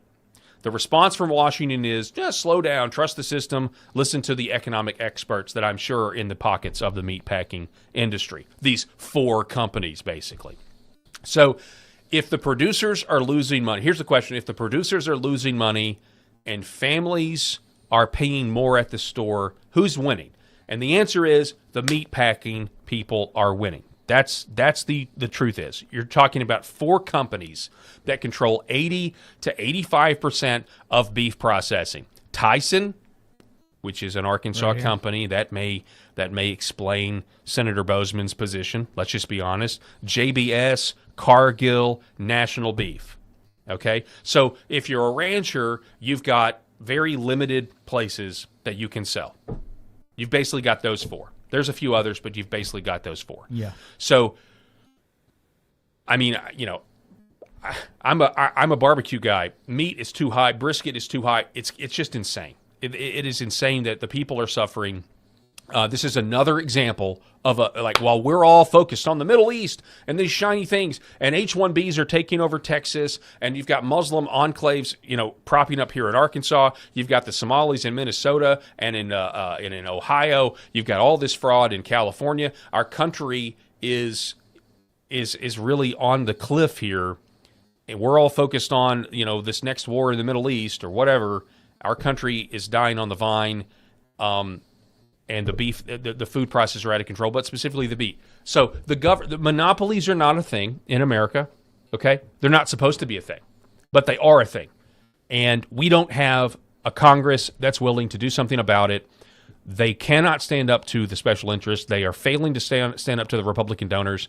And this is everything. This is everything from the price of beef to H-1Bs to how come Congress, a Republican-controlled Congress, will not pass a law that says doctors and parents may not mutilate the genitals of children. They will not pass that law by itself or attached to the Save America Act. They will not do it because the donors don't want them to do it. So I'm disgusted with all of this. I am not blackpilling because there are more people awake now than ever. And the longer Congress waits and the longer Congress ignores the American people and the longer the special interests and the donors dictate what the real priorities are of this country, the longer it happens, the more the rage is going to build. And the more I do believe that there's a way out of this. And I do believe the people are going to get what we want. I really believe that. And it may be from drastic measures where the generation that's going to come of age in the next 20 years says our system does not work. Our system is a complete failure. And on paper, it may look good, but then you pass rules like the silent filibuster, which robs us of our own government. It robs us of having young senators that can stay up for 24, 48 hours and actually do their jobs and debate on the floor and pass amendments and propose amendments. Right now, I'll say this again, if you got rid of the silent filibuster, people like Mitch McConnell might be put in the grave having to stay up for 24 hours. You know, Chuck Schumer, all these guys, Chuck Grassley, although I might like Grassley. I think Grassley is actually on the right side of the meatpacking issue. He's not on the right side of the blue slip process, but you know what I'm saying? Like, we've got all of these people up there. They're the only way they're able to do their jobs is by what I think is an unconstitutional silent filibuster, because if they actually both Democrat and Republican had to sit on the Senate floor and do the job of the American people and actually legislate, they've literally taken the work of legislating away from the legislative branch, and they've done it themselves. They're the reason why we don't actually get to try out ideas in this country. We don't get to try out the radical left's ideas when they take power and then reject them. We don't get to try out the right's, I think, sound ideas to see if they actually work and fix people's problems. No, instead, you got to have 60 votes. You got to have 60 votes for the populists to win. And you know what? If we ever get 60 votes, they'll find another reason. They'll say, "Oh, well, we really need 3/4. We need 3/4 before we can actually pass anything." So that's my rant. Brisket prices are too high. I would lead a populist revolt on that one issue. So that was awesome. Was it really awesome though? I don't know if it was awesome, but I appreciate your confidence. I mean, I know you're you're an aspiring pitmaster as well. Well, and I will say that we buy our beef locally. So I don't feel like I have this problem because we buy our beef from a local, beef farmer. We literally will pick out ours, and that'll be the one that they'll raise up, and it's worth it for us to pay what we pay, hanging weight wise, to be able to get that one cow. Yeah. Processed for us, and it takes care of us for a really long time. I don't see why more people don't do that. Like, I see people in the aisles at Walmart and other places looking in the meat section, and I can see the look on their faces when they see that ground beef is $6.99 a pound. And I can see them making decisions like, golly, like what's going on here? Mm-hmm. And a lot of them will end up reaching for that nasty, cheap tube stuff that I just have some fundamental health-related problems with the way that stuff is processed and put together. But, it just is what it is. It's frustrating. I shouldn't have just sat there like, oh, wow, that was awesome. But what I meant to say was, like, I hear exactly what you're saying, and a lot of people are saying it, but who's going to do anything about it? Has the ship sailed? Has the train left the station? Because you and I have seen the interviews and videos of some of these cattle ranchers that say, if I say anything, my contracts will get cut, and they'll just go on to someone else. Right. Like, I can't tell them that feed prices have gone up too high and diesel prices have gone up too high and all of my costs and all of my overhead have gone up, and you're not giving me anything to compensate me for that, for my increased ability to take that calf to, large-scale beef to where we can process it and go. Like, so what's the solution? We can't just have a rant without some way of saying, well, okay, here's some solutions. You've also got the Brazil situation, Yeah, we're importing from Argentina. And there's reports out there that the politicians in Brazil have just openly, for the most part, as much as you can, it just accepted bribes. I mean, it is cut and dry what's going on there. There's just a lot of money to be involved. And on the other side of this, Eric, we have a the environmental aspect of it from these environmental whack jobs, these Gaia worshipers who don't, there's a World Economic Forum movement where they don't want us to eat meat. By the way, meat, and that's because I think meat, especially beef, is the hardest thing. Even if you raise cows in an inhumane way, they still got to have enough room to kind of move around. They can't just be in these cages that they put pigs in or chickens in, right? They have to. They may be crammed and they may be in a really depressing area, like with industrial, just like a fence with some dirt and they're shoulder to shoulder. But it's versus the pigs that are stacked in cages and they're eating each other's feces as it drops down. No, thank you. I mean, beef is a healthy alternative, in my opinion, to get around so much of what's killing us. Ketogenic diets, it's a good therapy. Maybe not long term, but it's a very good therapy. Thanks to the Maha movement too, by the way, for the update on the fact that fats are good. Yeah, exactly. I mean, so we've literally turned the pyramid upside down from a whole generation of people that thought that you needed umpteen billion grains. To get used to. It's just, well, no. So you give me a steak. You've got this overarching. Give me brisket. Give me brisket. Yeah, that's right. You got this overarching plot. It's out there from these radical environmentalists. Like, you're going to eat bugs. There's this movement to eat bugs and like it. You're going to own nothing and you'll be happy and you'll like it. Also, we need you to quit eating meat.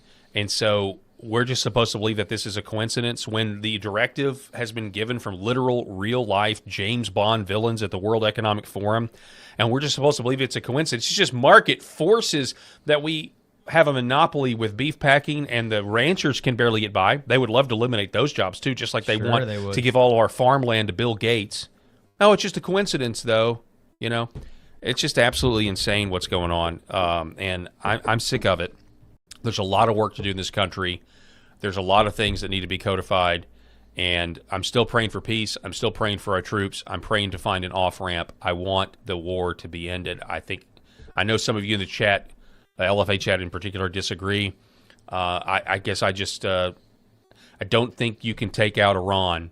And I think this is the impasse, and I'll reiterate it. I don't think you can take out Iran to the level that some people want with just bombs. Unless you use a nuke, which is ridiculous to even really entertain. I think some people might be wanting to entertain that. But unless you use a nuke, the only other way to do it is to send in, 100,000, 200,000 ground troops that I don't even think we have, by the way. I don't think a lot of Americans realize that the Army doesn't get the money that it used to get for this very idea that if we ever do get in a ground war, that you see us coming from a mile away. Because right now, all this Iran stuff aside, the U.S. military has been preparing for conflicts with China. That's kind of the big thing, right? Well, so what does that war look like? Well, it doesn't look like sending 200,000 troops, sailing towards China when they'll be able to see you coming, days away, right? That's not what it looks like. So they're not putting money into a ground force. We haven't been putting money into a ground force for a while. Okay, so you have to understand that. And then you look at the Iran situation and you look at the conventional weapons they have, which Fox News doesn't want to tell you that. They don't want to tell you what we're really up against there. Even though we have been bombing them, they're not. Why do they still have? Why is Israel still getting hit? Right. So anyway, I think ground troops. I'm against ground troops. I'm against the war, but I'm against ground troops. It would be a huge mistake. To once again go down this same path. That, by the way, we said when this thing started, oh, come on, they're not going to be ground troops. Okay, well, let's make sure that doesn't happen. Eric Haynes, I appreciate it, sir. Thank you so much for being with us. So great to be part of the conversation. Absolutely. Always great to have you in when you can be here. Folks, we're going to be back here tomorrow. I want to give a shout-out to our sponsors, Red Vive Health, New Horizon Real Estate, Gateway Sight and Sound, 7 Weeks Coffee, and Sherrod Chiropractic, and we will see you tomorrow.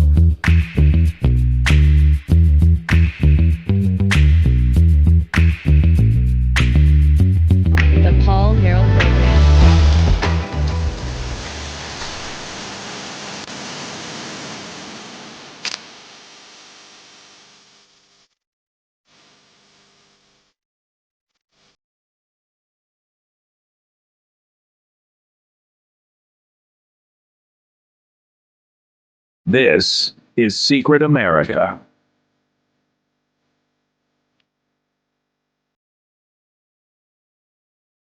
Welcome, everybody. I am Jack Danger along with Jay Gatling, and we have definitely a lot to get to today. The first thing that we want to talk about, actually, first, let me take a moment real quick just to mention that each day at the beginning of the show, we're going to show a different product from our sponsor, which is maxassociates.etsy.com, because they really do have some amazing products. A lot of people do like sponsorships and they read ads of shit that honestly that they couldn't give a damn about.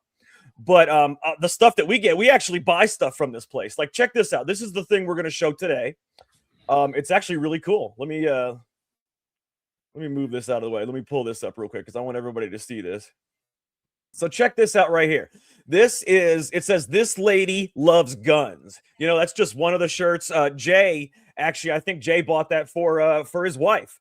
They've just got awesome things. It's maxassociates.etsy.com. You're going to want to check it out. I can promise you that much, because even though the price says $26.99, you get 20% off any orders of $20 or more. So that shirt right there is automatically 20% off and free shipping anywhere in the United States. Jay, you've been through there. What do you think? Honestly, don't give us the spiel. What do you honestly think about the thing here? No, all the stuff on there is stuff I would buy. And I did buy that shirt for my wife, Stock Mom. Absolutely. And I'll buy other stuff. There is stuff on there that I would absolutely buy as a patriotic American, as a person who voted for President Trump 3 times. You'll love a lot of the stuff on there. Trust me. Supports our military, all that stuff. It's great stuff. You're not going to beat the price. 20% off over anything $20 or more plus free shipping. Trust me, I used to run a t-shirt business. That's a great deal. Trust me on that. And that's true. He actually did run. That's not something he's just saying for the show. He actually did run a t-shirt business. So he knows about these kinds of things. So, just check it out. They've got all kinds of apparel and gifts. It's not just clothes either, just all kinds of cool stuff. And like I said, we're going to feature something new each day at the beginning of the show. So Jay, let's go ahead and talk about the Dignity Act, if you will. This is going to be the first thing that we talk about, the Dignity Act. And why is it the first thing we talk about? Because it's picking up a lot of steam for some reason. And I wanted a certain congressman to come on the show today. He's kind of skirted us a couple times. We'll see. I don't know. But his name is Marlin Stutzman. He is a co-sponsor of this bill, of the Dignity Act, which is one of the most ridiculous pieces of legislation I have ever seen. And I'm going to tell you right now, I'm going to tell you some of the things that it does, Jay, just for everybody out there.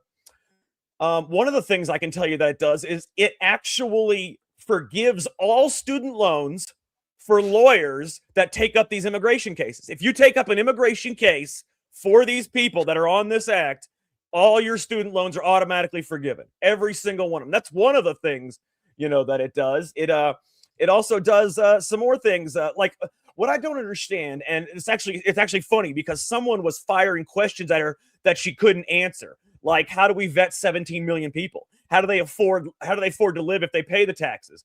When they can't find jobs, do they get free stuff? How do Americans compete with more foreign labor? What about housing competition? All these things were things that she was asked, but things that she could not answer. I will say, though, for Marlin Stutzman, Jay, I want you to check this out. Go ahead. For Marlin Stutzman, I will give him a plus on this. Even though he is one of the co-sponsors of the bill, he is the only co-sponsor that has a liberty freedom score above 50%. His is 75%. Everybody else is below 50%, which begs the question why the hell he's doing this in the first place. But there's other people that are doing this that you wouldn't think. Donald Trump endorsed this woman. He lavishly endorsed this woman. This bill was introduced in 2023 in July. It was reintroduced in July 2025. He endorsed her in February of 2026. So, there's a lot of moving parts here, Jay, and this is one of the worst pieces of legislation I've ever seen.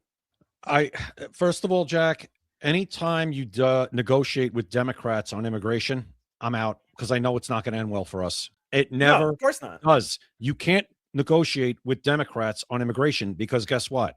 They want open borders. This is just amnesty dressed up in something in a nice dress is what this is. This is garbage. It's an amnesty bill.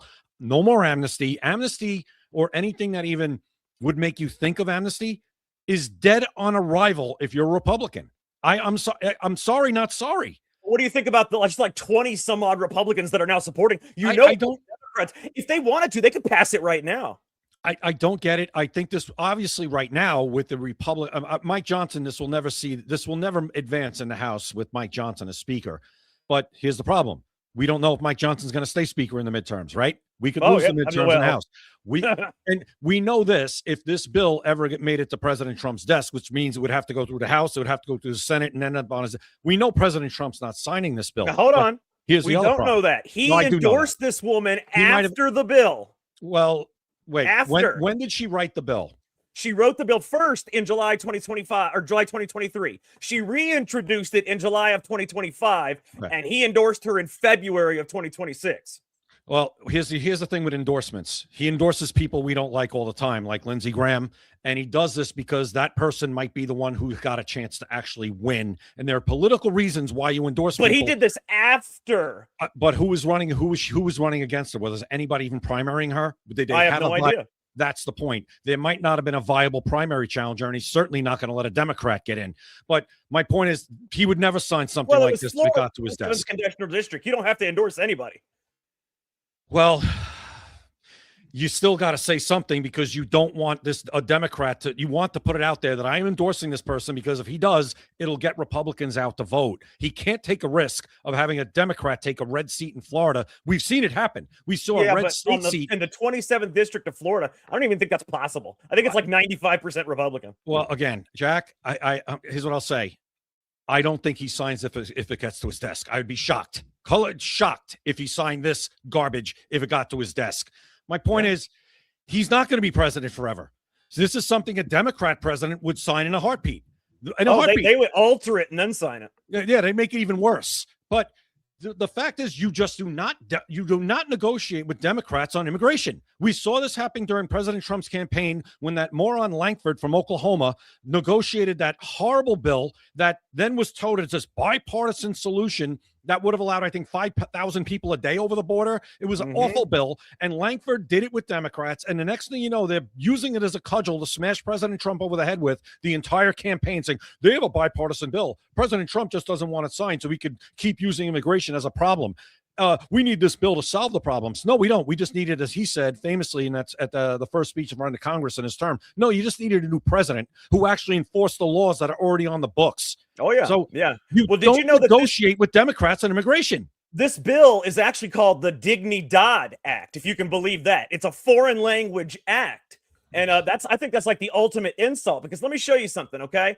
It's called the Dignidad Act because that's Spanish for dignity, and it means. And this is how hard when Congress. First, let me show you. When Congress tries to do acronyms, they try to make them for a certain word, and then they try to do everything they can to fit them in that word with some of the most ridiculous language. Yep. So she wanted it to be Dignidad in Spanish, no matter what. So listen to what she put it as: dignity for immigrants while guarding our nation to ignite and deliver the American dream.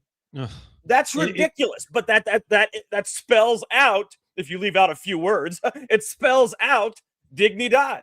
So that tells you where her mindset is. She wanted it to be a Spanish word. It's woke drivel.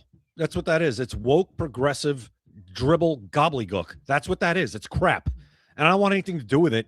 And why a Republican and Maria Salazar, what the hell are you doing? Jack, is this another person who put an R next to the name when they're really a Democrat? Is that what we have here in a red district? Like I said, there are 20 co-sponsors or such on this bill. Marlon Stutzman being one of them. He's a 75% liberty freedom score, which is decent compared to most Republicans. That's why I find that part weird, because he's a co-sponsor, 75%. Everybody else is 50 or less, which is understandable. I'd like an answer as to why he did, and maybe I'll try to get one for us. As far as who else are some of the names, Jack, that I can tell you all their names. Go ahead. Go to the 20 Republicans that are co-sponsors on this garbage. Okay, here we go. We got Maria Salazar, Michael Lawler, New York, 17. Oh, not surprised. Oh, Jack, do them slow, like not slow, but I want to hear each one, and I'll tell you whether I'm surprised or not. Go ahead. There might be more than 20. Shit. Okay. I think there's 36, Jack. David Valadao. David Valadao, California, 22. He's got a 48% liberty score. It's not terrible. I mean, it's not terrible for this day and age anyway. Lawler, Jack, real quick. Lawler is Westchester County, which isn't far from me, and I'm not surprised by Mike Lawler having anything to do with this bill. I'm not surprised. He's a 39% Liberty score, so terrible. I wouldn't, I'm not surprised either. Terrible. All right, so we got Dan Newhouse, Washington District 4. No surprise. Get this. We got Mike Kelly, Pennsylvania District 16. Again, Purple State, these guys, they're so worried about pissing off. It's pathetic. Go ahead. And we got Brian Fitzpatrick, Pennsylvania District 1, 28% Liberty score. He's one of the worst ones in Congress, Jack. Absolutely awful. Absolutely I will say the next one has an almost 60% Liberty score. I thought for some reason I thought they were all 50 or less other than Stutzman. I guess they're all 60 or less other than Stutzman. So this is Gabe Evans, Colorado's 8th District, 59% Liberty score. Colorado. Yep. Marlon Stutzman, Indiana, 3rd District, 75% Very Freedom surprising. Index. Very surprising. Yeah. Don Bacon, New England. Nebraska. 2nd District. Nebraska, excuse me. Yeah. Nebraska, 2nd District. We mention him all the time, Jack. We say, He's God, terrible. if you have to, here's what we do. We use Don Bacon as like the low bar. And we're like, my God, it's so bad for Democrats. Democrats are so bad right now that even if it's Don Bacon, you need to vote for Don Bacon. They have another example of how bad Don Bacon is. Go ahead. You know what's funny? Rather than reading the rest of these names, I want to say something. These people, do you guys realize how that the people that actually control Congress are the no-name congressmen you've never heard of? These people right here, 90% of them, nobody has ever heard of, but they control Congress. They are the ones that can actually get this passed. So the people you heard of, the people you know, might be 20 or 30 out of 400 and something in the House. So, I mean, it's the people you don't know that actually control Congress. You're right. The problem here is, like we said, right now this bill's dead on arrival. It's DOA. But if Mike Johnson is not the speaker come 2026 into 2027, he's also easily compromised. I'm just going to say this. I don't think with Mike Johnson as speaker, this goes anywhere. I don't. But if he does lose, if the Republicans lose, and then he's the minority leader and it's Speaker Hakeem Jeffries, God forbid, this bill will advance, and with Republican help. Thank you very much, Republicans. I just can't. Check this out. So I actually have the voting record for these people that were on there, how many times they voted with their own party, how many times they voted with Democrats. So this is interesting. So Salazar votes with Republicans 53% of the time, votes with Democrats 47%. She's a Democrat. Listen to this. There's one person on this list that never votes with Democrats, votes with Republicans 100% of the time. Marlon Stutzman. And that is so strange that he is on this bill. It makes no sense. It's an outlier. Complete outlier. I don't get it. I'm gonna ask the question respectfully and see if I can get an answer as to why. Maybe there's maybe there's a good explanation, Jack. I don't care, but I don't agree with it, regardless if it's a good explanation or not. No, it doesn't make any sense. What explanation could there be? I will say there's a couple others like Smucker and De La Cruz that are 80% or more. Again, why? Is there money involved here? Sponsors? Not sponsors. I'm sorry. Not sponsors. I did notice that they're all Spanish. Did you notice that? Not Stutzman.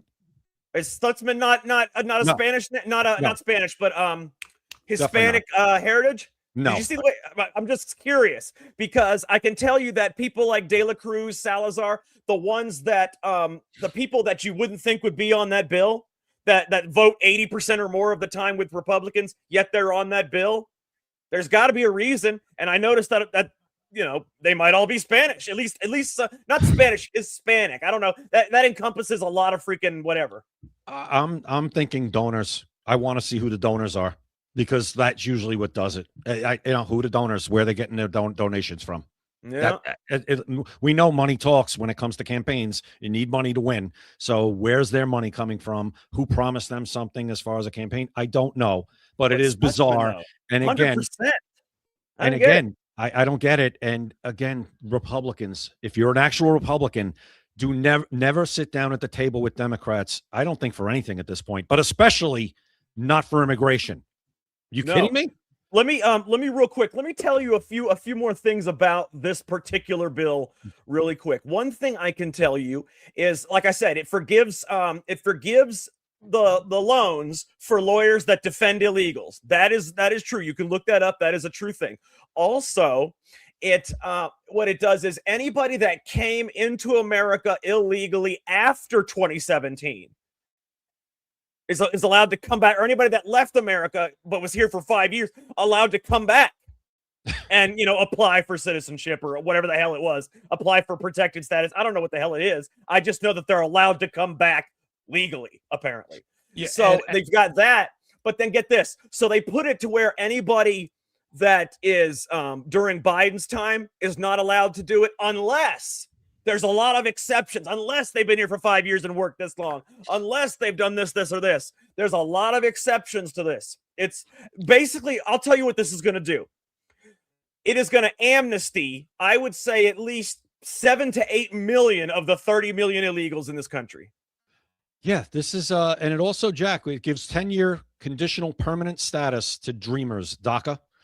Path to full green card and eventual citizenship to meet education, work, or military requirements and background check. That's for DACA people.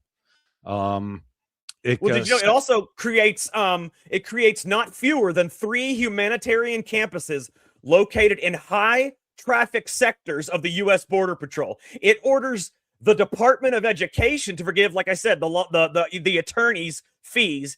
I mean, it does some of the most insane stuff. The centers that I talked about will provide legal orientation programming and communication between the aliens and outside legal counsel. So basically, if you want to come in illegally, you can go to these centers and they'll tell you how to do it. Again, it's amnesty dressed up. That's all this is. Did we never learn our lesson? The Republicans not learn a lesson ever. That's why I'm saying Maria Salazar, this is a Democrat who ran as a Republican in a red district. I would have thought we would have learned our lesson from Reagan, Exactly. But I guess not. One of Reagan's biggest mistake was that amnesty deal, and California has never been the same. And the last president to win California was George H.W. Bush in 1988. And that was after Reagan's amnesty. That was the last president after amnesty that a Republican that won that state. And it's been a huge problem ever since. Absolutely. So, Jay. Yes, sir. We're going to talk about something controversial right now, but something that is real. It's 100% real. So apparently, and I've always subscribed to this theory anyway, the case against Tyler Robinson is falling apart. Let me show you something. So we already know that they can't match the bullet. The bullet apparently is a fragment they can't match to any specific rifle. So they can't match it to his rifle. But let me tell you what just came out. You want to see something that just came out? This is very interesting. And it's 100% true. I verified it. Let's see. I just had it 2 seconds ago. Oh, here it is. Okay. So Utah, and this is 100% true. You guys can look this up. I'm actually going to put it up on the screen in a second. Utah police records show Tyler Robinson was already in custody when the Discord confession text messages were sent. These confession text messages are going to get thrown out the window. He was already in custody. Let me show you this. This is from AI and Grok himself. Check this out. Right here. The claimed timeline conflict is based on a specific defense motion or court filing, yada, yada, yada, that cites Utah police records showing Tyler Robinson was Mirandized and interviewed at 6:25 p.m. Mountain Time. He was in custody at that time, and we know he was never let go. The Discord confession message, hey guys, I have bad news. It was me at UVU yesterday. I'm surrendering, yada, yada, yada, was from an account attributed to him, timestamped 8:57 p.m. Mountain Time or 7:57 p.m. reported in some outlets. Either way, an hour and a half to 2.5 hours after he was in custody, these messages were sent. All I can say is I've always subscribed to the theory that he was a patsy, and I don't understand why people get mad at that. Charlie Kirk is still dead. Somebody killed him. Why does it have to be Tyler Robinson? Why is that in a point of contention for people? I don't understand the purpose. Well, I think it's a point of contention because there's a lot of evidence that says it's Tyler Robinson. There is no evidence. Well, there is no evidence. I disagree. I could read some. You got a rifle and some shell casings with his fingerprints on it, right? How easy would that be just to grab and say, "Hey, this was his shit. This is what was on the." If you're gonna patsy someone, how easy is it to say, "Hey, you know what? This is his rifle and shit. It's got his fingerprints on it. He shot him." All of a sudden, Jay, they can't match the bullet to the rifle. Can't match the bullet to the rifle. They can't match the bullet to the rifle. How convenient is that? That's very convenient. All of a sudden, they can't match it to any rifle. It's a bullet. Wait. 1 second. Yeah, well, now, go ahead. No, it's a bullet fragment. That Yeah, right but, now, but first, they said it was a whole bullet. They said it was a whole bullet. You can go back and look at the prosecution filings. They said it was a whole bullet. They said they were going to match it to his rifle. When they sent it in, all of a sudden it's a fragment and they can't match it. So you can't match it to his rifle. That's very convenient for prosecution. Oh, you know what? We can't prove it wasn't Tyler Robinson's rifle now. So that's very convenient for the prosecution. Then all of a sudden these Discord text messages are coming out showing that he was in custody at the time these things were sent. If you're a patsy, that's pretty damn good evidence someone's trying to set you up. I'm sorry. Well, there were also pre-shooting text messages to his roommate and his trans whatever's going on. Yeah, but these are text messages. If the ones that were done after he went into custody, right? And we can prove they were the Discord ones were done after he went in custody. Who's to say these weren't done by the same person? Obviously, if somebody set him up. Well, I don't think it's obvious. I think if they can prove that, and again, this is a defense motion claiming this. But no, it's a defense motion with proven timestamps. These are not like lies or anything. These are actual timestamps. They have him in custody at this time. These messages were sent at this time, 2.5 hours after he was in custody. And I can promise you he wasn't in there tweeting. So what I'm going to tell you is somebody is trying to set him up. And that right there is the best evidence you could have. I'm sorry. What about these messages? In a group chat, Robinson initially joked about shooting and posted, "Hey guys, I have bad news for you all. It was me at UVU yesterday." That's the Discord message that I was talking about. It says, "I'm surrendering." He discussed the Discord messages, Jay. And engraved bullets. So those are the ones that were sent after he was in custody. Okay, so let's see if there's an explanation for why they're after. I don't know. How could there be? How could there possibly be an explanation for that? I keep saying over and over again, there's going to be a trial here, and it's stuff. And I there don't may not be a trial. The way this evidence is falling apart. I don't think that the evidence is falling apart, especially on the bullet. I think that's overhyped. I don't think it's not rare. It's actually not uncommon. It's very convenient. But it's not uncommon for a bullet fragment not to be able to be perfectly matched. Wait, you're telling me it's not uncommon for a 30-06 bullet to shoot somebody in the neck, fragment, have no exit wound, but you can only find one fragment. You're telling me that's not uncommon? No, I'm talking about the not being able to match the fragment to the rifle. Of course, you can't match a fragment to a. That's that's very common. But they did match the shell casings to that rifle. Well, that's easy though. You can't prove those shell casings were used to kill him. You can't prove that. Wait a minute. So the shell casings match the rifle. They don't know if the bullet matches the rifle yet. Exactly. The bullet is what killed him. You can plant the shell casings in the rifle. They also have you? You could do a lot of things. Now, do we have any evidence? I have evidence of my particular theory, though. These people that actually sent these text messages saying he was surrendering. Hey, it was me, guys. I did it right 2 hours after he was arrested. That is pretty incriminating evidence. There's a pre-shooting note, a handwritten note found under Robinson's keyboard, photograph and text. Do we have any video of him saying he did it, or is it all just people saying this shit happened? I had the opportunity to take out Charlie Kirk, and I'm going to take it. Prosecutors say he planned the attack for over a week. He said in this is so ridiculous. Hold on. Again, hold on. This is so ridiculous, man. If you were going to set somebody up, Jay, is this not the best way to do it? You can't match. They can't prove the bullet didn't kill him because it was fragmented all of a sudden. They can't prove it. But he can't prove that he did not kill the man because the bullet was fragmented. That's a pretty good setup, if you ask me. And then you send the Discord messages.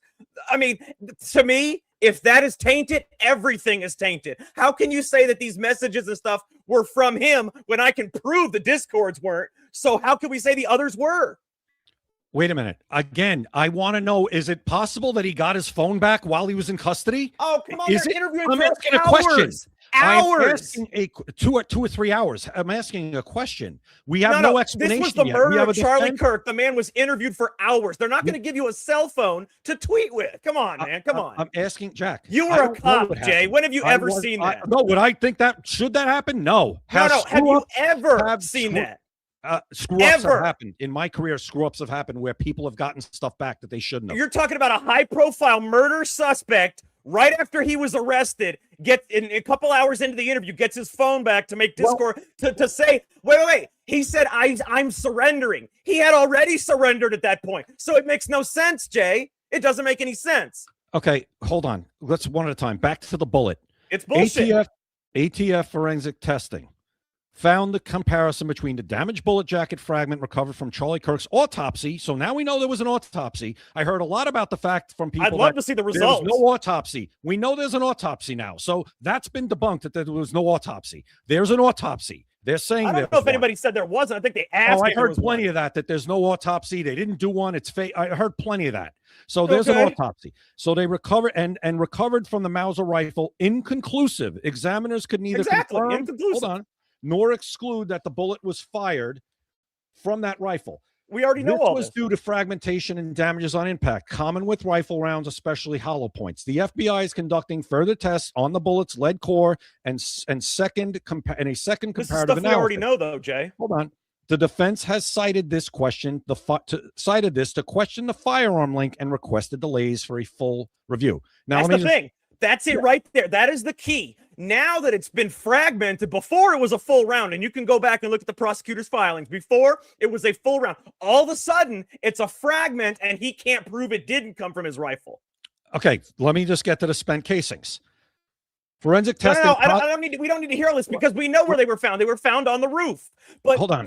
But when it comes to a setup, Jay, it's very easy to get a patsy. You take his shit, you put it on the roof. How hard is that? Let me just read about the casings. But you're reading the shit we already know. No, wait, but not. Hold on. It says forensic testing positively matched the spent fired cartridge casing recovered at the scene to the Mauser Model 98 rifle. This match is based on firing pin, extractor, and ejector marks. I'll tell you what. Did they find gunpowder residue on his hands? Tell me that. If they found gunpowder residue on his hands, then I'll start to believe you.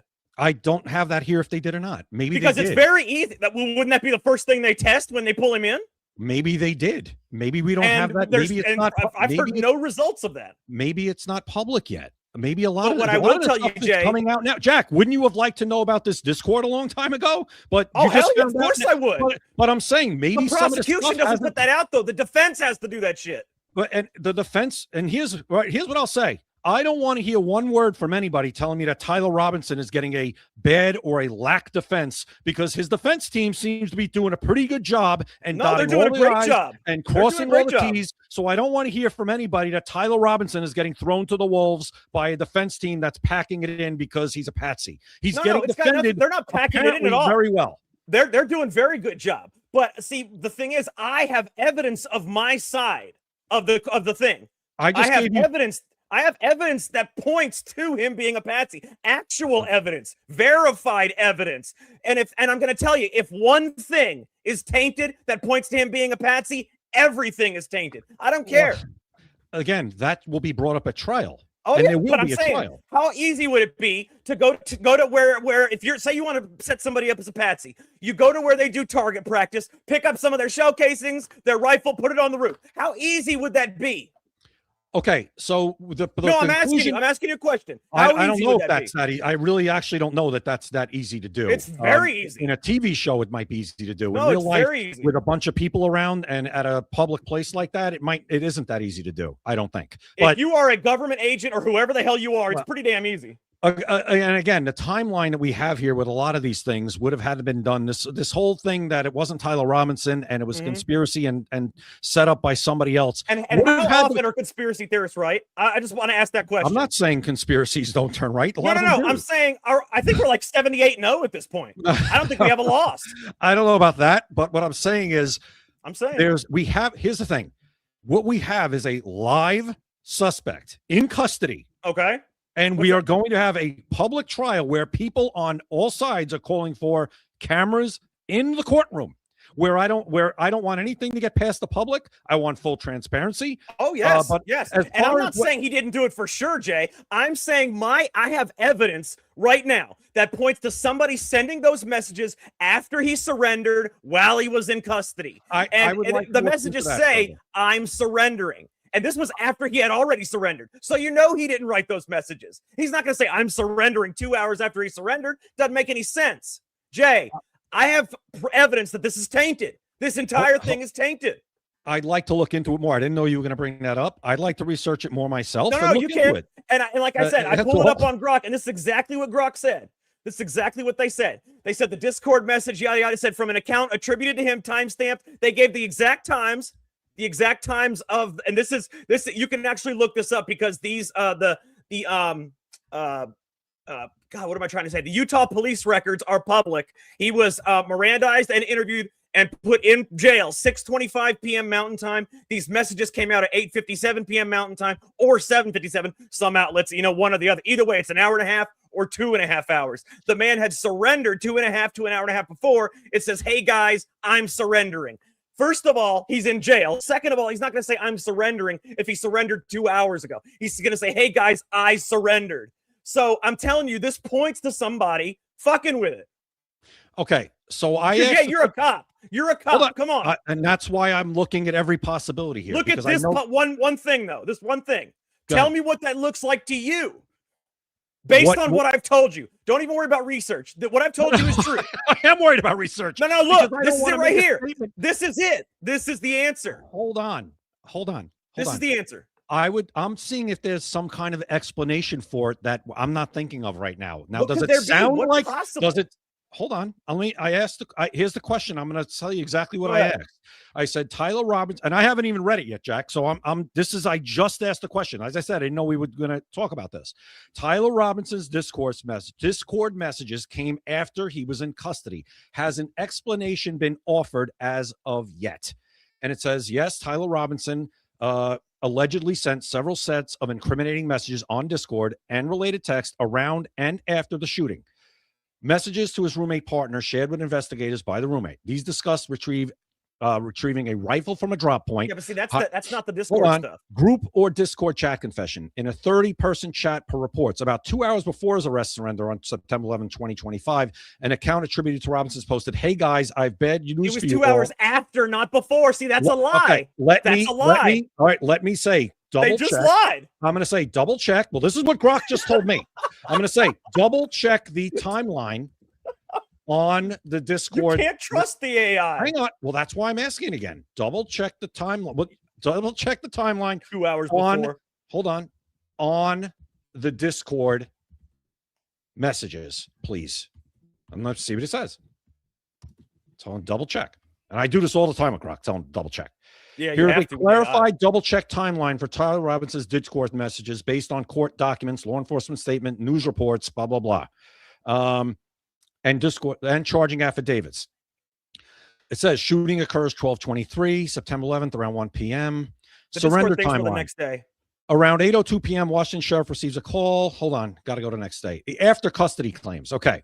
Online discussions, especially on X-Reddit, highlight potential discrepancies with some users pointing out court filings or police records suggesting Robinson may have been Mirandized or present at the sheriff's office as early as 6:25 p.m. Grok always got an excuse? What's Grok's excuse? I'm just reading it.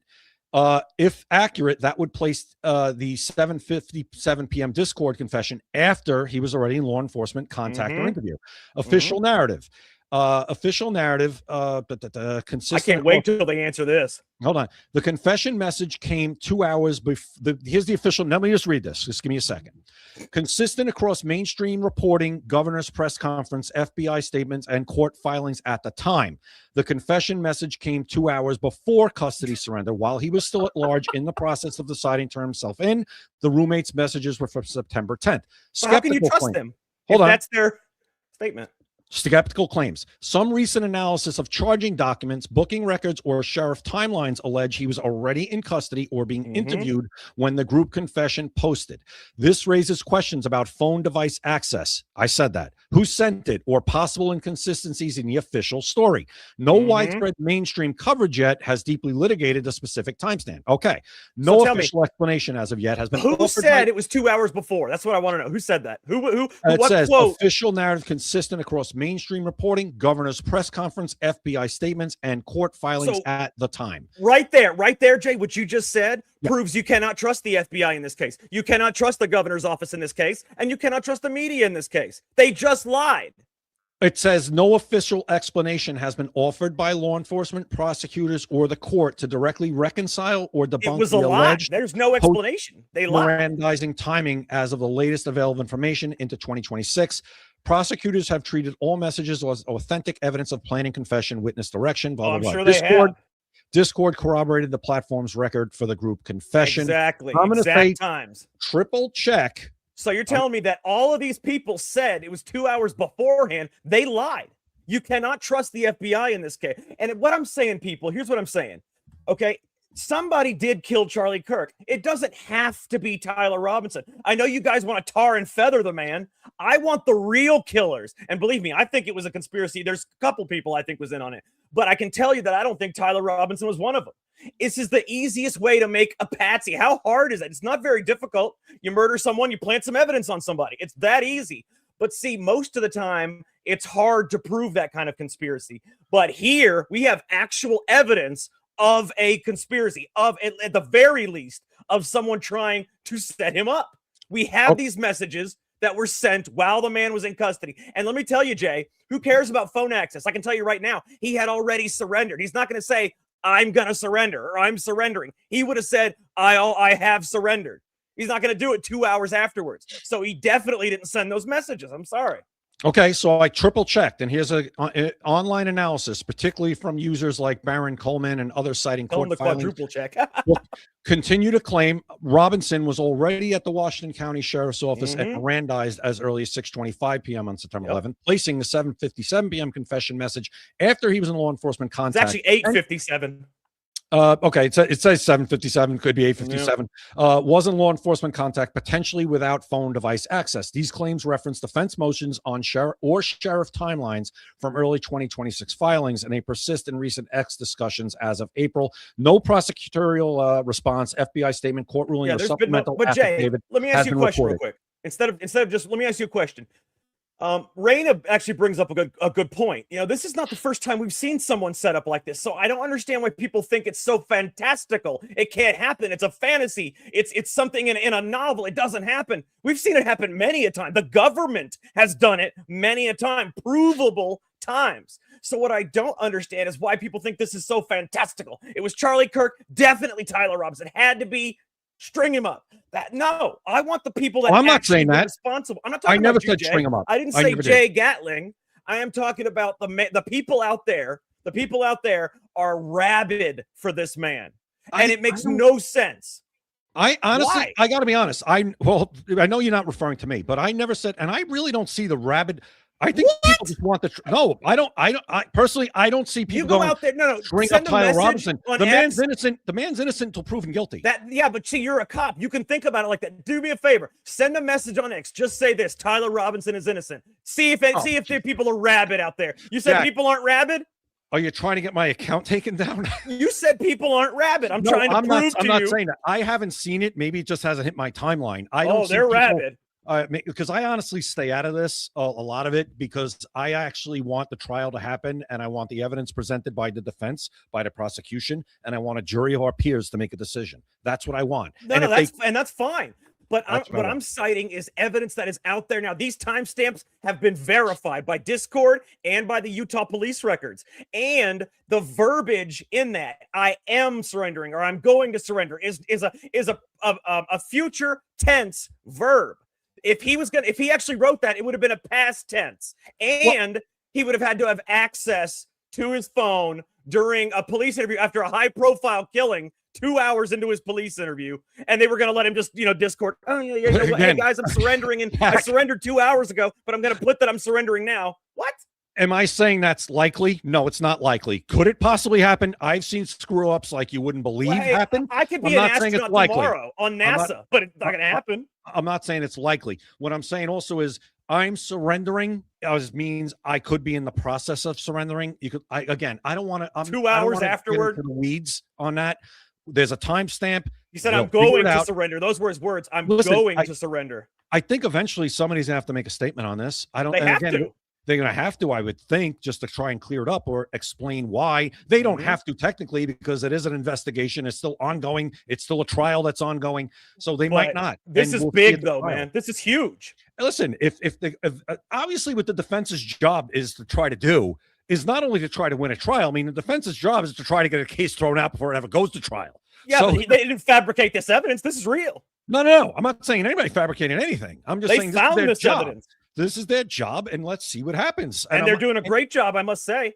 And I will also say, I don't want to hear from anybody that Tyler Robinson isn't getting a good defense. No. Apparently he is. Whoever his lawyers are, excellent, man. I don't know. Well, right. So whatever it is, it is. That's something that I don't want to hear anybody come out with. Oh, he didn't. No, he's getting a good defense. They're doing their job. That's all. But I will say, and that's interesting with U.S. citizen Joe Kent. I don't know if he'll be called to testify or not, but what I can tell you is I don't care about people's angry opinions about somebody. In fact, you know what? I have something I want to play for everybody. Everybody needs to hear this. It is a quick little speech by Brandon Straka. Everybody needs to hear this because right now we have massive division in the Republican Party, within MAGA, within different factions. Oh, I hate Tucker Carlson. I don't want his, screw Tucker Carlson. Let's throw him out of MAGA. He's not a Republican. He's not America First. Okay, I won't vote for us then. That's going to be the problem for a lot of people. So I'm going to send you this. Jay, I talked about this yesterday. You don't want to throw people out just because you disagree with what they say. You need their vote to win. Whether you want their vote, whether you may not like the fact that you need their vote to win, but you need their vote to win. Before you play it, let me just say this. We talked about yesterday. That's true. But at the same time, I would like to hear from Tucker Carlson and Megyn Kelly and who else? I forget the names. And I forget Nick Fuentes. He's voting for Democrats. He's a fraud. Yeah. Nick Fuentes is a different story. Yeah. But from those people, I would like them to come out and say, even though I'm saying this, even though I disagree with this vehemently, I'm still voting for the Republicans because the Democrats are absolutely intolerable and not an option. That's what I want to hear. Can I hear that? I understand that, but why do they have to say that to be able to be part of the Republican Party? Well, because can't they have differing opinions? No. You could be part. No. It has nothing to do with having a differing opinion. I'm not talking about you specifically. I'm talking about the people that are throwing them out to the wolves. Well, it has to do with the rhetoric that they're putting out there. But you have to have their vote to win. But it sounds like, here's the problem. It sounds like leftist rhetoric, and I still need to know if they're still on board with at least voting for Republicans. They don't have to like Donald Trump, but you still have to be on board with the same. Here's the one thing we can rally around. We talked yesterday about the Democrats rally around their hatred for President Trump and pretty much their hatred for America. Mm-hmm. We need to rally around the fact that the Democrats are absolutely not an option. They're not an American party. So whether you hate MAGA or you're not a MAGA fan anymore, or you're not a President Trump fan, you still have to say, whoever the Republican is, I'm going to support the Republican, because if not, Jack, that's a problem. Then you're just going to give it away. Talk about throwing the baby out with the bathwater. That's also throwing the baby out with the bathwater. Yeah, but I can understand that. But see, if you constantly call these people traitors and that you hate them and that you're kicking, why in the world would they vote to help you? Why don't they just sit it out? It's not helping me. It's helping the country. So if you really want the country that much, it's helping all the Republicans that suddenly hate them because they have a certain rhetoric. Well, then that's why. To me, hold on. To me, that's weak. And we talked cutting off your nose to spite your face. Exactly. Oh, you're that's mad what they're doing. And let's say I said it. Let's say Megyn Kelly, get the hell out of the Republican Party. Megyn Kelly, he's told me to get out. I'm not voting. Well, you know what? Then you're part of the problem. You're not part of the solution. You're part of the problem. So is the person telling them to get out of the Republican Party. I'm not telling them not to vote. No. I'm not saying that, Jay. I'm saying the people that are doing that. And there are people that are doing that by the droves. I know you've had to have seen it. Let me show everybody this video real quick, Jay. I want you to show, because what Brandon Straka says here is exactly the point that I was making yesterday. So I heard he gave a great speech at CPAC. It was excellent, and this is exactly, like I said, the point I was making yesterday. So everybody take a listen. When I look back on that time when I desperately needed friends, allies, and support, the two men of highest stature within the movement who did not close their doors on me, who had me on their shows and gave me a platform and a voice when I needed it the most, were Mark Levin and Tucker Carlson.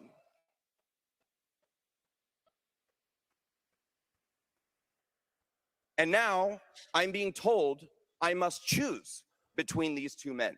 This is it. I'm either Team Mark, which according to one group would make me a warmongering neocon and a shill for Israel, or I'm Team Tucker, which according to another group would make me a rabid, Jew-hating anti-Semite. Cried all the people with their torches and pitchforks. Torches and pitchforks. None of these assertions are true.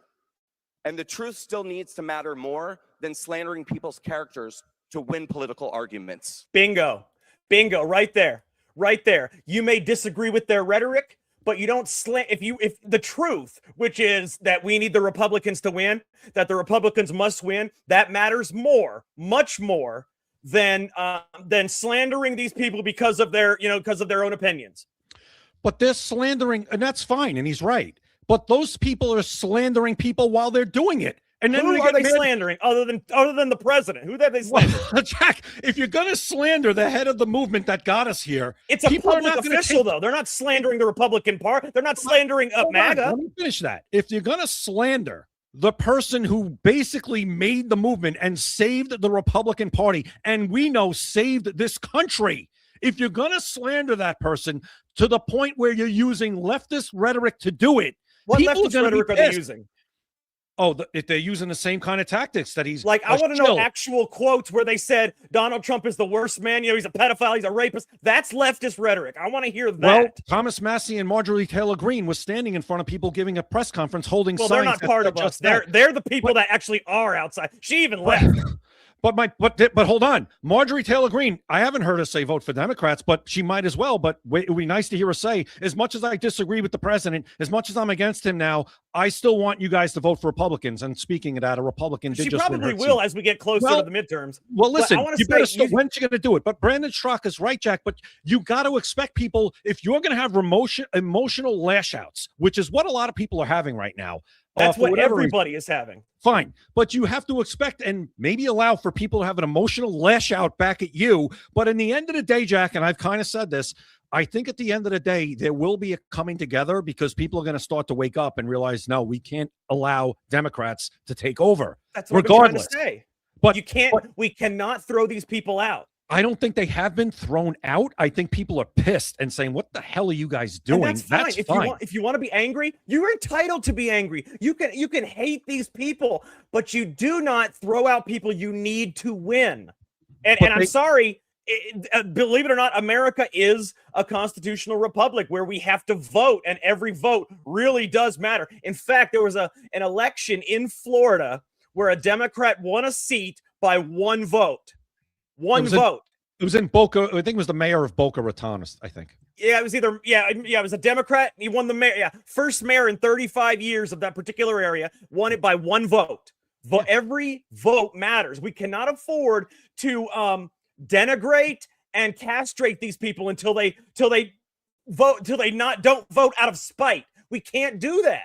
I agree with that, but at the same time, they can't. They're not doing it to us. They might criticize him, but they're not criticizing all of us. We are all criticizing them, though. But in a way, they are criticizing us because it's like, wait a minute, he's the president. I'm a bad guy if I support the president still? I mean, that's what I'm. No, he never said anybody was a bad guy for supporting Trump. Nobody did. But Jack, the thing is that they're so. A lot of the things that they're saying, okay, come from a place where I just believe like.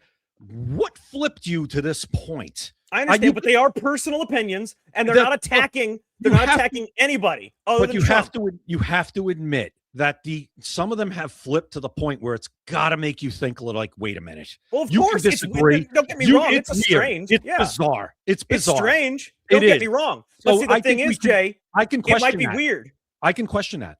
Yeah, and I shouldn't be that me questioning that shouldn't be I want them out. I don't want them to vote that's not the same thing. See, when you question something level-headedly, that's different than attack, which is what MAGA is doing right now to these people. They are attacking them. Who in MAGA, so to speak, is everybody, including you. Who's everybody? You say Tehran Tucker. I'm telling you that's attacking these people. It's a nickname. Who cares? But it's an attack. It's an attack. Who cares? He's attacking everything that my president does. But he's not attacking you. He doesn't call you, Jiggly J. You know what I mean? He can. And guess what? But see, that's the thing. Laugh. When there's a million people doing it, it's different. When there's a million people in a party that you were supposedly a part of, Jay, we need these people to win. I'm sorry, we do. Sticks and stones, Tucker. Tehran Tucker's a funny name. You like Tuck and Run. Okay, Tuck and Run Carlson. Okay. I think it's hilarious, but the thing is, we need them to win. Whether we want them is a different question, but we need them. That's the thing. Well, again, I'm not saying we don't need them. And I say every Republican, if you are truly Republican, even if you hate everything President Trump's done with Iran, or you think he's an Israeli shill, whatever. So what's the problem with saying it, though? Why is everybody attacking them for saying that kind of stuff? Because I think that comes from a lot of that. It's perceived as leftist. It's a leftist tact. I know, but if they still vote Republican, say they still have mostly conservative ideas, why can't they criticize the president? Then tell me your conservative values still, and tell me you're still going to vote Republican no matter what. Well, they may actually be doing that. We don't see all their content. I don't know. Well, I'd like to see it. And but Jack, I think at this point it has, like Brandon Schrock just said, he came out. You kind of know Brandon Schrock from what he said. He's voting Republican no matter what. No matter what they say or quote-unquote team he has to be on, he's voting Republican. Just like he said, he's not choosing. Just like me, I'm not choosing. I'm not against Tucker. I'm not against Candace. I'm not against MTG. I'm not against anybody that's not on the left. Even if you have your own rhetoric, I don't care because, see, the difference is, Jay, we need these people to win. But I think these are the people that are trying to fracture the movement. That's the point. They are.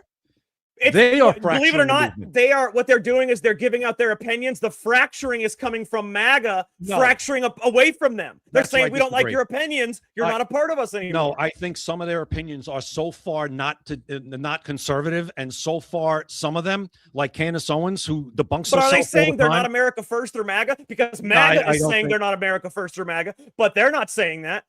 That's the difference. MAGA is fracturing them. Candace Owens has come out and basically said she's not MAGA anymore. That's fine. I know that Tucker Carlson has his dip pouch thing, says, the dip America First dip or whatever the hell it is. But I mean, these people, Jay, the bottom line is we need them to win. We need them and their listeners to win. That's the bottom line. They also, if they really are, and they believe in and if they truly believe in what they're saying, then they have to understand that a lot of the things they're saying, Democrats aren't going to go with. They're going to go with the opposite, whether it's MAGA or not. Then they better say, I'm still on board. I'm still on board with the Republicans. What's that? What do you mean Democrats? What I'm saying, a lot of their positions are Democrat positions at this point. Yeah, but you said the Democrats are not going to get on board. I'm saying that if they're going to take Democrat positions, which some of them I think are, but they're still going to vote Republican. Why do they have to be Democrat positions, though? Why can't they just be positions? Well, because that's the life we live, Jack. That's the political reality. There are certain things that are Democrat position talking points and certain things that are Republican positions and talking points Republican. So then if you're a Republican, you can't have your own thought process. No, otherwise, you can some of them might be Democrat ideas. You can't have your own free exchange of ideas. Because if you have a Democrat idea, we're going to kick you out. Nobody's getting kicked out. I'm just want to hear the way these things are going, man. Well, then these people better come out. And how about this? If they're the ones that feel like they're getting kicked out, I haven't heard any of them say, I feel like I'm getting kicked out. Now, they're not going to say that. But Jack, but if they feel like that, say it. Then or just say, I feel like I'm getting kicked out, but I'm not going to take my ball and go home. Say it. Say it. Put it out there. But here's the thing. They still have their conservative ideals. Just because they have certain criticisms is one thing. But actually, if you watch some of the content, they still talk about their conservative ideals.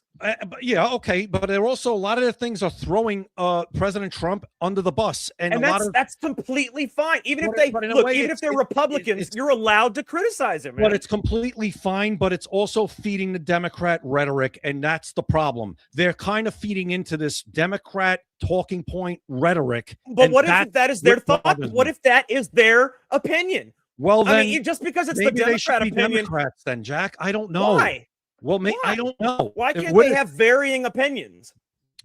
You could have varying opinions without being a Democrat. No, well, then call yourself an independent at this point. See, but that's the thing. We have to label everything. But it goes back to what we just talked about before. This 180 flip on a lot of these people on a lot of issues is very strange. I think it's most of the Iran war. I haven't seen too many other issues. It was also Israel and Gaza. There was a very sharp shift. Even with Charlie Kirk, there's a sharp shift, and we know what we're talking about.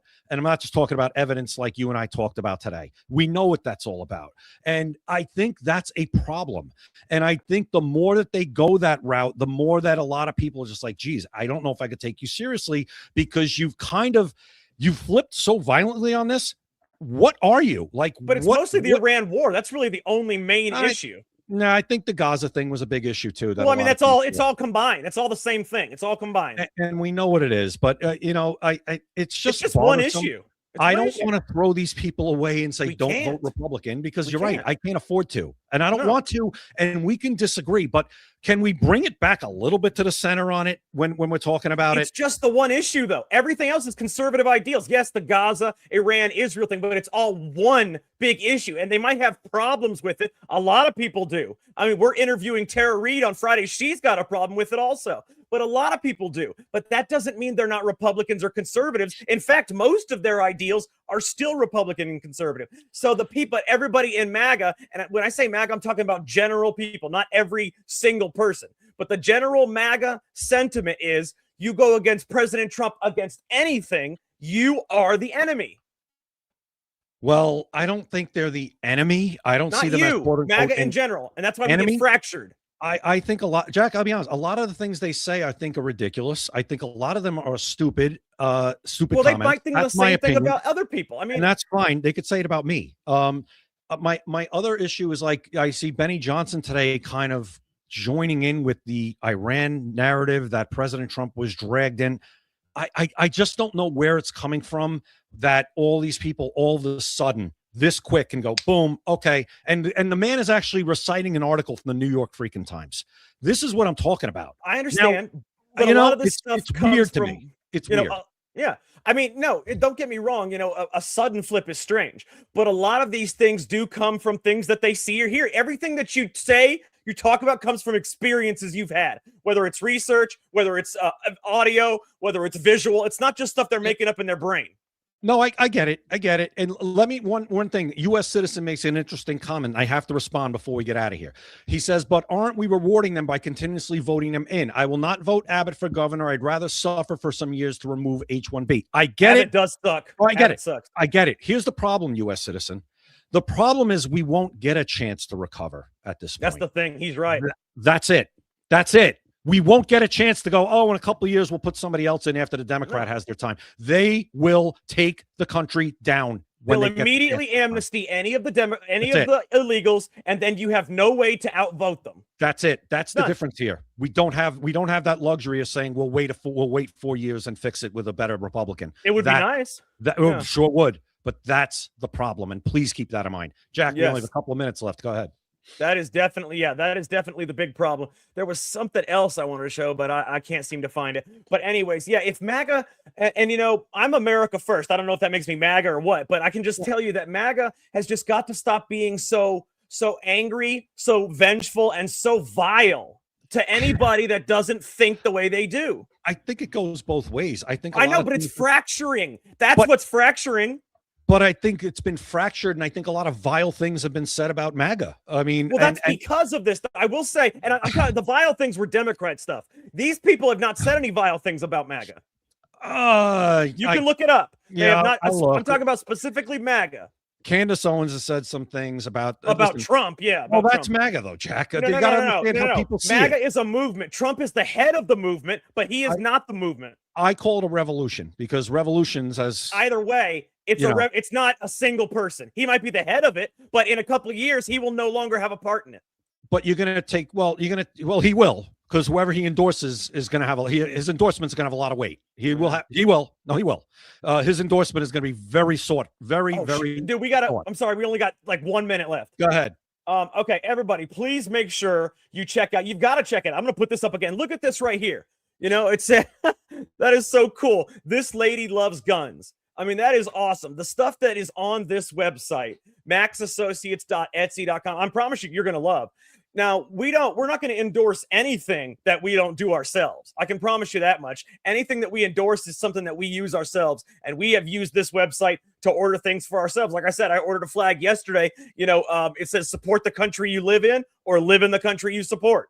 I love that flag. You ordered that shirt. This lady loves guns. I mean, again, we're not going to endorse anything that we wouldn't use ourselves, and we definitely use this ourselves. I mean, it's absolutely awesome. So just visit maxassociates.etsy.com for the best patriotic apparel, USA Pride gifts in America.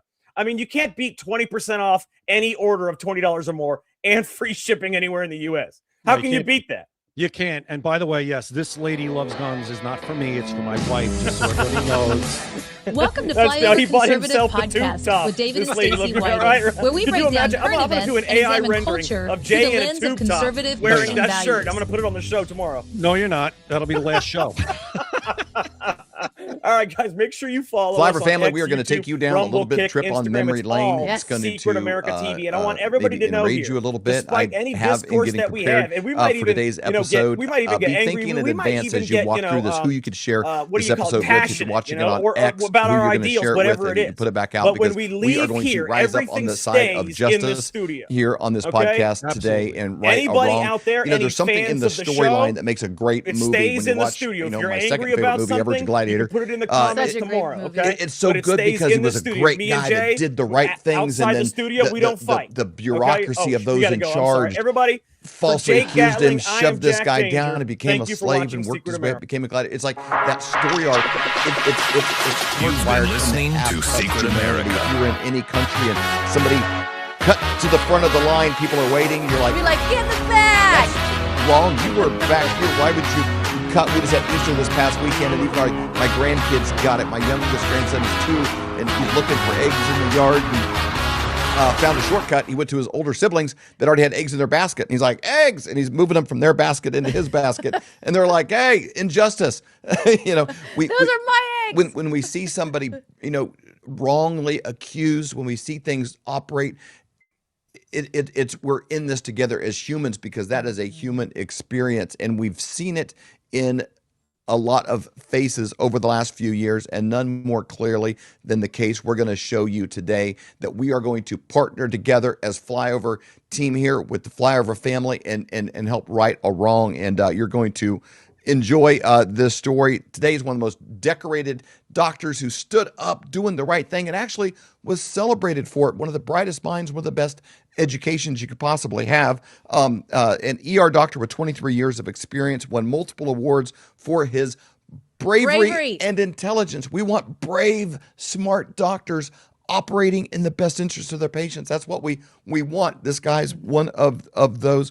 Did that during his work during COVID. He was named Person of the Year by the state of Maryland State Medical Society for all of his work during COVID. And you're also going to really like him as a person. Dr. Ron Elfenbein. Welcome.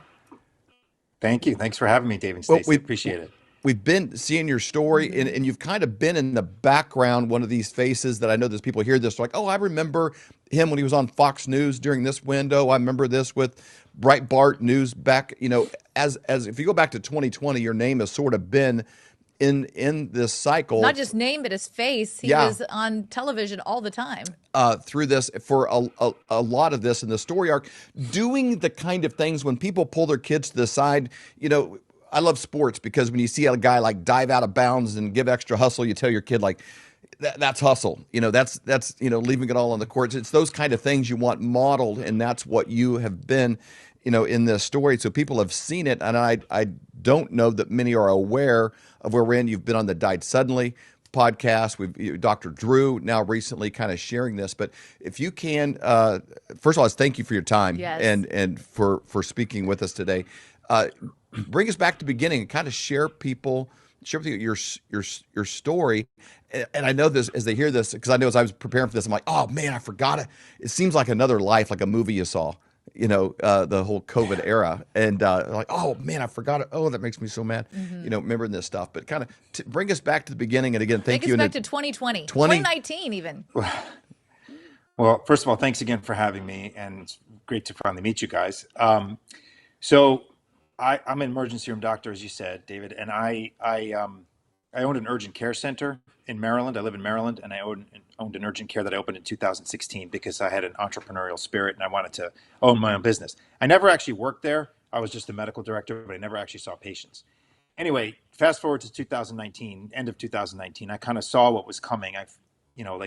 Watching the news, despite what the CDC and the FDA and Medicare and everybody else was saying, oh, it's not coming. It's isolated in China. And, you know, I was watching the news and I was watching actual tanks, real like military tanks with their turrets pointed into the city to keep people in the cities in China. And then they were actually bricking the cities up to keep people inside. And I was like, there is no possible way this thing is not gotten out and it's not coming to the United States. And despite what everybody else was saying, you know, in the government and everybody else, I was like, there's just no way. It's got to be here already if it's not on its way.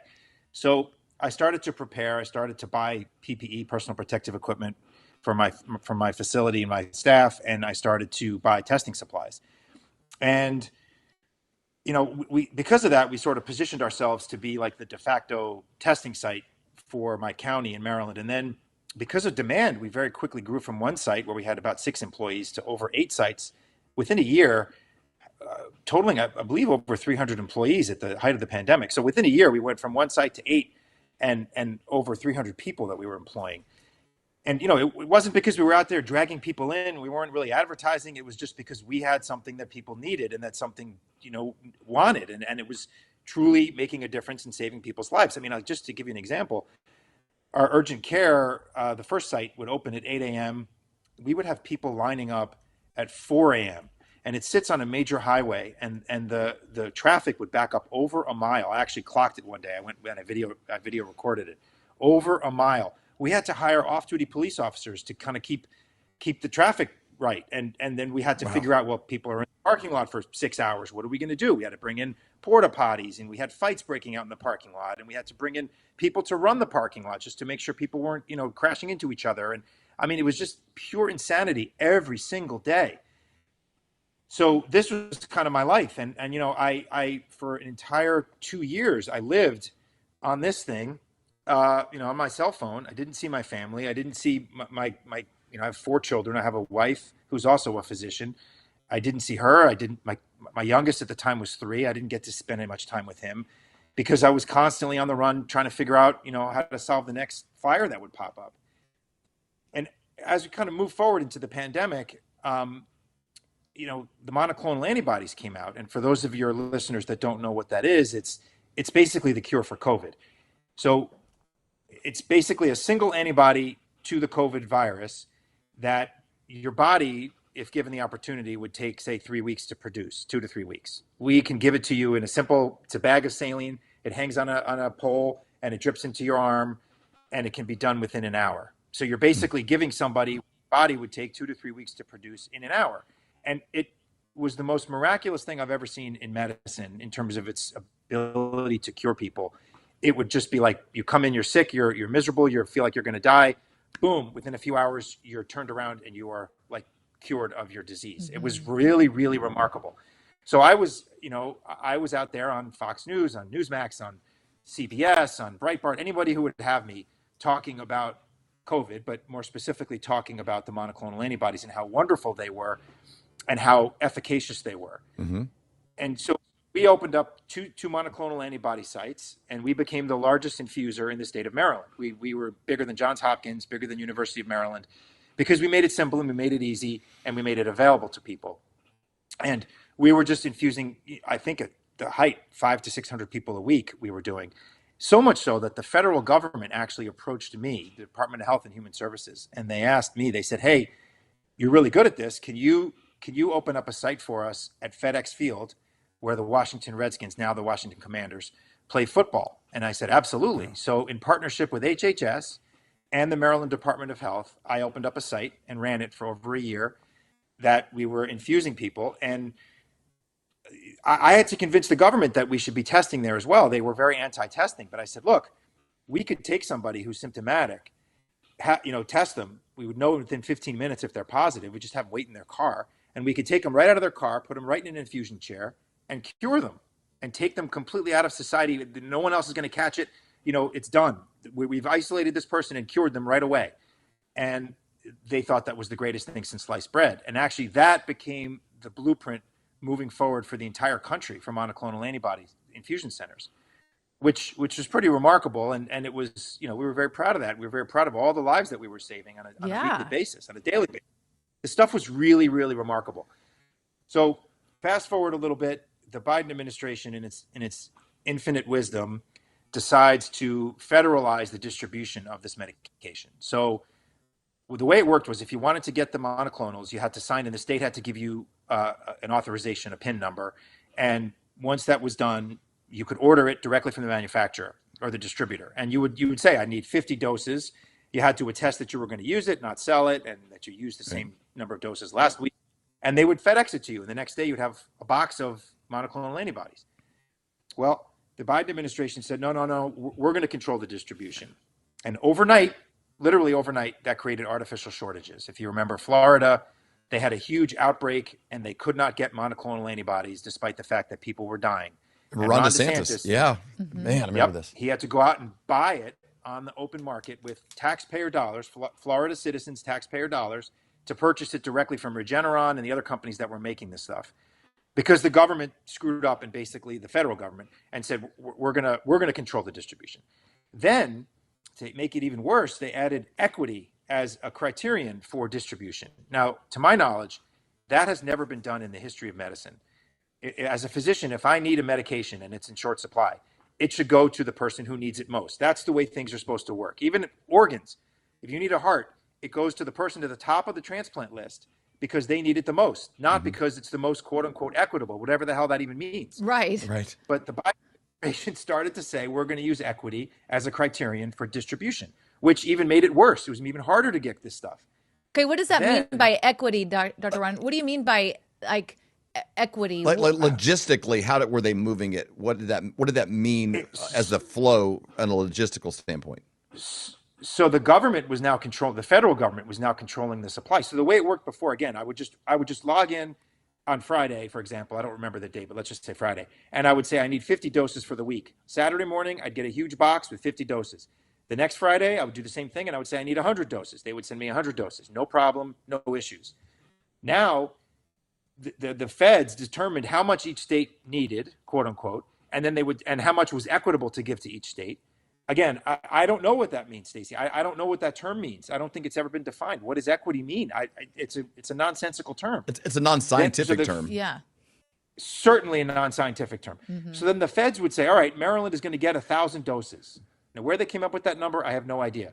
But the feds would determine Maryland was going to get 1,000 doses. So then I had to get on a Zoom call with the state of Maryland, and the state would determine, okay, well, Dr. Ron's clinics are the biggest and using the most, so we're going to give him 20% of what we get. So we're going to get 200 doses, we're going to give him 200 doses. Despite the fact that I needed 600 doses, it didn't matter. All they had were 200 to give me. That's all we got. So luckily, we ran at a deficit, but we had enough that we could continue to provide it, but we were really starting to run really, really low and scraping the bottom of the barrel. And then the administration did something that is just, I to this day, I'm so angry about what they did. They said that once the prevalence, there was an Omicron spike in December of 2021, and they said once the prevalence reached 70%, the monoclonal antibodies were no longer going to be effective. So they said, we're going to stop the program once that happens. So in late December of 2021, they said, that threshold has been reached, we're stopping the program. I went on Fox News, I went on Newsmax and a bunch of other places, and I said, this is crazy. They don't know what they're doing. People are going to die. They're misreading the data. They don't know what they're doing. People are going to either be dead or hospitalized because of this. And, I take no pleasure in this, but it turns out I was right, because 2 weeks later, the federal government admitted, and they never apologized, but they admitted that they misread the data, and the prevalence wasn't 70%, it was 20%. Now, I just want to let that sink in for a second. That's a big, big, big difference. 70% to 20%. And even if you believe that, first of all, that the monoclonals wouldn't work, which I'm not even sure that was true, but even if it was true that they wouldn't work against Omicron, and you believe that the prevalence truly was 70%, you don't know what variant the person presenting has, because we don't do genetic testing. We only did it on about 1% of people. So you would have no clue what type the person presenting has. So why should the federal government be putting their foot down, taking away people's right to choose, getting between the doctor and the patient to say, we know better than you, we're going to take away this potentially life-saving medicine because we know better than everybody else? It's just unconscionable what they did. And I can guarantee you people are dead because of it and or had to be hospitalized because of it. I don't know how many thousands of people nationwide this affected, but I can guarantee you it's a lot. And, they never apologized. And only the federal government could make a mistake of that magnitude and have no repercussions.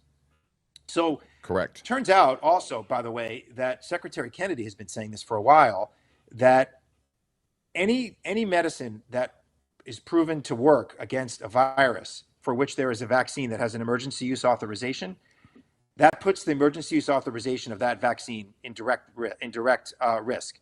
In other words, if ivermectin, for example, was shown to be efficacious and had worked, which it did, but if it had been shown through scientific data that ivermectin will cure COVID, the emergency use authorization of the vaccine would have gone away and making it illegal to give the vaccine. That's problematic. So, and this isn't me saying this. This is Secretary Kennedy. Monoclonal antibodies were that times 1,000. Like, this stuff was the cure for COVID. So this put the EUA of the vaccine in direct threat of being revoked.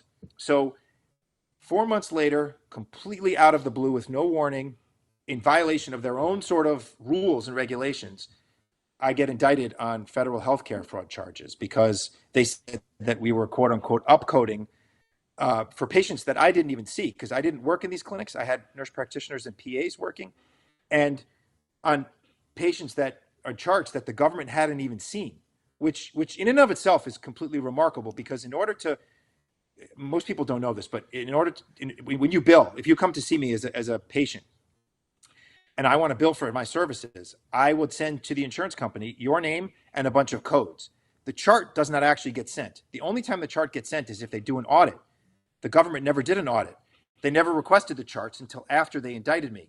Again, these are the charts of the 5 counts that I was charged with right here. I've redacted the names, but you can see 5 charts of patients that they charged me with the crime. And the only way to know what was billed is to look into the charts, but they couldn't have looked into the charts because they didn't have them until after they came at me with a sledgehammer and indicted me as a criminal, which again is just unconscionable and remarkable.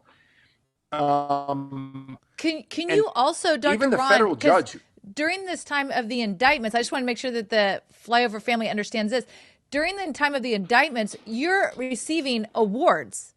Can you talk about that? Because David had mentioned you received all these awards, but talk about the awards you received, and it was during the indictment. And maybe while you're talking about that, can you elaborate a little bit more on your background and education? Because, COVID came along, all of a sudden everybody became an expert. And I used to joke, like, okay, if you had me saying, I live in Kansas City, so if you eat more barbecue, you're probably going to be okay, or whatever. Like, then kick me off of social media, silence me, or whatever. Like, I don't know anything. But when you had the Peter McCulloughs and you had people who had spent their life in this area, with them being silenced, for me that never seemed very sciencey, to it, when you had the world-renowned experts in it. So give your so start with your awards, and then if you could give some of your background or your education. Yeah, did you get your degree like online, like a certified trainer? Did you take a quiz or something? At the Sally Struthers School online. No, so thank you for asking that. So I was awarded, the governor of Maryland at the time, Larry Hogan, personally gave me a citation. He came to me personally and handed it to me for my bravery and for my work during COVID. The state legislature also voted and gave me an award for my work during COVID. And our state medical society named me its person of the year for all the work I did during COVID. And they even awarded that to me after I was indicted, which I think is pretty telling. Yeah. And to your point, David, I went to Cornell University undergraduate. I trained at Johns Hopkins, for whatever that's worth. I trained at Johns Hopkins. I was the chief resident when I was there. I did a lot of work for the Secret Service. I did some work for NASA. I helped write the protocols for airway management in space, for the space station and for the shuttle, which they're not flying anymore, but it's still, that stuff is still in effect. So I like to think I'm not some, fool just sort of advocating for nonsense on the internet. I was trying to do what I thought was correct and what I thought was right, and stick up for people who couldn't stick up for themselves, or didn't know how to stick up for themselves, or didn't understand what was going on. So I really did try. And, I think typically when you think about healthcare fraud, it's for things that, or look at the fraud that's going on right now in Minnesota and California. Mm-hmm. It's billing for things that didn't happen. But each one of these counts, each one of these people, they're all real people. They're all people who presented. They're all people who got tested. They're all people who got seen. In fact, the government called 3 of them as witnesses during the trial, and they all testified. Yes, I got seen. Yes, I got swabbed. Yes, I got my vital signs taken. I saw a provider. How is that fraud? So at worst, what they're saying is basically that we build a billing code that was in error. Okay, that's a reasonable thing to have a discussion about. Pick up the phone and call me and say, hey, can we talk about this? They never gave me the opportunity to explain why we were billing the way we were billing. And I'd like to point out, we had an outside billing company that did most of the billing, or all the billing. So, there was reasonable discussion we could have had about this, but that was never the issue. It wasn't about the billing. Even the federal judge, who's the chief judge of Maryland, by the way, who was adjudicating my case, called the government out in a pretrial conference. He said, this looks like a case of, quote, shoot first and ask questions later, because that is exactly what it was. It was, show me the man and I'll show you the crime. It was, they got pissed off because I went out and I spoke against their narrative, and what I was doing put the vaccine emergency use authorization in the direct crosshairs. They didn't like that, so they came after me with some fabricated nonsense that easily could have been just adjudicated without trial, without anything else. If they thought I was overbilling, I would have happily refunded some money. They never gave me that opportunity. It's just unconscionable what they do to people, and that they can come after you like this without even a fair pick up the phone, for God's sakes, and just say, hey, could you explain this? Okay, so explain, Ron, that it did go to trial and what ended up happening at trial. Yeah. So before I get to that, I just want to put this into perspective. So we saw in that time frame of the indictment, we saw over 100,000 people. Okay, the government chose 5, and they never even had a professional coder look at those 5 charts. Just government attorneys. So the government lawyers looked at it, never even a professional coder. So I did nothing wrong, and I firmly believe that I believe that I am innocent. I didn't do anything wrong. This is crazy. This is nonsense, and this is weaponization. So I took it to trial, and I go to trial.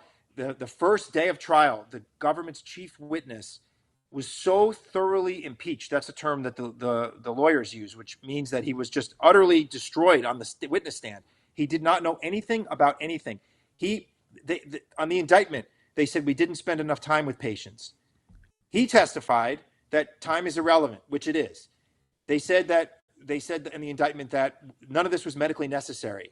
Every single witness who testified at trial said everything we did was medically necessary.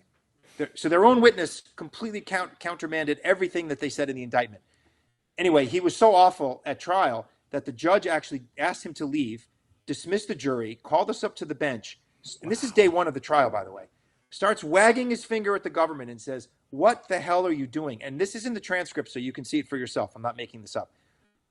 Government, what are you doing? Where is the crime? And that's a direct quote. And they said, oh, you'll see, Judge, it's coming. There's more evidence. And he said, well, you better show me something, because I'm about ready to throw this case out. The case went for 3 weeks.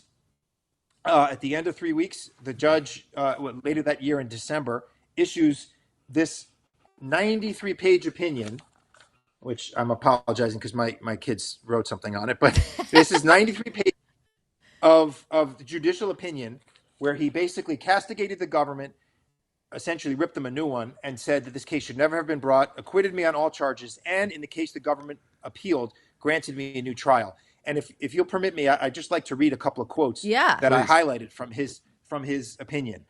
He said, quote, the government did not carry its burden and no reasonable jury could have so concluded. Quote, citizens cannot be held to criminal account for doing only what a technical regulation is reasonably read to permit. End quote. Quote, there can, of course, be no crimes if the defendant complied with those rules. End quote. And the last one that I thought was the most telling, quote, the evidence weighs so heavily in favor of the defendant that it would be unjust to enter judgment against him. End quote. And that's just a few quotes I cherry-picked from this 93-page opinion where he just completely destroyed the government.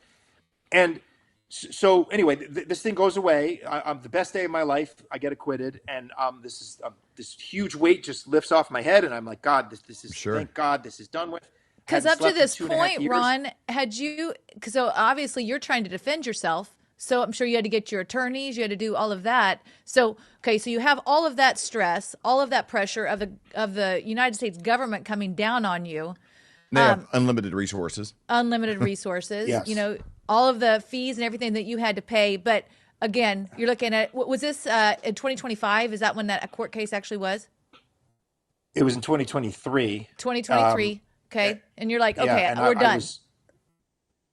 Yes, but I faced 50 years in jail, 50, and millions of dollars in restitution. And just again, to put this into perspective for your viewers, just to break it down, each one of these counts is a patient, as I said.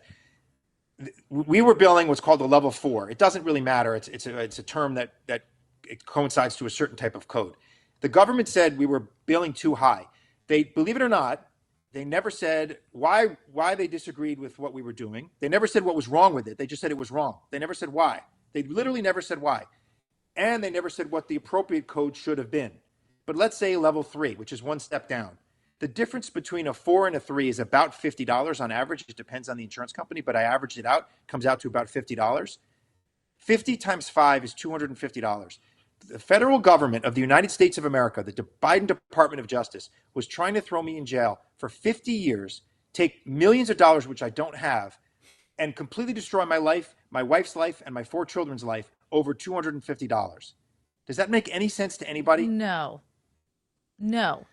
not at all. Okay, so you were actually, do you think that they were just so mad because, again, it came out that obviously the narrative and the whole thing with the vaccination, all of that, but then also you called him out publicly, right, on that when it came out, and you're like, hey, there's going to be a lot of people that could possibly die because of what this administration has done. Do you think that both of those kind of played into that? Absolutely. Yes, I do. I firmly believe that. Now, look, it's hard to prove that, right? I don't have an email that says go after this guy, because that stuff you can't get. Even if you do a FOIA request, they're not going to give you that stuff. So I don't have that in my hand, but it's 4 months directly afterwards that they didn't do really any investigation. Another thing that they did is they got my name wrong on all the charging documents. Elfenbein is a hard name to say, right? But they got that right. They got my first name, Ron, is not a tough one. They got that wrong, and they gave me a middle initial, which I've never had. I don't have a middle name. On all the documents they came after me with, they called me Ronald K. Elfenbein. My name has never been Ronald, and I don't have a middle name.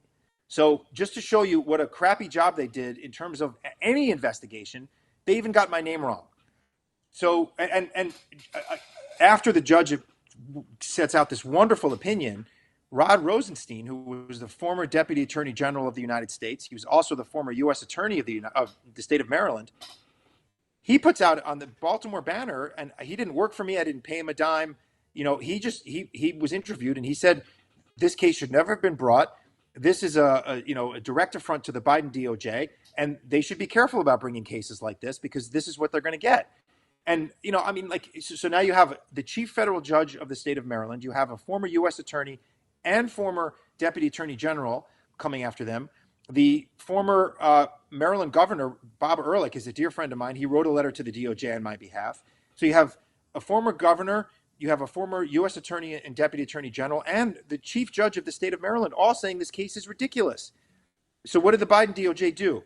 Literally, as they're packing their bags, putting duct tape on their boxes, they decide to appeal right before Trump's inaugurated. So now I face a new trial in August, and I think it was just their way of just stabbing me in the back right before they leave and sticking it to me because, they wanted to. So it's very hard to get these kinds of things to stop because once the ball starts rolling, the new Trump people come in and they're like, oh, it's just another case. You have to get someone to just take a step back and to do two things. One, look at it on its face and say, is this a just prosecution? And two, is this a good use of taxpayer dollars because it has already been adjudicated and I've already been acquitted?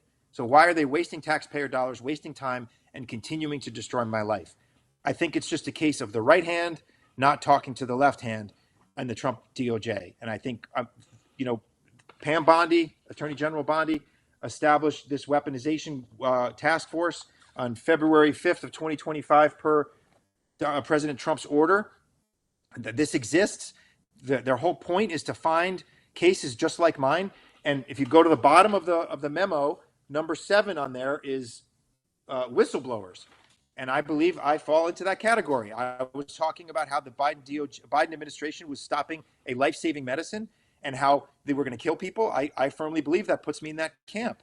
So I think my case is a perfect example for them. This could be a win for the administration. They could look at my case and say, hey, this is great. We're going to find somebody who the Biden people tormented and just tried to destroy. And, let's make it right here. Let's acquit this poor man and stop harassing him and destroying his life. The terms evil come to mind, vindictive come to mind. And if people want to kind of remember this era, one famous example is Joe Rogan went kind of against the government narrative for his own health pursuits and turned COVID into sort of a bad weekend. CNN, every different branch, Sanjay Gupta, everybody, was raining hellfire, down on him, almost like sad he lived. It's almost like they wanted Joe Rogan to say, I'm going to kind of go a different direction. I'm going to go this way. And then they kind of wanted him to die. So they could say, see, told you, everybody needs to do what we say. They need to step in line. Yeah. Everybody needs to dance to the same song. And if you step out of line, we are going to make an example of you and smash you so hard that no one will ever raise their hand and be scientific. If there's any area that we need people to operate away from the bureaucracy of government overreach, it's our doctors. Yes. When I talk to a doctor, I want him to look me in the eye and treat me the way he would treat his own child, the way he would treat his own father, the way he'd treat his own brother, based on science, not, I kind of think this, but the machinery, a bureaucrat that's been in D.C. for 5 different administrations says we should be doing this. How many patients has Dr. Fauci seen? Well, that's not important. We're all going to do what this team says. I want my doctor to operate with impunity from the political structure and treat me with the most scientific approach he deems efficable. Absolutely. And to your point, David, I think, look, this is a sad story and it's terrible and it's happening to me. And, obviously it's horrible, right? But the reason people should care about this is twofold. One, if it can do it to me, they can do it to the president of the United States. Of course they can do it to you, right? And why would you suspect that they won't? Because they can. But more importantly, I think I did everything I possibly could to save as many people's lives as I could. I took my oath very seriously, and I worked as hard as I could for 2.5 years, doing everything I could during this time period. I stepped up, I did the right thing. Why on earth would anybody put themselves in that position again when the government can come after you retroactively for this chicken you-know-what nonsense, made up BS, 2 years later or a year later, and try to throw you in jail for 50 years and completely destroy your life over something that is so ridiculous at its face, it doesn't even make any sense. Why would anybody ever put themselves in that position? Yeah. Well, the answer here is very clear. You're not being swatted with a fly swatter for doing something wrong. You're being swatted with a fly swatter because you were effective. It's because of the effectiveness of the direction you took, and it wasn't in line with what they were saying. If you would have been saying barbecue sauce is beneficial and patients died, they wouldn't be going after you. They're going after you because of your effectiveness and because of your courage. And effective, courageous people are a threat They're hard to to a control. bureaucratic system that wants to operate with blindfolds on and move forward like a tank over the top of people, regardless of outcomes. That's the framework. Yeah. And just so people understand this, people, you've probably heard people say this before, that the process is the punishment. And I can tell you from firsthand experience that is 100% true. I did not sleep for 2.5 years. My wife didn't sleep for 2.5 years. We have 4 children. The only one that was spared was my youngest because he was 3 at the time. He had no idea what was going on. My 12-year-old daughter slept in my bed for an entire year because she wouldn't leave my side. All 3 of my older children had to go into therapy. They're all very well-adjusted straight A students. They all had to go into therapy because they just couldn't deal with this. I mean, and it completely bankrupted us essentially. Thank God my wife still has a job. She's a pediatric oncologist. She treats children with cancer at a major academic institution here in Maryland, and she runs their bone marrow transplant program. She gives kids a new lease on life. Thank God she still has a job. This is they don't really care. They destroy your life, they destroy everything, and they try to bankrupt you. And they know that they can keep coming after you because, David, as you said, they have unlimited resources. And it is just, they really should be sure with 100% certainty that they have a good case before they go after people, and that they do their due diligence before going after people. But had they done that in my case, this never would have been brought. Even the judge said that. Yeah, so the judge threw it out. They got to be put more effort towards the Leering centers than they do this kind of stuff. It's ridiculous. So we got a call to action here for the viewers, and you're as diligent on this side presenting the case as you were in being effective on the medical side. You have a website called dropthecase.com. The link will be down below. It's on the graphic on the screen. But we need to make this case, like, honestly, if you're listening to this on X, retweet it out, put this out, but add the links to the figures on the screen. And the reason that we're doing that is because of what happened in January and February of 2025, where they had the President Trump declared ending the weaponization of the federal government against these people that have been whistleblowers, like Dr. Ron here. And so you can go to the timeline by dropthecase.com, go to the timeline there. You can see it on there. This is just letting them know, hey, we have a whistleblower he's not being treated fairly. He needs help. We're just trying to draw attention that they know that there's somebody that really needs help. They've already said, hey, we're here to help. We just have to draw attention to Dr. Ron, letting him know he is somebody that really does need help. And he deserves help in this situation. So on the screen, we have Harmeet Dillon. We have Todd Blanche, who's acting in the role where Pam Bondi was for the time being, Ed Martin, and then Dr. Ron's X account on there as well. President Trump declared ending the weaponization of the federal government as a major initiative. Well, he's done a poor job of it. This needs to be a focus. And if this is actually a focus and something they're intending to do, they need to look at this case. They need to act swiftly, because we do not want a medical system where people operate in fear of a political apparatus and against the best interest of the patients. There will be things in the future, and we want our doctors to operate with their oath of above all else do no harm, and maybe even above all else do some good. We had a lot of doctors that just stepped in line and didn't do this, and we got a guy here that did. One other thing I wanted to draw everybody's attention to is on dropthecase.com, there's a place for support. If you click on support, you can donate now if you go there.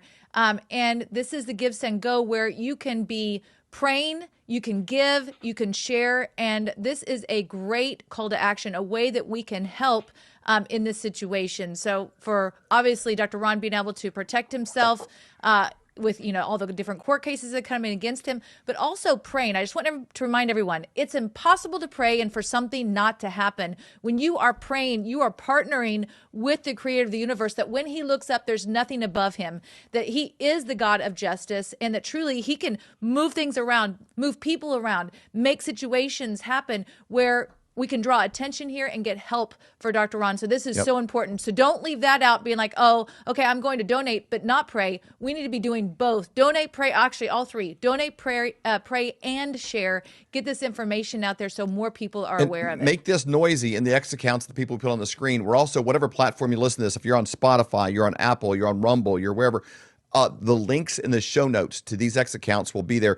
We have it on the screen right now. Just take your phone or whatever, let's do a screenshot, or if it's on the screen, take a picture of it, save those, take an action, make this loud in the inboxes and in the comments of the people that you see on that screen right there. And these are people that are for us, so making sure, again, don't be mean. You're just saying, hey, please be aware of this. They want to know. They've got a mandate from the president. I'll read it again right here. Ending the weaponization of the federal government is a major initiative.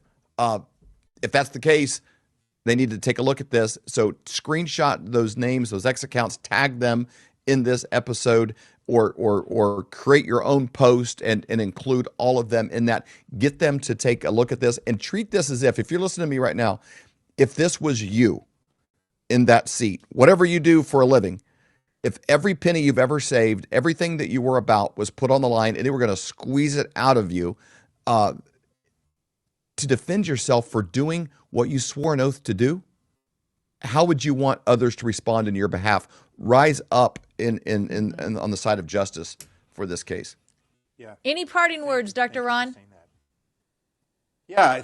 First, again, thank you both so much. It's an honor to be here, and thank you for listening to the listeners. And I just want to point out that what they did, aside from what they're doing to me or what they did to me, the Biden Department of Justice, I just don't think the Trump people are aware of what's going on, and that's why, to your point, to both of you, they want, this is what they asked for. They asked for cases just like mine. So we're not trying to berate them. We're not trying to be mean to them. We're trying to say, hey, here's a great case. You should look at this. But what I think, to your point, David, about being evil, to my knowledge, no one in the history of the world has ever politicized something like this was politicized during the Biden administration. They took a life-saving medication and they politicized it, and they stopped giving it to people who needed it. And they based it on some nonsensical term called equity, which is purely political, because they wanted to determine how it was going to get sent out. And that is wrong, and that is unconscionable. And I guarantee you people suffered because of it. And people suffered because they stupidly shut the program down when they shouldn't have. To this day, I'm still angry and upset about the whole thing. And I would say, even though it got me into hot water, I would say again what I said back in 2022 or 2021, because it's the truth. They're stupid, they don't know what they're doing, and they acted foolishly. And either it's done because of nefarious purpose or just, ineptitude, or a mixture of those two. I don't know what, but either way, it was bad and it was wrong. Man, Dr. Ron, we are so thankful for your time. Just know that we'll be praying for you. The Flyover family will be praying for you, and just declaring until this is resolved, that justice comes for you in Jesus' name. So thank you so much for your time. We really appreciate it. I'm Linda Bamber Olson, the inventor of the Wave Watch, the world's first frequency therapy watch. It features over 1,100 targeted frequencies. These sounds are acoustical and they move through your body. You don't necessarily have to hear it. So that's why we have so many testimonies for ADD and ADHD, emotions, headaches, joints, and so many more.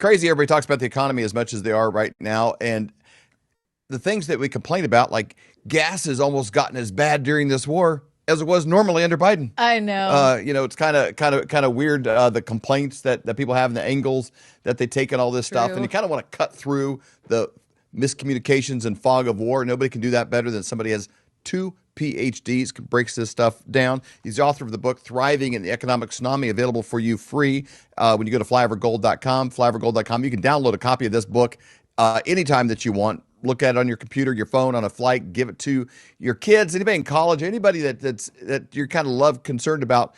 Email them the PDF of this book. It is unbelievable. We have with us to give us a little insight into our brains, the one, the only Dr. Kirk Elliott. Yay!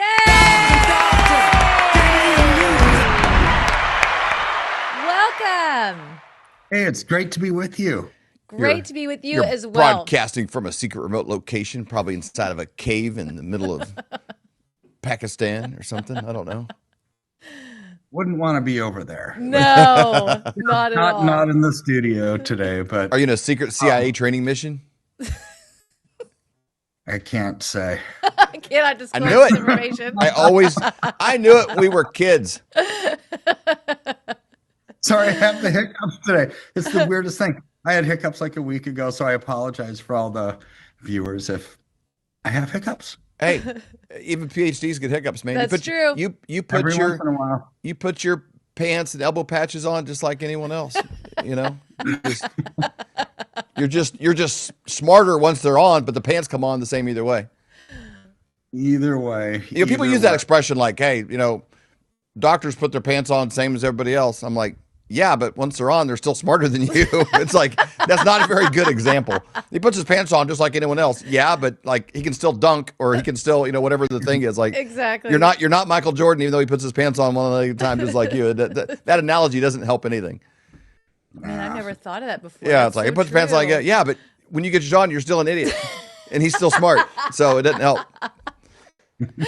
Oh my gosh, White, you are in rare form today.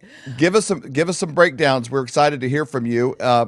this is probably the most selfishly we want to know. During COVID, we really did a lot of the interviews because we wanted to make adjustments, our family, and what do we take to prevent this stuff? And that's how I feel when we talk to you each week now, because there's so much information attached to fear.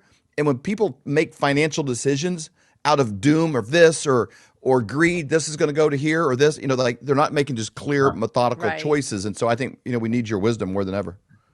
I mean, so you look at the big news today, there's the war in Iran or conflict in Iran. It's like it was actually never declared a war, right? But so there's this conflict in Iran, and Trump made the announcement that Iran's civilization will end tonight. It's like, unless, they basically comply. Well, those are big words, right? That brings so much volatility, so much into the markets. And you look at the Dow is down like 150 points today, and gold is down and silver is down. And it's like, why would gold and silver be down? Would it be down today? Right? Why in the world would it be down? They usually go up when there's war and geopolitical conflict. Well, the reason is simple in my mind. It's actually really simple. It looks like there's not going to be a ceasefire anytime soon. We shall see. I pray that there is, but we shall see.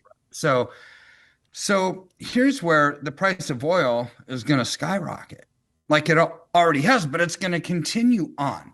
So here's the problem. With higher oil prices, global inflation goes up. Like we talked about last week, literally, they can't lower interest rates. They can't lower interest rates, and gold and silver don't necessarily do very well in times of rising interest rates. They do great in times of lowering interest rates. And this is the flip side of the coin. You've got so many forces that are causing gold and silver to go up: low supply, high demand, wars and rumors of wars, inflationary pressures, all of those things. And the markets are focused on one thing, that they're not going to lower interest rates, right? So that brings us volatility, right? So, but to me, why I'm not concerned about the short term, I'm not concerned. I'm concerned about the conflict in Iran. I want it to end right away because people are dying. It's not a good situation, right? But here's where this is kind of playing out economically in my mind, right?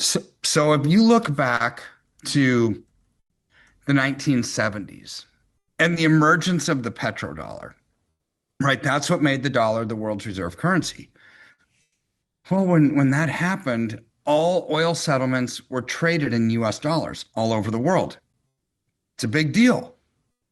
Because what did that create? Our debt. It created the lifestyle that we have in America, right? When there's constant demand, and a lot of it, because there's a lot of oil that's being traded, that made America what it is, right? And it allowed us to get to $40 trillion worth of debt, and people still wanted our currency.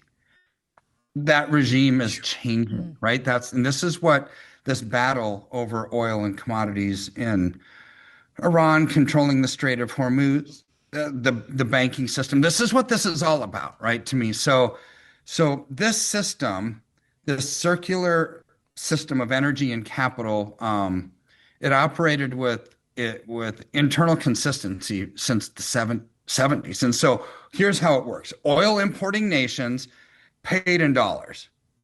Okay, that's what the petrodollar is. Those dollars accumulated in the Gulf economies.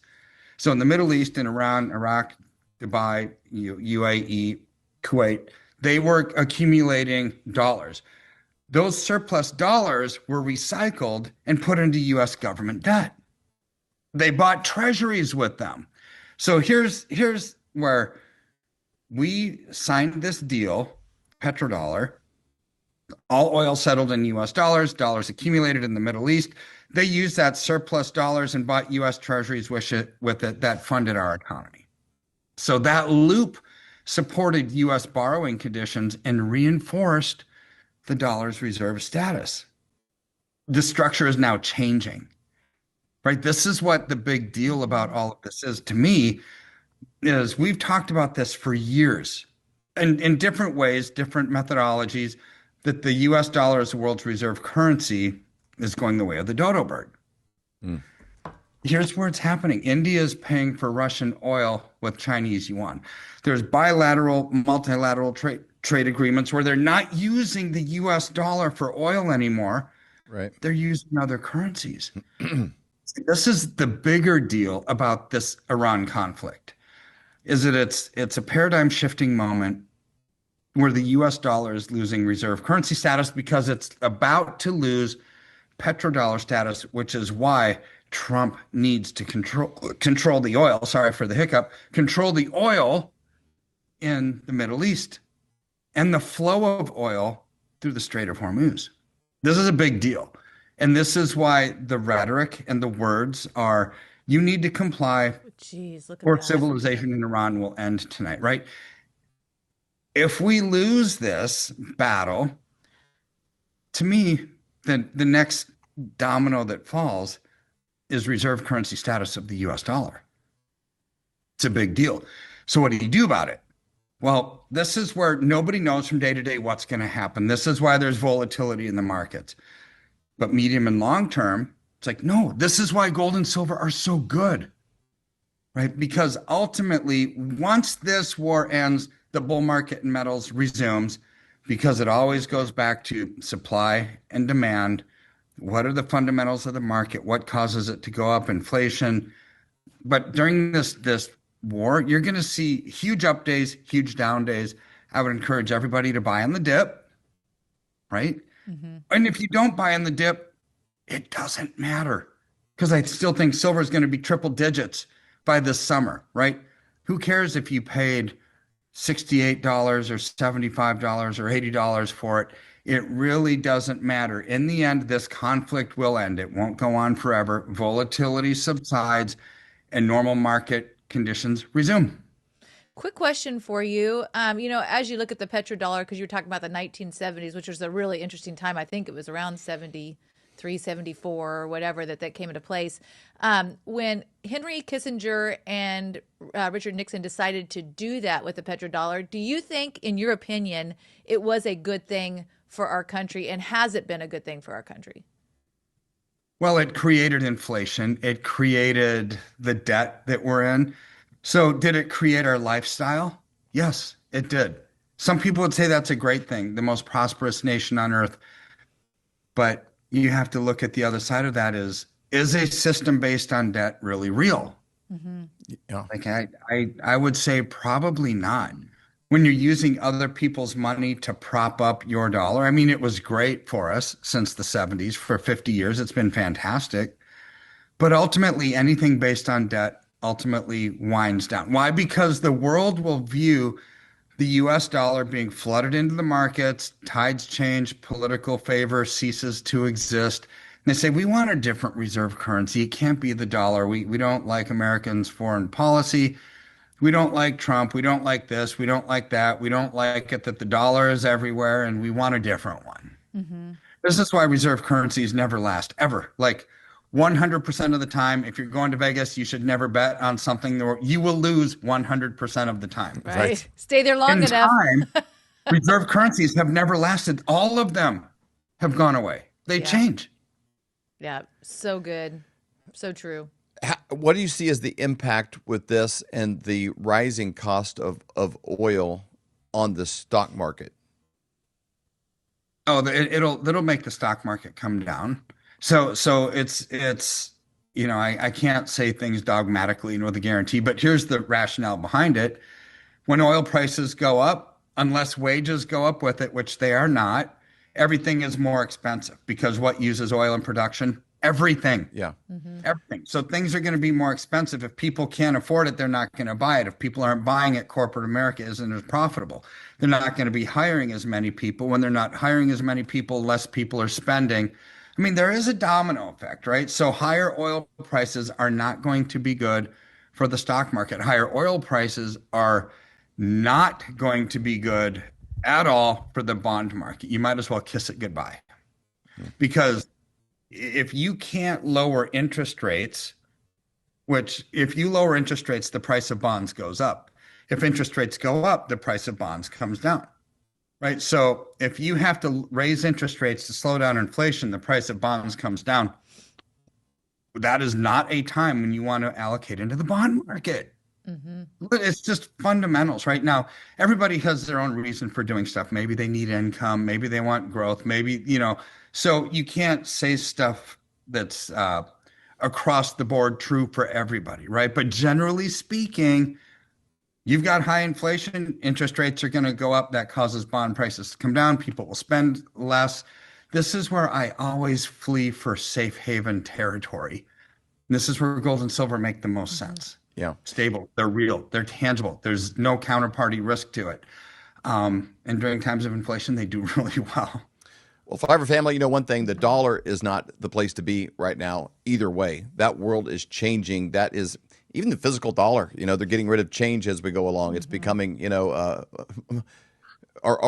technology of our world is moving away from dollar, that everything about it is kind of becoming more archaic. If you want to know, hey, how do I adapt? How do I adjust? How does this apply to my retirement? How does this apply to my 401k? How does this apply to my situation?